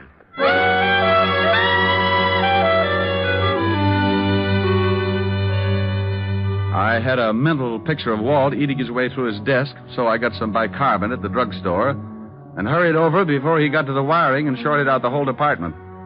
As usual, the king of the forest met me in the squad room. Well, you're in Dutch, Shamus. I guess you're right, Sergeant Otis. How about lending me your wooden shoes? Oh, what do you mean, wise guy? They ain't wood. And why do you use a crowbar instead of a shoehorn? Yeah, very funny. You better go on in. Lieutenant's liable to start breaking things. I hope he doesn't use his bare hands. Yeah? Why? Well, your head's liable to get in the way, and you'll be crippled for life.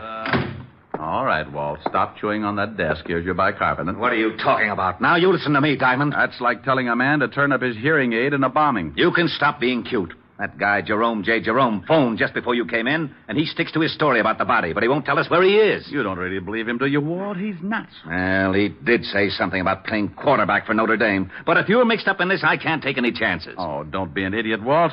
This little guy, Jerome, came waltzing into my office this morning and... Lieutenant. Oh, what is it? That guy Jerome's on the phone again. He wants to talk to Diamond. Rick, pick up that phone and find out about that body. Oh, now, come on, Walt. You can use the extension in here. Go on. I promise you'll be sorry. You pick it up and say hello. Not to this guy, you won't. You'll come back with hopping, hop toads have no hair or something. Hello, Jerome. Oh, Mr. Diamond. Good. I've been trying to get you for some time. The body's here, all right. Where, Jerome? Can anyone hear? No, Jerome. Well, I thought maybe they had the line tapped. They do that, you know. Yes, Jerome. Now, where are you? I'm at the Osterham place. And if you don't want this corpse, I'm calling in Hawthorne of the death squad. Jerome, please. Now, where are you? The Osterham place on 74th Street. I'll be right over, and don't let the corpse get away. Oh, it won't. I'm sitting on it. Oh. Well, did you find out where he is? Oh, he said the Osterham place on 74th Street. What the devil's that? The Osterham place? That's old man Osterham's home. You know, the eccentric old millionaire that died last year? Oh, how did Jerome get in? It's been turned into kind of a museum.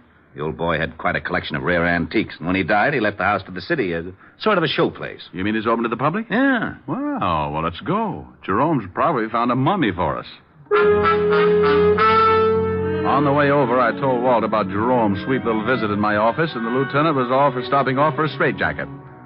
When we got there, we looked out of the squad car at an old 3-story brownstone. But more interesting was the sign that hung from the door. Closed Saturdays. And you guessed it. It was Saturday. We got out of the car and went up. Well, don't just stand there. Try the door. I'm with you. Got an axe? Ring the bell. If Jerome's in there, he'll probably answer. Oh, anything to make the police force happy. Mr. Diamond. What is that? That is Jerome over in the window. You will have to climb in here. Come on, Walt. We can't do that. Who's that with you, Diamond? This is Lonely Levinson, Jerome. He collects bodies. Oh, good. He'll just love this one. Climb in. Coming on? Oh, go ahead. If there's a corpse in there, it's in the line of duty. I'll give you a boost. I can make it. What you read, old fat berry? You shut up. There. All right, Red Heart, you're next. Up, and away!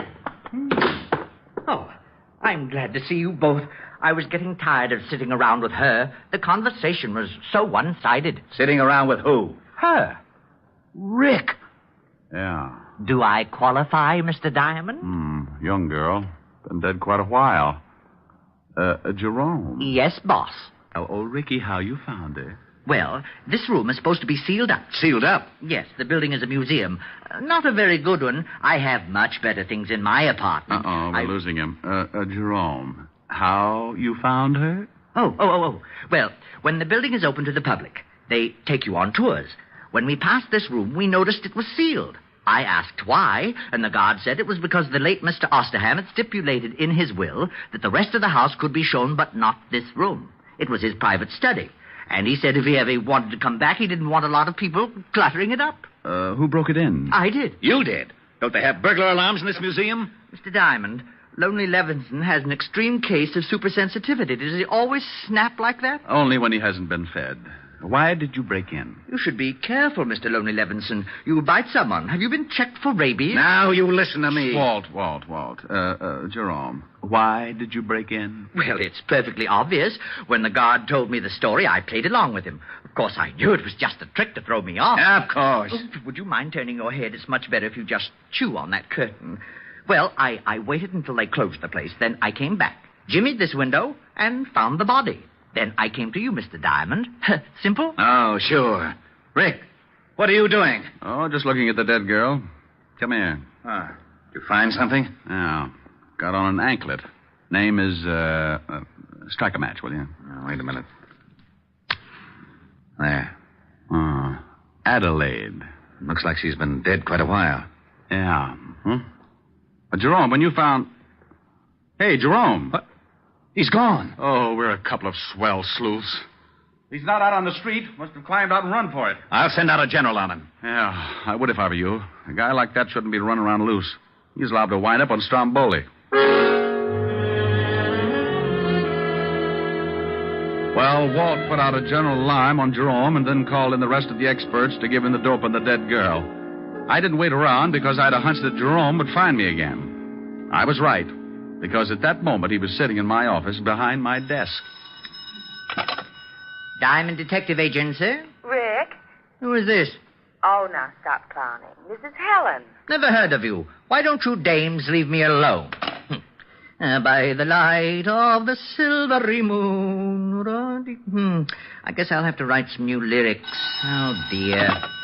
Yes, what is it? Well, you sure got there in a hurry. Who is this? Now, you stop that, Diamond. You know very well who this is. What do you want, stupid? Stupid? Yeah, rhymes with Cupid. Could do a song on it. Like to hear my latest? I've been working on the railroad all the livelong day. What kind of a song do you suppose I could write with stupid and Cupid? Oh, hello, Mr. Diamond. What's going on? Well, hello, Jerome. Taking my calls for me? Yes, and wait till you hear the pixie I've got on the line. Here. Thanks. Hello, Walt. Rick? Yeah, you were talking to Jerome. I just came in. I might have known it. Don't let him out of your sight. Of course not. Now, what did you find out? Oh, yeah. The dead girl is one Adelaide Smith. Had a record, blackmail artist. Been dead about 3 days. Working for a Patrick Mahaffey, attorney, on Pine Street. She was strangled.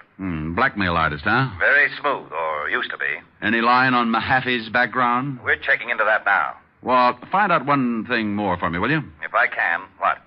When that museum was open to the public. Well, that's easy. I'll call you back. Hold on to that Jerome guy. Oh, sure.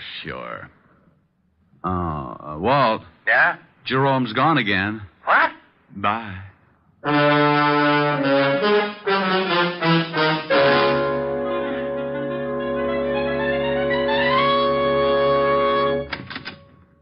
Sorry to bust in, but you seem to be missing your secretary. Come in. My secretary just walked out the other day. I haven't had time to get another from the agency. Are you Patrick Mahaffey? Yes. What can I do for you? Was your secretary's name Adelaide Smith? Why, yes. How did you know? Oh, from the police.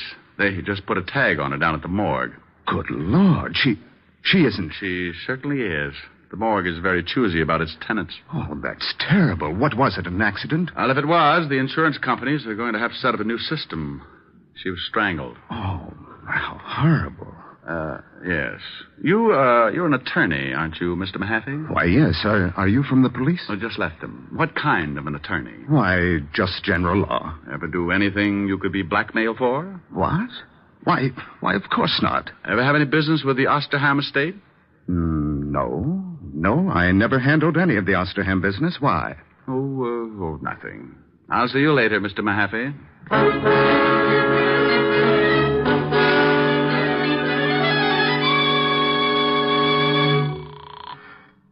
Homicide, Lieutenant Levinson. Walt Diamond. What did you find out about Mahaffey? Rick, there's something fishy.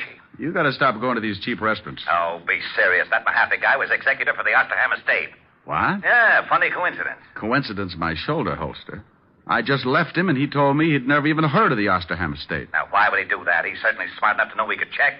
Maybe he wanted time enough to skip. You think he's mixed up in the killing? Oh.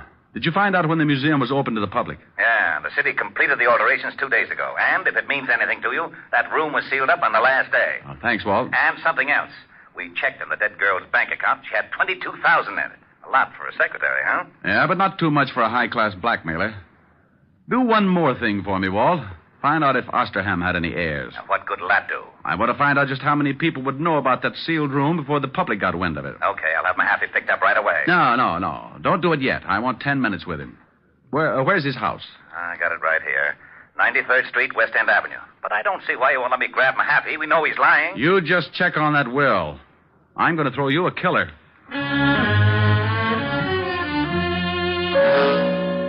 I left the phone booth and headed for West End Avenue and Patrick Mahaffey's residence.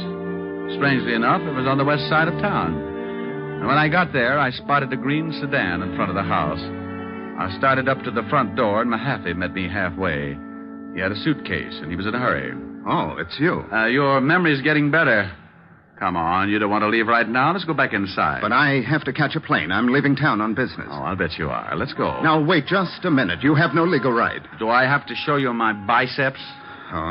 Well, all right, but make it brief. I'm late as it is. Now, just what is this all about? I thought you said you didn't have any business with the Osterham estate. Why, that's right. I checked. Oh.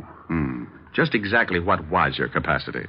Well, I handled the incomes on the trust account. I was also the executor of the will. You wouldn't be handling it now, would you? When Mr. Osterham died and I executed his will, my job was done. Were there any heirs? 2. Neither of them were able to hear the reading. Who did hear it? Just an official from the city. Why weren't the heirs present? Because one of them couldn't be found. The other one was in a kennel. In a kennel? A cocker spaniel. He received $10,000. Oh, I bet he rolled right over on his back.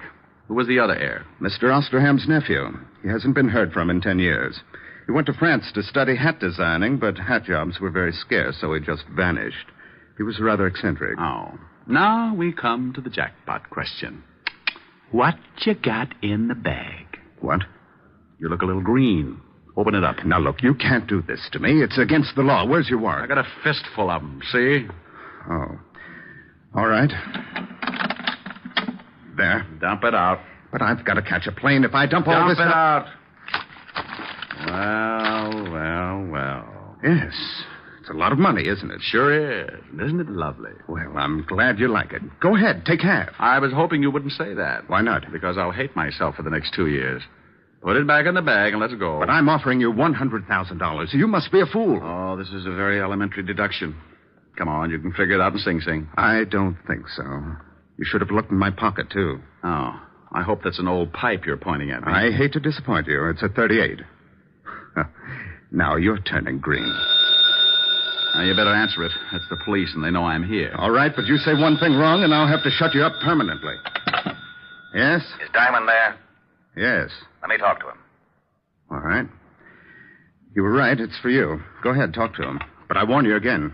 Hello? I'm getting tired of dialing. Everything all right? Just dandy. What did you find out? There were 2 heirs, and get this. One of them was a... Cocker Spaniel. Yeah, how did you know? What else? Well, that guy Mahaffey's a crook. We checked and found out that there's only about $10,000 left in the trust fund. The bank says Mahaffey had power of attorney, and he'd drawn out about $200,000. You got him there with you? Yeah, but it's all in the way you look at it. Oh, it's like that, huh? Let's see if you can stall him. There ought to be a prowl car nearby. Goodbye, Walt.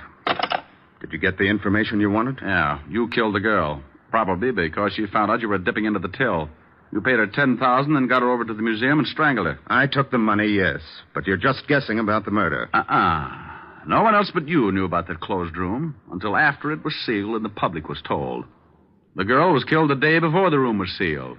You figured she'd never be found, but a little guy named Jerome J. Jerome went in and found the body.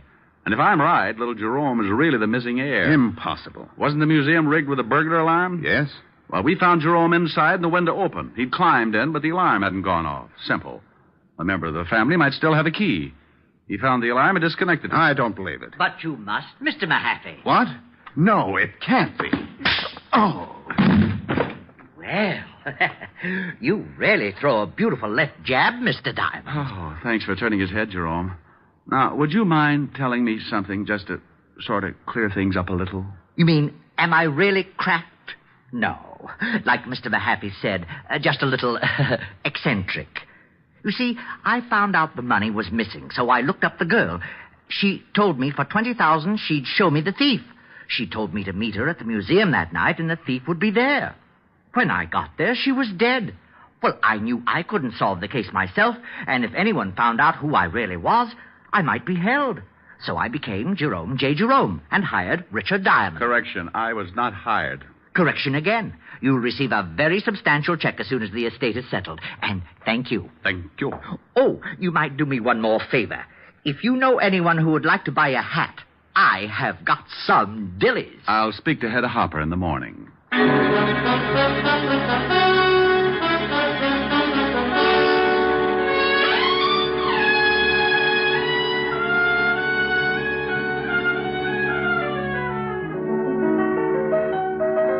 Rick. Yeah. Well, it's lovely, but... But you don't like it? Well, yes. Well, what's the matter? I don't know what it is. You don't know what it is? It's a hat. A hat? Certainly. Here, give it to me. Now, look, you put it on this way, see? What are you laughing at? Oh, no. Oh, yes. I might even do a Hildegard if I got the right bookings. A pair of long gloves. All of a sudden, my heart sings when I remember little things. The way you Rick, used now to... stop it. I will not. I may have found a way to make $1 million. You're just jealous, that's all. I've got the hat and I'm pretty. Just sing a song.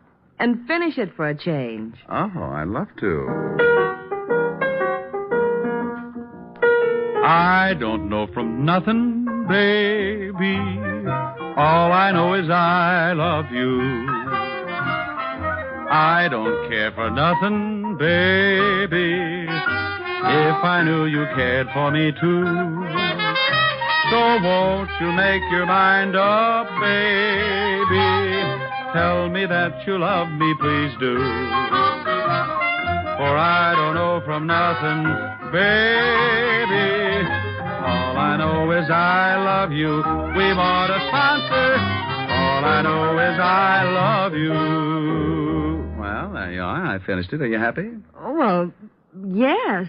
But where did the band come from? Did you like it? Yes, it was great. Well, if it's great, don't ask questions. Thank you, Von Monroe. Honey, the name is Diamond. Oh, Mr. Monroe, I just love your record. No, baby, the name is Diamond. Mr. Monroe, ever since the first time I heard you sing, Come here, I want to tell you something. Racing with the moon, sailing through the midnight blue.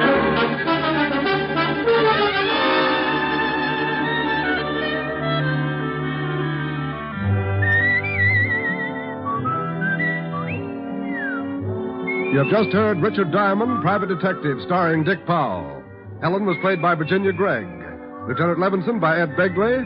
Also in the cast were Wilms Herbert, Joseph Kearns, and Stanley Waxman. Music was under the direction of Frank Worth. Richard Diamond is written by Blake Edwards and directed by Richard Sandville. Dick Powell soon will be seen in the current screen version of the best-selling novel, Mrs. Mike. Now, this is John Storm inviting you to be with us again at the same time next week, when we will again bring you Dick Powell as Richard Diamond, Private Detective.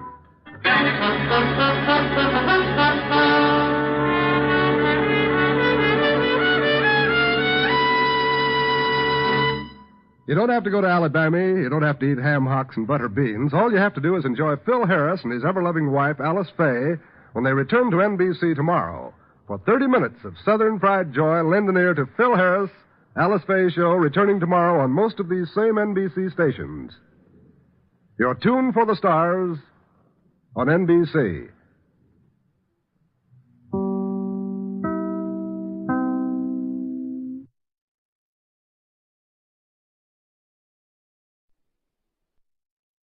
Here's another in NBC's great parade of new shows.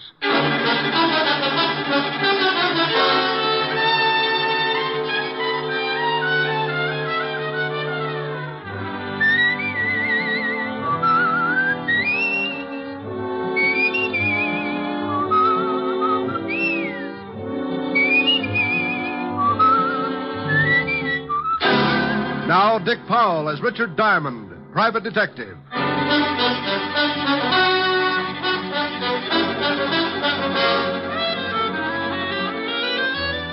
Hello there, this is Diamond. You know, this business I'm in can get pretty silly sometimes. I can go along for a whole month and get by on nothing but meals at the automat and a dozen laughs a day. The funny ones usually pay just as well as the tough ones, but eventually somebody starts something that's about as funny as an open grave. So then I put on a long face and start carrying my 38. I don't worry about those times because I don't think about them. I just know they'll be around, and I know I won't have to bother about it unless I get my 100 a day in expenses. That's the equalizer. As long as I get that ever-loving loot in my little hot hand, Lucifer can walk in with a machine gun and I'll arm wrestle him for the price of a hot dog. Last week I stopped in the middle of a real yocker and realized that I'd been giggling overtime. That's right. The cycle had caught up with me, and the label on my future had changed from fun time to trouble, and no guarantee as to the date of expiration. What started all this? Well, one morning on 53rd Street, a couple of guys were just pulling up in front of a garage. This the garage? Yeah. Go on, drive in.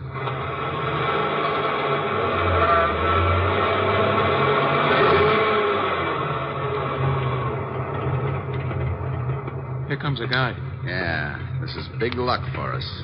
The guy coming is the guy I want. I don't want he should see me yet, so you keep talking to him and I'll get out this side. Tell him to look at the motor or something. Something I can do for you, mister? Yeah. Take a look at the motor. It's been missing. Sounds all right.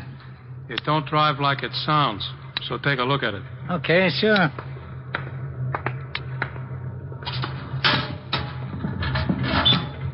Race it once. Huh? I said race it once. He don't hear so well. Huh?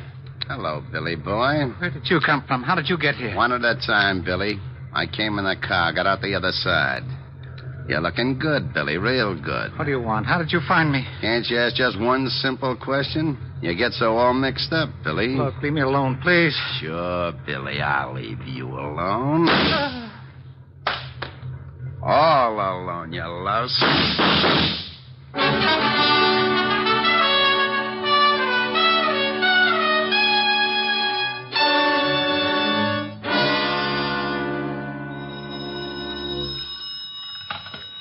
Diamond Detective Agency, our 30-day test revealed that not one single case of throat irritation was due to strangling. Oh, Rick, you're awful. Oh, how can you say that? I'm lovely, I'm engaged, now you steal wool. Oh, you idiot. Ah, you peaked. Hello, honey.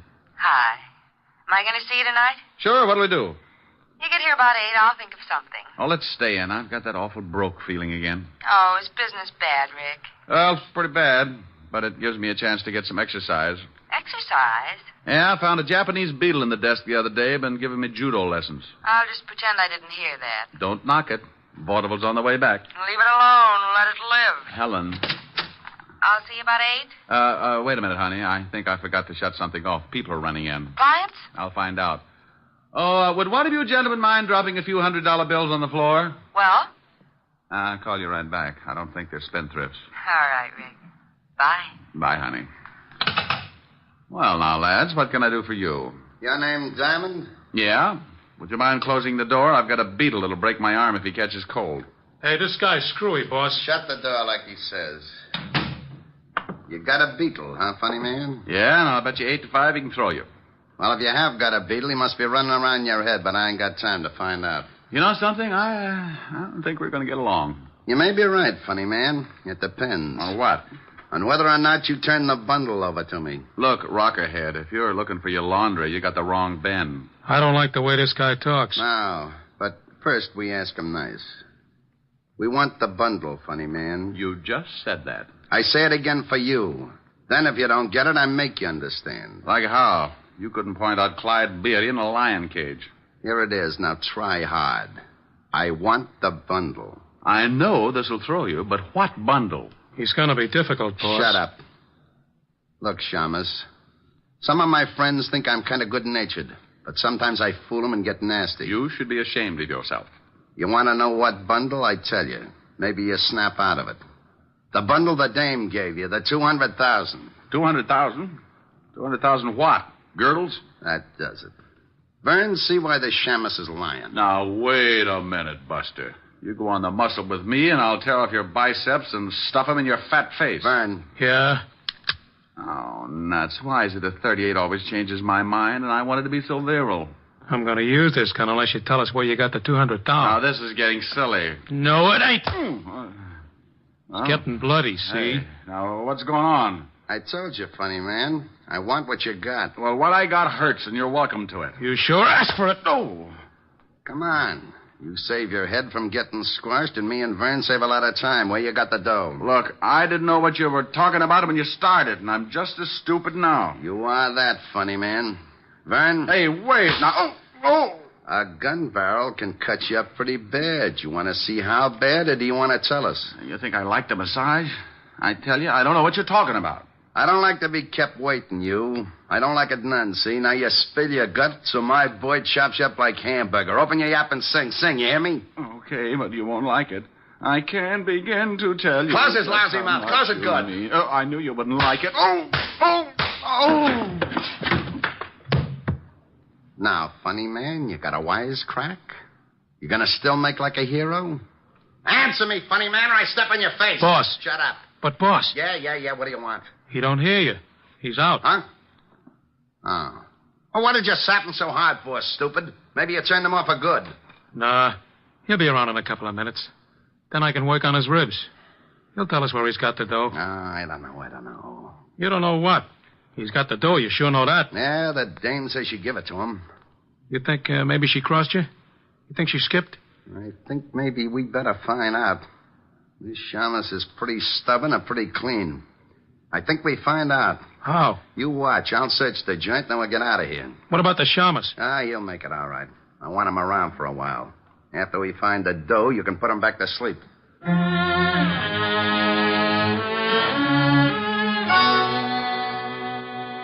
Mr. Diamond. Mr. Diamond. Hmm? Mr. Diamond, wake up. Oh, it's all right, honey. I'm not coming in. Mr. Diamond, wake up. Mm-hmm. Oh, what a nice sweater. How do you feel? Well, a quick comparison might be a garter snake and a log jam. Oh, you don't look very comfortable. Why don't you sit up? Afraid my eyes might fall out. Oh. Better? Yeah. Know any shaggy dog stories? I could use a laugh. How did you get like this? It wasn't easy. How long have I been here? I just came in. I was going to call the police when you started mumbling. Mumbling? Yes, you said something like, "Oh, it's not so late, honey. And can't I come in for a drink?" You must have been dreaming. I'm glad I woke up. She probably didn't have a drink in the house anyway. Pardon me, honey, but I gotta run some water over my bumps. You don't look so bad, considering. Oh, considering what? Do people get run over by trucks every day? When you start feeling better, I'd like to talk business. Oh, well, with business, I straighten right up. What's on your mind? Oh, that sweater. I want you to guard something for me. Why? You're the type that goes bear hunting with a switch. Is that supposed to be nasty? Well, take a guess. I just get mauled up by two gorillas, and before they get nasty, they mention some dame and some money, and you know anything about it? Why should I? Well, I wake up, and there you are. I thought maybe you stopped by to see if the boys get a gold star for the work. I don't know anything about it. Now, do you mind if I sit down? No. I'm sorry, I haven't got anything more comfortable. The termites just walked out with my couch. What do you want guided, lover? I can't tell you what it is, but it's in a locker at the 42nd Street subway. I want you to pick it up and keep it with you until I call for it. I get $100 a day in expenses, and I don't know what I'm doing. The fee looks like a skyrocket. Here's $500. When I pick up the item, you get $500 more. Ooh. And I'll be back in 2 days. Well, I was going to start looking for the guys who gave me this headache, but $1,000 makes me impatient. You, got the key to the locker? Yeah, right here. By the way, do you work nights, Mr. Diamond? Well, not in the office. Don't you think I ought to know your name? You get the item, and I'll introduce myself in 2 days. And I do keep a drink in the house, Mr. Diamond. She got up then and walked out of the room like Eve with half an apple. I put some iodine on my face and headed for the 42nd Street subway. All the way down, I kept thinking about those two mugs who'd worked me over, and for the life of me, I couldn't guess why. I didn't know it then, but if I could have guessed, it probably would be for the life of me. I reached the subway and went down. I found the locker, opened it, reached in, and pulled out a small black leather bag with a lock on it. Out of curiosity, I tested the weight and finally decided I must be guarding a sack full of spider webs. I tucked it under my arm and turned to go. But sometimes things don't always work out the way you plan them. Okay, Shamus. Let's have the bag. Oh, when am I ever going to make Eagle Scout? I should have smelled something. Hello, Vern. I'm in a hurry. If you wisecrack, you get dead. Give me the bag. Where's your friend? Out collecting heads? I guess I gotta kill you. We guess again. Here's the bag. Okay. I should make a hole in you just because you ain't honest. You had the dough all the time. You mean in that bag? Oh, now don't tell me it ain't in it. Well, if it is, Buster, it's all in one bill. Feel the weight. Hey, it is too light. Why, you lousy, no-good gumshoe. This time I don't play around.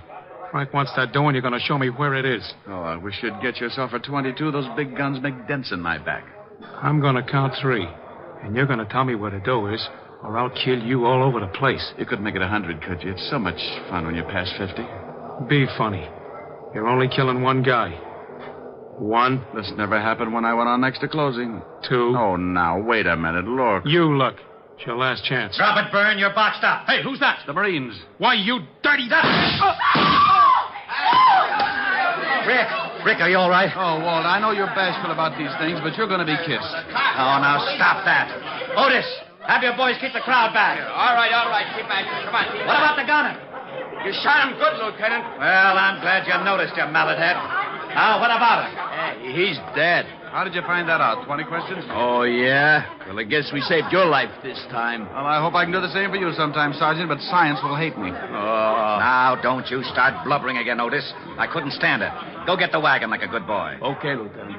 Now, what's this all about, Rick? Believe me, Walt, I don't know. How did you get here? We got a call from a dame about 10 minutes ago. Said you were coming down here and some guy was going to kill you. Well. Now, don't you well me. I want to know what this is all about. Let's get on to headquarters and I'll tell you just what I know. Rolly, you coming? You mean you're going to cooperate? Well, certainly. Oh, Otis. What's the matter, Walt? I feel a little faint. Would you mind helping me up the stairs? I think I've been working too hard. Walt and I left the subway and headed for the 5th Precinct Police Station. On the way over, I told him about the girl and about the 2 hoods who'd worked me over in my office. When we reached the station, he shoved the rogues gallery at me, and I started going through the miles of photographs. Well, the guy we shot in the subway was one Vern Geronda, small-time torpedo, but we can't find out anything else. Can't you find the other one in any of those pictures? Well, I've looked through them all. All I know is his name is Frank. Maybe he hasn't got a record. Here, try this stack. Dates back to the year 1. Well, you can bet on one thing, Walt. The girl who called you was the girl who was in my office. She was the only one who knew I was going down to the locker in the subway. But how did she know this Vern Geronda was going after you?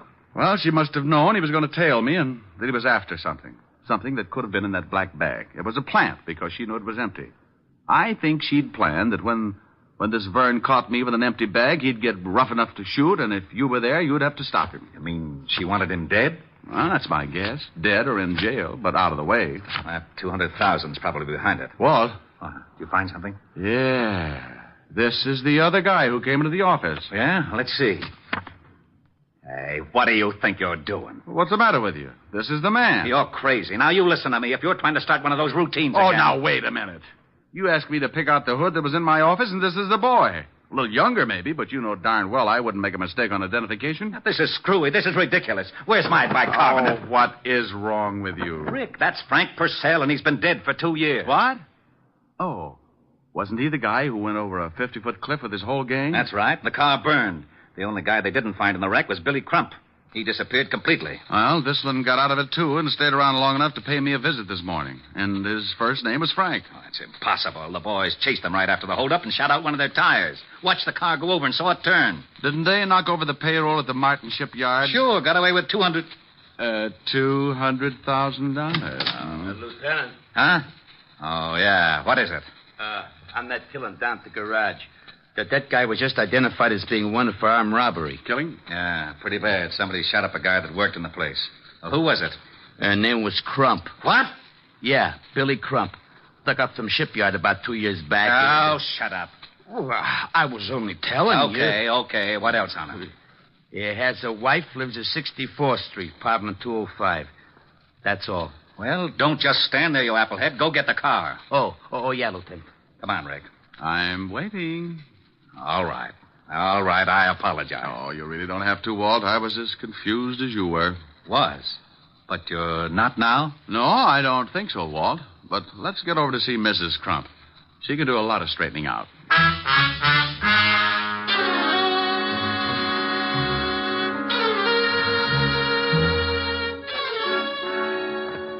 I hope Mrs. Crump is in. Oh, I forgot to tell you, Lieutenant. She calls herself Stewart, Mrs. Edna Stewart. What? Yeah. Her husband used her alias instead of Crump. Oh, well, that's all right, Sergeant. Maybe when you start pounding a beat again, you'll think of those little things. 205, wasn't it, Walt? How about it, Sergeant? It was 205, wasn't it? Oh, yeah, Lieutenant. 205, that was it. I remember. I might make a few mistakes. Shut up. Walt, hold it down. I'm sorry. Otis. Yeah, Lieutenant? Shut up. Here it is, Walt. I'll give it a knock. Go ahead.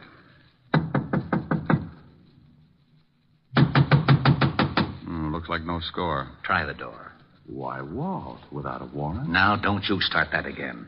If Frank Purcell is still alive, we're going to grab that 200 grand. We've got to work fast. Besides, I'm not trying the door. You are. Well, it's open, unstained, and honest.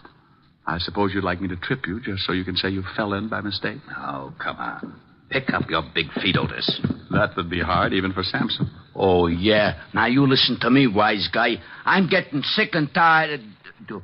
Ooh, holy cow, Lieutenant. It's the body. Rick, how about it? Quite. Mrs. Crump. Mrs. Crump, Mrs. Stewart, the girl in my office this morning, no difference. I figured she might be the one in your office when I heard Crump had a wife. She must have had the 200 grand, and Purcell killed her for it. Well, you can bet the cash wasn't in the apartment because she was too smart to keep it here. Well, there are no signs of a struggle. From the way she's lying, she was probably sitting at this desk. Writing pad on the desk, Lieutenant. Keep your paws off of it. Well, she was writing something. Went through to the bottom sheet. Yeah, numbers. Otis, start casing the place and have a conscience when you pass the icebox. Okay, Lieutenant. Too many numbers for a phone. Walt, what are we looking for? Purcell and the 200,000. Okay. Now, we don't know where Purcell is, but that 200,000 had to cool off until Crump could spend it. So? Now, where would be the safest place to keep that much cash? The numbers. Safety deposit box. You have just won yourself, Sergeant Otis. I should cut my throat first. Now, it's a cinch Purcell has gone down to the safety deposit box. Hey, I found a couple of plane tickets, Lieutenant. And it looked like they'd started to pack. Yeah, let me see them. 2 for Mexico City and good for the first. That ties it. Would you mind whispering in my ear, or am I asking too much? Walt, when Mrs. Crump came to my office, she made it very clear she'd be back in 2 days. That's the first of the month. I don't know how long she'd been there before I woke up, but she was interested in my office, and she was coming back in 2 days. Now, if she wanted to hide something, the best place would be somewhere that had already been searched. Otis, you think you could dig up a safety deposit box under the name of Crump or Stewart? Here's the number. I can try. Stout fellow. Now, Walt, if Frank Purcell did kill the girl and then headed for the deposit box, I don't think he found much. And the only other person that Mrs. Crump contacted and that he suspects is yours truly. Uh-huh. And he'll tail you, or worse. I hope so. But I want 10 minutes alone in my office before he catches up. Now, Otis, get going and call me at my place. Right. Now, Walt, I'm going to walk around for about half an hour and see if I can pick up a tail. Then I'll lead him to my office. I'll get there at exactly 2:30. You get there 10 minutes later. I think I'm going to need help. I still wish I knew what you were up to. Now, as soon as Otis finds that deposit box and tells me if Mrs. Crump was at the bank around 11 this morning, I'll tell you the whole thing. And if I'm lucky enough to stay alive, you'll have Frank Purcell to fill in the details. I left Walt and started walking. If Purcell was after me, he was too smart to let me spot him, so I just kept going until I'd used up the half hour, and I was on my way up to my office. Purcell wouldn't follow right away, so that gave me the 10 minutes I wanted. I went in and looked around. Nothing had changed. Desk, chair behind and chair in front. Small closet with sink, hat rack, and bookcase. I went to work on the bookcase first. Nothing. So I took the desk apart. I kept going. Closet, under the rugs, still nothing. I took a breather and tried to reason it out. If I had suspected something in the beginning, where would be the last place I'd look? Something I never used. I didn't have a vacuum cleaner, so that was out. Then I remembered something. Something the girl had said that morning. Do you work nights, Mr. Diamond? I looked up at the big light bowl hanging from the ceiling. A little lost weekend, but it was worth a try. I walked over and snapped on the light switch. Score for Diamond. With the light on, the bowl became transparent, and lying at the bottom, I could see the outline of a large bundle. I forgot to smile because the footsteps coming up at the hall sounded like company. I turned off the light, went over to my desk, and sat down with a very comfortable 38 between my legs. Well, good afternoon, rocker boy. Did you forget your bucket of blood? I forgot something? Sure, funny man. I forgot to leave you dead. Don't look so unhappy. You tried. I've been getting a big run around all day. So I brought me something to slow things down. You want to see it, or do I keep it in my pocket? Well, if it's a mouse, I'll scream. In this pocket, I got 6 ways to kill a louse. If you ain't seen a louse, just grab a mirror. Oh, by George. That was a good one. What's the matter? Was the deposit box empty? Oh, you know about that, do you? I figured you was working with a dame. Well, you got a silent partner now. You're right. Last time I saw her, she was speechless. I'm going to do the same for you, funny man, but I make a deal. You say no or even maybe, and I'll kill you where you sit. You say okay, and I'll let you keep going till you choke on one of your jokes. You tell me if I'm right, and I'll give you a quick answer. You've been after Billy Crump ever since the shipyard robbery because he got away with the money. You finally found his wife, and she got scared. She bought 2 tickets to Mexico. How'm I doing? Great. You tell a good story. When Mrs. Crump saw all that lovely cabbage, she got greedy. She got a hold of you and made a deal. Yeah, she was a pretty smart chicken. I knock off her husband, Billy, and she splits the dough with me. And if I guess right, at 11 o'clock this morning, while you were killing Billy Crump, she was grabbing the $200,000. So that's how it goes. But after we rubbed out Billy, she called and said the dough was planted with you. She wanted the dough herself. She used me to lead you to the subway. Right. Where were you? Upstairs. I figured something was up. Well, nice little plot. You kill her husband, the cops kill you and your torpedo, and bless her little heart, she winds up with a pot of gold. No, she winds up dead. The dough wasn't in the box, so she planted it somewhere. We saw her coming in here after we worked you over. Now, I think she stashed the bundle here while you was out cold. So, do I get it, or do you die? What are you going to do about that big, bad policeman outside the door? I'm going to laugh at him because he ain't there. Walt, stop snooping. Come on in. Hi. Well, what do you know? You wasn't kidding. This might mean a promotion, Purcell. You want to turn around and be a good boy, or do you want it the hard way? I stay the way I am. You're in a tough spot, Mr. Copper. If this funny man's a friend of yours, he's going to get it the minute you try your luck. Rick? Yeah, Walt? He's got a point. I might be lucky and get him just right, but it's a long shot, and if I miss, he'll pull the trigger on you. You're pretty smart for a copper. Walt? Yeah? The way it looks, we could be here all night unless somebody gets shot. That's the way it looks. What do you think, Purcell? Like I said, the cop guns me, I gun you. Silly, ain't it? Be a lot sillier if I had a gun. Funny, man, that would be a riot. Well, start laughing, pal. You sure ruined that desk. I couldn't help it. Had the gun between my knees. I move, he shoots. Had to try it right through the desk. What are you sweating for? Me? I could use you for a shower. How's Purcell? Unhappy. How about it, Purcell? I ain't giving odds. Hey, funny man, you know something? You ain't so funny. Get the phone, Walt. Yeah? Lieutenant? Oh, no. Yeah? I found the box. The Crump dame was in the bank at 11 o'clock this morning. I found it pretty quick, huh? Hooray for you. Wait a minute. Rick, you were right about the... Hey, where did he go? Who, Lieutenant? King Kong. Now, you get your big fat head over here. Lieutenant. What is it? Okay if I turn on the siren? Oh.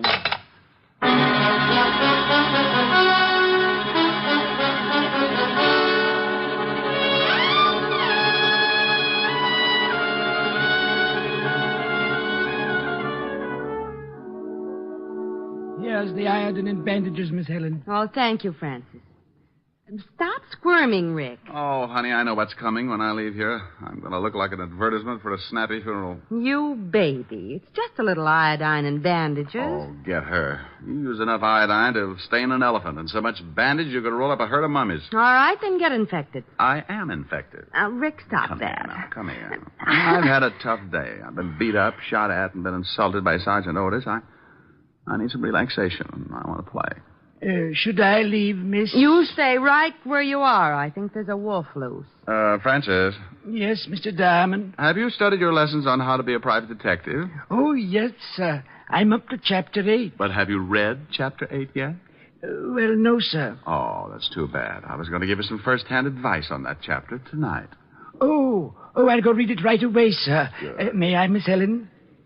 Go ahead, Francis. I can't win. Oh, this will be jolly. Now, come here, you. But, Rick, stop it. Get away from that piano. No. You are my sunshine, my only sunshine. You make me happy. Well, you know what they say about music soothing a savage beast. If you don't like it, you sing something. Oh, what for? You don't even look a little wild. Sing something. I'll get as wild as you want. Oh, now there's a statement. Go on. All right. Little girl, you're the one girl for me. Little girl, you're as sweet as can be.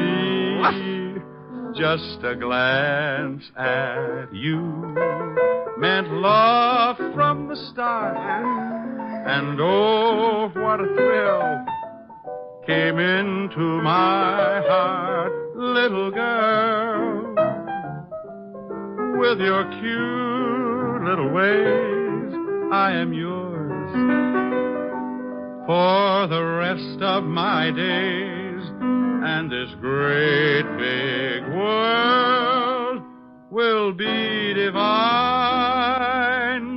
Little girl, when you're mine, all mine.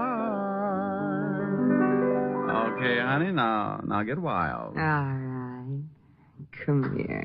Ah, a little wilder. Yeah. There you go. Mr. Diamond, I'd like to ask your opinion. It says in Chapter 8 that homicide... Oh. Well, look at that. And I'm not blushing. I must be getting used to it.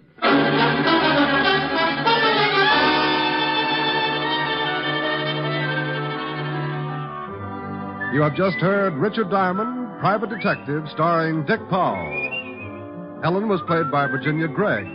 Lieutenant Levinson by Ed Begley. Also in our cast were Wilms Herbert, Gene Bates, Robert Carroll, and Ted DeCorsia. Music was under the direction of Frank Worth. Richard Diamond is written by Blake Edwards and directed by Richard Sandville. Now here is Dick Powell. Ladies and gentlemen, if you've been enjoying our show, and I sure hope you have, be sure to listen on Monday evenings beginning October 3rd instead of Saturdays. Did you get that? Beginning October 3rd, we will be heard on Mondays instead of Saturdays. And check your local paper for the exact time. Dick Powell soon will be seen in the screen version of the best-selling novel, Mrs. Mike.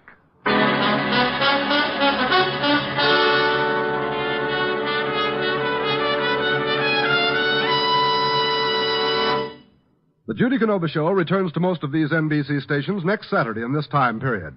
Richard Diamond, Private Detective, moves to Monday evenings beginning October 3rd. Next week, tune in at this same time for the Judy Canova Show and hear Richard Diamond, Private Detective, Monday nights beginning October 3rd. You're tuned for the stars on NBC.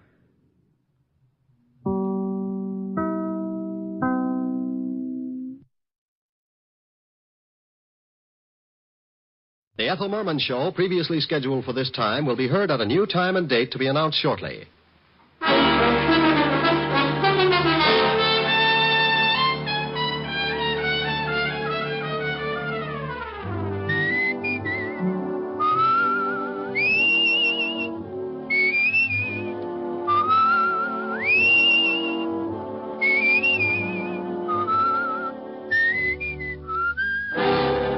Transcribed is Dick Powell as Richard Diamond, Private Detective.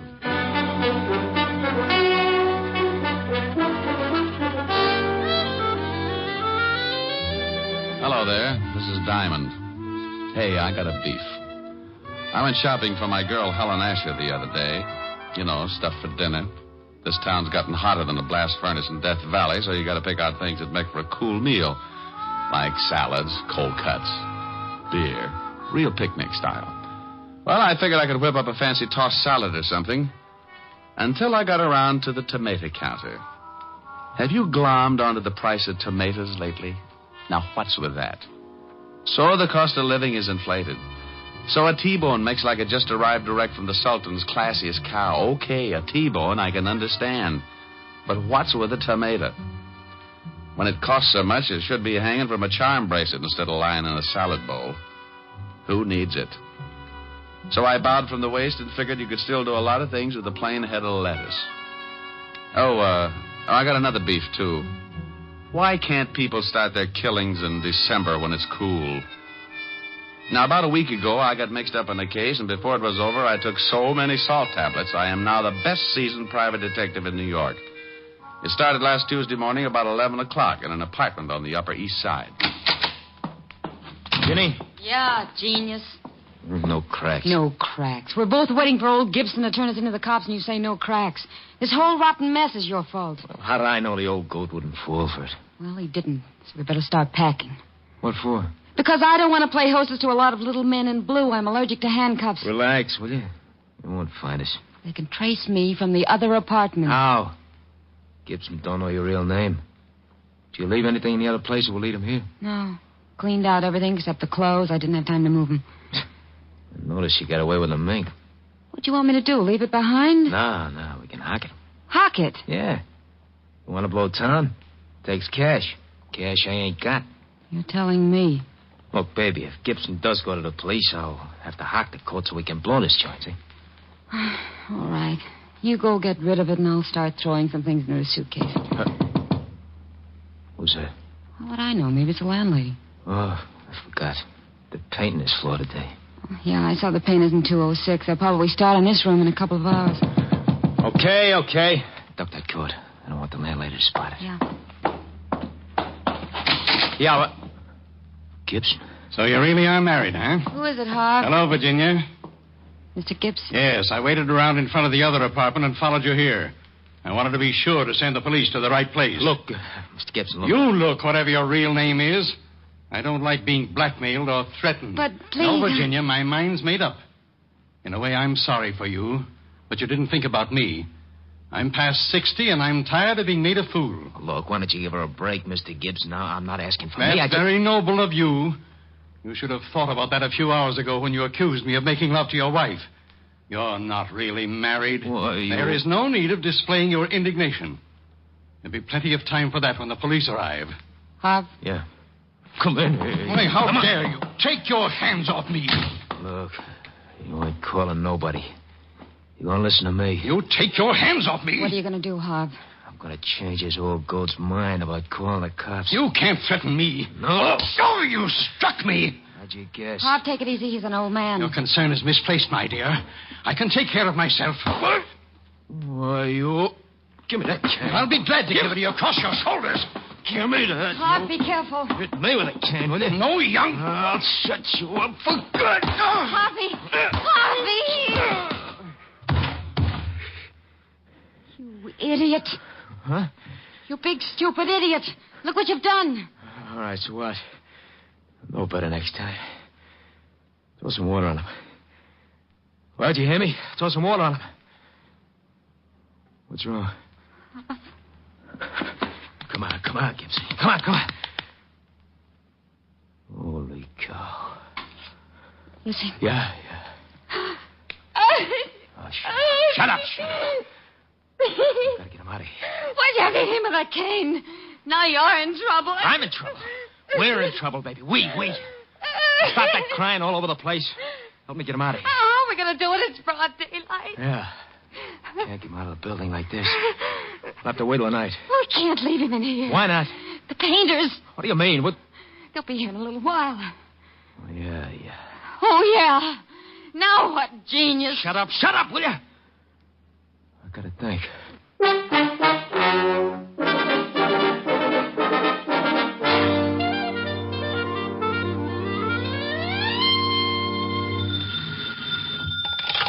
Diamond Detective Agency, murders financed while you wait. Oh, you idiot. Oh, is this Toodles Asher, the belle of Park Avenue? This is Helen Asher, the girl that goes steady with the Diamond Detective Agency. Sounds like a fine organization. Are they reliable? Very seldom. Oh. I'll tell you better as soon as I find out what I'm going to do tonight. You're going to give your butler the evening off, and the Diamond Detective Agency is going to march through your front door, single file, and show you a shortcut to spend the bottle. What time does all this begin? How long will it take you to pucker? About 2 seconds. Well, I won't get there until 8. Don't hold it, or you'll end up looking like a Ubangi. You're terrible. Yeah, but I'm pretty. So's a baboon. Oh, what you said. You won't be late, will you, Rick? I don't know. After that last crack, I think I'd better start going steady with King Kong. Rick. No, I'm mad. Ricky, I love you. Only because I can hang by my tail and my fangs have that toothpaste smile. I think you're the most wonderful man in the world. Well? I think you're the handsomest, the strongest, the smartest. Well, all right. Now tell me something I don't already know. Rick. Bye, baby. See you at 8. Bye.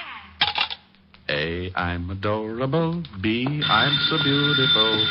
C, Now, look, honey, I can't make it till 8 o'clock. I got a fan dancer who's a client. She wants to go out and trap an ostrich this afternoon. Is this the Diamond Detective Agency? Huh? Oh, yeah. Is this Mr. Diamond? Yeah, what's the matter? You sound like you're standing on a body. Oh, Mr. Diamond, please, you've got to help me. I just don't know what to do. Now, take it easy. Who is it? What's wrong? I thought it moved. What moved? The man sitting in my chair. Well, that happens now and then. Why shouldn't he? Oh, well, because he's dead. What? Yes. I came home this afternoon from girls' camp, and when I unlocked my door and went in, I found this, corpse sitting on my Hepplewhite. On your what? Hepplewhite? I don't know how he could have gotten there. Hepplewhite? No, the dead man. What about Hepplewhite? Who? The guy this corpse was sitting on. Oh, no. That's a chair. Hepplewhite's an old antique chair. Oh. Oh, now I'm so confused. Well, move over, honey. Now, take it easy and give me one thing at a time. Who's the dead guy? Well, I don't know. I never saw him before in my life. Okay, now why haven't you called the police? Well, I thought about that, but I'm a school teacher, Mr. Diamond, and I was afraid of the scandal. I read a lot of detective stories, and the first thing that came to my mind was calling a private eye. Private eye. Mm-hmm. You had the biggest ad in the phone book, so naturally. Naturally. Well, give me your name and address, and I'll be right over. Oh, Esther Blodgett, 419 East 79th Street, apartment 108. Okay, Esther. Now, don't let anyone in and don't touch anything. Oh, I know that, silly. After the initial shock wore off, I found myself in complete control. What's the matter? I'm so nervous. I just lit a cigarette. It tasted so good, I offered one to the dead man. Well, if he takes it, remember how you did it. I'll be right over. Hepplewhite. Oh, is Walt going to have fun with this? Homicide, Sergeant Otis. Hello, Otis. Let me talk to the lieutenant. Diamond? No, this is Black Beauty. I just did a mile in 1:12, and I want to report that I've been doped. Very funny. I thought so. I didn't win the race, but I was the happiest horse on the track. Now, put the lieutenant on the phone. Lieutenant Levinson. Diamond, Walt. I don't want any. You take your killings to another precinct. Oh, now, don't be a sorehead.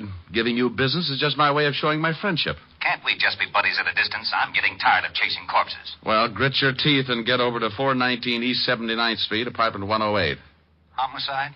Yeah. A dame named Esther Blodgett reported it. She lives there. Who's dead? Well, I don't know. Oh, yeah. A guy named Hepplewhite. Hepplewhite? You ask Esther about it. She'll put you straight. Are you coming over? Yeah. Bye.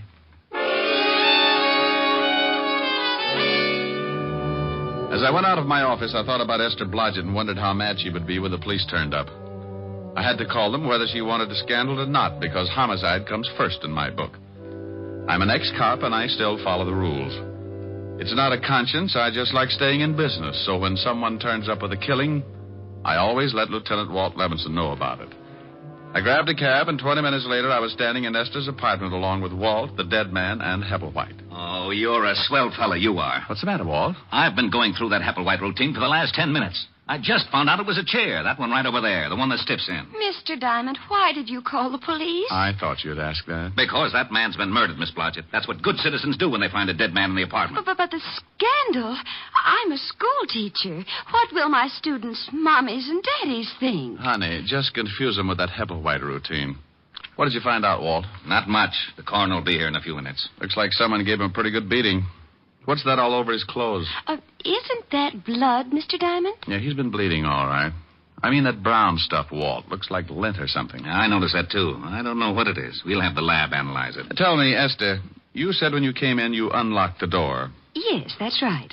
Are you sure it was locked? Why, yes, it has a catch lock. Besides, you have to turn the key and then use the other hand to turn the knob. Did you touch anything? Open any windows? I touched nothing. Oh. Well, there's a good one, Walt. Yeah, a corpse sitting in a room with the door and all the windows locked. Do you always lock the windows when you go out, Miss Blodgett? Well, I've been away for several weeks at a girls' camp. Aren't you a little old for that sort of thing? Oh, I've been counseling. One of the teachers who goes along to take care of the young girls. What do you think, Rick? Well, he wasn't killed in this apartment. No signs of a struggle. There's only blood around the chair and on the body. He must have been carried in. There would be blood trails on the floor. Not if he was carried in something. You say you never saw this man before, Esther. Never in my life. Any identification in his wallet? Yeah, name's Gibson. Leland Gibson. No money taken either, so that eliminates the robbery angle. Any address? Yeah, he's got an old driver's license. 12 East 64th Street. Pretty classy district. Judging by his clothes, he was well fixed. Tailored. Good store. As soon as the coroner arrives, I'm going to check this apartment building. Maybe somebody heard something or saw something. Walt, let me check the 64th Street address for you. This is a police job. Why do you want to check it? Oh, because poor Miss Blodgett looks so unhappy. I am, Mr. Diamond. I am very unhappy. See, Walt? So she's unhappy. If you want to check the place on your own, go ahead, but I'm sending some men over anyway. Mr. Diamond, I like you. Well, thank you, Esther. No. I want to hire you to catch the killer and free me from this awful policeman. Awful policeman? Do you know how I got this way, Miss Blodgett? Oh, I'm sure it wasn't easy. Good for you, Esther. I got this way because of this private detective. Just call me Blue Eye. Ever since he stopped working with me and left the force, I've gotten mixed up in more screwy cases than an alcoholic in a whiskey truck. There isn't 1 week that he doesn't turn up with 1 or 2 killings. My, he gets excited, doesn't he, Mr. Diamond? And in his spare time, he intimidates my sergeant. Just call me Rick, dear. I've taken enough bicarbonate in the last year to stop Vesuvius erupting. And if he doesn't give me a little peace and quiet, I'm going to end up solving a killing of my own. Rick, my, that's a nice name. How did you ever get to be a school teacher? You don't look the type. Are you listening to me? Oh, what makes me so different? I've seen signs on highways that say it better than I can. What are you two babbling about? You mean the ones that say, danger, stop, look, and listen? Well, that fits, but I was thinking about curves and soft shoulders. Oh, no. Now, you listen to me, Diamond. This is serious business. A man's been killed in Miss Blodgett's apartment. If you want to take her on as a client, go ahead. But any questions from here on in will have to be gotten down at police headquarters. You are taking me in, Captain? Lieutenant.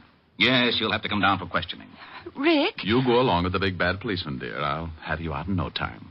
Well, all right, if you say so, but this has never happened to me before. Oh, that's unfair. Walt, stop blubbering. Yes, Walt. What is it? Oh, you get out of here. Oh! Otis! Where the devil is Otis? I left Walt jumping up and down in front of Esther and the corpse and headed for 12 East 64th Street. It was an old brownstone in one of the wealthier districts. And when I rang the doorbell, I got another surprise. Yes? Yes. Don't tell me you're a school teacher. I beg your pardon. You forget it. It's the landmarks that threw me. What do you want? Oh, do you know a Mr. Leland Gibson? Yes, he's my father. Now, just who are you? Name's Diamond. I'm afraid I've got some bad news for you, Miss Gibson. It's Father. Something's happened to Father. May I come in? Oh, I'm terribly sorry, yes. Now, please, what is it? What's happened to Dad? Well, he's dead. Oh, no. No. Look, I know this is tough, but you've got to help me. The police will be here in a minute. The police? Yes, your father was murdered. Oh, I knew something like this would happen. You did? Well, tell me about it. Well, I don't mean that I expected Dad to be... Okay, now, just take your time. Cry it out. I'm sorry. Have you a handkerchief? Sure, here. Thank you. Now, think you can talk about it? Dad left the house about 3 weeks ago and moved into a hotel. Did you have a fight or something? Oh, no. Everything was fine, but... No, hang on. Things couldn't have been better, and he was in wonderful spirits when he left. No arguments, no hard feelings? He didn't leave mad? Oh, no, nothing like that. Then, have you got any idea why he suddenly packed and moved into a hotel? Well, I'm not sure, but I think it was a woman. A woman? Yes, he told me one day that he'd met someone he liked very much. The day after that, he moved to the hotel, but I never saw her, and he never said anything more about her. Weren't you a little worried? Naturally. Father isn't a young man anymore. I mean, wasn't. Just one more question. What hotel did he move to? It was the Adams on Madison Avenue. He used to go there 3 nights a week for dinner and a game of bridge before he decided to move in. Well, thank you. Are you all alone? Yes. Got any friends you can call? A few, I guess. Well, call them. It's better not to be alone. And bawl your head off. It'll do you some good. I'll send you your handkerchief, Mr. Diamond, Richard Diamond. It's in the book.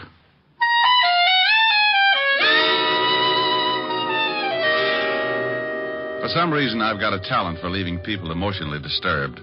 Walt hops around like a rabbit in a cabbage patch, and Otis always tears his hair out by the handsful. Miss Gibson was less active about it. She just tried to smile and shed enough grief to fill a tub. I grabbed another cab and headed for the Adams Hotel. Yes, sir. Do you wish to register? No, but I want to find out about someone who did 3 weeks ago. Oh? Yeah, Mr. Leland Gibson. Why, yes, he's staying at the hotel. From now on, that's past tense. I don't understand. He hasn't notified us that he's leaving. Well, that might be a little difficult. If you'll run down to the morgue, I think you'll find out you're stuck with an empty room. The morgue? Yeah. Mr. Gibson has taken over one of the slabs, rent-free. Oh, my goodness. What happened? He's kind of dead. When did you last see him? Early this morning. He left the hotel around 10. Know where he was going? Why, no. Do you remember him having any visitors in the last 3 weeks? A girl, I mean. No. Are you looking for a girl? Yeah. Mr. Gibson's daughter seems to think he was running around with a woman since he moved into the hotel. Oh. You say that like you knew what I was talking about. It was common gossip around the hotel. What was? Well, Mr. Gibson has been coming to the hotel for many years. He used to eat dinner here 3 nights a week and then play bridge with some of the hotel regulars. Now, about a month ago, we took on a new waitress. Uh-huh. Now, it was very obvious that Mr. Gibson was quite taken by her. So much so that he moved into the hotel and ate at her table every night. Oh, what was her name? Virginia Pelgrim.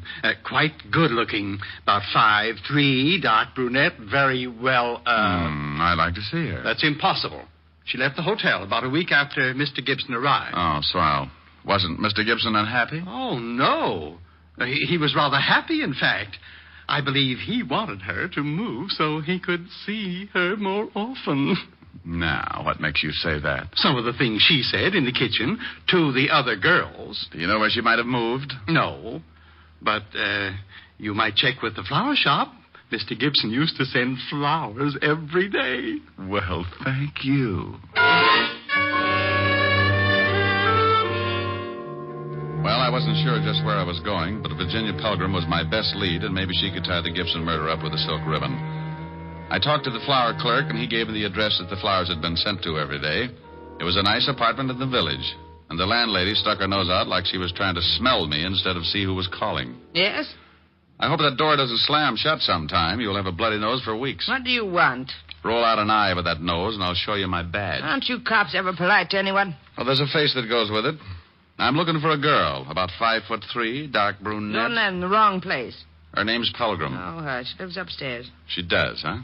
Is she in now? No. Went out this morning. Hasn't come back. And she probably won't. She have many visitors? Only a couple. Men. That figures. Ever see an elderly man, gray hair, about 60? Sure, every day. Know his name? No. You said she had a couple of visitors. Who else? Another man. Younger, kind of greasy. Only came around a few times. Old man was there this morning, had an argument. Could you hear what they said? I don't snoop. Anyone else? No. Who paid her rent? She did. Cash. Mind if I take a look at her apartment? Got a search warrant? No. Then you can't. Okay, thanks. You've been charming.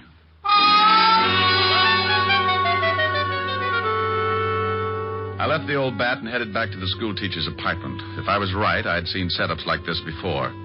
But there was still the problem of finding out how Gibson was killed and how he got into a locked room. When I pulled up, I saw the wagon, complete with corpse and coroner, pulling away for the morgue. And when I went in and knocked on the door, I was certain that they'd forgotten one of the bodies. Oh, it's you, Shamans. Why, Otis. They're leaving without you. Who is? The hearse. Shouldn't you be lying down or something? Now, you stop that brick and get in here.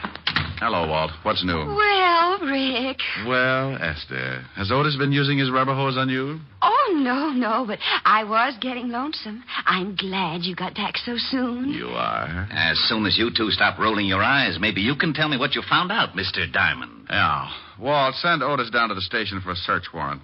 Then tell him to get over to 9 West 12th Street and see what he can find in the Miss Virginia Pelgrim's apartment. Who's Virginia Pelgrim? The only person who was mixed up with a murdered man. There was another man who used to see her, but I can't find out who he was. All right. Otis, go get the warrant. Yeah, Lieutenant. Thanks, Diamond. A pleasure, Sergeant. What did you find out, Walt? There were 11 people in the building at the time of the killing. None of them ever saw the guy before. Here's a list of the names. 3 people on this floor, 5 on the second, and 3 more on the third. Have you talked to the landlady? Certainly. She doesn't know any more about it than the rest. What about that funny brown lint on the dead man's clothes?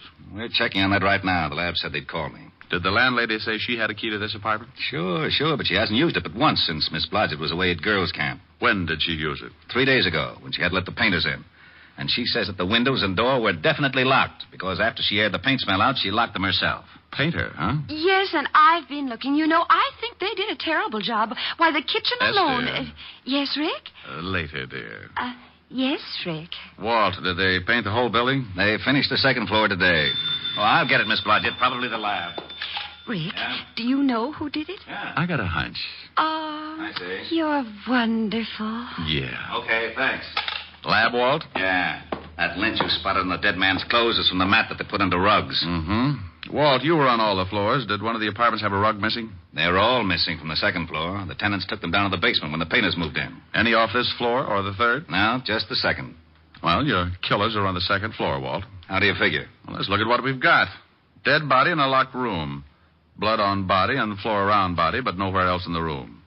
Carried in a rug. Bullseye. Oh, this is so exciting. Esther. Sorry. Yeah, but how does a dame called Pelgrim figure into it? There's no Pelgrim listed in this building. Well, there shouldn't be if I'm right. The dead man met Virginia Pelgrim while she was working as a waitress in his hotel.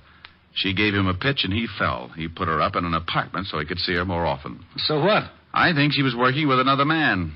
A man who was seen around her apartment by the landlady. Then how did the body get over here? The guy the dame was working with probably lives here. What about the motive? Well, my guess is that Gibson was being blackmailed, and he followed the girl here. He was probably going to yell cops, so they killed him. Okay, now what about the locked room? Explain that. I'll let the landlady of this building explain it, Walt. Go ask her one question. Who had this apartment before Miss Blodgett? Esther. Oh, I'm sorry, Esther. Well, I can tell you that. A Mr. and Mrs. Austin, they moved to a smaller apartment and let me have this one. It's more rent, and they couldn't afford it, I expect. This is a better apartment, though. It has very... Esther, what apartment did they take? Oh, it's on the next floor. Apartment 209. According to this list of people who were on the second floor at the time of the killing, the Austins are the only couple. What did Mrs. Austin look like, Walt?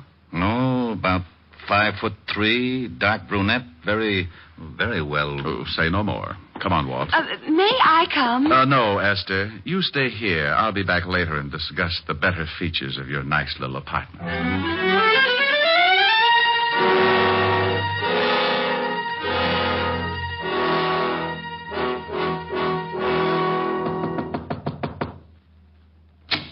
Yeah? I want to talk to you again, Mr. Austin. Why? Told you everything I know. Where's your wife? In the back. We're coming in. Okay, you don't have to shove. Who is it, Harv? Them cops again. Well, hello, Virginia. Do I know you? Where's your rug, Mr. Austin? What? It's down the basement. Miss Pelgrim, how long have you been married to this man? About 3... Hey, how'd you know me? Shut up. Know your name? You might as well tell the lieutenant everything. Why did you lie about knowing Mr. Gibson? I didn't. I never saw him before in my life. I didn't tell you the dead man's name was Gibson. How'd you know that? Don't answer that. Oh, shut up. You and your husband killed Mr. Gibson and carted him downstairs in a rug. Why'd we do that? Because the painters were on their way to paint your apartment. You had to get him out without being seen. You dumped him in Miss Blodgett's apartment because you knew she was out of town. And you used to live there, so you still had a key. You shut up. We've got enough to hold both of you on. The rug will have bloodstains on it. Oh. Get out of my way. Get out, Walt. Why, Walt, you're so rough. Yeah. I didn't kill him. Harvey did. I didn't kill him. Okay. You can tell me all about it down at the station. Hey, where are you going? Well, it's 6:30. I got a date. What about Miss Blodgett? She's going to get lonesome again. Ah, she was born that way. I've got to see a girl who's going to hold a pretty interesting class of her own. Bye.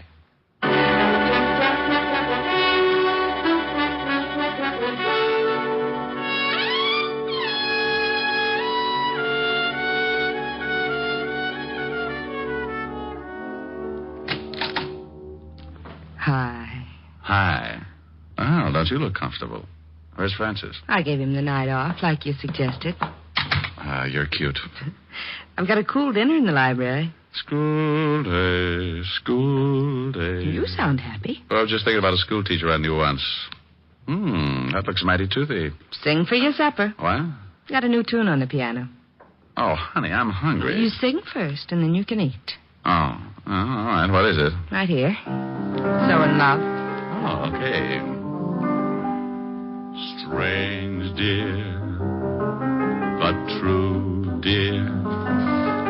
When I'm close to you, dear, the stars fill the sky. So in love with you am I. Oh, keep going. I'll get it. Even without you, my arms fold about you. You know, darling, why so in love with you am I. Some girl asking for you. Oh, some girl. Wow. I told her there was no one here but the piano tuner. Oh? She leave her name? Uh-huh. Hepplewhite. Hepplewhite. Yes. Who's she? Come here, baby. No. I want to know who she is. I said come here. No, Ricky. Who's Hepplewhite? Oh, just a chair, baby. A cute blonde chair.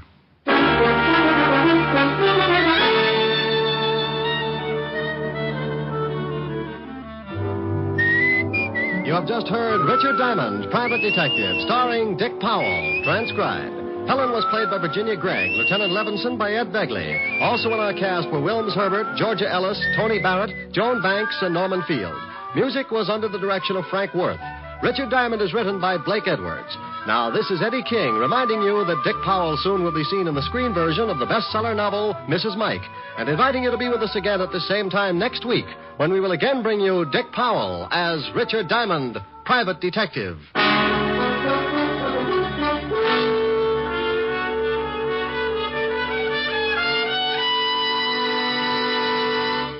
Saturday night brings some of the week's best radio entertainment when you tune for the stars on NBC. Stay tuned every Saturday for a great lineup of programs, including Hollywood Star Theater, Ralph Edwards' Truth or Consequences, Your Hit Parade, A Day in the Life of Dennis Day, The Judy Canova Show, and Grand Ole Opry. All the best on NBC.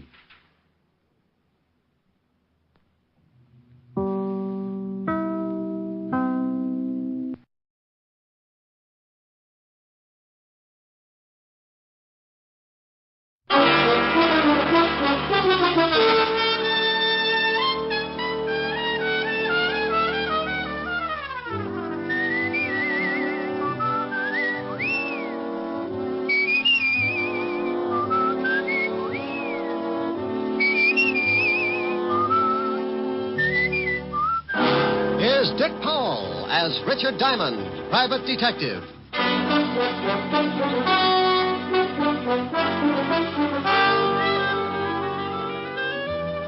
Hello there, this is Diamond. I've got a little office near 53rd Street on Broadway, 8th floor. My business? Trouble. What kind of trouble? Well, take your pick.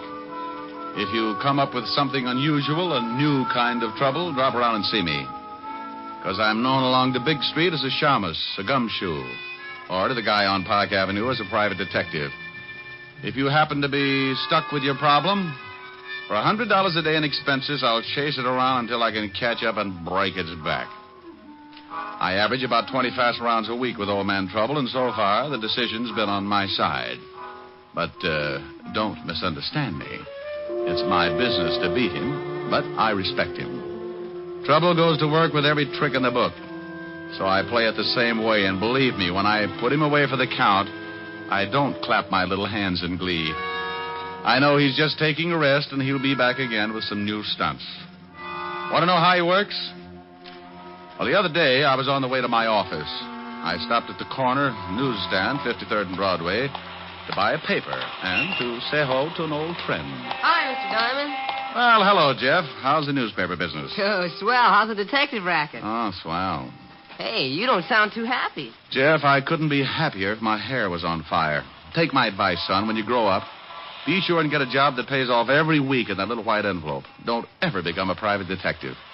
It's like a penny getting lost in a gum machine. Well, I'm going to stick to the newspaper business. Good for you. Say, I was just about to go across the street to Mary Lou's and get some ice cream. How about it? Can I buy you a cone? Now, that is a beautiful idea. Let's go. Aren't you coming to work a little late, Mr. Diamond? Well, you see, Jeff, I was up kind of late. Research, you know. Yeah, I know. I see him going into your office all the time. That blonde last week stopped traffic all the way to 42nd Street. Yeah, she was lovely. Got tired of social standards and shot her husband right through his morning cup of coffee. Was that the one in the headlines? That's the one. Hello, Jeff. Hi, Mary Lou. Take a seat, Mr. Diamond. Well, what'll you and your friend have? Well, I'm going to have a double strawberry. How about it, Mr. Diamond? Sounds great. 2 double strawberries. This is Mr. Diamond, Mary Lou. His office is in that building across the street. Oh, how do you do? How are you, Mary? Well, all right, I guess. Business could get better, and I wouldn't mind at all. Here are your cones. This is on me, Mr. Diamond. Oh, no, now put it away. Oh, now, come on. I asked you over, and that makes it my treat. Here's a 5, Mary Lou. Mr. Diamond's money isn't any good today. Tell you what I'll do, Jeff. Give me a 5 a minute. Sure, here. Now, if you can tell me whose picture's on this bill, you can buy the cones. That a deal? That's the deal. Lincoln. Well, what's the matter? That's right, isn't it? Hmm? Oh, yeah. What's wrong? Where did you get this bill, Jeff? Well, I just made change for it a few minutes. Hey, what's the matter with that dough? You two act like you'd never seen a $5 bill before. Well, this Finn's counterfeit. What? That's right. Good job, too. You sure? Yep. One of the best engraving jobs I've ever run across. Paper's not too good. Oh, that's swell. That's real great. I get just out of a whole $5. Who gave it to you? I remember the guy, all right. He came by just before you did. Made change for him, the heel. Yeah, $5 is a lot of papers. I'll say it is. Well, maybe you're wrong. You could be. Not Mr. Diamond. He's a private detective. Used to be a cop. Look, Jeff, mind if I take this bill along with me? Nah. What good's it going to do me? Oh, it's not so bad. Here, I'll give you a good 5 for it. No, sir. You only learn by mistakes. I made a big one, so I'm out 5. I'll get along. Look, it's worth the 5. I'm just buying it from you. Sure, Jeff. Go ahead and take it. Thanks a lot, Mr. Diamond, but I just can't. Okay, Jeff. Maybe I can find the guy who slipped this to you. Maybe we can get your 5 back. What are you going to do? Take a run down to the 5th Precinct. See how much of this stuff is floating around New York. Now, I want you to do something for me, Jeff. Sure, anything. I want you to keep an eye out for the guy who gave you this phone. I'm way ahead of you. Well, now, that's what I'm afraid of. I want you to promise me, if you do spot him, not to do anything until you get in touch with me. Promise? Yeah, okay. Well, I'll be at the station. Ask for Lieutenant Levinson's office. Right. Here's for the ice cream, Mary Lou. Good ice cream, too. Oh, thanks.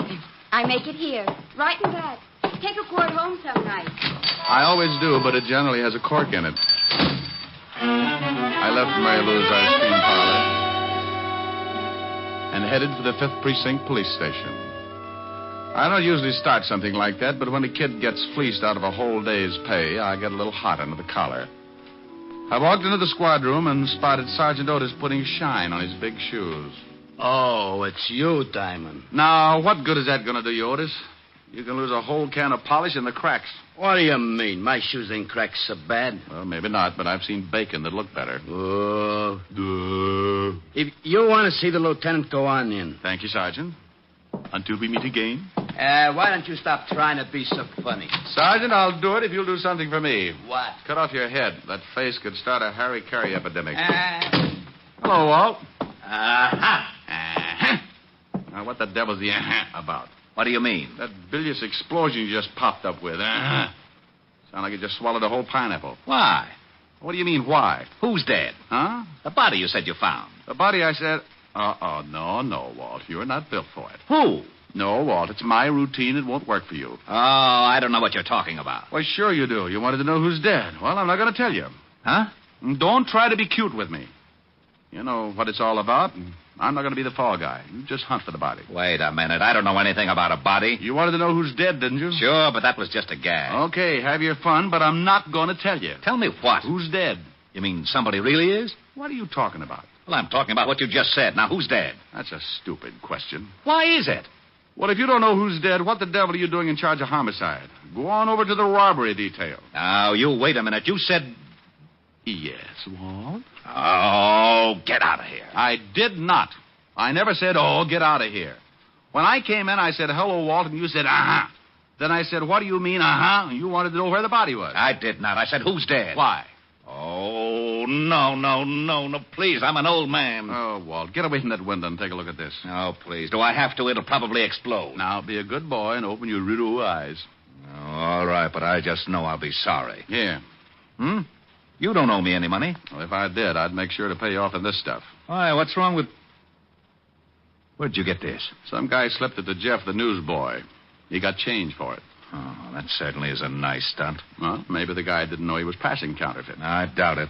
You don't give a newsboy $5 for a paper. Okay, tell me about it. Well, the stuff has been flooding the city. We can't get a lead. Picked up a couple of passes, but they won't crack. How did it work? Look, Rick, this isn't my department. The Treasury boys are working on it right now. Why don't you go over and talk to them? Well, if you want to be snooty about it. Now, you wait a minute, Diamond. Yeah? Lieutenant Levinson, homicide. Is Mr. Diamond there? Now, wait a minute. Rick, it's for you.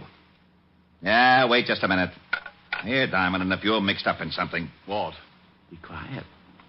Hello? Mr. Diamond? Yeah, Jeff? Yeah, I just spotted the guy who slipped me the phony bill. He went into the bar next to the ice cream parlor. You stay where you are. I'll be right over. I'll be at the stand. Rick. Yeah? Please. Walt. Yeah? Bye.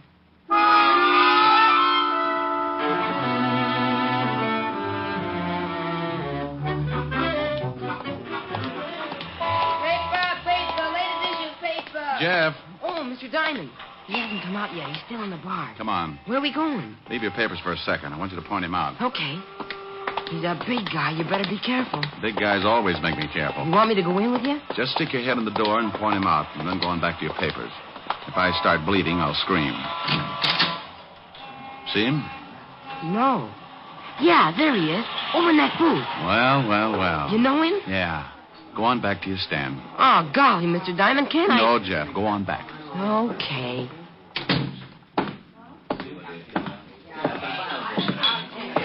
Hello, Walker. Huh? Oh. What do you want, Shamus? Well, I'll have a talk. Mind if I sit down? Does it make any difference? Not much. Then sit. You passed a phony 5-spot this morning. I did? Well, shame on me. How many more you got on you? I don't know what you're talking about. You want me to turn you upside down and shake it out of you? Diamond. Yeah? Bo. Walker. Yeah? Oh, hey, you. Let go. Oh, busted my arm. You want it back? Yeah. Now, let's see your pockets. Okay. Get on your feet. I want to see what you're doing. All right. Okay, dump them. Hey, what's going on here? Just relax, bartender. I'm taking care of some business. There ain't going to be any rough stuff in my joint, so you better relax, Sonny. Yeah, make this guy take his big paws off of me. He's trying to shake me down. Oh, yeah? You want me to call the cops, Sonny? Maybe that's not a bad idea. How about it, Walker? You want him to call the law? I don't care who he calls. Just get out of my way, Diamond. You're not going anywhere. Now, I told you to lay off, Sonny, and I meant it. Now, let him go, you hear me? Look out, he's making a break. Just let him be. Get out of my way, Pop.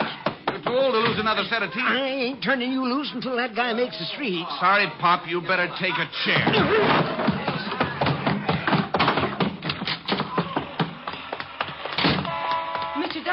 What happened? You see which way you went? Yeah, there he goes around that corner. Stay at the ice cream parlor, Jeff, so I can get you if I need you. I took off like a seagull in a hurricane. I turned the corner and spotted my man jumping into a cab, so I did the same. He led me across town to a little dive on 13th Street and got out of his cab. My boy parked up the block, and we watched while Walker looked around for a tail. When he was satisfied he'd given me the shake, he went in. I paid off my cabbie and followed. It was another bar, and Walker wasn't anywhere in the room. I sat down, ordered a beer, and waited.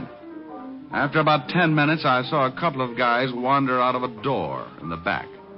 A couple of minutes later, a couple of more wandered out.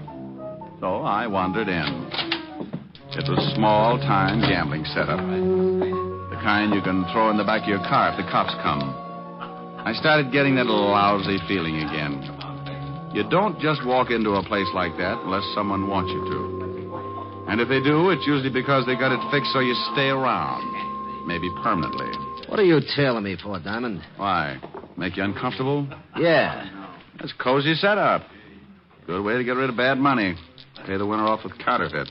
I think we'd better go back to my office. Oh, I don't know. I might have a little fun here. I'll bet if one of those guys at the table knew he was going to be paid off in counterfeit, he'd just about tear this place apart. And you, too. Diamond, don't be stupid. Oh, something new's been added. Yeah, and it makes so much noise when it goes off. Let's go back to my office, huh? For some reason, I just can't think of a good argument not to. This way.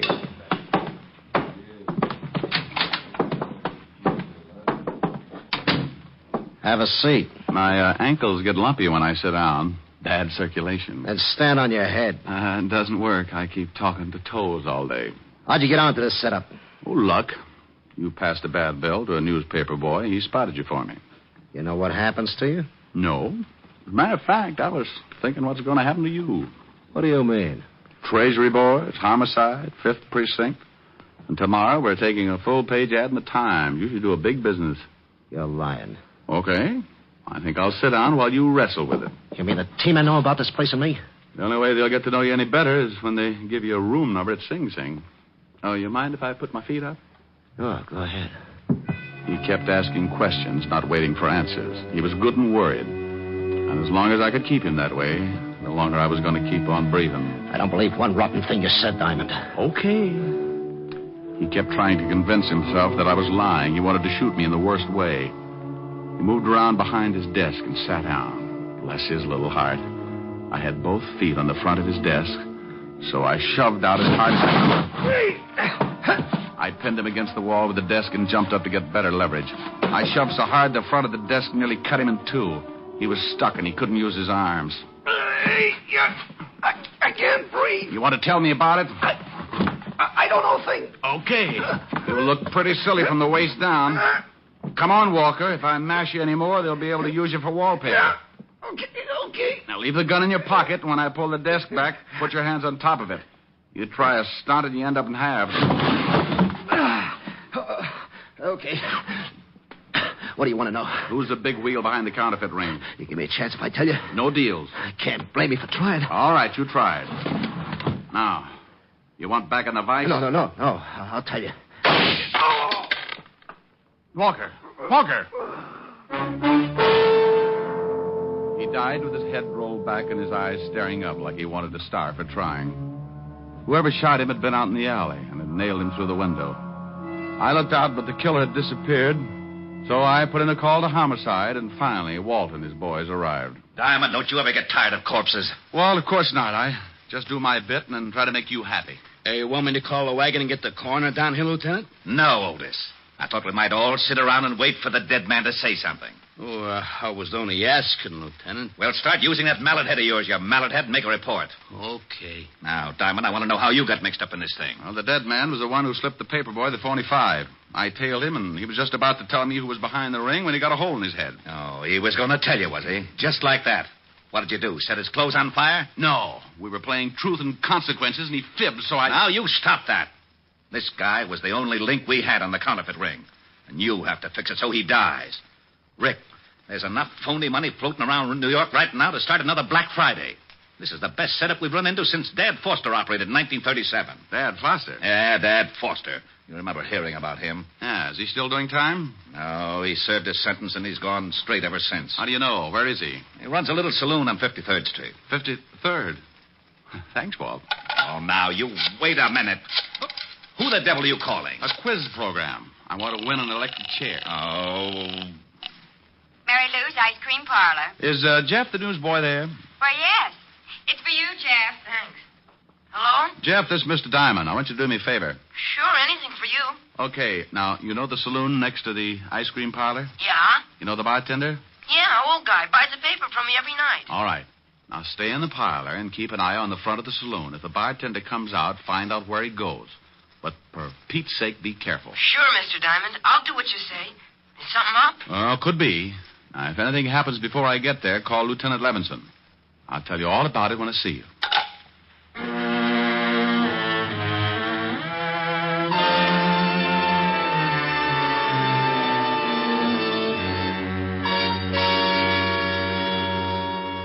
You're getting to be a pretty important fellow, Jeff. Phone calls now. Oh, that was Mr. Diamond. He wants me to stay here and keep an eye on the front of the saloon. Okay? Oh, sure, of course. But why does he want you to do that? Oh, it's something big, I think. Something to do with the bartender that works there. The bartender? Yeah. I'll just sit up in front here and keep an eye out. Look, Jeff, watch the store for me, will you? I've got to go in back and pack some ice cream to be sent out. Sure.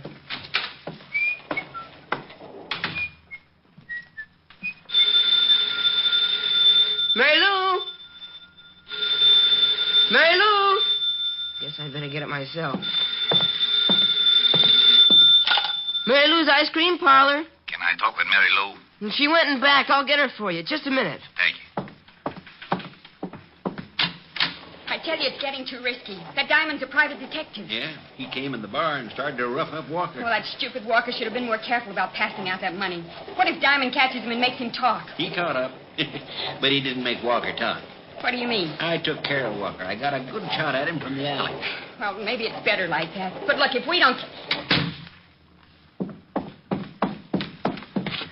Hello? Yes? Mary Lou isn't here. Get off the line. What? What? Yeah, get off.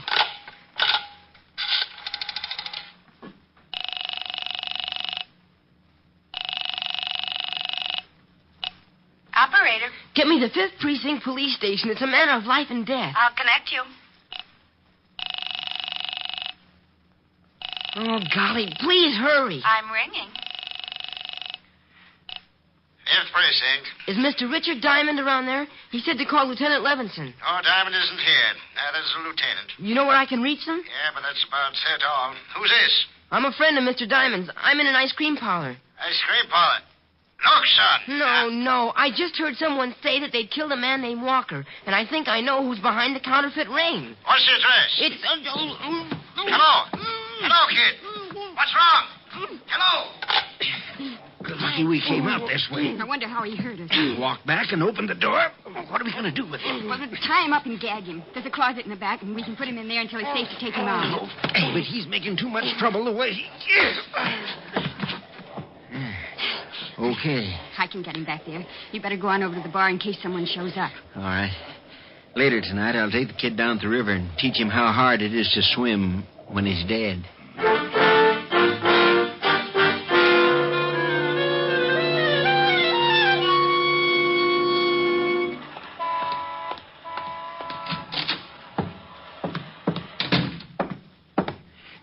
Now, you listen here, young fella. If you're back here for trouble... Dad, I'm back for a lot of trouble, and I think you're going to help me out. You'd better leave, Sonny, or I'll call the law. Why don't you? What do you want? I want to know how long you've been back in the counterfeit racket. Now, look, Sonny, I've been going straight for a long time. You know something, Dad? I don't think so. Let's get down to the station and talk about it. You got a warrant, Shamus? I got a nasty disposition. You want me to show you? No. You want a gun, Dad? Why? What difference does it make? I want to look at it. A guy named Walker got dead from a gun. Now, let's see it. Sonny. What is it? I can't show it to you. Yeah, why not? Because I got it under the bar, pointed right at your belly. If I drag it out, it might scare the customers. Oh, it's like that, huh? It sure is. You see that door there in the back? I know. That's a good boy. You just keep walking along your side of the bar and don't try anything. I just had my floor scrubbed. It'd be a shame to spill you all over it. Okay. Open the door. Go on now. Up the alley. You shoot Walker? I might have. Oh, where you got your printing presses? You're just full of questions, aren't you, Sonny? Okay. Stop here. Behind the ice cream parlor, huh? Well. Mary? Make mine hot fudge with the nuts. Mary? Just a minute. Say, what's the idea? I thought you... Oh. Good afternoon. I'm selling a new brand of Indian nuts, great for banana splits. What's the shamus doing here? He's too smart. I got to cut off his education. Are you crazy? This guy's got friends. That kid was calling the 5th Precinct, remember? Kid? Yeah, your little news hound. What did you do with him? He's all right until tonight. We got him locked up. Dad, I think I'll make you eat that 38. I don't think so. No difference if I kill you right here. Oh, hold it, Dad. We can't have a gun going off back here. Even if we could hide the shamus, they'd find the presses. Oh, so that's it. Those ice cream machines, the cover-up. Ain't he smart? What do? Ship the stuff out in ice cream cartons? What's with you? You want a tour of inspection? Come on, now, take it easy. He won't be smart for long. Well, how are you going to do it? We're going to take a walk, aren't we, Shamus? Oh, I have the most horrible instep. I'll never make it without skates or something. You'll make it. Come on, the car's around front. Hi. Hey, what's happening in the street? Dad. Yeah, it's only some drunk come out of the bar the wrong way.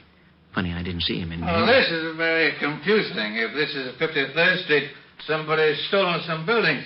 Oh, hi. Hello. Now, take it easy, Shamus. I'm putting the gun in my pocket, but it's still right in line with your belt. I'm going back inside. No. Play it straight. Just like we were talking. Well, you're pretty unsociable, to say the least. What's the matter? Can't you even say hello? I'm lost. Sure. You're in an alley. The entrance is right out there. Oh, yeah? Oh, would you mind showing me? I seem to be a little confused. Now, look, it's right up there. Just keep going. Hey, where'd you go? Oh, no. Oh, there you are, Lieutenant. Lieutenant. The cop. Look out, Walt. Get the girl, Walt. Come on, Dad. Give me that gun. Let go of me. Let me go, you loving copper. You got him, Rick? He won't play. There. Now he will. Just take it easy, lady. Hey, what's going on? Otis, Yeah? go out and start walking around the block. Huh? You hear me? Go on. Okay, but I don't get it. What do you want me to walk around the block for? I want you to get used to it, because that's what you're going to be doing for the rest of your time on the force. In Flatbush. Flatbush? Yes. No.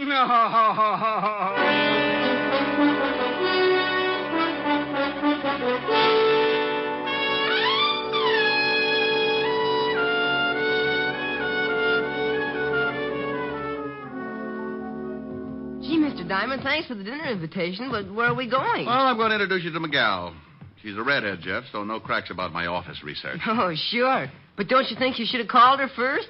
How do you know she's got enough dinner? Jeff, this girl's got more steaks in her deep freezer than a bullfight arena sees in a year. Here we are. Yes? Oh, good evening, Mr. Diamond. Good evening, Francis. This is Jeff, Francis. He's going to have dinner with us. Hi. Oh, hi. Come right in.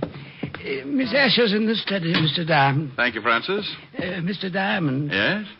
You know the various items that you've left with me for safekeeping? Look, Francis, I promise I'll get them out of hock as soon as I get a paying client. Oh, no, it's not that, sir. I didn't really want to hold them as security in the first place.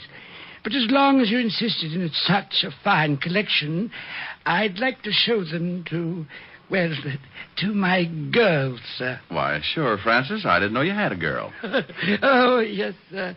She's the upstairs maid in the apartment below us. Oh. I'm afraid I told her a wee fib to get acquainted, as it were. She thinks I'm an undercover agent, and I'm afraid I'm going to have to prove it. Well, my gun and the badge should do the trick. And if it doesn't work, just get under a cover. Oh, by George, that was a real... Yes, sir. Good evening, sir. Come on, Jeff. We're not appreciated. Rick. Oh, hello. Hello. Helen, this is Jeff, the boy who's helping me send Dad Foster and company back to prison. Jeff, this is Helen Asher. Yes, sir. Well, thank you, Jeff. They had him locked up in the closet for a couple of hours, and he looked kind of hungry when he got him out. How about it, honey? You think you can grind up another cow? Oh, well, there's plenty for Jeff and me, but you've got to make up for 3 things. 3 things? Yes. First of all, you haven't called me in 2 days. Second, you're half hour late for dinner. And third, well, I'll tell you later. I'll leave the room if you want me to. No, Jeff. You stay right here. You're going to literally see a man sing for his supper. Helen. All right. Come on, Jeff. We'll go dig into those nice, fat, juicy steaks. Oh, boy. Steaks? Hey, wait a minute. My taste buds just started whipping each other. My vibrato may sound like a machine gun, but I'll do it. I thought you were kidding. Is he really going to sing, Miss Asher? No, I'm not going to sing Miss Asher. I'm going to do a little song I used to sing with hip boots on a gondola. You're breaking my heart 'cause you're leaving. You've fallen for somebody new. It isn't too easy believing you'd leave after all we've been through. It's breaking my heart to remember the dreams we depended upon. You're leaving a slow dying ember. I'll miss you, my love, when you're gone. I wish you joy, though teardrops burn. But if someday you should want to return, please hurry back, and we'll make a new start. Till then you're breaking my heart. Mr. Diamond, did you really sing in a gondola with hip boots on? Yeah, that's right, Jeff. Well, I know you don't need the hip boots anymore. Will you loan them to me? What for? I want to wade out of here. Well, get him. For that, you get 2 desserts.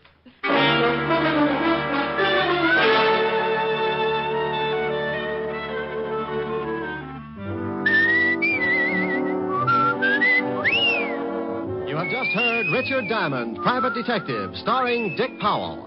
Helen was played by Virginia Gregg, Lieutenant Levinson by Ed Begley. Also in our cast were Wilms Herbert, Tommy Bernard, Sammy Hill, Lou Krugman, and Parley Bear. Music was under the direction of Frank Worth. Richard Diamond is written by Blake Edwards and directed by Richard Sandville. Dick Powell soon will be seen in the screen version of the best-selling novel, Mrs. Mike.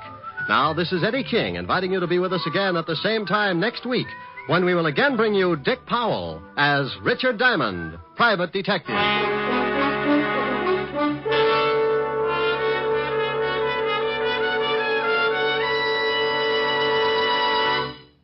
Saturday night brings you some of the week's best radio entertainment when you tune for the stars on NBC. Stay tuned to NBC every Saturday evening for a great lineup of programs, including Hollywood Star Theater, Ralph Edwards' Truth or Consequences, Your Hit Parade, A Day in the Life of Dennis Day, The Judy Canova Show, and Grand Ole Opry. All the best on NBC. Stay tuned now for Victor Mature and Hollywood Star Theater on NBC.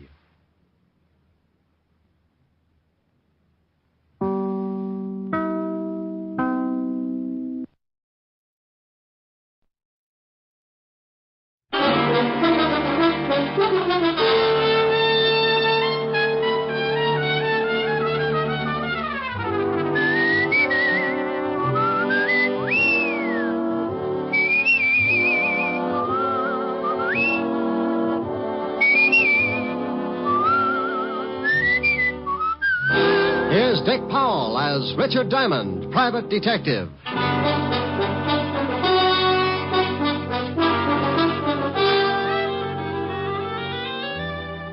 Hello there, this is Diamond. You know, I like to say that. Hello there, this is Diamond. I don't know why. Maybe it's just because I say it all the time. Hello there, this is Diamond. You know, I think it sounds kind of, well, pretty bad. Of course, I'd rather say, hello there, this is I've got a sponsor, Diamond, but that's silly, too, because if I had a sponsor, I wouldn't have time to say, hello there, this is Diamond. I'd be overshining his shoes. Confused? Well, so am I. Want to get really mixed up? Let me tell you what happened last week. This is real silly. So silly, it wound up with murder. I was sitting in my office thinking about June Allison when the phone rang. Diamond Detective Agency. No other corpse can make that statement. Oh, Rick. Don't believe it? Just listen to what one of our satisfied customers has to say about Diamond. I've been buried now on the 30 years. Rick. Hello, Helen. You idiot. What are you doing? I know this will throw you. Nothing. No washing today? Finished an hour ago. Oh, by the way, I got a beef. A beef? Yeah, those socks you knitted for me shrunk so much I need 4 more pair. Well, if they shrunk, what do you want with 4 more pair? Going to start a new fad. Going to wear them on my toes, you know, toe socks. Well, if I knit you 4 pair, that'll only give you 10 altogether. By George, you really pulled off a speedy, didn't you? Well, howdy. Wasn't half as bad as some of those gas plays you come up with. All right, Smarty. Now, what's on your rural mind? I want you to do me a favor. Like, for instance? No, for instance. I told you a friend of mine would come up and see you, and I want you to do what you can for him. Mr. Diamond? Hold it a minute, honey. Yeah? Mr. Diamond, I was told to look you up. I am Rene. Rick, what is it? Helen, Yeah, what's the matter? something just tiptoed into my office. I got a hunch you know about it. Oh, maybe that's Renee. That's what it says. If you are Mr. Diamond, I wish you'd please pay a little attention to me, or aren't you interested in a potential client? Hold it a second, honey. Sure, I'm always interested in a potential client. What did you do, lose your wedges? I beg your pardon? Forget it. I've got Miss Asher on the phone now. She just told me you were coming up. Oh, well, please say hello to Miss Asher. She's such a darling. Yeah. Honey, Renee says to say hello. Says you're a darling. Oh, well, say hello to Renee. He makes my hats for me. I'll get the story from him. Call you later. Now, Mr. Renee. The full name is Benet. Rene Benet. How do you do? How are you, Mr. Benet? Mr. Diamond, I have a problem, and Miss Asher seemed to think that you could help me with it. Well, depends. Cigarette? No, thanks. I never use them. Depends on what. You don't even know my problem yet. Look, I don't care if you swipe John Frederick's toupee. For $100 a day in expenses, I'll grow a mattress on his skull. Mr. Diamond, I can see that you don't know much about hats. You are so wrong. Oh, am I? Well, it may interest you to know that John Fredericks are two people. Mr. John and Mr. Fredericks. Look, Mr. Benet, I don't care if they're patrol number 3 of the Brownies. Can you afford $100 a day in expenses? Mr. Diamond, I am the new sensation in hats. You must look lovely. Okay, Mr. Benet, I take it you can afford me. Now, what's your problem? I want you to prevent the theft of my 3 latest creations. Hats? Creations, Mr. Diamond. Okay, creations. Why do you want them protected? Why, because someone is going to steal them before my fall showing. How do you know that? Because on similar occasions, the same thing has happened. Twice, to be exact. The designs were stolen, and 2 weeks later, that lowlife George Marchand had his showing, and my hats were the high point of his show. What did you do? What could I do? I couldn't prove it. If I attempted to expose him, he would have said that I was lying. Everybody knows how much we hate each other. I'd have been a laughingstock. Do you think he had the hats stolen? I'm sure of it. And I'm also sure that someone in my salon is responsible for the actual theft. You know definitely? No, but I suspect my partner, Gerald Winters. He's always been jealous of my ability. Mr. Diamond, couldn't you open a window or something? It's frightfully hot. Oh, it's the air conditioning. I keep a bag of red lip jumbos up in the vent. Sometimes they get stuck. Red lip jumbos? Pistachio nuts. You like hats, I get hung up on pistachio nuts. Perhaps you should see a psychiatrist. I did. What happened? I sent him 5 pounds of pistachios just yesterday. Oh, well, here's my card. I'll see you at my salon, Mr. Diamond, in about an hour. Oh, and something else. I don't want my partner or the help to know that you're a private detective. What am I supposed to do, buy a hat? Well, I'll tell them that you're a designer from Hollywood. That way, whatever you say will be all right. See you in an hour.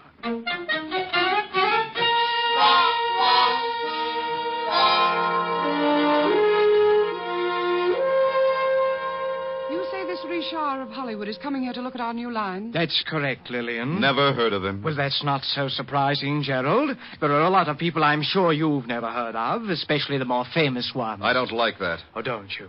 Well, I'm overjoyed that you're sure of one thing, at least. Now, don't you two start fighting again. I've never heard of this Richard of Hollywood either. Well, he's a new man, works for the studios. Has made quite a sensation the last year or so. Well, I'm sick and tired of temperamental artists. I'm going back to my office. Well, why don't you do that, Gerald? Keep the books in the black, dear partner, while I work to pay for your salary. You know, Rennie, someday I'm going to strangle you with one of your own hats. Why don't you buy yourself a barbell instead? Then the next time you get into a bathing suit, there'll be no doubt that you have muscles. Oh, this boy. How can you two continue like this? It's frightful. Lillian, my love, I would rather join forces with a cobra than to keep on with Gerald. But he has an iron-bound contract that assures him of at least $50,000 a year. I'm helpless. Yes, come in. Oh, Richard, come in. Thanks. You better go out and pour some water on your partner. I just ran into him. Gerald, what do you mean? Well, I was looking for you, and he came up and introduced himself. You told him your name? Told him I was a hat designer from Hollywood, so he pointed out your office and said something about my lily white hands. And what happened? I didn't like the remark, so I shoved one of them down his throat. Oh, wonderful. This I'll have to see. I put a feather in his mouth. You can't miss him. Rene, don't you think... Why, I'm sorry, stupid of me. Lillian, this is Richard of Hollywood. What? Oh, yeah. Is something wrong? Oh, no. How do you do? This is Lillian Richmond, my junior designer and chief model. Now, you two think of something clever to talk about. I want to see Gerald, bloody nose, feather, and all. Cigarette? You look nervous. Oh, thanks. So, Gerald was the victim of a collision? Yes. Do your friends call you Richard? Well, it depends on how friendly they get. Then sometimes they come up with some real hair curlers.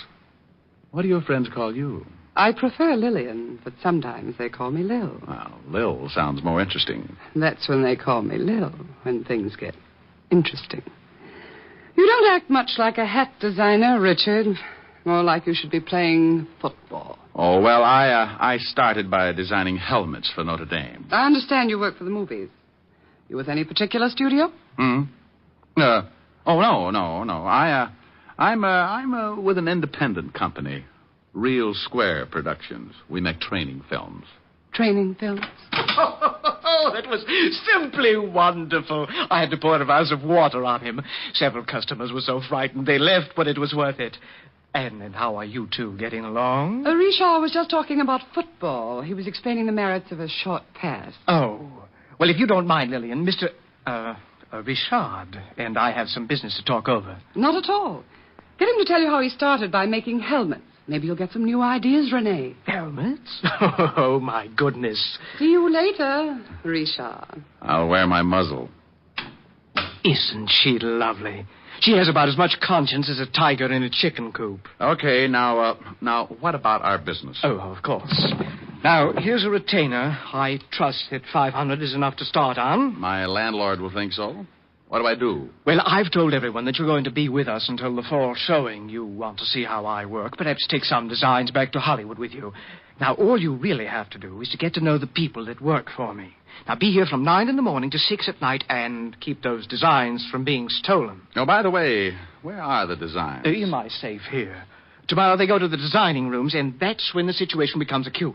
We'll have nothing to worry about until tomorrow, so I'll see you tomorrow in the morning at 9, Mr. Diamond. Okay. Oh, in case you need me, here's my card. I'll write my home number on it. For some reason, when I get a client, they always run into silly little things like murder or something. You just might need me. See you in the morning.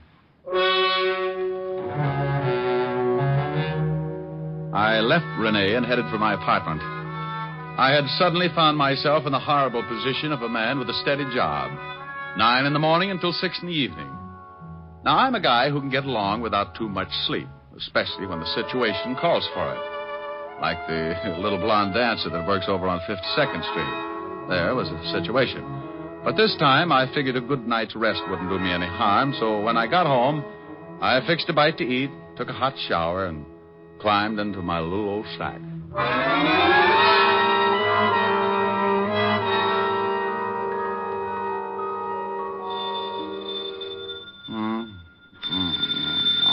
Okay. Diamond? Oh, hello, honey. Now, you stop that. Wake up. What? Oh, no. Who is it? It's Lieutenant Levinson. Oh, well, bully for you. What time is it? It's 4:30 in the morning. Goodbye, Walt. Now, you wait a minute. I'm just trying to make things easy on you. And what was that hello, honey, for? Oh, I was dreaming. What do you mean, make things easy for me? At 4:30 in the morning, nothing's easy. I wanted to let you get here under your own steam. I know what a shock it'd be if I send Otis down there to drag you out of bed. Oh, yeah. Horrible. That old 8 ate the fire, the Dracula was loose again. Hey, what do you want me there for? Well, I know you won't be surprised, but there's been a Rittero killing. Well, so what? So you're mixed up in it. Now get down here. Now, wait a minute. Who's dead? A guy named BENNET, auto accident. Rene BENNET? Yeah, I guess that's the way you pronounce it. You see, Otis, you mallet head, you were wrong. It's pronounced BENNET, not Benny. That idiot was calling him Rene Benny. Walt, how did you know I was working for BENNET? Your card was found in his pocket. I'm at 125th Street, so come on up as fast as you can. Well, as soon as I get my football helmet off. Football helmet? You sleep in a football helmet? Well, I do. Don't you? Bye. I left the apartment and took off the address Walt had given me. It was way uptown on Riverside Drive. It was cold, and the fog had begun to drift in. I found Walt over near the prowl car, and he briefed me. Rene Bennet had been killed in an automobile accident. His car had crashed over a 100-foot viaduct. He went through the guardrail up there, Rick. Oh, wonder what he was doing way up here. Certainly wasn't headed home. Maybe he was going to see someone. Well, maybe. Better check and see if he knew anyone out this way. Now, you wait a minute. You think something's wrong? Could be, huh? He had a partner who might want him out of the way. Oh, it's a mess, isn't it? Yeah, pretty badly burned before the fire boys got here. Wait a minute. Otis is over there with him. Otis! Probably warming his feet. He couldn't warm those big things on an atom bomb. Otis! Yeah, Lieutenant? Yeah, Lieutenant. Yeah, Lieutenant. Did you find anything? Yeah, there's been a fire. Oh. Get over here. Walt, what about that card you found in his pocket? Why didn't it get burned? It was in one of his suits over at his apartment. I put in a call, checked his license plate, found out who he was, where he lived, and sent a couple of boys over. They came up with your card. You know how they all love you. Anything else in the apartment? Nothing yet. We'll get a report. Here I am, Lieutenant. He's getting smart. Oh. Hello, Shamus. Otis, get the car started. We'll go back to the station and wait for a report about this accident. Yeah. Lieutenant? No. No? That's right. You touch that siren and I'll throw you out of the car. Oh, guy can't have any fun anymore.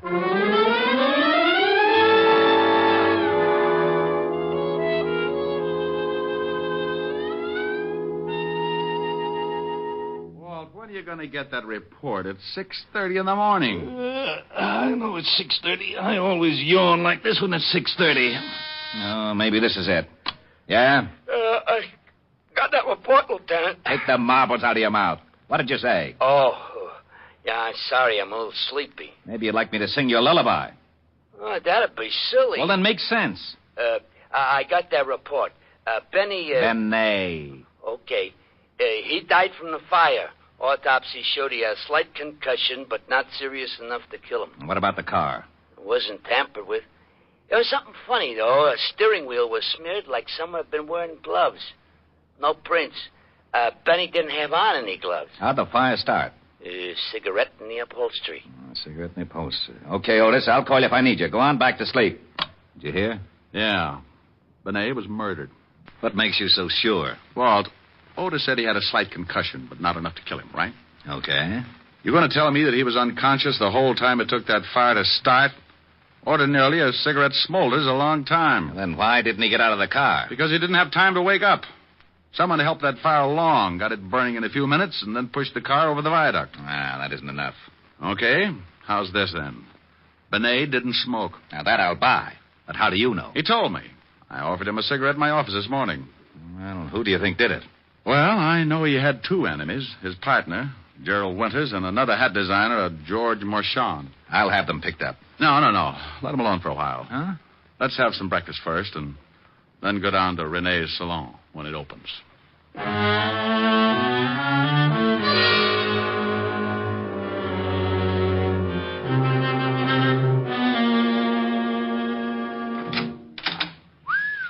Quite a store. Yes? Oh, good morning.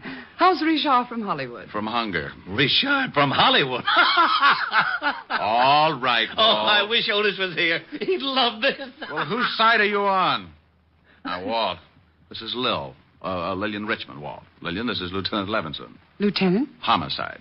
Oh, well, I hope he's just in to buy a hat for his wife. I'm not married, Miss Richmond. Well, to buy a hat. Lillian, I just called Rene's apartment to... Oh, what do you want? Walt, this is Gerald Winters. Who split his lip? He ran into a fist. Where were you between 3 and 4 o'clock this morning, Mr. Winters? What do you want to know for? Gerald, this is a lieutenant from Homicide. I think maybe something's happened. What could have happened? I was in bed from 11 o'clock till 8. Besides, what's a policeman doing with the great Richard from Hollywood? Did someone see one of his creations and strangle to death? Where were you around 4 this morning, Lillian? Also in bed, but I can't prove it. Why? Benet's been killed. What? You don't seem too upset, Mr. Winters. No? Well, you're right. As a matter of fact, I'm not. How did it happen? Car went over the viaduct. Burned to death. Well, then why ask us where we were? It was an accident, wasn't it? No, it was not an accident. Mr. Winters, what happens to you now? You take over the firm? Well, yes. It all goes to me. I think you'd better come down to the station. Answer a few questions. Oh, no. You don't... Well, this is absurd. I hated Rene, but I'd never kill him. Rick, do me a favor and go over to this George Marchand. Talk to him until I can send Otis down to pick him up. You aren't a hat designer, are you? Bingo. You win another split lip. No, not. Lay off him, Rick. Come on, Mr. Winters. Let's go. I knew he wasn't. I just knew that man couldn't be famous in Hollywood or anywhere else. Well? Mm-hmm. Police? Private detective. The name's Diamond. Mm-hmm. Did you ever play football? Yeah. Stop back after you see Marchand. I'd like to find out more about the game. Strong line and a good backfield. You've played it.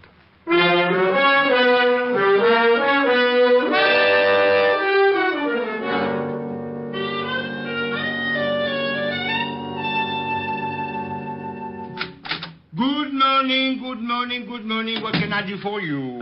George Marchand? Yes.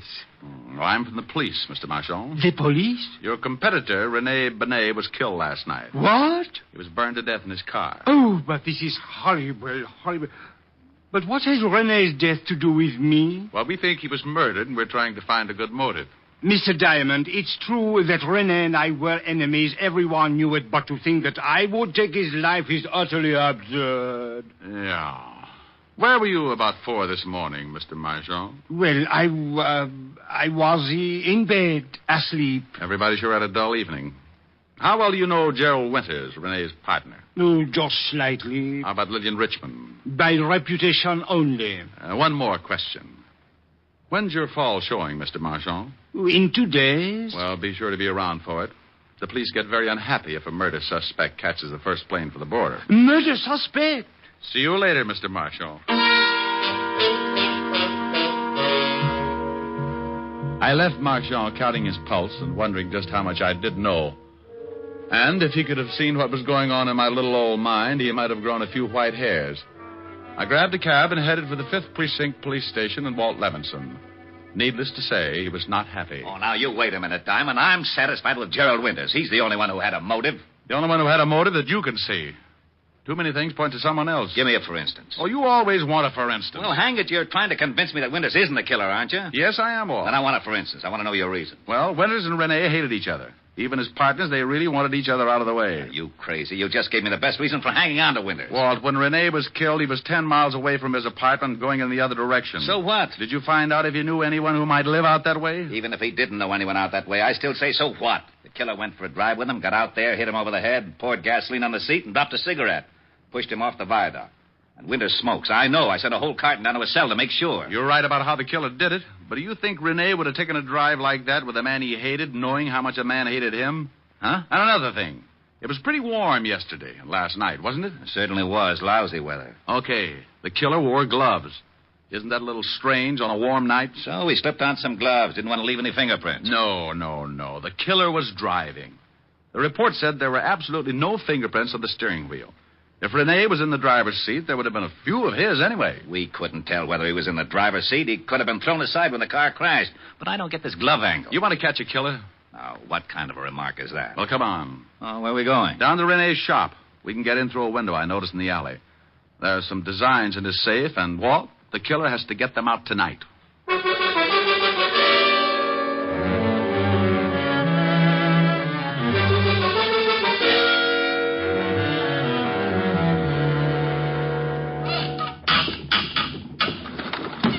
There you are, Lieutenant. It's Jimmy. Rick, I don't like this. Busting into a place without a warrant. Oh, go on. Climb in and watch out for the burglar alarm.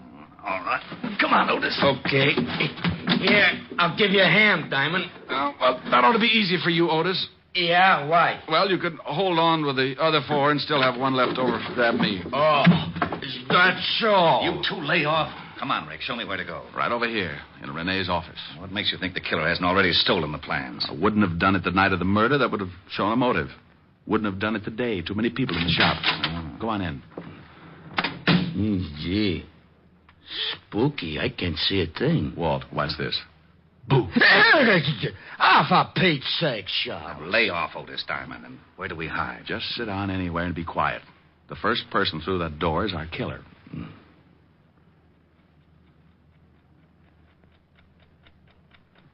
That clock is going to drive me crazy. You want me to shut it off? How do you shut off a clock, stupid? Busted. Oh, Rick. Yeah? I still don't understand why that glove angle is so important. Well, as a single item, it's not so important. But along with the rest, it was the first thing that gave me an idea of the killer. Lieutenant, Yeah? I think I got it.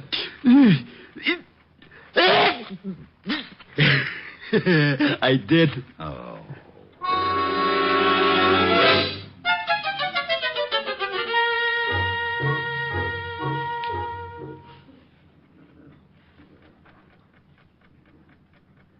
Rick, it's 3 o'clock. I don't think your killer's going to show. Yeah, I'm getting stiff. Hold it, Walt. I think we have a customer. Otis, get up and stand next to that light switch. Flip it on when I tell you. Yeah, right.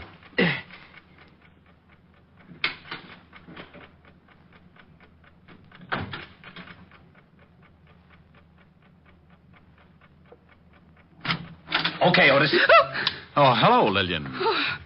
Oh, you startled me. What's this all about? What are you doing here? Waiting for you. For me? I don't understand. I was just coming over to pick up some of my sketches. I forgot them this afternoon. So you waited until 3 in the morning? I had a date. Yeah. Otis, go out and drag in her date. Now, you wait just a minute. I don't know what this is all about, but Go you ahead, know Otis. right to... All right. Mr. Diamond, would you mind telling me what this is all about? Sure, Lever. Point by point, it goes something like this. Rene Bennet was killed by somebody he knew and trusted. He never would have gone for that riot otherwise. Bennet didn't smoke, so the killer was an amateur and started the fire with a cigarette. The killer wore gloves, and it was too hot that night for a man to wear them without looking suspicious. Are you saying that you think That you killed Bennet? Sure you did. Come on, you get in there. Your dirty hands off of me. Yeah, here he is, Lieutenant. This is the guy in the car. Lil, what is this all about? You better ask Mr. Diamond, although I don't think he'll make much sense. He just accused me of killing Rene. What? Good morning, Mr. Marchand. I thought you didn't know Lillian. Well, prior to this evening, I did not. I called her because I wanted to talk to her about Rene's death. Ah, you're lying. Today at your shop, you called me Mr. Diamond. How did you know my name? Well, you told it to me. Oh, no. You're fibbing again. I just said I was from the police. Only one person who knew both of us could have called you, and she also knew I was on the way over to your shop.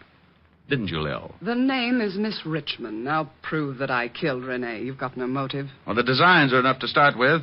You probably suspected I wasn't a hat designer. And you knew you had to work fast if you were going to get those designs to Marchand here before this fall showing. That's not true. Lillian never gave me any designs from Rene. You know, of course, Mr. Marchand, that if we stick your girlfriend with a murder rap, you're an accessory before and after the fact. What?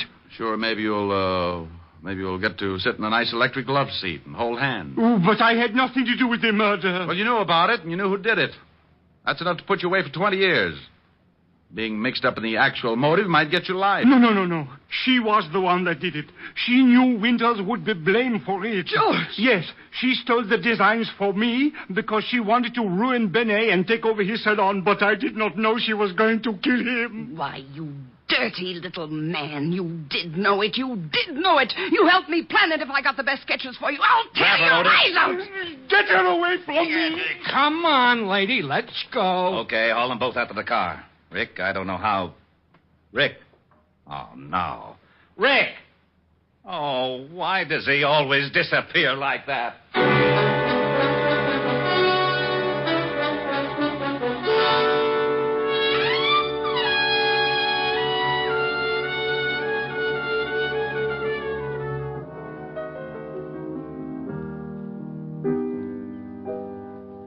Rick, what's that you're playing? That's a new thing. Kind of pretty.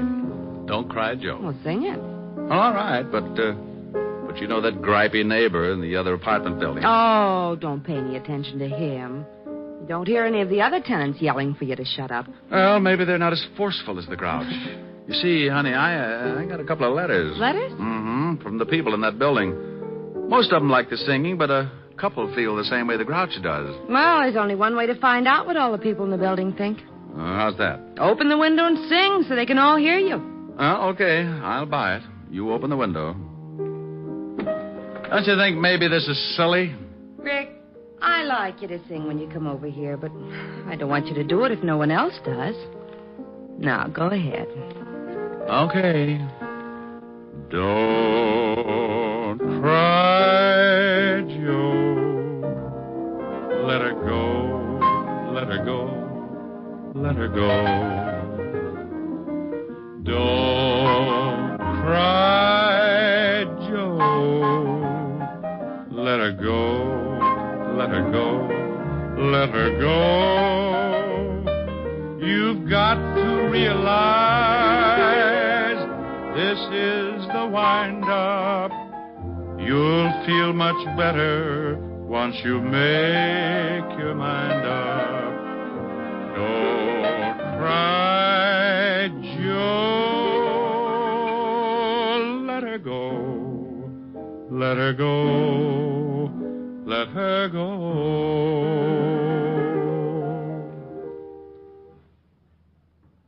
No reaction yet. Maybe they all took poison. Well, give them time. We'll find out soon enough. I guess so. Come on, let's go to the kitchen and case the icebox.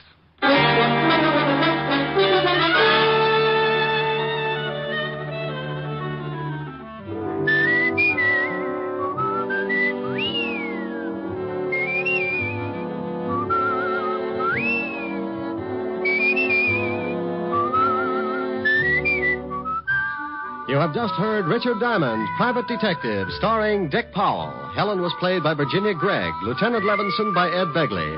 Also in our cast were Wilms Herbert, Hy Averback, Kay Brinker, Clark Gordon, and Jay Novello. Music was under the direction of Frank Worth. Richard Diamond is written by Blake Edwards and directed by Richard Sandville. Dick Powell soon will be seen in the screen version of the best-selling novel, Mrs. Mike. Now, this is Eddie King inviting you to be with us again at the same time next week, when we will again bring you Dick Powell as Richard Diamond, Private Detective.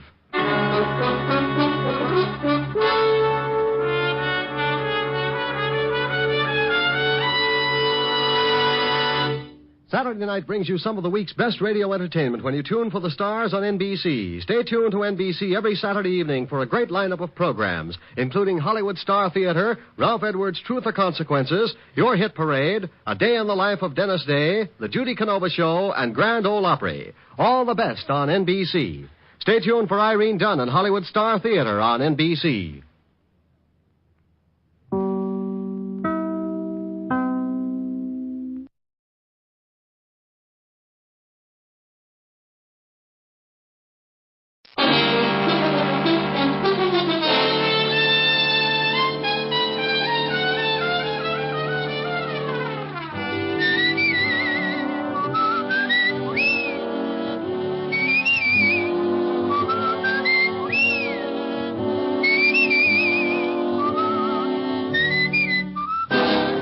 Dick Powell as Richard Diamond, Private Detective.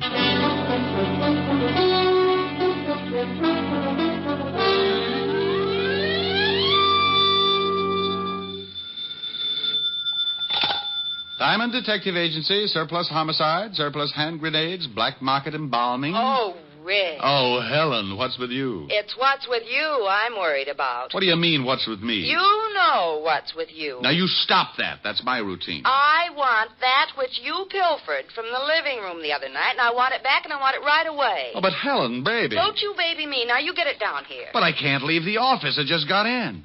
I haven't even washed out one sock. Rick, it wasn't fair when you stole that picture, and I've been embarrassed about it ever since. Now, I want it back. Oh, but, honey, don't be that way. It looks lovely. Can you see it? Well, sure. Got it right on my desk. Now, Rick, I won't have it. Now, look, if anybody asks about it, I'll say it's me. You never were a baby. You started with a beard and a low whistle. Honey, I had a baby picture just like it once, and believe me, from the way you were facing in the picture, you couldn't tell the difference between us. I'm lying on a rug.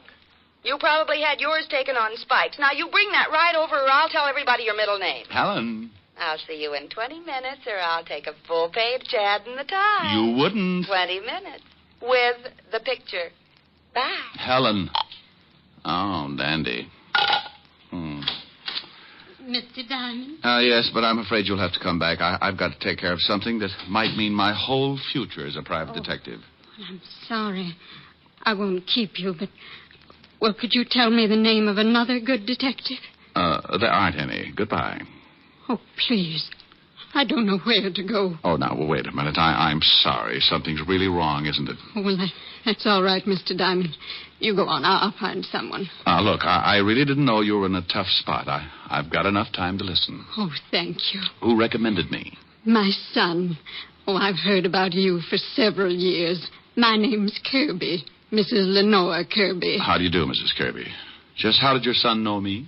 Well, he didn't know you well, only by reputation. He was a private detective also. Kirby? Bill Kirby? Yes. Well, now, tell me what's worrying you, Mrs. Kirby. Well, I don't know quite where to start.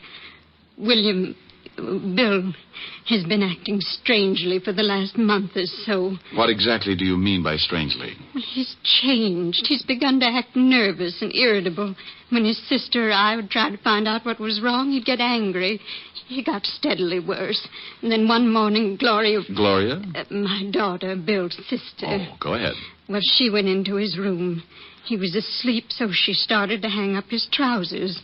When she turned them upside down, a lot of money dropped on the floor. Oh? Well, what do you mean, a lot of money? Gloria said there must have been several $1,000s. Mostly $100 bills. Did he have another source of income? I mean, besides the private detective business? Oh, no. At least nothing I know of. Mm-hmm. We're not wealthy, Mr. Diamond. Bill supports us with what he makes, and Gloria works as a secretary in a law firm, and I try to keep my house in order. Of course, I haven't been terribly well since the children's father died 10 years ago. I see. Then what happened? Well, Gloria started to put the money back in Bill's trousers, and he woke up. They had a terrible argument. Bill accused her of snooping, and she accused him of doing something illegal. The next day, Bill packed his clothes and left the house. He took a small apartment on 110th Street. Uh-huh. Now, what is it you want me to do? Oh, well, there's more to the story. Bill continued to send me money to keep the house going, much more than he'd ever contributed before. I went over to his apartment several times and asked him about the money, and every time there'd be an argument. Did he give you any kind of an excuse? No, he just said he'd run into a good thing and that as long as it was helping out with the house, I shouldn't ask any questions. Mm-hmm. All right. Then what happened? Well, 3 days ago, Bill came over to the house. I could tell he was terribly worried about something. He gave me a package, told me to hide it until he came for it and not to open it. Then he disappeared. He didn't go to his office or his apartment, and I haven't heard from him since. Did you call the police? Well, I didn't want to. He's mixed up in something. Oh, Mr. Diamond, I'm sure something's happened to my boy. I just know it has. Look, Mrs. Kirby, I admit it sounds a little fishy, but you never can tell. Maybe it's a girl. Could be a lot of things. Where do you live? 984 Amsterdam Avenue.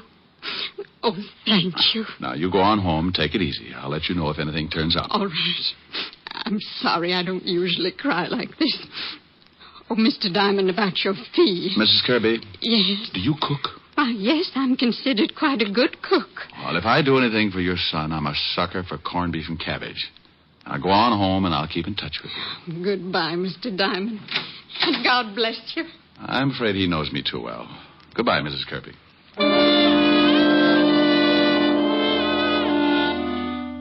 Funny how you can run into a situation like that. Any other time, it's got to be $100 a day in expenses. But that's because trouble doesn't usually bother me. There's too much of it around, and everybody's a stockholder. Then the little old lady walks in with a bucket full of heartache, and you realize the $100 a day in expenses is only the difference you carry around to make up for that big cold world outside. I put my merit badge away, grabbed Helen's picture off the desk, and headed for 975 Park Avenue. Well, you're late. I was just going to call the papers, but I wasn't quite sure how you spell your middle name. It's, C-H-O... Here's the picture. Thank you. I didn't know you had a mole in your... Rick. Aren't you coming in? No, I'm not. I'm mad. Won't even let me keep your little baby picture. Now, about that mole... Now, you stop that. Why can't you come in? Well, I got a client right after I talked to you. I got to go down to the 5th precinct and do some checking. Will I see you tonight? If you'll tell me about the mole. Now, Rick. See you at 8. Bye, mole. A Sam. A baby.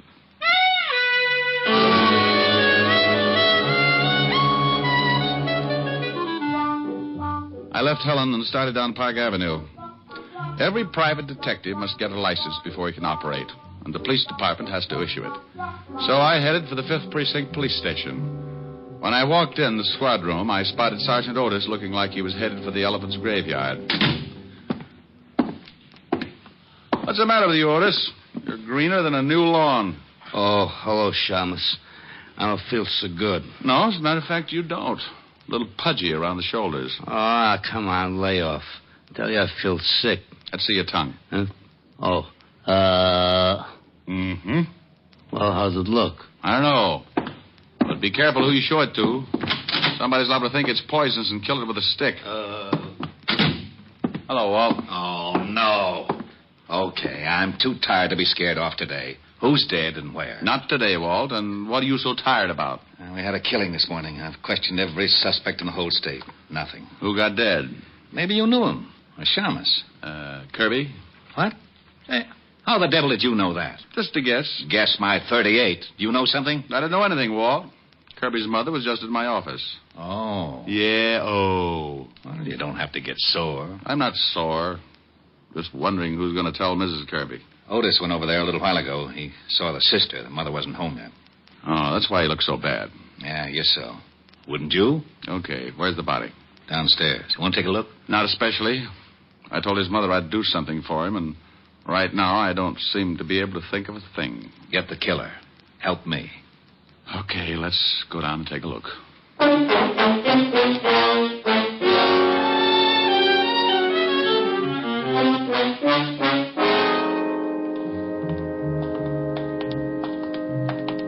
Right over here.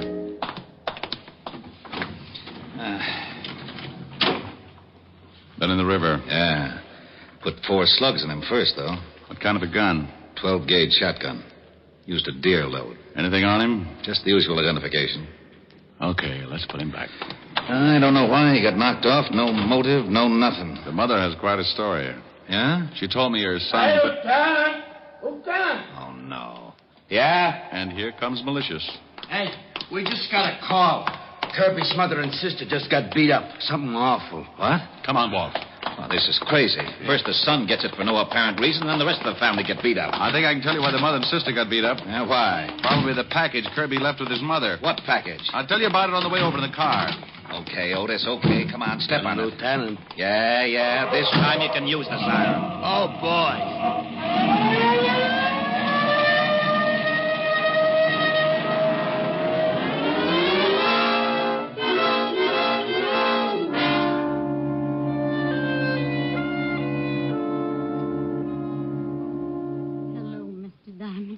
Come in. Hello, Mrs. Kirby.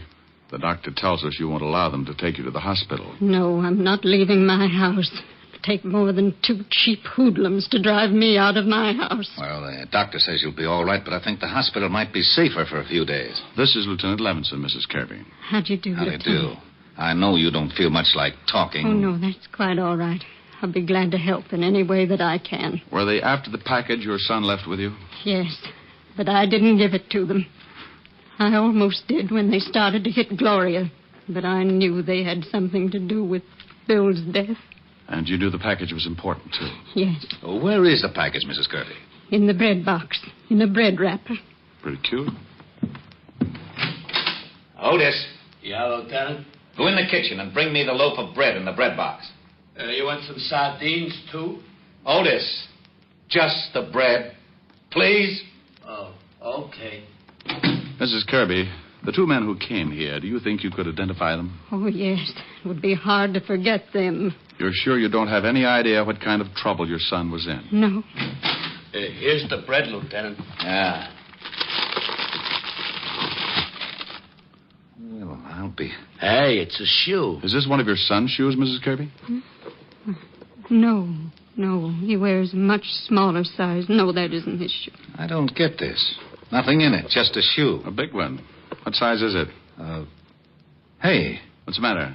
Well, the shoe size on the inside, it says 6B and then 5 numbers after it. Well, if that's a 6B, Otis wears matchboxes. Oh, yeah? Otis. Oh, okay. I don't understand. Why would Bill leave a shoe and act like it was so important? Because it probably was very important. You think these numbers? Could be. Let's see. Well, if these numbers do mean anything, it sure isn't going to be easy finding out. Here's something, Walt. Yeah? Mm-hmm. Shoe's got new heels on it. It's been half soled. Otis. Yeah, Lieutenant. Take the shoe down at the station. Give it to the lab. See what they can find out. And then get the boys out and check every shoe repair shop in the city. I want to know where the shoe was half sold. Okay. Mrs. Kirby, you're sure you can't think of a thing that might give us a tip about your son? No, nothing, Mr. Diamond. Rick, I'm going down to the station. Find out about that shoe. And then I'll send our rogues gallery over so Mrs. Kirby can try and pick out the 2 guys who worked her over. Oh, check with me if you find out anything, will you? Right, Walt. Mr. Diamond, there's no reason for you to go on with this case. My son's dead. You can't help him now. I'm sure your business is very important. Mrs. Kirby, I said I'd do something for your son. Well, I was a little late. Now I'm going to do something for me. There's a killer loose, and 2 slobs who beat up women. I'm a little unhappy, Mrs. Kirby, so I've got to square this beef the only way I know how. First, I'd like to talk to your daughter.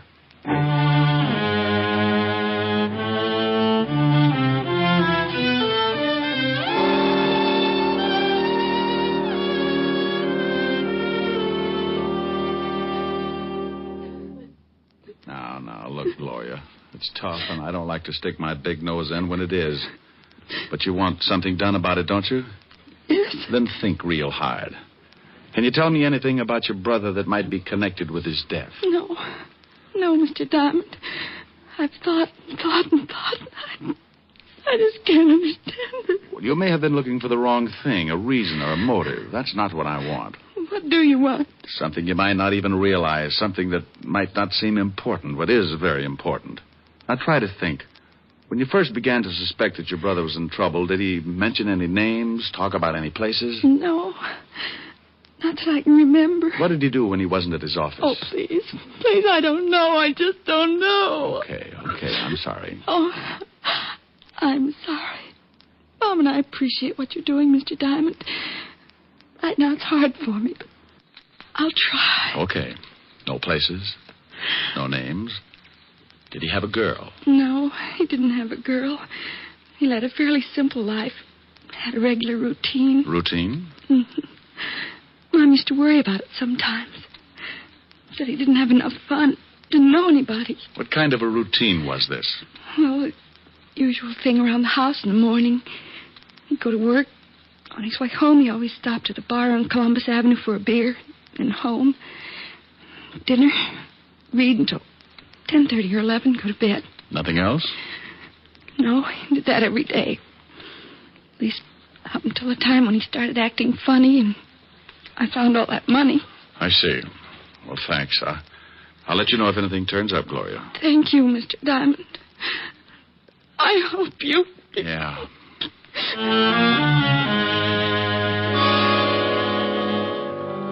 I left the Kirby house and walked out on the street. It was getting near 6 o'clock and a light breeze was blowing the night in.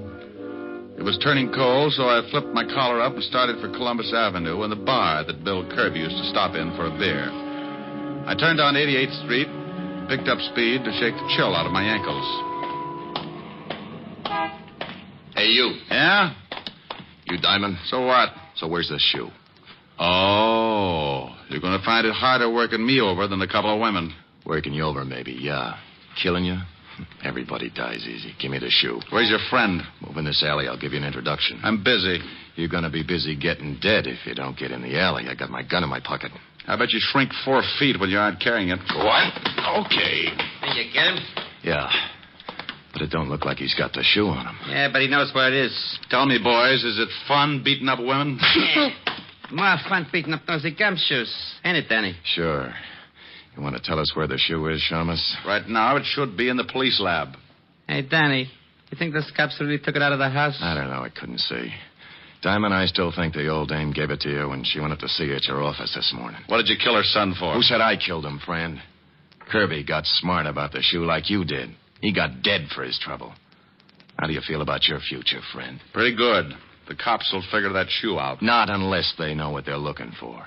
He ain't got the shoe on him, Bart. I think he's telling the truth. Let's go tell the boss. Yeah, what do we do with the gumshoe? Oh, I'm surprised at you, Bart. Give me your sap. Hey, now, wait a minute. For what?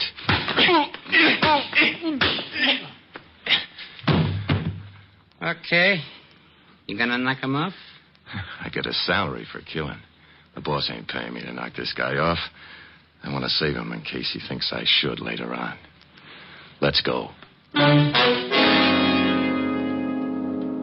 It isn't easy coming out of a fast beating. When the guy works you over slow, you don't go to sleep right away. Not until he wants you to anyway. Then he taps you with a good one, and that's it. When he does it in a hurry, the first one's enough to stun a dragon, but for some reason he decides you need a few more. And, friend, that's when coma sets in. When I finally pulled myself out of it, my watch said 7 o'clock, and my head felt like a balloon with rice in it. I finally came around to a reasonable way of thinking and headed for the bar on Columbus Avenue.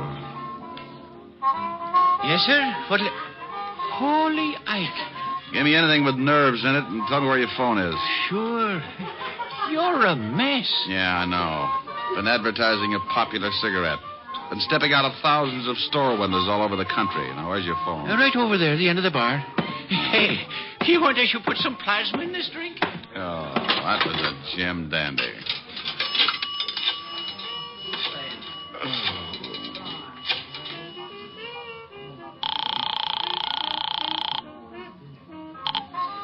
Lieutenant Levinson, homicide. Walt, Rick. Rick, where the devil you been? Playing patty cake with the two gonifs who worked over Mrs. Kirby and her daughter. Well, we've been trying to get you. Otis been calling blondes all over town. Mrs. Kirby and her daughter identify the two hoods. First name's Bart and Danny? Yeah, Bart Franchetti and Danny Miller. We have a pickup out on them now. They hurt you bad? Oh, I'll make it, but I'm going to ache for a while. What did you find out about the shoe? Well, we really got some fast action on those half-soles. Figured if Kirby picked him up in a shoe repair shop, it must have been somewhere in his neighborhood. We were lucky. We were right. Little shoe shop on Columbus Avenue. Columbus Avenue? What address? 695. Why? Because I'm in a bar right across the way. Huh? Can't see the shoe store now because it's too dark, but Kirby's sister told me you used to come in here for dinner. Hey, you could have watched it then. Oh, stay there. I'll be right over. Here you are, mister. Thanks. Say, did you know Bill Kirby? The shamus? Oh, sure. What do you mean, did I know him? He's pretty dead. Oh, no. He came in here every day, didn't he? Yeah, for a beer. But come to think of it, I ain't seen him since he left... Left you what? Nothing at all. Now, wait a minute. If Kirby left you anything, let's have it. If Kirby's dead, I'll turn it over to the cops. You want the badge? Oh, well, okay. Why didn't you say so? I got in the cash register. He told me if anything happened to him to turn it over to the law. Okay. Here. Just an envelope. Thanks. What is it? A name and address. Look. Lieutenant Levinson will be here in a few minutes. Tell him I've gone to this address, 18 North River. That's down near the docks. Yeah. And tell him I've gone to find a guy named James Willis.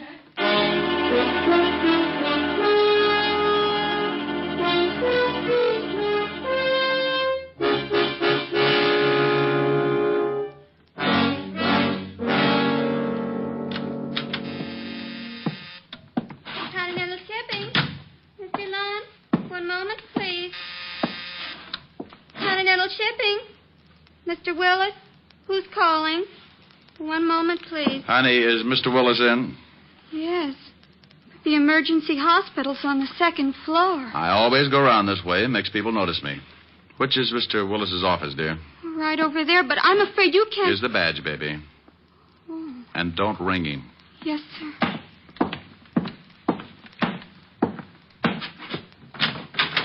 Yes? Well. James Willis. When did you change your name from Kozlik? Now, look, Diamond. I've got a good job here. I never could have gotten it if the company had known I was James Kozlik and I'd done time. In the shipping business, huh? What's an old-time safecracker like you doing in the shipping business? You're not a cop anymore, Diamond. You helped put me away once, but I've quit the rackets, and I'm doing fine in a legit way. Now you can leave. What does your company ship? We're in export and import firm. We ship and receive everything. Now get out. What does your company import that might interest two professional thugs like Bart and Danny? What? I don't know what you mean. Where do you have your shoes fixed? Little place on Columbus Avenue, maybe? I don't know what you're talking about, and I don't intend to sit here and listen to you and your riddles. Miss Williams, will you please have one of the watchmen sent in to show Mr. Diamond out? Yes, sir. But 2 gentlemen wish to see you. They say it's very important. Well, I can't see anyone. Well, I think maybe you better. They seem very definite. Miss Williams, I don't...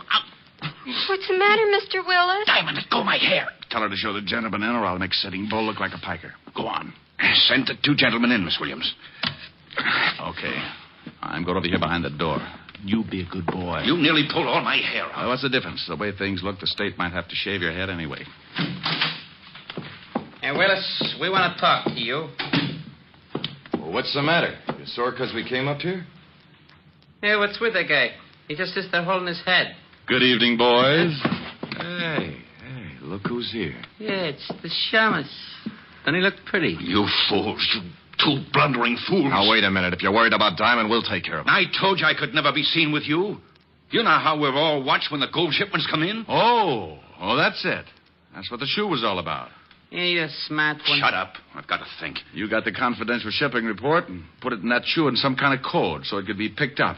Then your dear little boys were going to try to hijack the gold. Well. Want me to shut him up? No, you crazy. That secretary saw him come in. Take him out the same way. I'm going to be stubborn. Yeah? Oh, okay. Isn't it silly what a little 38 can do? Let's go. All right. But look, as long as I'm probably going to end up in the river, would you mind telling me one thing? Yes, I do. No, that's swell. That's really swell. Kirby recognized you going into that shoe store. He remembered you had a record, so he probably tailed you. Found out where you worked and went back to take a look at that shoe.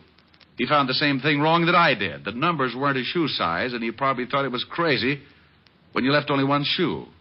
So he took the shoe. You always were a pretty smart cop, Diamond. Danny. Yeah, boss. Before you kill the smart cop, pull his hair out. Pull his hair out? By the roots. Now take him out of here. Was Kirby blackmailing you, Willis? Yes. And being stupid, he didn't know what the shoe was for, but he knew it was worth something.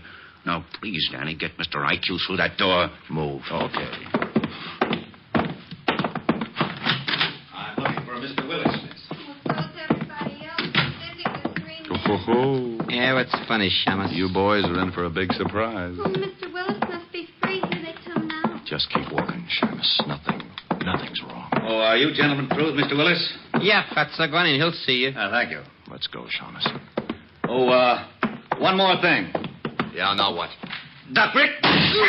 Thanks, Walt. And you take it easy, Bart. I ain't going from the gun. I ain't doing nothing. Please, don't shoot. Walt, James Willis is really James Kozlik. I'm going in after him. Well, here, Cat, you'll need a gun. Is he in there? Out the window. I went over to the window fast and spotted my man just dropping down off the fire escape.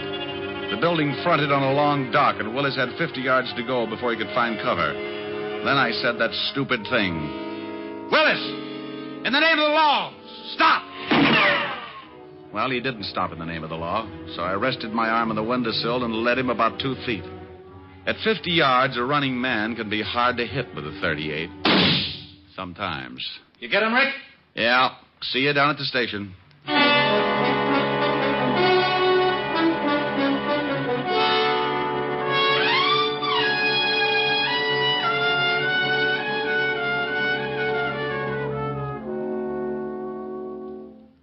How do you like it, Rick? No cream. 12 lumps. All right. Say, I had a phone call from the president of Continental Shipping where that Willis guy worked. Oh, what do you make this coffee out of? Gunpowder? He says there's always been a standing reward of $1,000 for the apprehension of any person attempting to rob their shipment. Hey, Diamond, Miss Asher phoned. She wants you should call. Thanks, Otis. Thanks. What's wrong with you? You heard him, Otis. He said thanks. Okay. He must be sick. More coffee, Rick?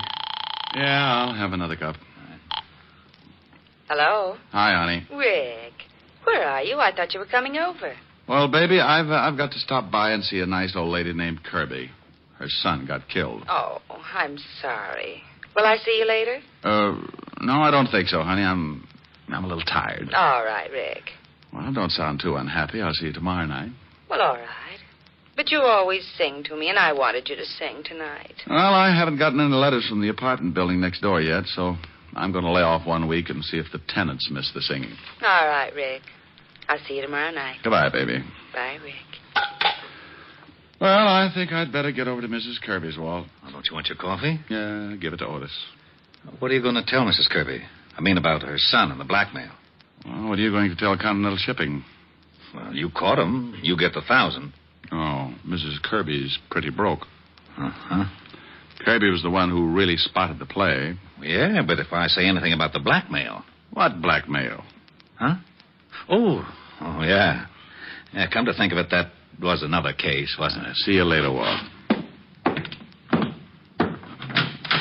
Rick. Yeah? Oh, nothing. Be a good boy.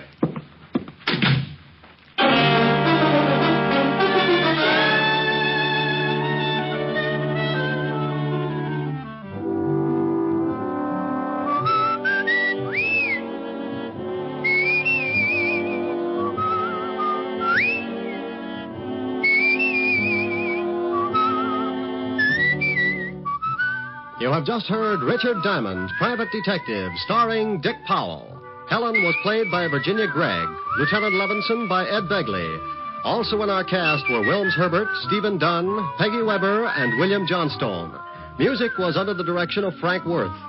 Richard Diamond is written by Blake Edwards and directed by Richard Sandell. Dick Powell soon will be seen in the screen version of the best-selling novel, Mrs. Mike. Now, this is Eddie King inviting you to be with us again at the same time next week when we will again bring you Dick Powell as Richard Diamond, Private Detective.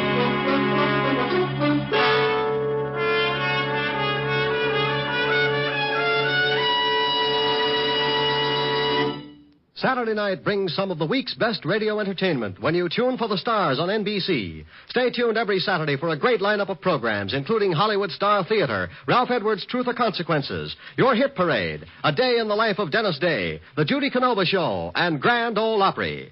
All the best on NBC.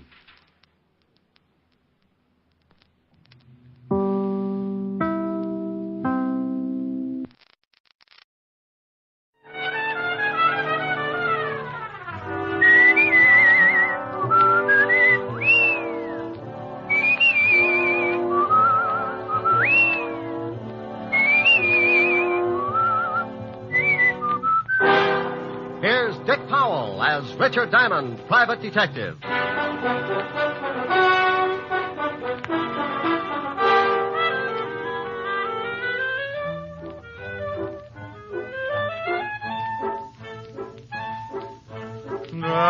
da da da da da. Da da da da da da da da da. Oh, hi, baby. Why, what in the world are you so happy about? Why aren't you at the office? Now, don't confuse me, dear. One question at a time. Come on in the study, and I'll tell you all about it. Oh, now stop being so mysterious. You never come over here at this time of the day. Read some of these. What are they? Letters. Read them. All of them? Well, there must be at least half 100. Well, close. 53, and those are only about 1/10 of the pile that's in my office. Oh, Rick, are these... Yeah, the lovely, dear, sweet tenants in that gorgeous building right next to this one. They like your singing. Read a couple. Me, me, me, ho, ho, ho, dee, dee, dee, dee, dee. Dear Mr. Diamond. La, la, la, la. Rick. Go on. Well, stop sounding like a whole quartet. All right. Dear Mr. Diamond, I live in the building across the way from Miss Asher's apartment. Right over there. At least once a week, I sit in my living room and listen to the sounds of your melodious voice. Last week, however, I waited for 7 straight days, but without result. You did not sing. Please, Mr. Diamond, for the sake of my family, continue to sing at least once a week. I'm beginning to nag my husband, and yesterday I took the rubber bone away from my French poodle. Everybody shall be exalted. You see, it's getting to be a real problem with me, and if you want to save me the $25 a day, I would have to pay my psychiatrist sing. Yours expectantly, Mrs. Louise Cartwright. Rick, are they all like this? Well, certainly not. Some of them are really desperate. Now, here's the one I saved out. Read this one if you really want to get a charge. Oh, me. My dearest Mr. Diamond. Go on.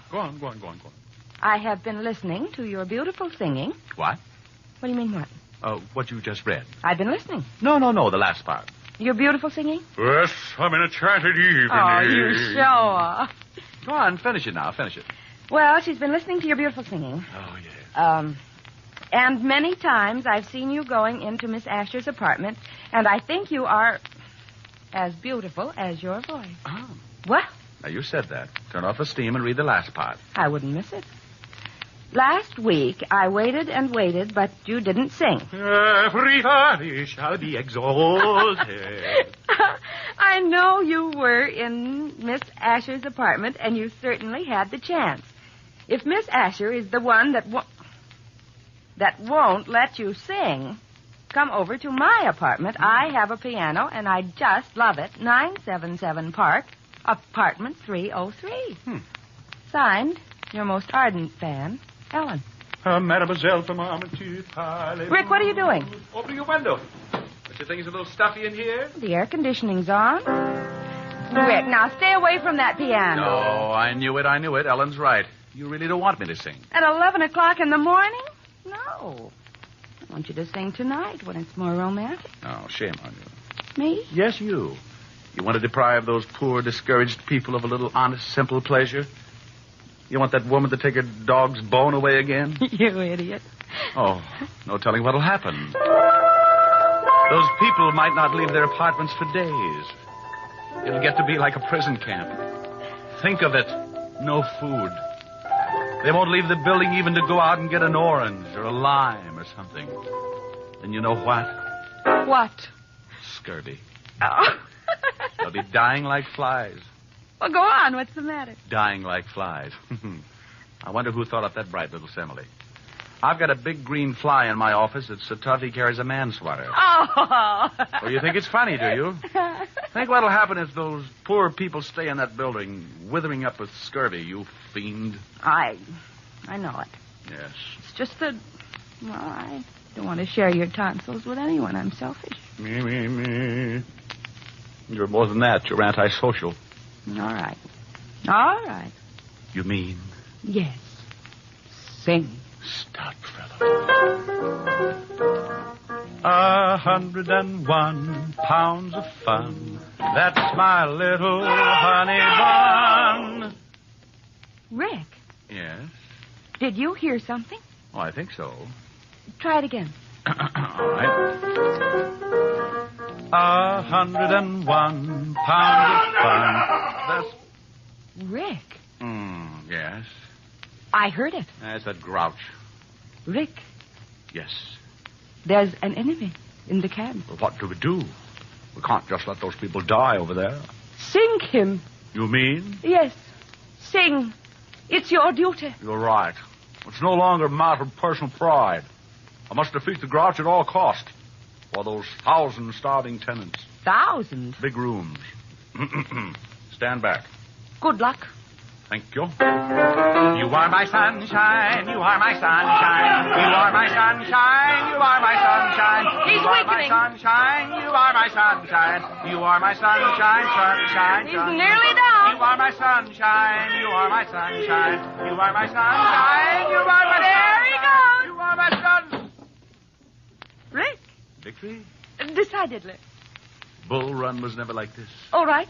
Now sing Honey Bun and save those poor people. 101 pounds of fun. That's my little honey bun.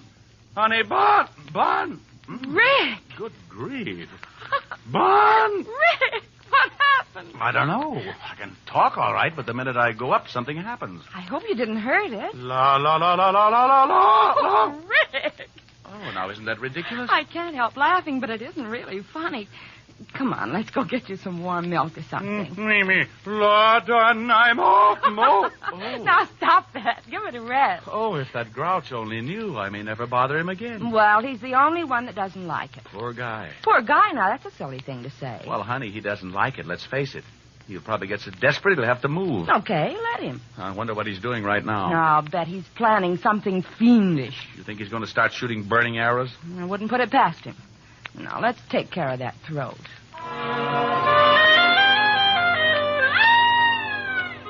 Well, sometimes silly things like that happen. I come on like a big baritone and lose my voice. Helen has to feed me hot lemon juice and honey for about 3 hours, and the grouch across the way in the next apartment starts thinking up the 10 best ways to eliminate Diamond. Think I'm kidding? Well, let me tell you. I didn't know it then, but that fast course of You Are My Sunshine with my own lyrics started more trouble than a hopped-up mouse in a herd of elephants. While Helen fed me the tonsil cure, old Grouchhead was dreaming of a cure of his own. What am I going to do? I work in the daytime, try to sleep at night. He sings at night. I switch to the night shift. He sings in the daytime. Oh, I'll fix him. I'll fix that Diamond. Yeah, phone book. Detectives. Private detail. Look at that. Richard Diamond, private detective. Full-page ad. Wouldn't you know it? Yeah, look at that slogan. Whoever you are, whatever you do, if you're too dead to walk, we'll come to you. Ugh. Must be other detectives in here. Oh, here's one. Pat Cossack. You are my sunshine, eh? Oh, Diamond, I'll fix you. I'll fix you good. Yeah? Is this Pat Cossack? Yeah, for employment. Haven't I heard of you before? I doubt it. Probably that shamus in Frisco. He's always stealing my stuff. Well, my name is Ernest Lumpkin. Happy Halloween, Mr. Pumpkin. No. Lumpkin. Okay. What can I do for you? Well, I've got a problem. It concerns another person in your line of work. You mean another shamus? Yes, he sings. You mean Diamond? Oh, is he a friend of yours? A competitor isn't a friend. Diamond gets more clients than anyone in the business, so he isn't even a competitor. He's a capitalist. He can advertise. People go to him instead of me. I hate him. Oh, Mr. Koslak, you're not alone. The name's Cossack, Mr. Dumpkin. Lumpkin. Lumpkin Dumpkin. You want to hire me? But you don't even know what I want you to do. Can you pay me $50 a day? If you can do the job in one day. For $50, I'll steal a Chrysler building and bring it over to you on a motor scooter. What's your address? 977 Park Avenue. And hurry.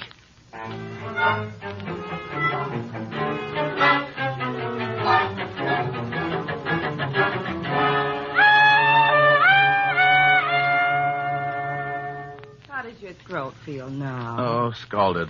I'll be eating Zymoltroches for a week. Oh, now, it wasn't that hot. Wasn't it?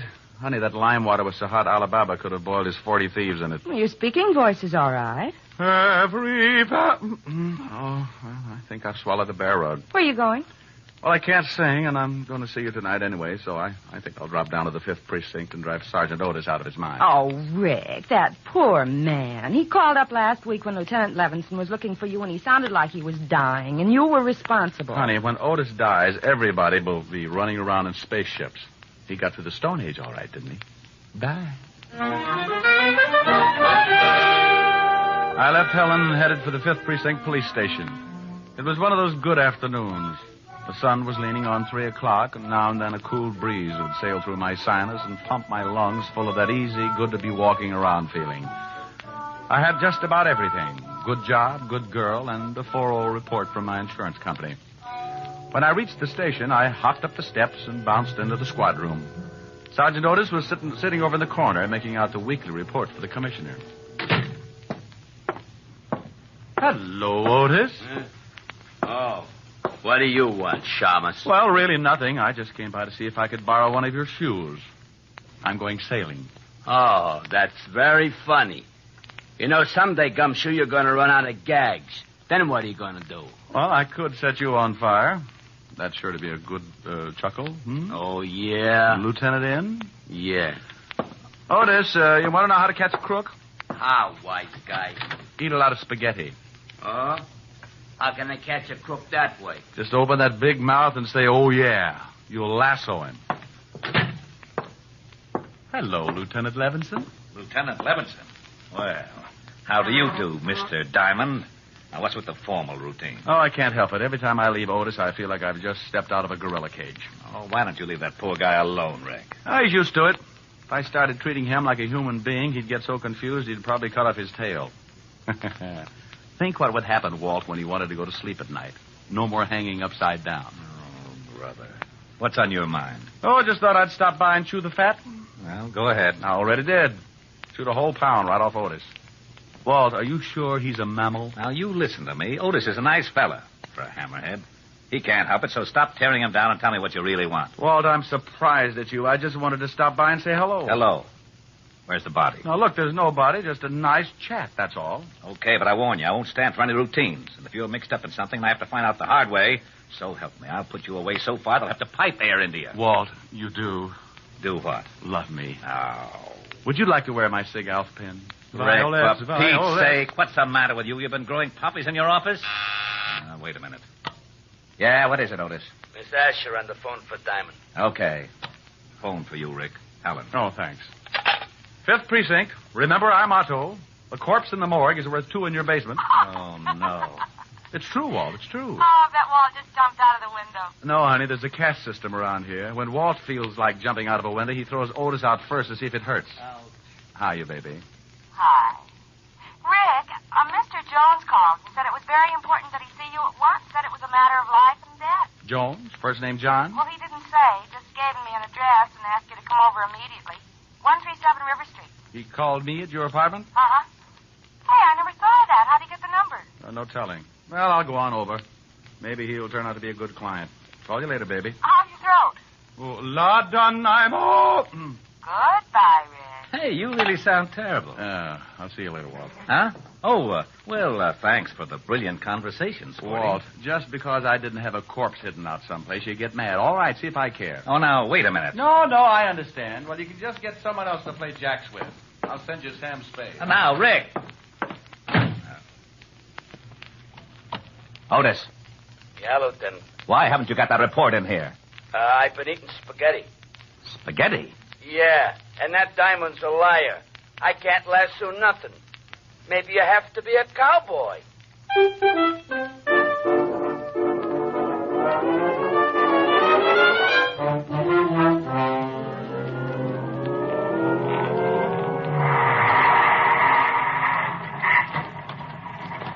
Thanks, Cabby. Keep the change.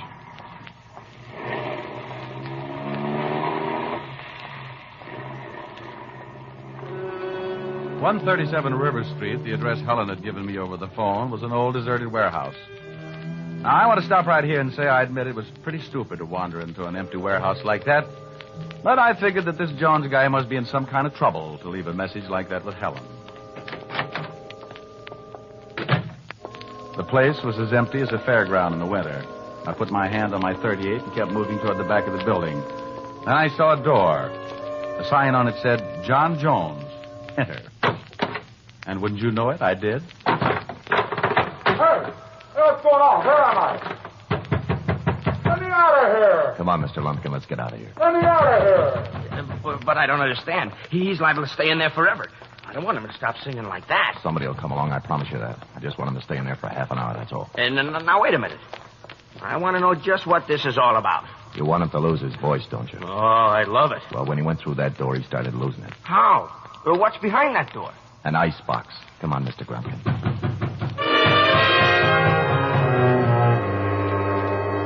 Well, that's exactly where I was, in an ice box. Not a very big one, but a very cold one. The kind a company might have to store fresh meat and drinks. I tried breaking down the door, but it was a foot thick. I struck a match and looked around. Lots of ice, no way out. So I turned up my collar and sat down to wait. I don't know how long I sat there, but I guessed it to be about 20 minutes. I could tell because my feet had frozen up about 20 minutes worth. Then I heard that lovely sound. Rick, you in there? Yeah. Hand me an ice pick. I want to get my feet uncrossed. How in the devil did this happen? Well, I think one of the frozen food companies got a new idea. What's the matter, Diamond? Forget your sleigh. Shut up, Otis. You think you can walk, Rick? Yeah, sure, but I might squeak a little. Ooh, got a Bunsen burner handy? Otis. Okay. How did you find me? We got a call. From a guy named Jones? Yeah. Said he was in danger and that you were coming down to meet him at the warehouse. Said he saw 2 guys lock you in this icebox. Oh, dandy. Did he say where he was? Yeah. Here's the address. Thanks. Hey, where do you think you're going? Well, I feel better now. I'm going over to find Jones. Well, you might get in trouble. Well, if I can find the two guys who locked me up, you can bet on it. Well, I'm going to send Otis along with you. Otis? I thought you wanted me to keep out of trouble. Oh, now, wait a minute. I can keep you out of trouble, Diamond. Oh, Otis, you couldn't find an elephant in an elevator. But come on and bring your head with you.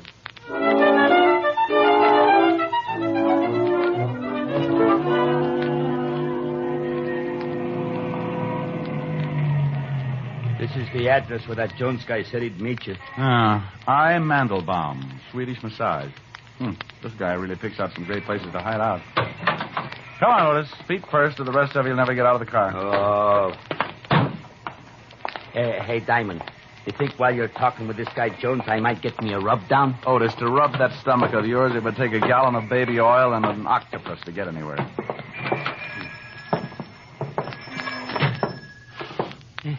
Hey, it smells kind of good, don't it?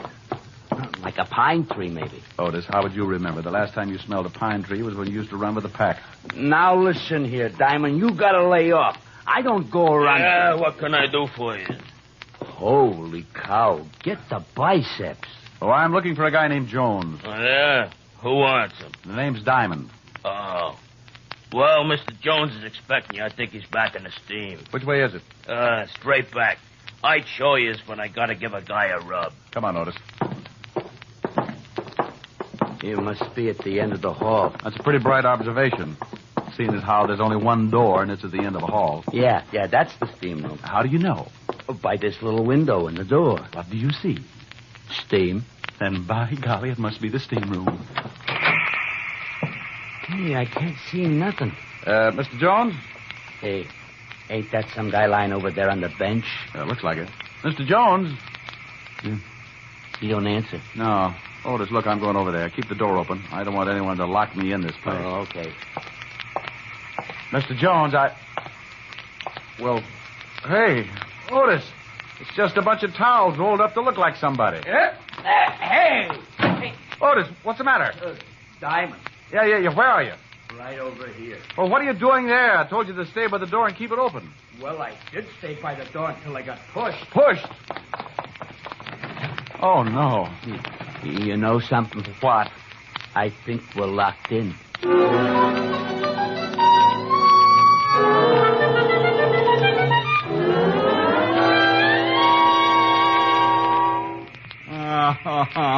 Oh, shut up, Otis. But I don't feel so good. What are we going to do? Oh, why don't you be happy? It's the only chance you'll ever get to sweat off some of that blubber. Yeah, you want I should look like one of them atrocity pictures? Otis, you could lose 300 pounds and still weigh in with King Kong. Yeah, there's no time to get nasty. Well, relax. Read a magazine or something. What do you mean? Just what I said. Read a magazine. Isn't that one right over there? Yeah. Oh, for Pete's sake. How can I read this thing, Shamus? The pages is all stuck together. You couldn't read the first line of an eye chart anyway. Just look at the pictures and shut up. Okay. Hey! What's the matter? This magazine. Take a look at this. What is it? It's one of them movie magazines of Movie Stars Parade. So what? Well, get a load of these pictures. Ain't that you? Let me see. Well, how about that? Some guy acting like Richard Diamond, private detective. Well, it looks like you. No, it's that Powell guy, that actor. Tear it up. Oh, no, it's a good magazine. Give me that.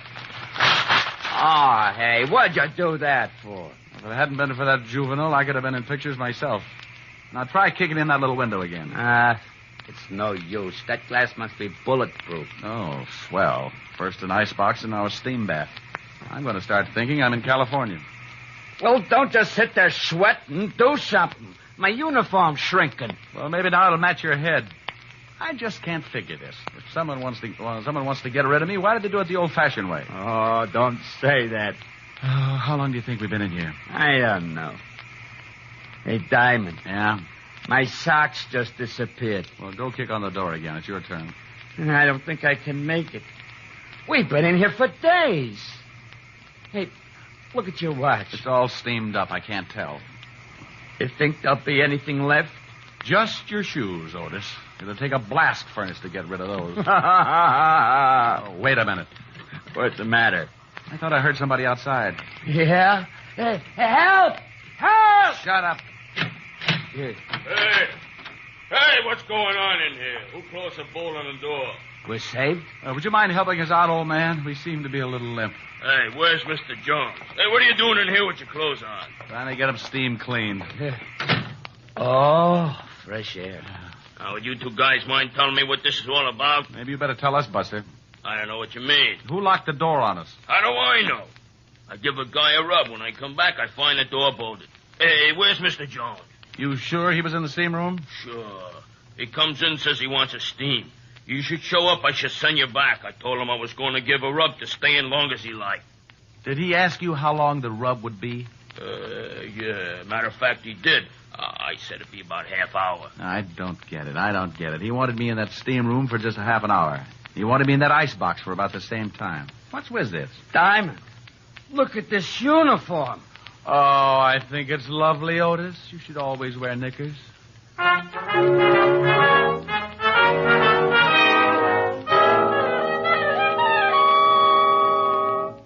Rick, this is stupid. Didn't the guy at the steam room tell you what this Jones guy looked like? Well, from the description, could have been anyone. Look, I'm just as mixed up as you are. Well, we'll keep after it. Just don't worry, that's all. Hey, Diamond, Miss Asher just called and I told her what's been happening. You mean you know? No, but I told her anyway. She said you should come right over because she had dinner for you. She wanted to take care of you. Isn't he lovely, Walt? Think what that head is going to look like in a bottle. Oh. Now you got him sore. It's going to be horrible around here. Well, isn't it always? Now, I'm going on over to Helen's. Keep after that Jones guy and let me know if you run across anything.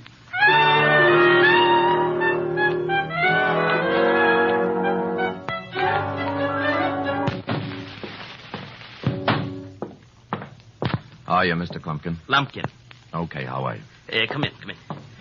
Well? I'm and a friend, Boyle. You think it did the trick? Look, when Pat, Cossack. Yeah, Cossack. Well, when I do anything, the results are guaranteed. I just tailed Diamond from the station. He went into his girlfriend's apartment across the way. Oh, goody. Let's see what happens tonight. I'm staying home from work just to hear him not sing. Yeah. About my $50. Oh, look, he's never in that apartment more than 10 minutes before he starts singing. If he goes over 15, you get your 50. Come on. What are we going to do? Raise the window. I don't want to miss the lovely silence when he opens that big bazoo. Okay, that looks funny. I'm sorry, Rick, but your clothes have shrunk so much. You should see Otis. I'm sorry. Well, you should be. Don't know what I've been through. Oh, yes, I do, and Mommy's going to make it better. Here's a nice drink. I don't want a nice drink. Oh, it's strong enough. Well, put it in a dirty glass. You just drink it. Okay. Oh, wow, my throat. Ah! You hear something? No, why? Nothing. Your throat's still pretty bad. Don't know. Me, oh. Hey, it's pretty good. It sounds great. Oh, no! Now, I heard something then. Yeah, so did I. It's that grouch again. Give it to him. Oh, you bet. I feel mean. 101 pounds of fun. That's my little honey bun. Get a load of honey bun tonight. I'm speaking of my sweetie pie, only 60 inches high. Every inch is packed with dynamite. Her hair is blonde and curly. Her curls are hurly-burly. Her lips are pips. I call her hips. Twirly and whirly. She's my baby. I'm her pap. I'm her booby. She's my trap. I am caught and I don't want to run 'cause I'm having so much fun with honey bun.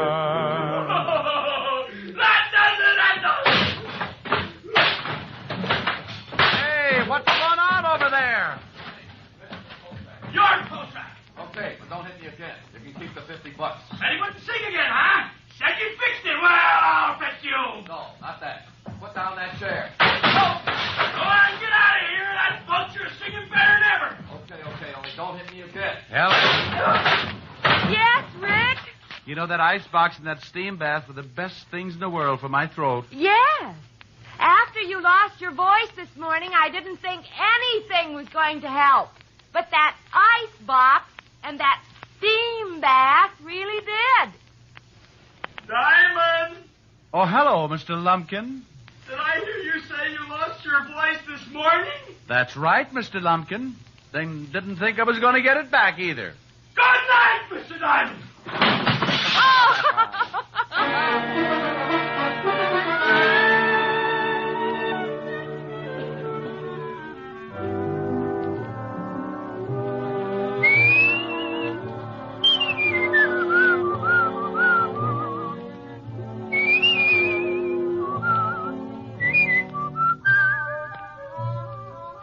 You have just heard Richard Diamond, Private Detective, starring Dick Powell. Helen was played by Virginia Gregg, Lieutenant Levinson by Ed Begley. Also in our cast were Wilms Herbert, Jack Crucian, and Stephen Dunn.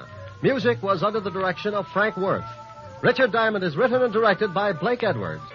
Richard Diamond, starring Dick Powell, was previously released over the National Broadcasting Company for listeners in the United States and has been re-released to you men and women overseas by the United States Armed Forces Radio Service, the voice of information and education.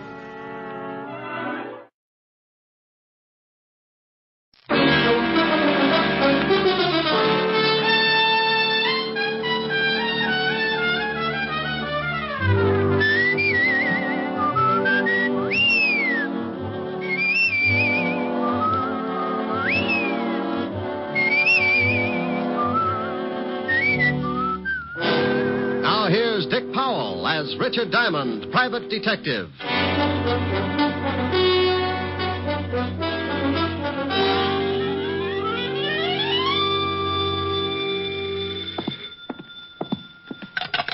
Diamond Detective Agency, a corpse to fit every pocketbook. Rick? Oh, hello, Helen, baby. Let me sit down. Oh. Rick, what's the matter? You sounded like your arches just broke. You got the right idea, baby. Oh, but your geography is cockeyed. Are you really hurt, Rick? Now, believe it or not, I was trampled by a herd of horses. Oh, Rick, you idiot. Now tell me what did happen. Okay, one horse. He ruined me for life. You went horseback riding? Oh, I don't believe it. Yeah, want to see my bull legs? You actually did. Uh-oh. Took a girl to get you to ride a horse. But it was some slinky blonde. No, baby, it was a Palomino. And look, let's get off horses. I've had enough to last me. What's with the early call? Early? Rick, did you just get in? It's after 11. I was dreaming of you, baby. You wouldn't have wanted me to stop just to get into the office. It's probably a whole harem. Helen, you got to stop that peeking. You read the morning papers? They come out in the morning? Now, you stop that. Did you read them? Well, didn't have a bet down. Why? You in the society page again? Oh, much more exciting than that. The police commissioner's house was robbed of $50,000 worth of diamonds last night, and his gardener was murdered. What? I thought that would fetch you. Better get a paper. The commissioner's statement's written in blood. Yeah. And if things don't wind up fast, tomorrow's statement will be in Walt Levinson's blood. It'll be his case. Now, you stay out of it, Rick. This thief cuts throats. Yeah, I'm scared. Are you, Rick? Well, come over tonight, and I'll frighten you at close range. Say 8. I'll practice my knee knocking so I'll be in good form. And stay in. No nightclubs. At the sound of the castanets, Francis can open the door. It'll be me and my knees. See you tonight, baby. Bye. Is this the Diamond Detective Agency? Just like it says on the door. Come in and close it gently. My Japanese beetle's still asleep. Asleep? He's got a better union. Sit down, Mr. Burton, Phineas Burton. What can I do for you, Mr. Burton? Well, I want to hire you if it's agreeable. For $100 a day in expenses, I'm pretty agreeable. Well, that's fine. I have a package I want you to deliver to a party in Philadelphia. You can get a messenger for $5, or if you're hard up, a carrier pigeon for a handful of popcorn. Why a detective? Well, I'm perfectly capable of judging for myself what I need, Mr. Diamond. Now, here's $300. There will be $200 more for you after you make safe delivery of the package. Why? Well, why? 3-letter word meaning why you want to pay me for 5 days when the trip to Philly and back can be done in a few hours. Well, Mr. Diamond, I simply want you to drop everything else and take this job immediately. And that is my reason for the added payment. Oh, all right. I'll take your money. Just as soon as you tell me what's in the package, who it goes to, and why it's so important that I take it personally. I can't tell you that. Okay, it's your problem. Now, where did I leave my soap chips? Do you have to know? Of course.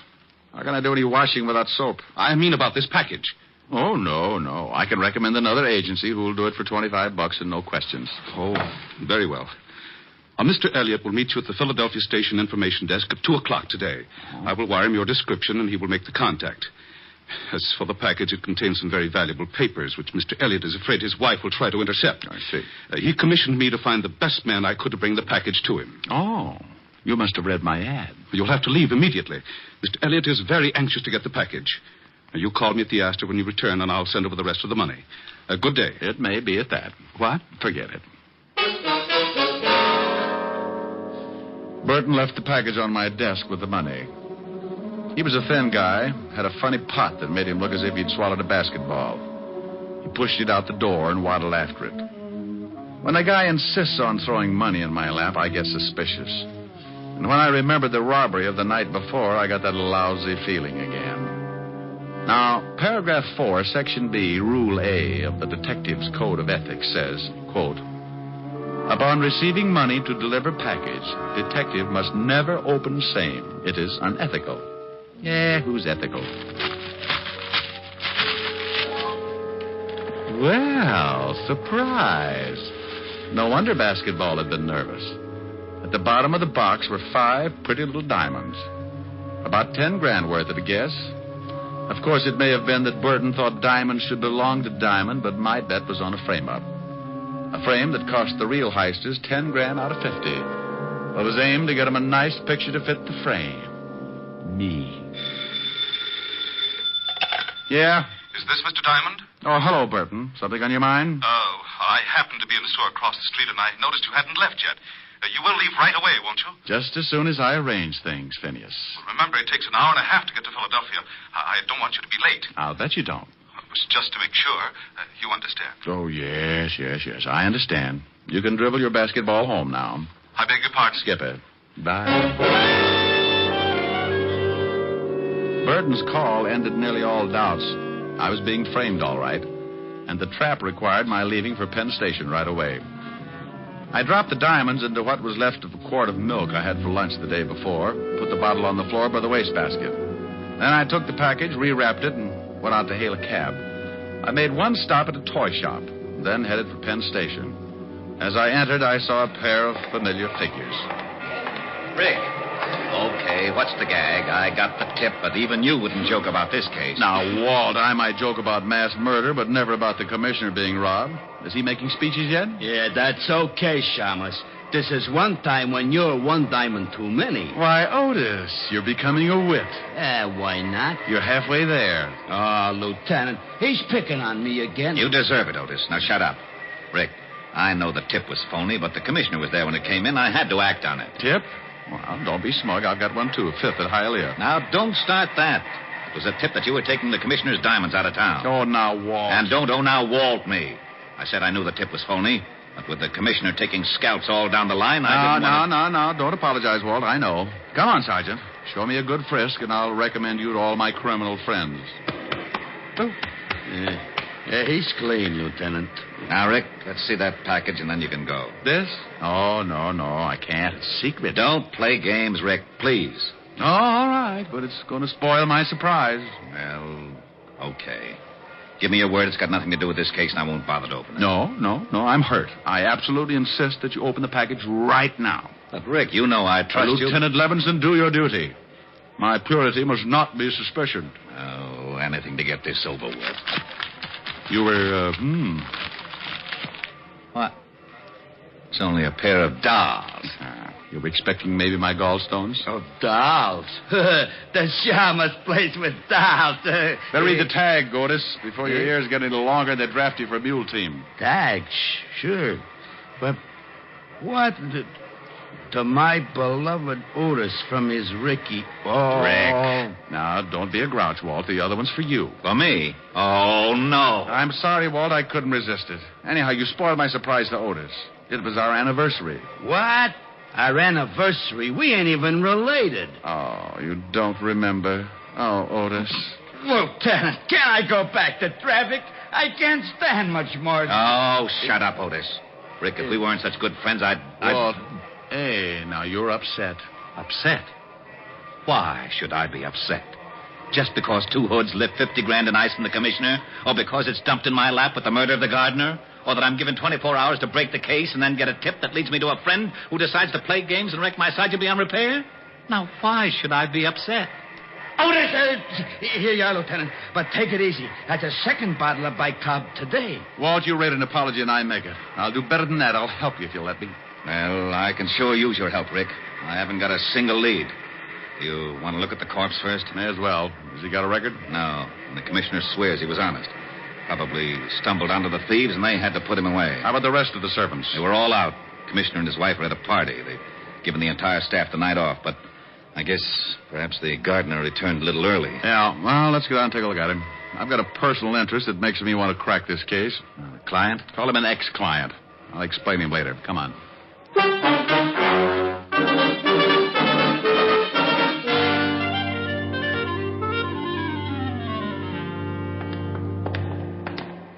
Here he is, Rick. Nasty cut. How was it made? Well, it could have been a sharp knife, but it's a safer bet that it was a razor. Remind me not to go to his barber. What safecracker's got enough nerve to pull his job, Walt? Well, I got 3 guys that could fit the job, but not one of them has ever been known to carry a weapon of any sort, much less a razor. Correction. One did, that gardener's playing a lousy joke on us. I suppose this could have been the first time one of them carried a razor. I don't buy that, neither do you. Give me the names. I want to talk to them. Maybe I can get a lead of some sort. Sure. Here they are. And please, Rick, call me if you get anything. If I can find the nickel. Bye.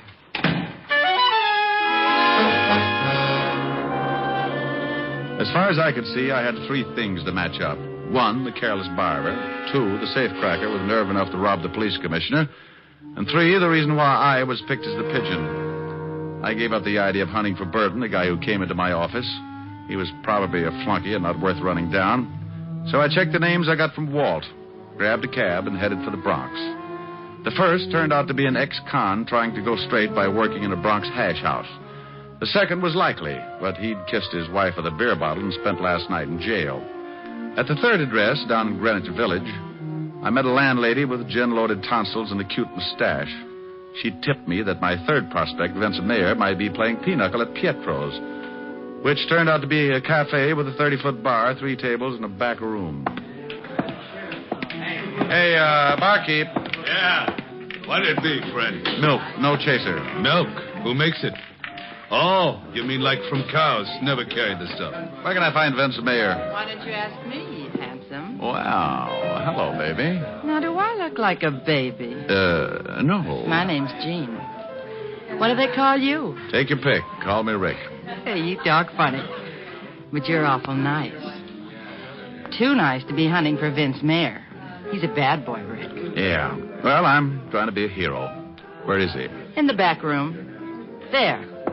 The guy with the light hair.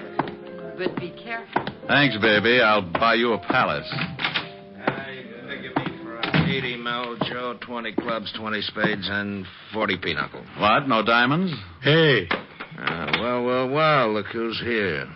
What do you want, Shamus? Vince the Iceman, isn't it? Well, now, let's see. Sing Sing, class of 38. Where's your school tie, Vince? The name is Mr. Mayer to you, Diamond, and privates are not welcome here. It's a closed game. Yeah. Move on. Give me a reason. You want to play dead? Oh, come on, Vince. You're not going to get upset just because I think you robbed the commissioner? You did, didn't you? I told my story to the cops. I'll bet. But you didn't answer my question. And here's another. Who's your barber? You're asking for it, Diamond. I was brought up right. Now, let's get off this cat and mouse kick. I want some answers, Vince. Do you? That's right, Junior. I do. All right. Call him, Joe. Hey, what? All right, Joe. Stop it. That's enough, Joe. All right, now drag him out in the alley. Vince, can I, Yeah, okay. Maybe it'll teach him not to get so nosy. But keep that razor in your pocket. I will, honest.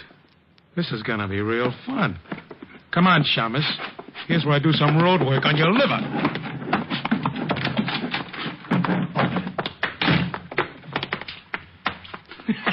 Here, Mr. Diamond. I only wish my brother could see you. When I came to, I was curled up around a round metal object I couldn't see, and I felt as if I was smothered in a mountain of cotton. And getting out of it was like trying to shovel sand with a pitchfork. I finally managed to move and wished I hadn't. for a company of Bengal Lancers began target practice on my side. So I quit trying and lay still for a long moment. Then a voice came fizzing through the cotton at me. Hey, mister, are you alive? Now, if I'm not, you're an angel, and this is a harp. Well, I'm sure no angel. And that's the garbage can. So I guess you're not dead. Matter for debate, Jeannie. Oh, help me up, will you? Sure. Here. There. Can you stand? Practically anything after this. Ooh. Hey, you're hurt pretty bad. Come on, lean on me. My place isn't far. I'll take you there so you can lie down. Best offer I've had today. Lead on, Angel.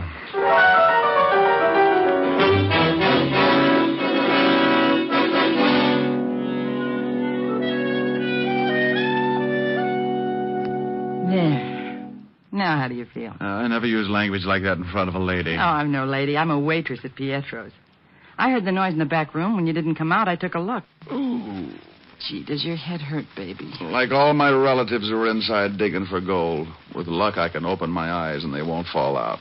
You know, you might have had a lot of fun together if you weren't all banged up like this.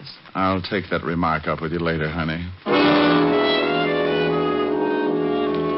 I'm not usually the kind of guy who runs out on pretty girls, but I only wanted to get my hands on the gonif who tried to kick my brains out. So I took Jean's number, filed it under, for later investigation, and stumbled out into the street. My head was clearing, but it was as slow about it as a dummy doing a striptease. Maybe that's why I didn't notice when I came out of the house that I had two guys for company. Hello, Diamond. Huh? When Pietro told me Jane had run out, I thought I might find you here. She always goes for guys like you. Well, she has taste. I'm glad you came around. I have a few things I want to discuss with you and Joe here.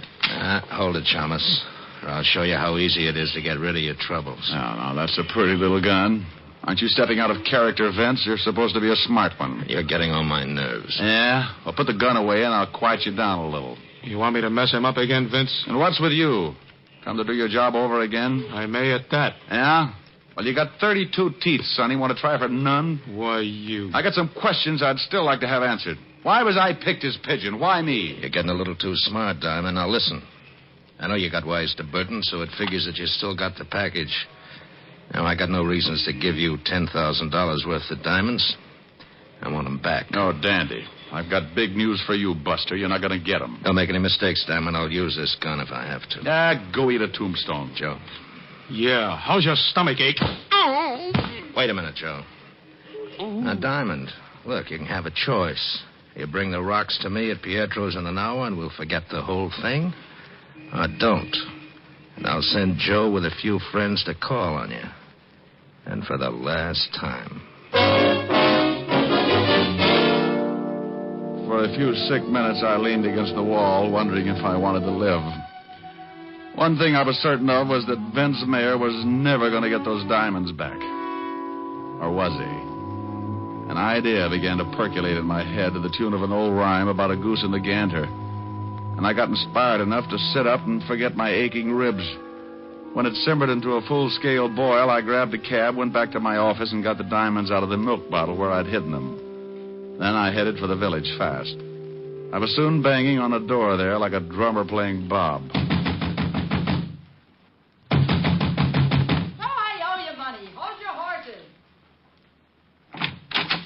Well, if it ain't my cripple. I got the bruises to prove it. Come on in. Are you really recovered? What? Oh, no, not that much, Angel. Then? I need some answers. What do you know about Vince and Joe? Not too much. Enough to dislike him plenty. That Vince got me canned for leaving Pietro's to take care of you. That's why I'm back home. I know he's a smoothie, and I think he's a big-time jewel thief. That much I know. How about Joe, the dog-faced boy? Him, he's just a punk. I think his real name is Fanchi or Franchetti or some such thing. Franchetti? Yeah. I don't know why, but they call him Joe the Barber. Oh, Joe the Barber. Yeah. Isn't that silly? If he cuts hair, it isn't. But I'll lay 8-1 this guy works on throats. Thanks, Angel. You've tied up my 3 points. What are you talking about? Your friend Vince Mayer lifted $50,000 in ice from the police commissioner last night, and his accomplice, Joe, gave the gardener a shave. You mean murder? On the button. The gardener's throat was sliced from life to death. And now, baby, look. How would you like to earn $100? Sure. Is it legal? Well, no. I'll take it.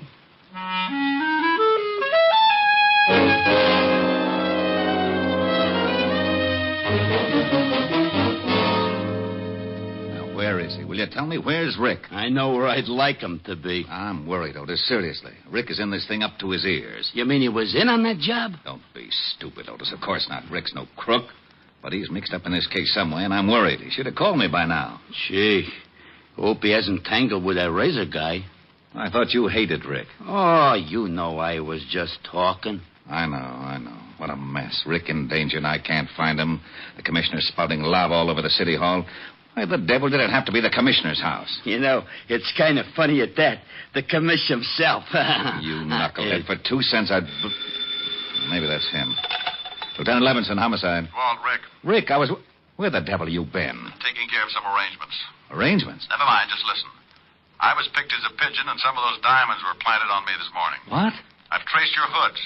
They're Vince Mayer and Joe the barber Franchetti. Now, you come to Pietro's in half an hour, and you'll catch him with part of the diamonds on him. Rick, what is this? Well, Vince had it figured as a double-barrel gag, Walt. First on the cops by raiding the commissioner's house. Second, by dumping a few of the rocks in my lap and tipping the police so I'd take the rap. But why you, Rick? Well, Joe's name, Franchetti. You remember, I sent his brother Tony to Sing Sing a few years back. Oh. I knew he had a brother, but until now, Joe stayed out of Manhattan. I get it. Okay, what's the play? Well, I'm going to take the package back to Vince. Give it to him in Pietro's. The girlfriend will be raising so much fuss, no one will notice me. Then as Vince and Joe leave, you nail him with the diamonds. And no alibi for having him. Right. You said half an hour? In front of Pietro's.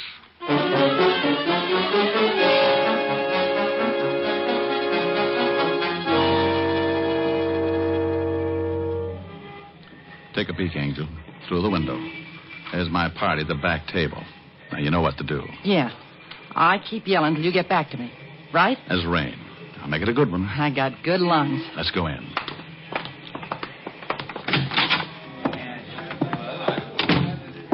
Okay, over to the bar. Luck, Rick. There he is now, Joe. I told you he'd show up. Hello, Diamond. You got something for me? That's right, Vince. Okay, let's have it. Hey, what's going on over there? Stop, stupid dame. Yeah, do you want the package or not? Oh, yeah, give it to me. Come on, Joe. Let's scram out of here before that dame brings the cops. Yeah.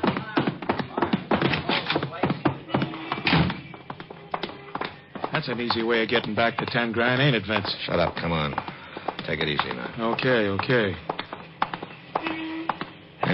We're okay now. Let's split up. Hold it, Vince. What? Let's have a look at the package.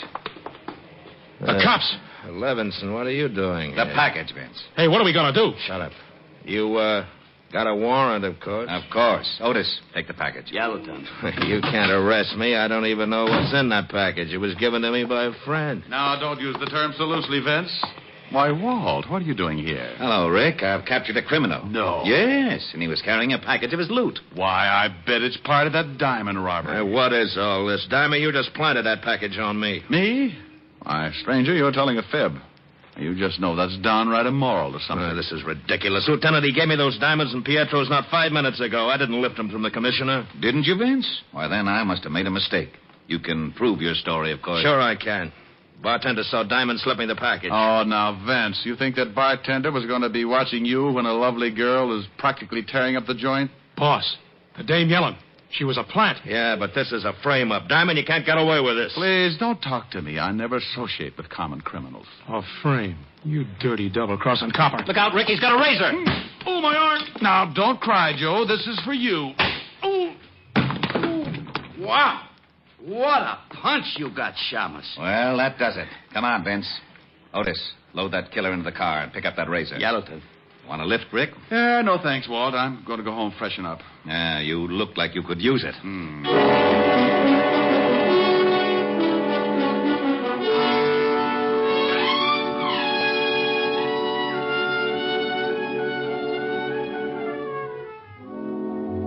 I left Walt and headed for my apartment, where I grabbed a stomach full of vitamins and planted myself under the hot shower.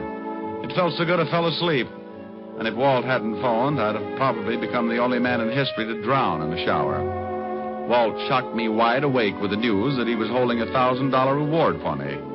I gave him my nicest thank you and made a mental note to drop by and give half of it to Jean to make up for her losing her job. Around about 8 o'clock, after I'd taken care of dividing the reward, I steered for 975 Park Avenue, made it with no trouble, and rang the bell to Helen's apartment. Oh, good evening, Mr. Diamond. Miss Asher's expecting you, sir. She's in the library. Thank you, Francis. How's your health? My health, sir, is very good, thank you. Well, now, this may come as a shock.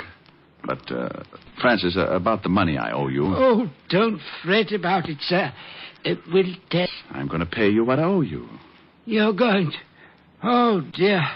Perhaps I better sit down. Oh, my word. Oh, there, Francis. Rick, darling, is that you? It ain't Tom Swift, baby. Come on in the library. Well, okay. But it'll do you no good, my dove. I'm a cripple, a battle-torn veteran. I don't want your muscles, Rick. I'm blue, and I want you to sing to me. Oh, Helen, baby, I don't want to sing. I want to... Rick, I'm blue. I need cheering up. Now be nice and sing. Well, okay, honey. How's this, huh? I can see, no matter how near you'll be, you'll never belong to me, but I can dream, can't I? Can't I pretend that I'm locked in the den of your embrace? For dreams are just like wine, and I am drunk with mine. I'm aware my heart is a sad affair. There's much disillusion there, but I can dream, can't I? Can't I adore you? Although we are oceans apart, I can't make you open your heart, but I can dream, can't I? Well, there. Still feeling blue, baby? Oh, Ricky, come here. Here I am. Oh, now I'm contented. You in my arms, my bills paid off, and my bills... Oh, for Pete's sake, I forgot Francis. Francis? Rick, what are you talking about? Come with me, I'll show you. Now, there he is. Francis, you all right? Oh, yes, sir. I think so, sir. Rick, will you tell me what's going on in my own home? Well, honey, I paid Francis off, and the shock of having to give back my gun and badge undid him. Oh, well, are you feeling better, Francis? Not very much, Miss Asher. It's that badge and license. Will you miss him that much, Francis?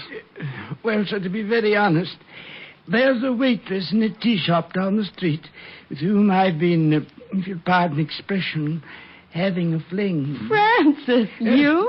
Oh, that's not the worst, Miss Asher.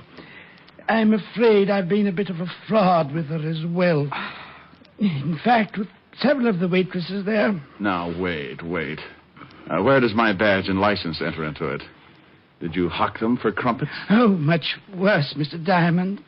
You see, to all the waitresses of Miss Tuppingham's tea shop, I am Richard Diamond, private detective. Oh, no.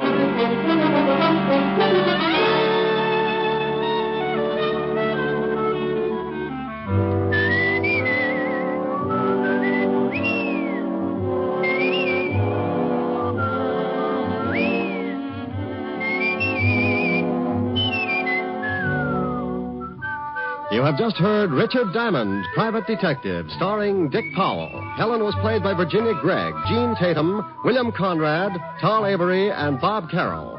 Music was under the direction of Frank Worth. Tonight's story was written by Herb Purdom and edited and directed by Blake Edwards. See the Richard Diamond picture story in the December issue of Movie Stars Parade. Dick Powell soon will be seen in the screen version of the best-selling novel, Mrs. Mike. Now, this is Eddie King inviting you to be with us again at the same time next week when we will again bring you Dick Powell as Richard Diamond, private detective.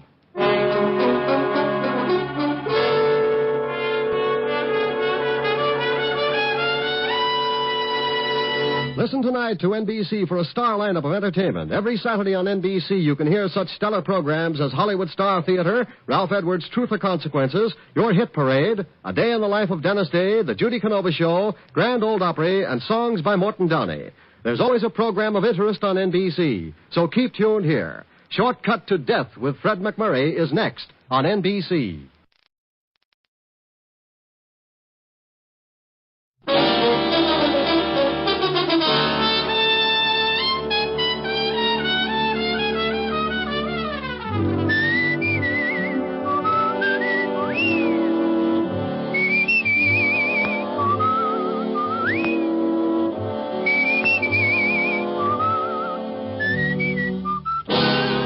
Dick Powell as Richard Diamond, private detective.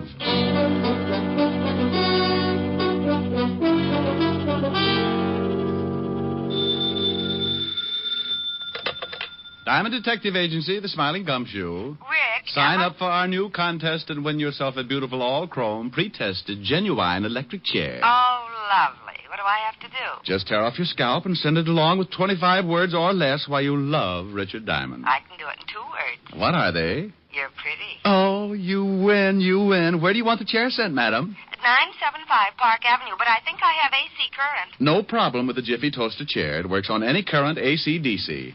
And we have it in 3 speeds, 45, 78, and long playing. Oh, no. Oh, Rick, that's awful. Hello, baby. Hi. What are you doing? Oh, nothing. What's with you? Oh, I just thought I'd call and find out if I'm still going to see you tonight. Yes, ma'am. We going to stay in? Well, I thought I'd have Francis fix dinner and we could sit around and listen to records or something, but if you'd rather go out, No, baby. I think that would be lovely. And so does my bank account. Oh, broke again? Not quite. A little bent. I hope the next client I get has a big, fat trust fund. Well, don't you worry about it. I'll see you around 8. Okay. Bye, baby. Bye.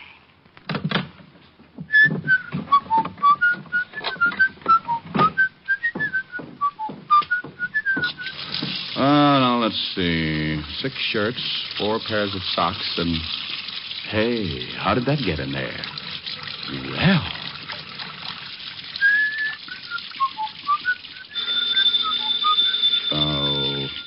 Oh, okay. Yeah? Well, what's the matter with you? You lost up my laundry. What are you talking about? Today isn't Tuesday. Okay, Walt, so it isn't Tuesday. Nothing's happening around this place. I felt like doing some washing. Why don't you put it away and come on down here? I'll give you something to do. What do you mean? You sound like you're surrounded by Sergeant Otis's relatives. I got a big headache. I think maybe you can help me with it. Trouble? All over the place. You don't have to, but I'd like to, sort of kick it around with you. Sure. I'll throw a few more things into soak and I'll be right down. Oh, thanks, Rick. Hey, it's really serious, isn't it? Now, what makes you say that? Look, Father, every time your ulcers hold a rally and you want me to come down and join in, you say, thanks, Rick, just like I'd laid an egg or something for you. Oh, you think you're pretty smart, don't you? Sure. If I listen to everybody who thinks I'm not, I'd wind up playing mumbly peg in a straitjacket. I'll be right over.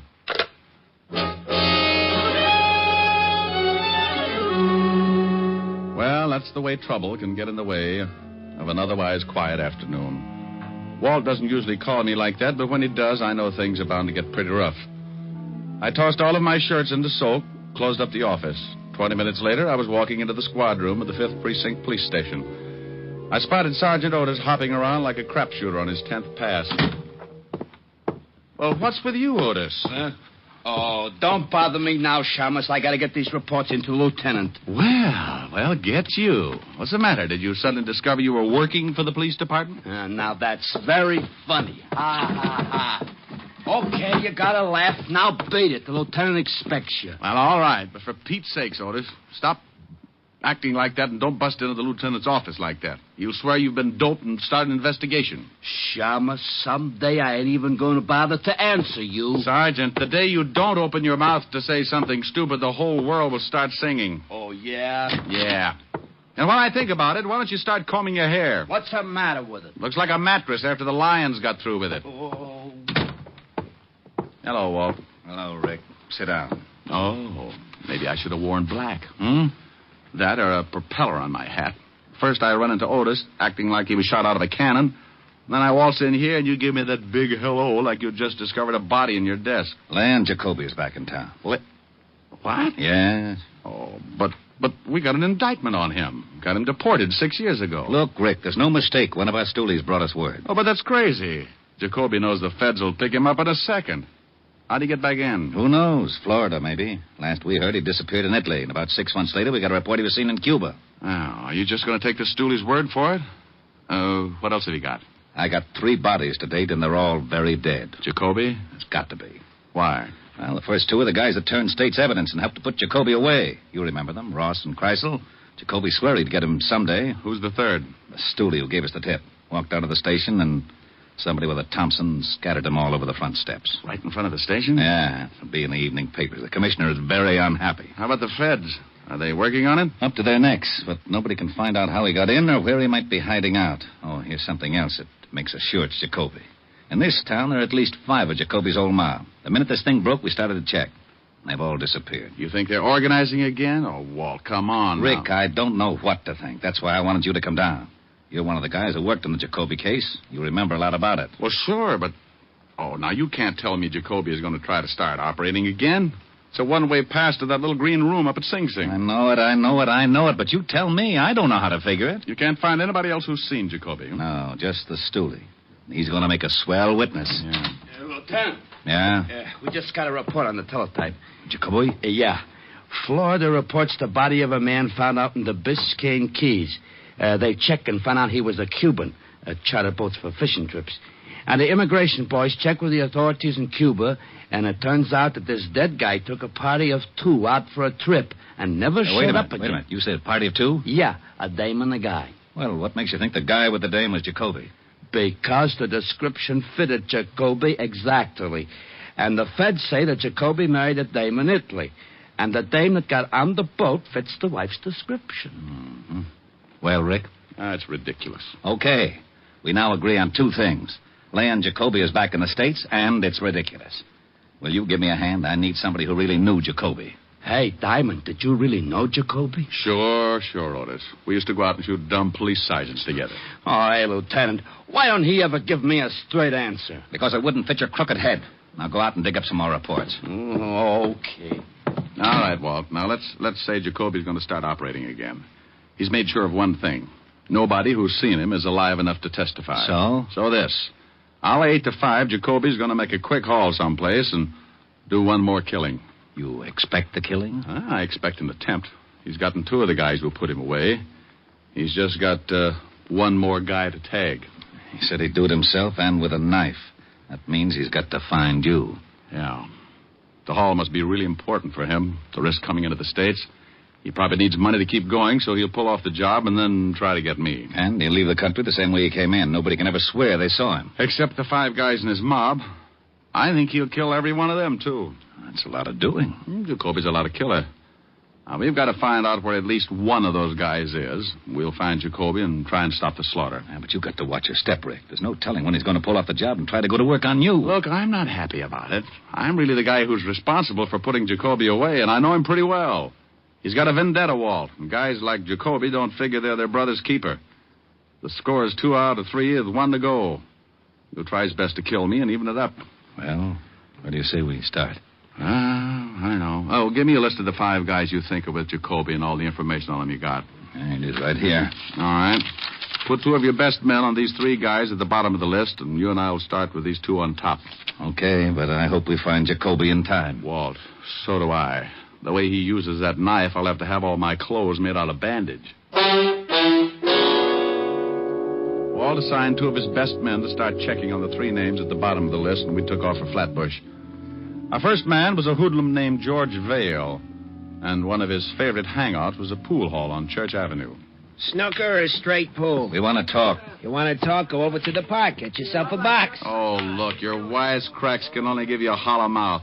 Show him the badge, Walt. Oh, cops. Well, what do you want? You know a man named George Vale? Nope. Let's go. Hey, wait a minute. Look, I'm not going to fool around. The answers here will be a lot easier.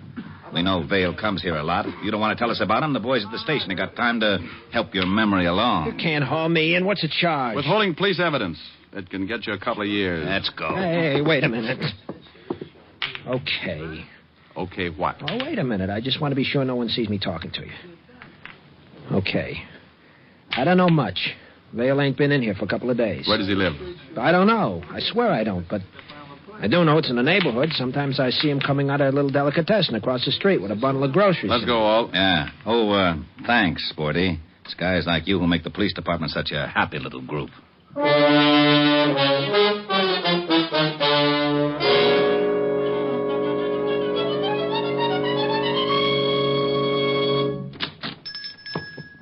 So, good afternoon, gentlemen. You own this place? Yes, there's something wrong. Does a man named George Vale come in here much? Oh, something is wrong. I told Mama that George was on no good. Then he does come in here. You're a policeman, maybe. Yes, we're policemen. Now, would you mind telling us, please, if whether... Mama! Mama! Oh, she must be out and back. I want to show her. She liked this George fellow. He was always with the factory. Now I want to show her what happens to that no good. Mama! Please. We haven't got much time. Oh, I'm sorry, gentlemen. You must excuse an old man. There's so little excitement. So, now what can I do for you? Do you know where George Vale lives? Sure. I'm sending him over stuff lots of times. It's up 2 blocks, but he ain't there. How do you know that? Because his wife, she's coming in for the last couple of days. She said he was out of town on business. He's got a wife? Sure. A blonde. She's not bad looking. Well, you know. Yeah. What is Vale's exact address? Here, I'll write for you on a piece of paper. What time you got, Rick? 2:30. There are, gentlemen. I hope you catch him for whatever he's done that no good. We'll have to ask you not to mention this to anybody. Not even to Mama? Well, okay, to Mama, but you tell Mama to keep it a secret. Oh, a secret. Well, maybe I'm not telling her for a couple of days yet. Come on, Walt.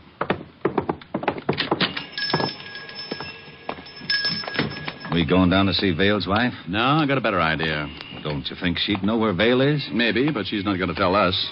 But if we throw a scare into her, she might tell her husband something. If she knows where he is. Get Otis down here with a recording outfit. We'll wait until we see her leave the apartment and bug the place. No sense in tailing her. If Vale is with JACOBY, he wouldn't give her the address. Maybe he didn't tell her anything. Maybe he just took off. That's a chance we got to take. Maybe he gave her a phone number where he could be reached. On the way down to the Vale address, put in a call at the precinct. Right. KXKB to KQAR. I'm at the corner of Flatbush and Church. Have Sergeant Otis report to me on a code 3 and tell him to step on it. Walt finished his report, and we both went over and talked with the landlady in Vale's building.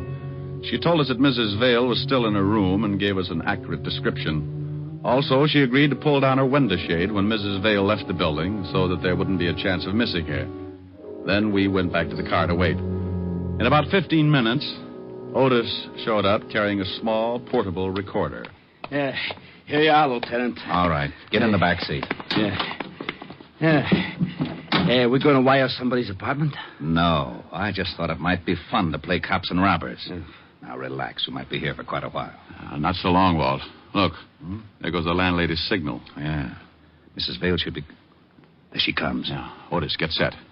We got to go up there and plant a bug before she comes back. I'm set. I got 4 cars at the intersections just in case she's got a car. If she walks, I got 4 men to tail her, depending on her direction. She's crossing the street.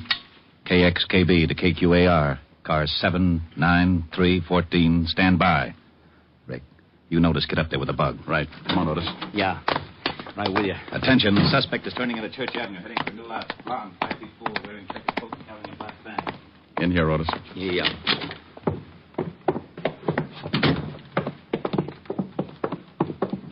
Well, this is her room. The landlady said she'd unlock it for us as soon as Mrs. Vale left the building. Bingo. Go on in. Okay. Now, plant it just like you knew what you were doing, Sergeant. I'll take the box down in the basement where we can listen. Give me 5 minutes and then give me a quick test. Well, how long have I got to set it up? Who knows? Don't worry about it too much. If Mrs. Vale comes in, just tell her you're selling tape recorders. Oh, she won't believe that. Otis, with your face, you'll have to believe something as stupid as that.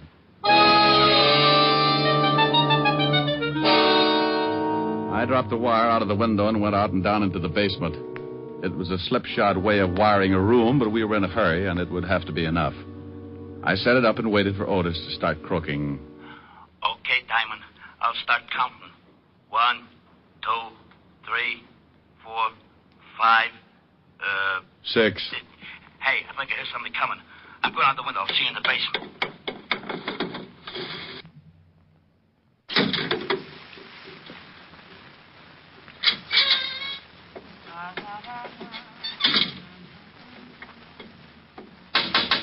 Oh, for Pete's sake. Gee, she nearly caught me. I come down the fire escape. Well, come on in. Yeah. Hey, how's it working? All right. Listen. Hey, she ain't got a bad voice. You probably got me plugged in with Morton Downey. What are we going to do? Just sit here and listen? The lieutenant's going to give Mrs. Vale a scare, Otis. Then we're going to listen. I don't get it. Shh. That's Walt. Who's there? The police, Mrs. Vale. Huh? Oh, well, wait just a minute. Hey, it sounds pretty good, Don. Shut up, Otis. Yeah? I'm looking for your husband, Mrs. Vale. He isn't here. He's out of town. What's wrong? He's wanted. For what? Murder. Mind if I come in? Got a warrant? Okay, make it tough.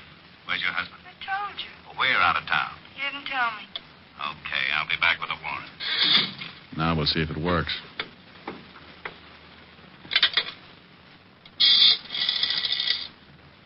Oh, operator. Evergreen 33349, please. Yeah. Oh, is George there? Oh, tell him Mary. Hello, honey. Oh, look, I'm sorry. Yeah, I know, but this is one of those times. Yeah, a cop was just here. Yeah, cop. Murder. I don't know. No, I didn't let him in. Huh? Oh, I never thought of that. Okay, I won't call again. Bye, baby. Okay, Otis. Stay here and keep this thing going. I got to get back to the lieutenant.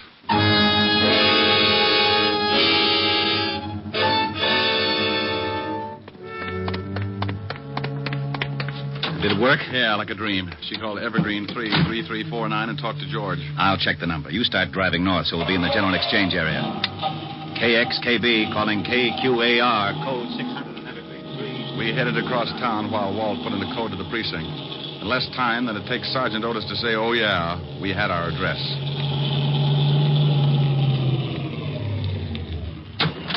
Well, wouldn't you know it? Another pool hall. Yeah, guy must like the game. Hope he's in.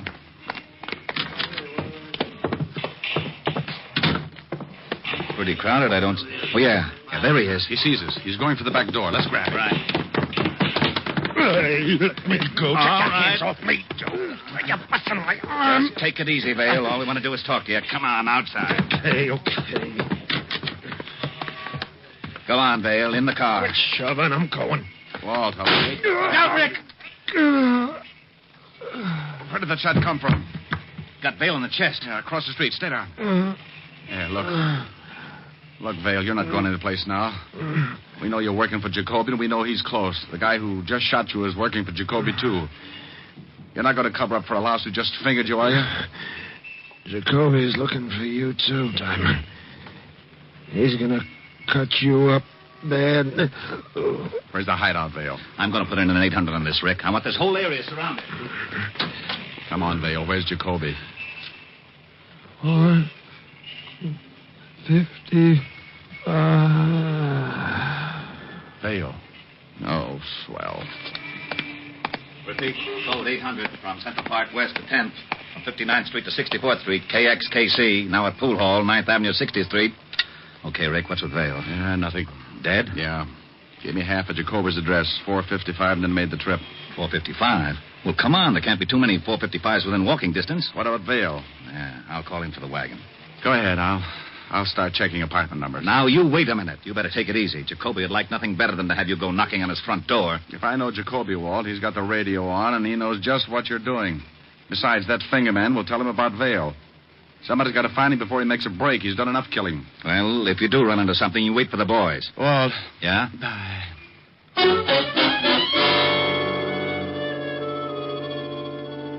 I took off and started checking addresses that began with 455.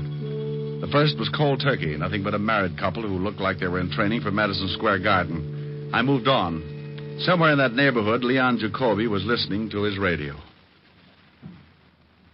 Car 3, code 800, 455 to 61st Street. Car 16, 17, and 18. Shut it off, Jane. 61st But and 10th Leon, Avenue, same what's wrong in code. this whole area? Shut it off. All right. All right.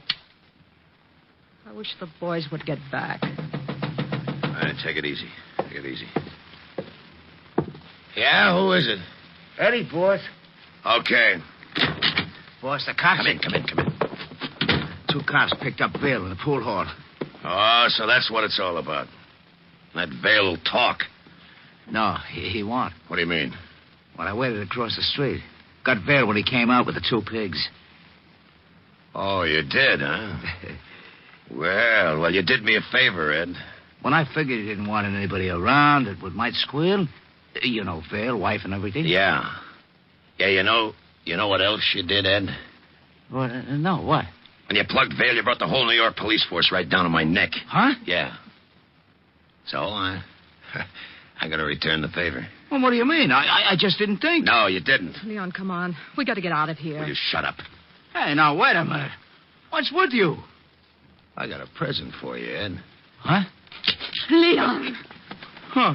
No, boss. Put that knife away. Sure. Oh, Leon. Oh. Oh, Leon. Oh, no. No. What's the matter with you? What did you do that for? I'm in a tough spot. I go faster alone, baby. Alone? Yeah, baby. You mean... Yeah, that's right. You'd leave me. Look, I got no choice. You know how it is, kid. 1 might get through, but 2, no chance. Nothing to say, baby? Yeah. Go on, get out. Just like that, huh? Then what would happen to you? You might help the cops find me, huh? Tell me, aren't you a little scared? No. Just sick. I've been sick since we got here. I wish I'd known what you were really like. I'd have laughed at you when you asked me to marry you. Oh? Well, go on, baby. Laugh now. Maybe it'll help. Well, go on. Laugh your head off. Trying nothing funny? You're trying not to act scared.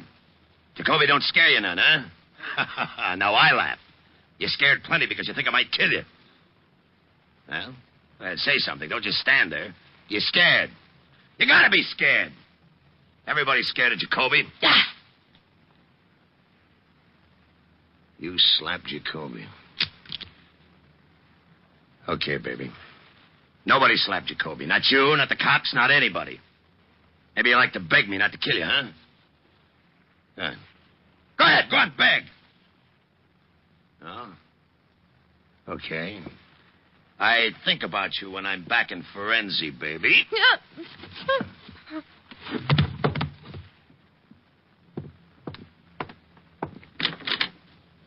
Arrivederci.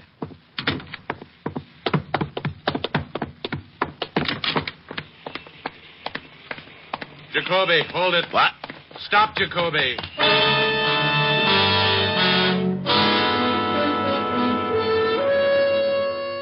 Well, Jacoby had waited 6 years to get a crack at me, and it looked like he was going to finally get his chance. The alley was a dead end. I stopped and listened. The back of the alley was stacked with boxes, and along the sides, garbage cans. He could have been hiding anywhere along the line. I'm coming in, Jacoby.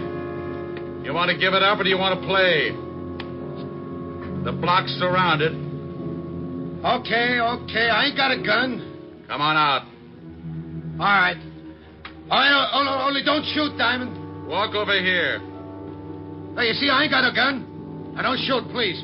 Shut up, slob, and start walking out. Why you gotta act like that for, huh, Diamond? Come on, Jacoby, move. So, what do you cops got against me? What'd I do, huh? Nothing, Jacoby. Not a thing.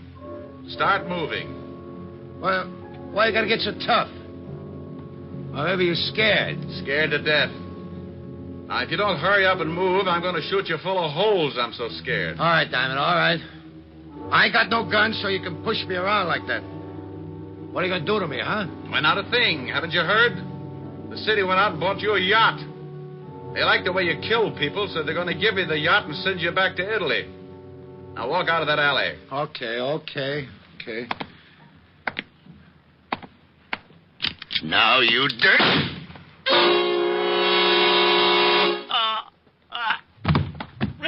Rick! Over here, Walt. Over here. He pulled his knife on you, huh? Yeah, I didn't think I'd see it. Well, you're lucky you're dead. Yeah, well, I expected it. There used to be an old saying 6 years ago. When Leon Jacoby wants you dead, he'll use a knife and you'll lose your head. Now, he should have remembered. I keep up on slogans.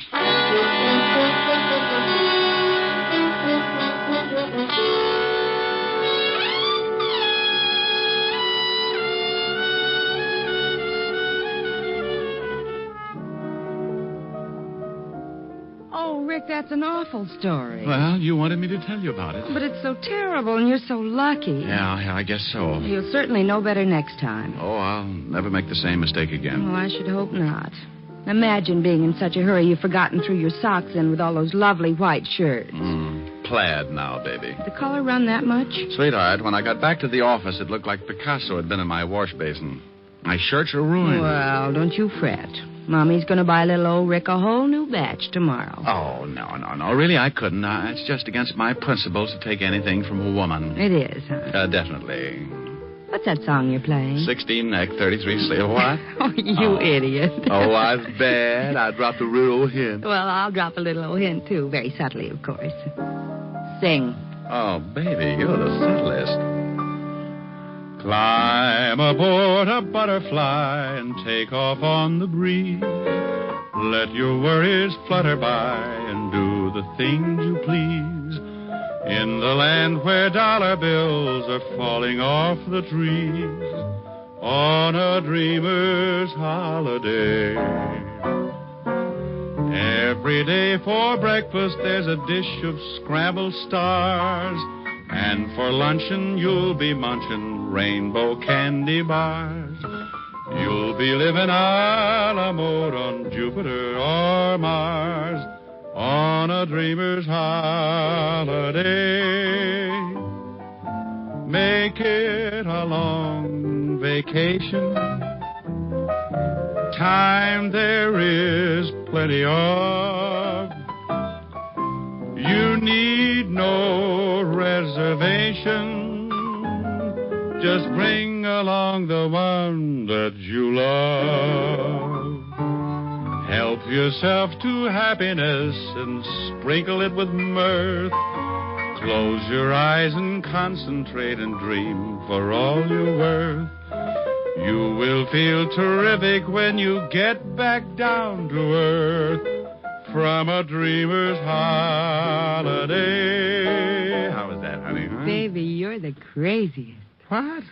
Now, where did you pick up that expression? Oh, I get around now and then. I know a couple of musicians. Oh, I bet they all play lead kazoo. Come here. What do you want? I want to lay one on you. What? Oh. What'd you think of that, Pops? You want the honest truth? Uh-huh. Solid.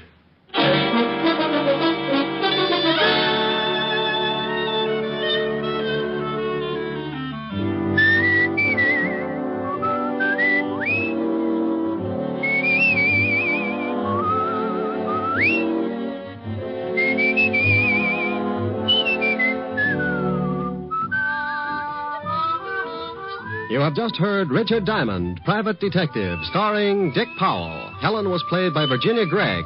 Lieutenant Levinson by Ed Begley. Also in our cast were Wilms Herbert, David Ellis, Gene Bates, Edmund McDonald, and Charles McGraw. Music was under the direction of Frank Worth. Richard Diamond is written and directed by Blake Edwards. Dick Powell soon will be seen in the screen version of the best-selling novel, Mrs. Mike. Now, this is Eddie King inviting you to be with us again at the same time next week when we will again bring you Dick Powell as Richard Diamond, private detective.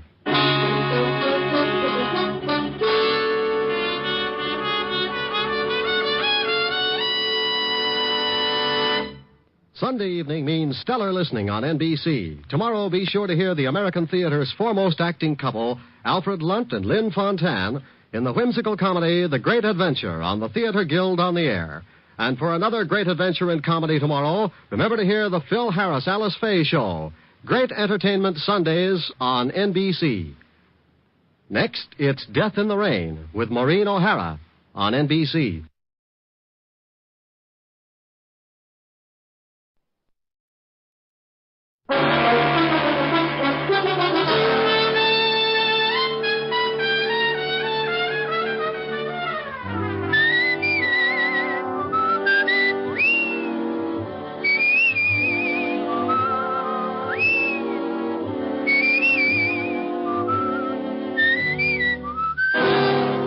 Dick Powell as Richard Diamond, private detective.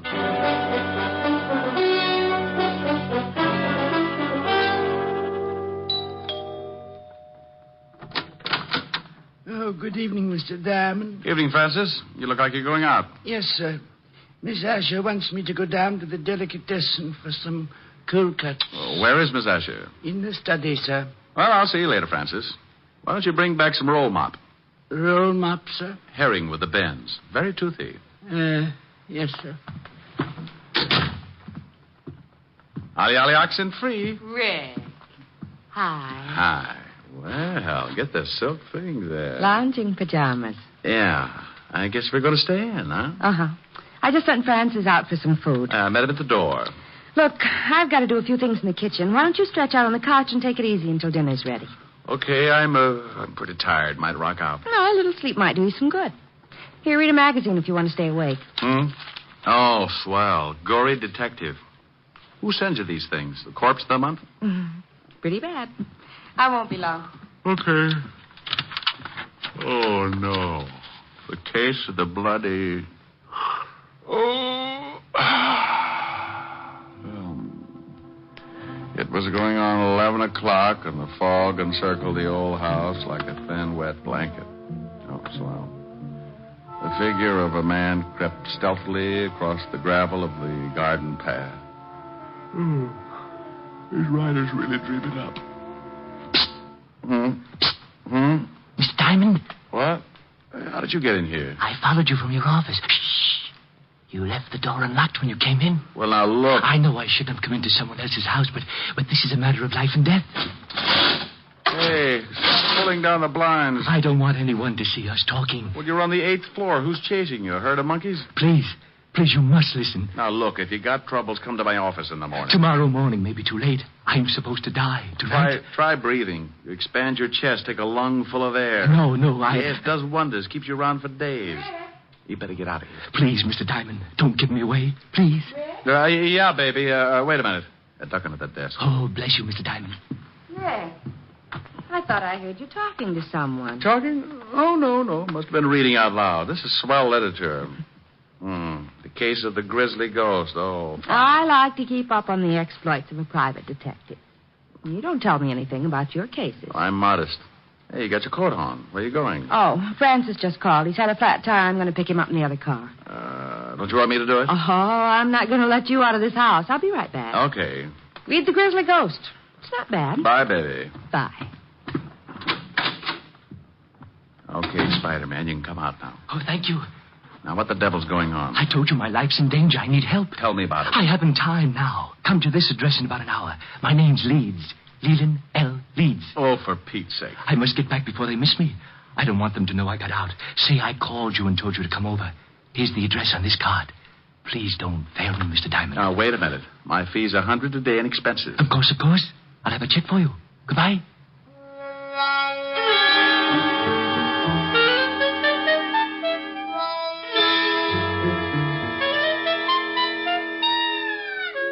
He went out like an undertaker stealing a can of embalming fluid, and I poured myself something just about as strong. Helen would scalp me for leaving, but for some reason, nutty little guys like that interest me. I left Helen a note saying I'd be back later and took off for the address Leland L. Leeds had given me.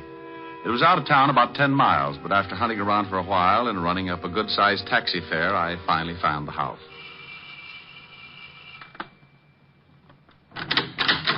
Yes? Yes. I got a call from a Mr. Leeds at this address. He asked me to come over. My brother? I don't know.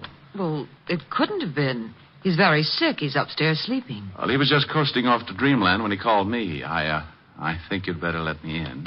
Oh, a detective. All right.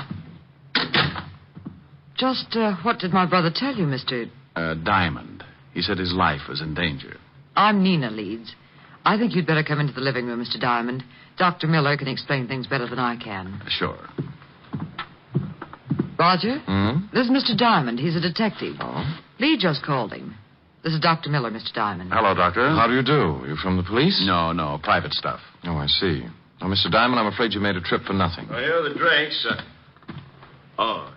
George, this is Mr. Diamond. He's a private detective. What? Mr. Diamond, this is George Brodeen. How are you? Well, fine, thank you. Anything wrong? I don't know. Lee phoned Mr. Diamond and told him he was in danger. How did you know that, Doctor? I told Miss Leeds what he said, but not you. I'm Mr. Leeds' doctor. He's having a nervous breakdown and suffers from an extreme persecution complex. If he called a detective, I'm sure he must have said something like that. That's quite correct, Mr. Diamond. What do you do, Mr. Brodeen? Why, I'm with the New York Museum. I'm a friend of the family. I've been watching Lee break up for the past month. May I talk to your brother, Miss Leeds? I don't think you can. I gave him a very strong sedative. Let me get you a drink, Mr. Diamond.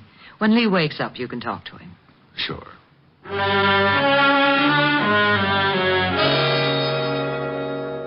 We went into the bar, and she got out a big bottle and 2 glasses. I forgot all about Leland L. Leeds for a while and started concentrating on his lovely sister. It was easy. Champagne? Sure, but I've run out of slippers. I've got a small foot. Might take you a long time to get enough. I drink fast. It's the open toes that bother me. I like the patter.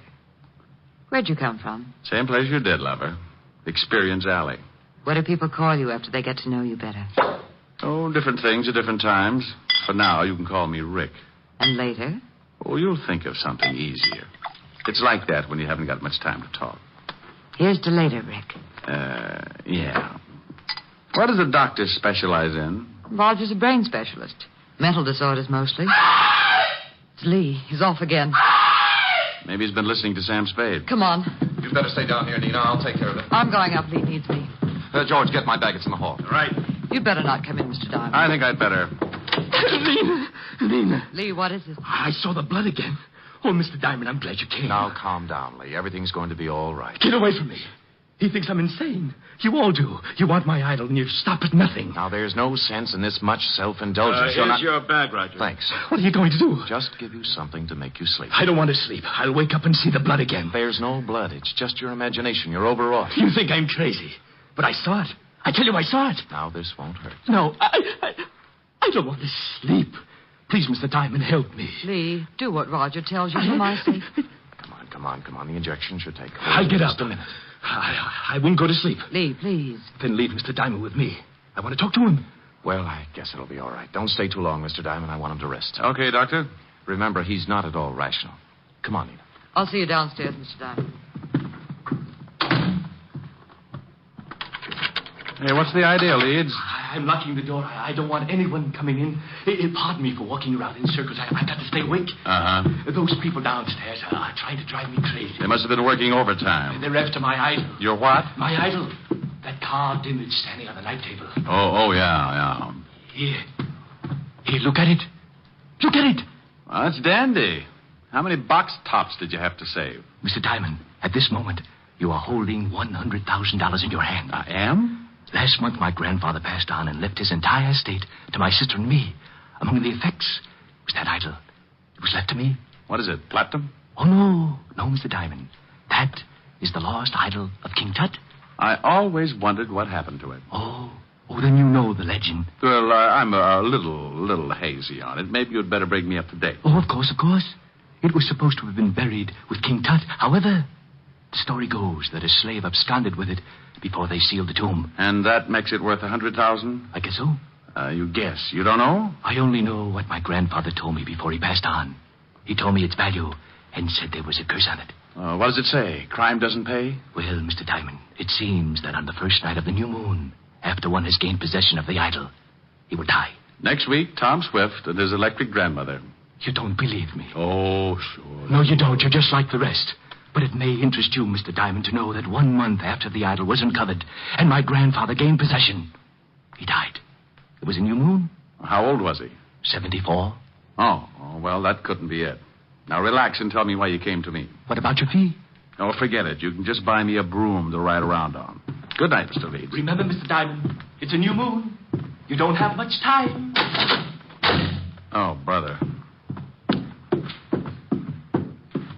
Did you talk to her, Mr. Diamond? You might call it that. Now do you understand? Your point's well taken, Doctor. What about that hunk of stone? Maybe if you gave him a teddy bear? Oh, the idol he's got is absolutely worthless. His grandfather had the same unusual ideas about it. Is there such an idol? Oh, there's a legend, but no one has ever found even the slightest clue that it's a fact. Now, I've examined Lee's idol, and it's certainly not worth any more than the granite it's carved from. Well, I'll be saying good night.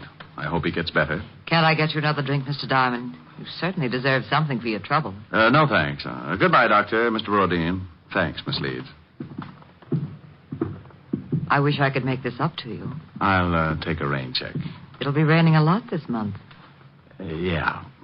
Well, good night, Miss Leeds. Good night.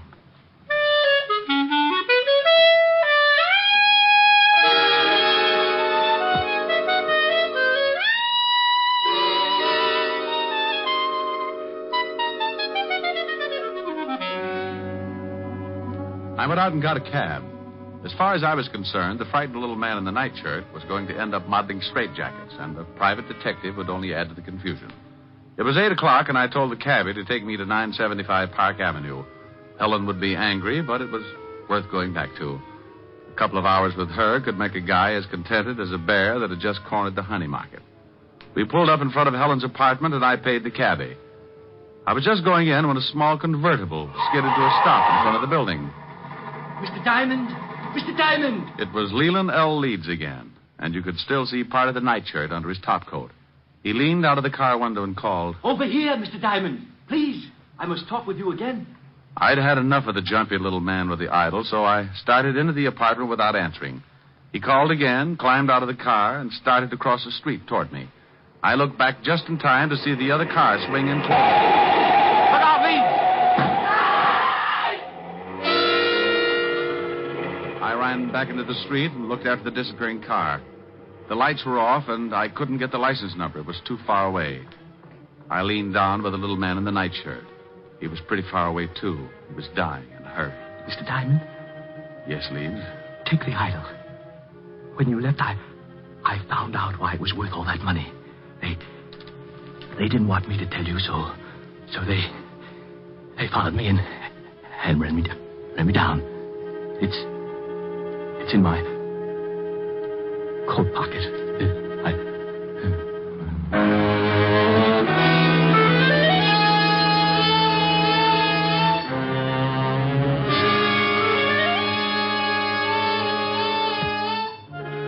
He died lying on his back in the street. Several people were coming out of the building, so I reached into his pocket and pulled out a chamois bag. I guess the idol was inside, so I put it in my coat and went in to call the police.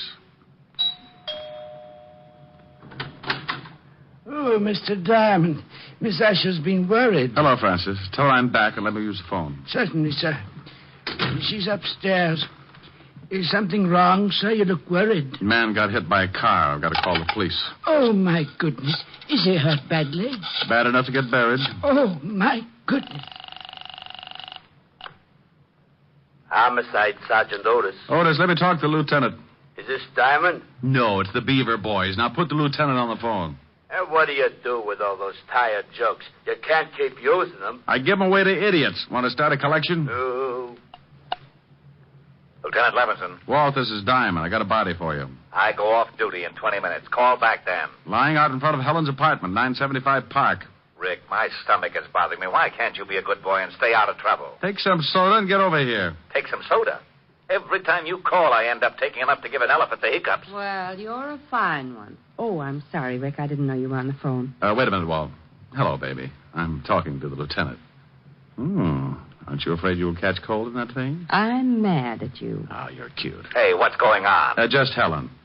If you could see her, your ulcers would start popping like chestnuts. Say hello. The law sends you his greetings. Hello to the law. She says... I know, I heard it. Now, what about the stiff?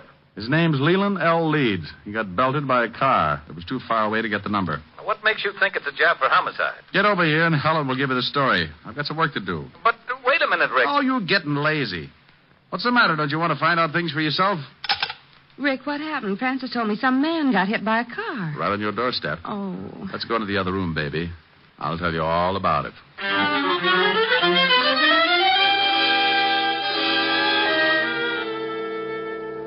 We went into the warm study, and Helen poured me a tall drink.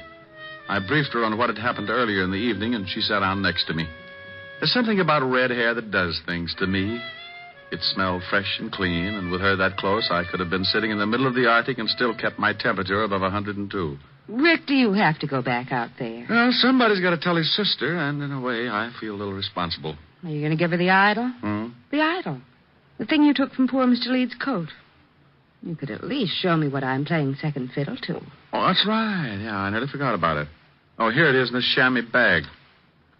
Oh, what an ugly little thing. And that's supposed to be worth all that money? Well, that was what Leeds, Hey, something's missing. Yeah, one of the eyes.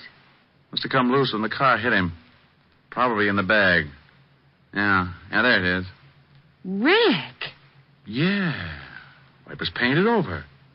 You'd never guess it unless you pried it loose. It's as big as a marble. Is it real? Well, you've got enough of them around, you tell me. It is. Rick, I think it's a pigeon blood. Why, it's worth a fortune. What are you doing? I'm scratching the other one. Well, Mr. Leeds wasn't so squirrely after all. This is ridiculous. You only read about things like this. 2 pigeon blood rubies. No wonder he thought it was worth $100,000. He said he found out tonight. He must have been scratching at them. Oh, then it wasn't just a hit and run. I don't know. Baby, I don't want to get hung up with a lot of explanation to Walt. Rick, what are you doing? Taking the other eye out. There. Now here. Hang on to these and don't let them get out of your little hot hand. When Walt gets up here, tell him what I've told you. Well, will you be back? An hour ago, I laughed at a little guy when he told me he was going to die. He said it was a full moon and he had a curse on him. I'm still a skeptic, but I'm a new boy when it comes to voodoo. I've got to hurry over there before the whole bunch of them turn into bats.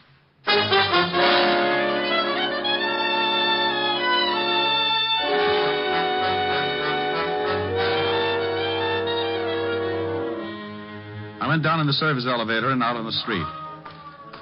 The wagon was driving off with Leeds, and Walt and Otis were going into the building when I slipped up to the convertible and got in. Leeds had left the keys in the ignition like I figured, so I took off and headed across town. 20 minutes later, on a lonely stretch of road, I started counting suspects. All 3 of them could be in on it. Dr. Miller, who said Leeds was insane. George Brodeen, a man from the museum who said the idol was worthless. And that lovely sister. I didn't notice the car pulling up behind me until it was too late. It was doing a good 70, and as it swung around to pass me, the guy at the wheel cut in sharp and hit me broadside. Hey, look out!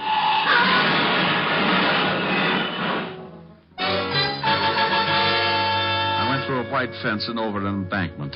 The car rolled, and somebody dropped the night on my head. I went to sleep. I don't know how long it was before I started coming around, but when I tried to shake myself back, it was like pulling my head out of a barrel of molasses. It stuck to my eyes and plugged up my ears. I tried to claw the stickiness away, but my hands were like 2 baseballs. I moved my shoulders and felt the stiffness in my back. It spread out to my hands and down to my feet. I opened my mouth and took in a lot of air. I finally made it.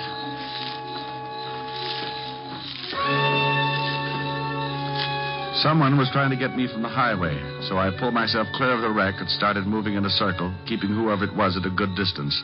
I was too pushed around to put up a fight, so I made it back to the highway and walked along until I found a little gas station on the road. The joint ain't open. And then your lock's busted. No, it ain't. Then I floated through the wall. Where's your phone? It ain't for public use. Try isn't.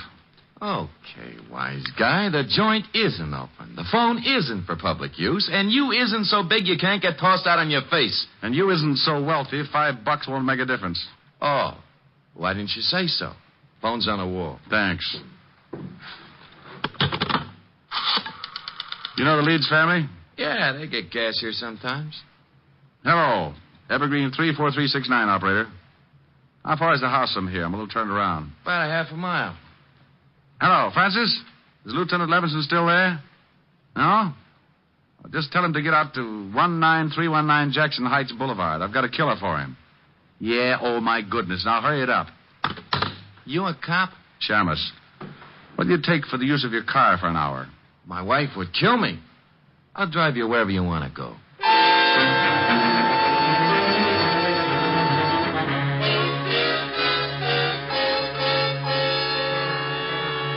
He gave me a lift in his old sedan, and 10 minutes later I was ringing the doorbell to the Leeds house.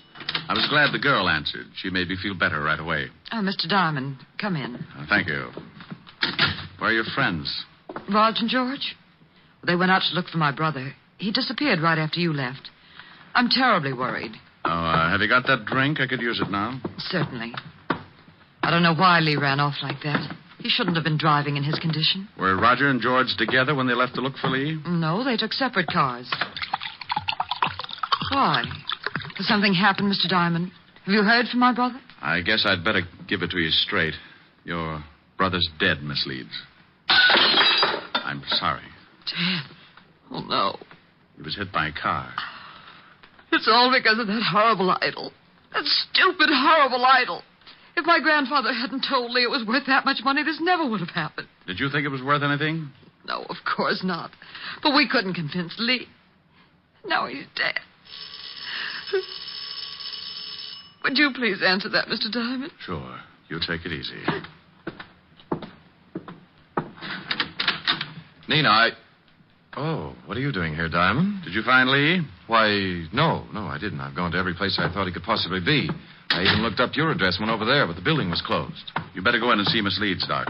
She's pretty upset. Upset? Nina, what's wrong? Oh, Raj, it's Lee. He's been killed. What? That's right. But how did it happen? Bingo. I'll tell you as soon as I let Mr. Brodeen in. There, Nina. Just let yourself on fire. Do you? Come in, Mr. Brodeen.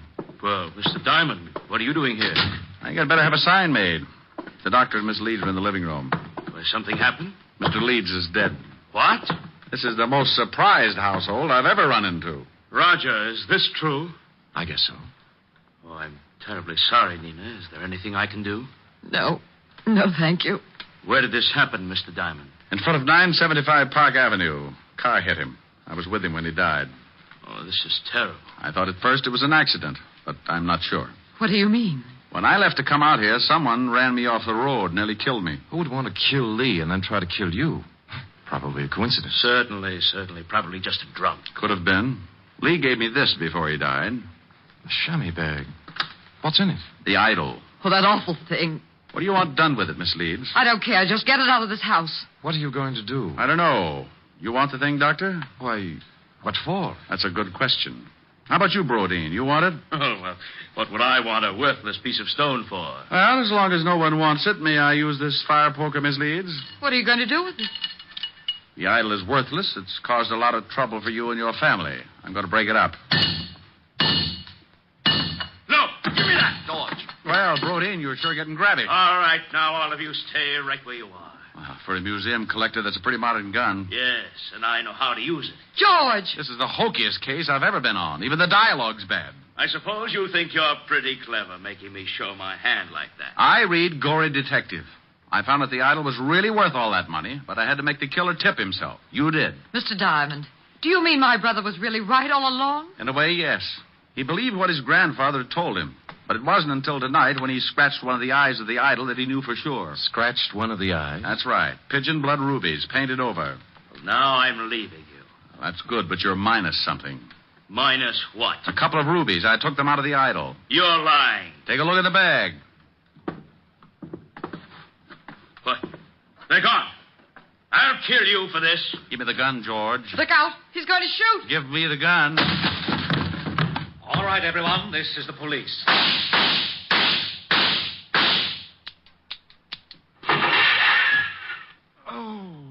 You killed Mr. Diamond. He shot Diamond, all right, Lieutenant. Put the bracelets on him, Otis. Sure.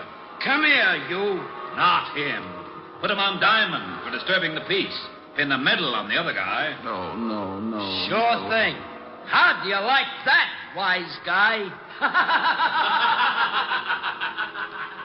Oh, no. Rick? I'm dying. Ricky? Oh. Rick, wake up. All right, George. Drop the gun. Rick, you've been dreaming. Oh, Helen. Oh, you were having a big, fat nightmare. I came down from upstairs and you were asleep on the couch with Gory Detective. Oh, well, I started reading some story and I got mixed up with Egyptian idols and the rubies. I got shot. That's the case of the ruby eyes. That was the craziest dream. I solved the crime and got shot 6 times for my trouble. Oh, Lieutenant Levinson and Otis came in and arrested me for disturbing the peace. After you were shot 6 times? Yeah. Otis loved it. That wasn't in the magazine. I worked out my own ending.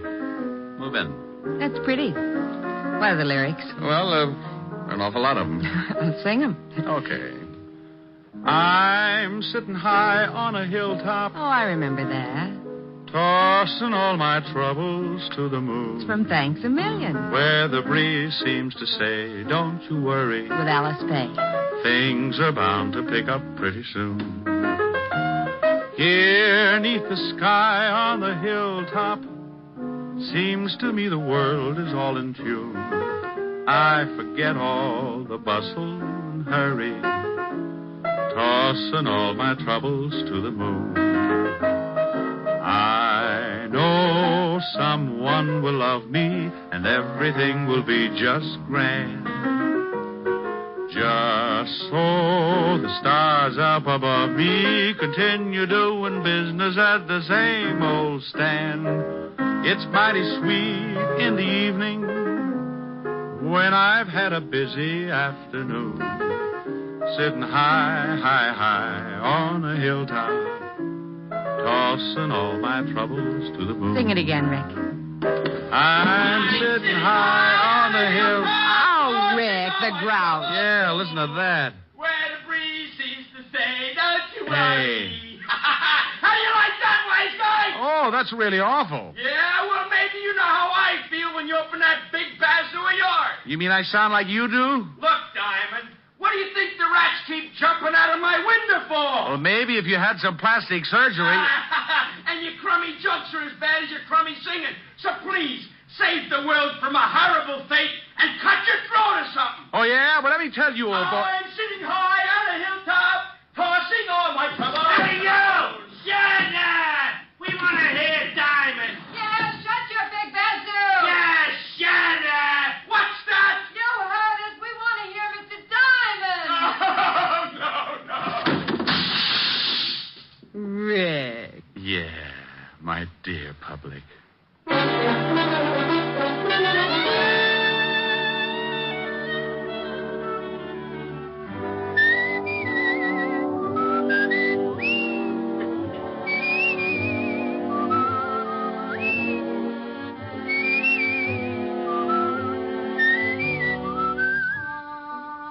You have just heard Richard Diamond, Private Detective, starring Dick Powell. Helen was played by Virginia Gregg, Lieutenant Levinson by Ed Begley. Also in our cast were Wilms Herbert, Peter Leeds, Yvonne Patey, Stephen Dunn, and Jack Crucian. Music was under the direction of Frank Worth. Richard Diamond is written and directed by Blake Edwards. Portions were transcribed. Dick Powell soon will be seen in the screen version of the best-selling novel, Mrs. Mike. Now, this is Eddie King inviting you to be with us again at the same time next week when we will again bring you Dick Powell as Richard Diamond, Private Detective.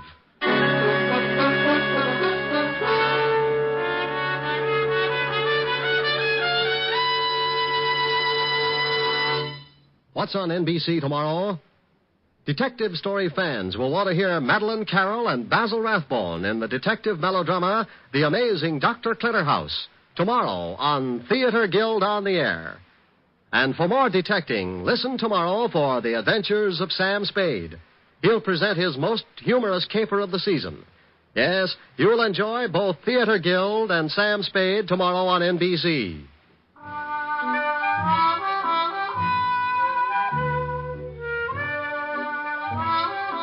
Next, it's Free Ride to Danger with Dorothy McGuire on NBC.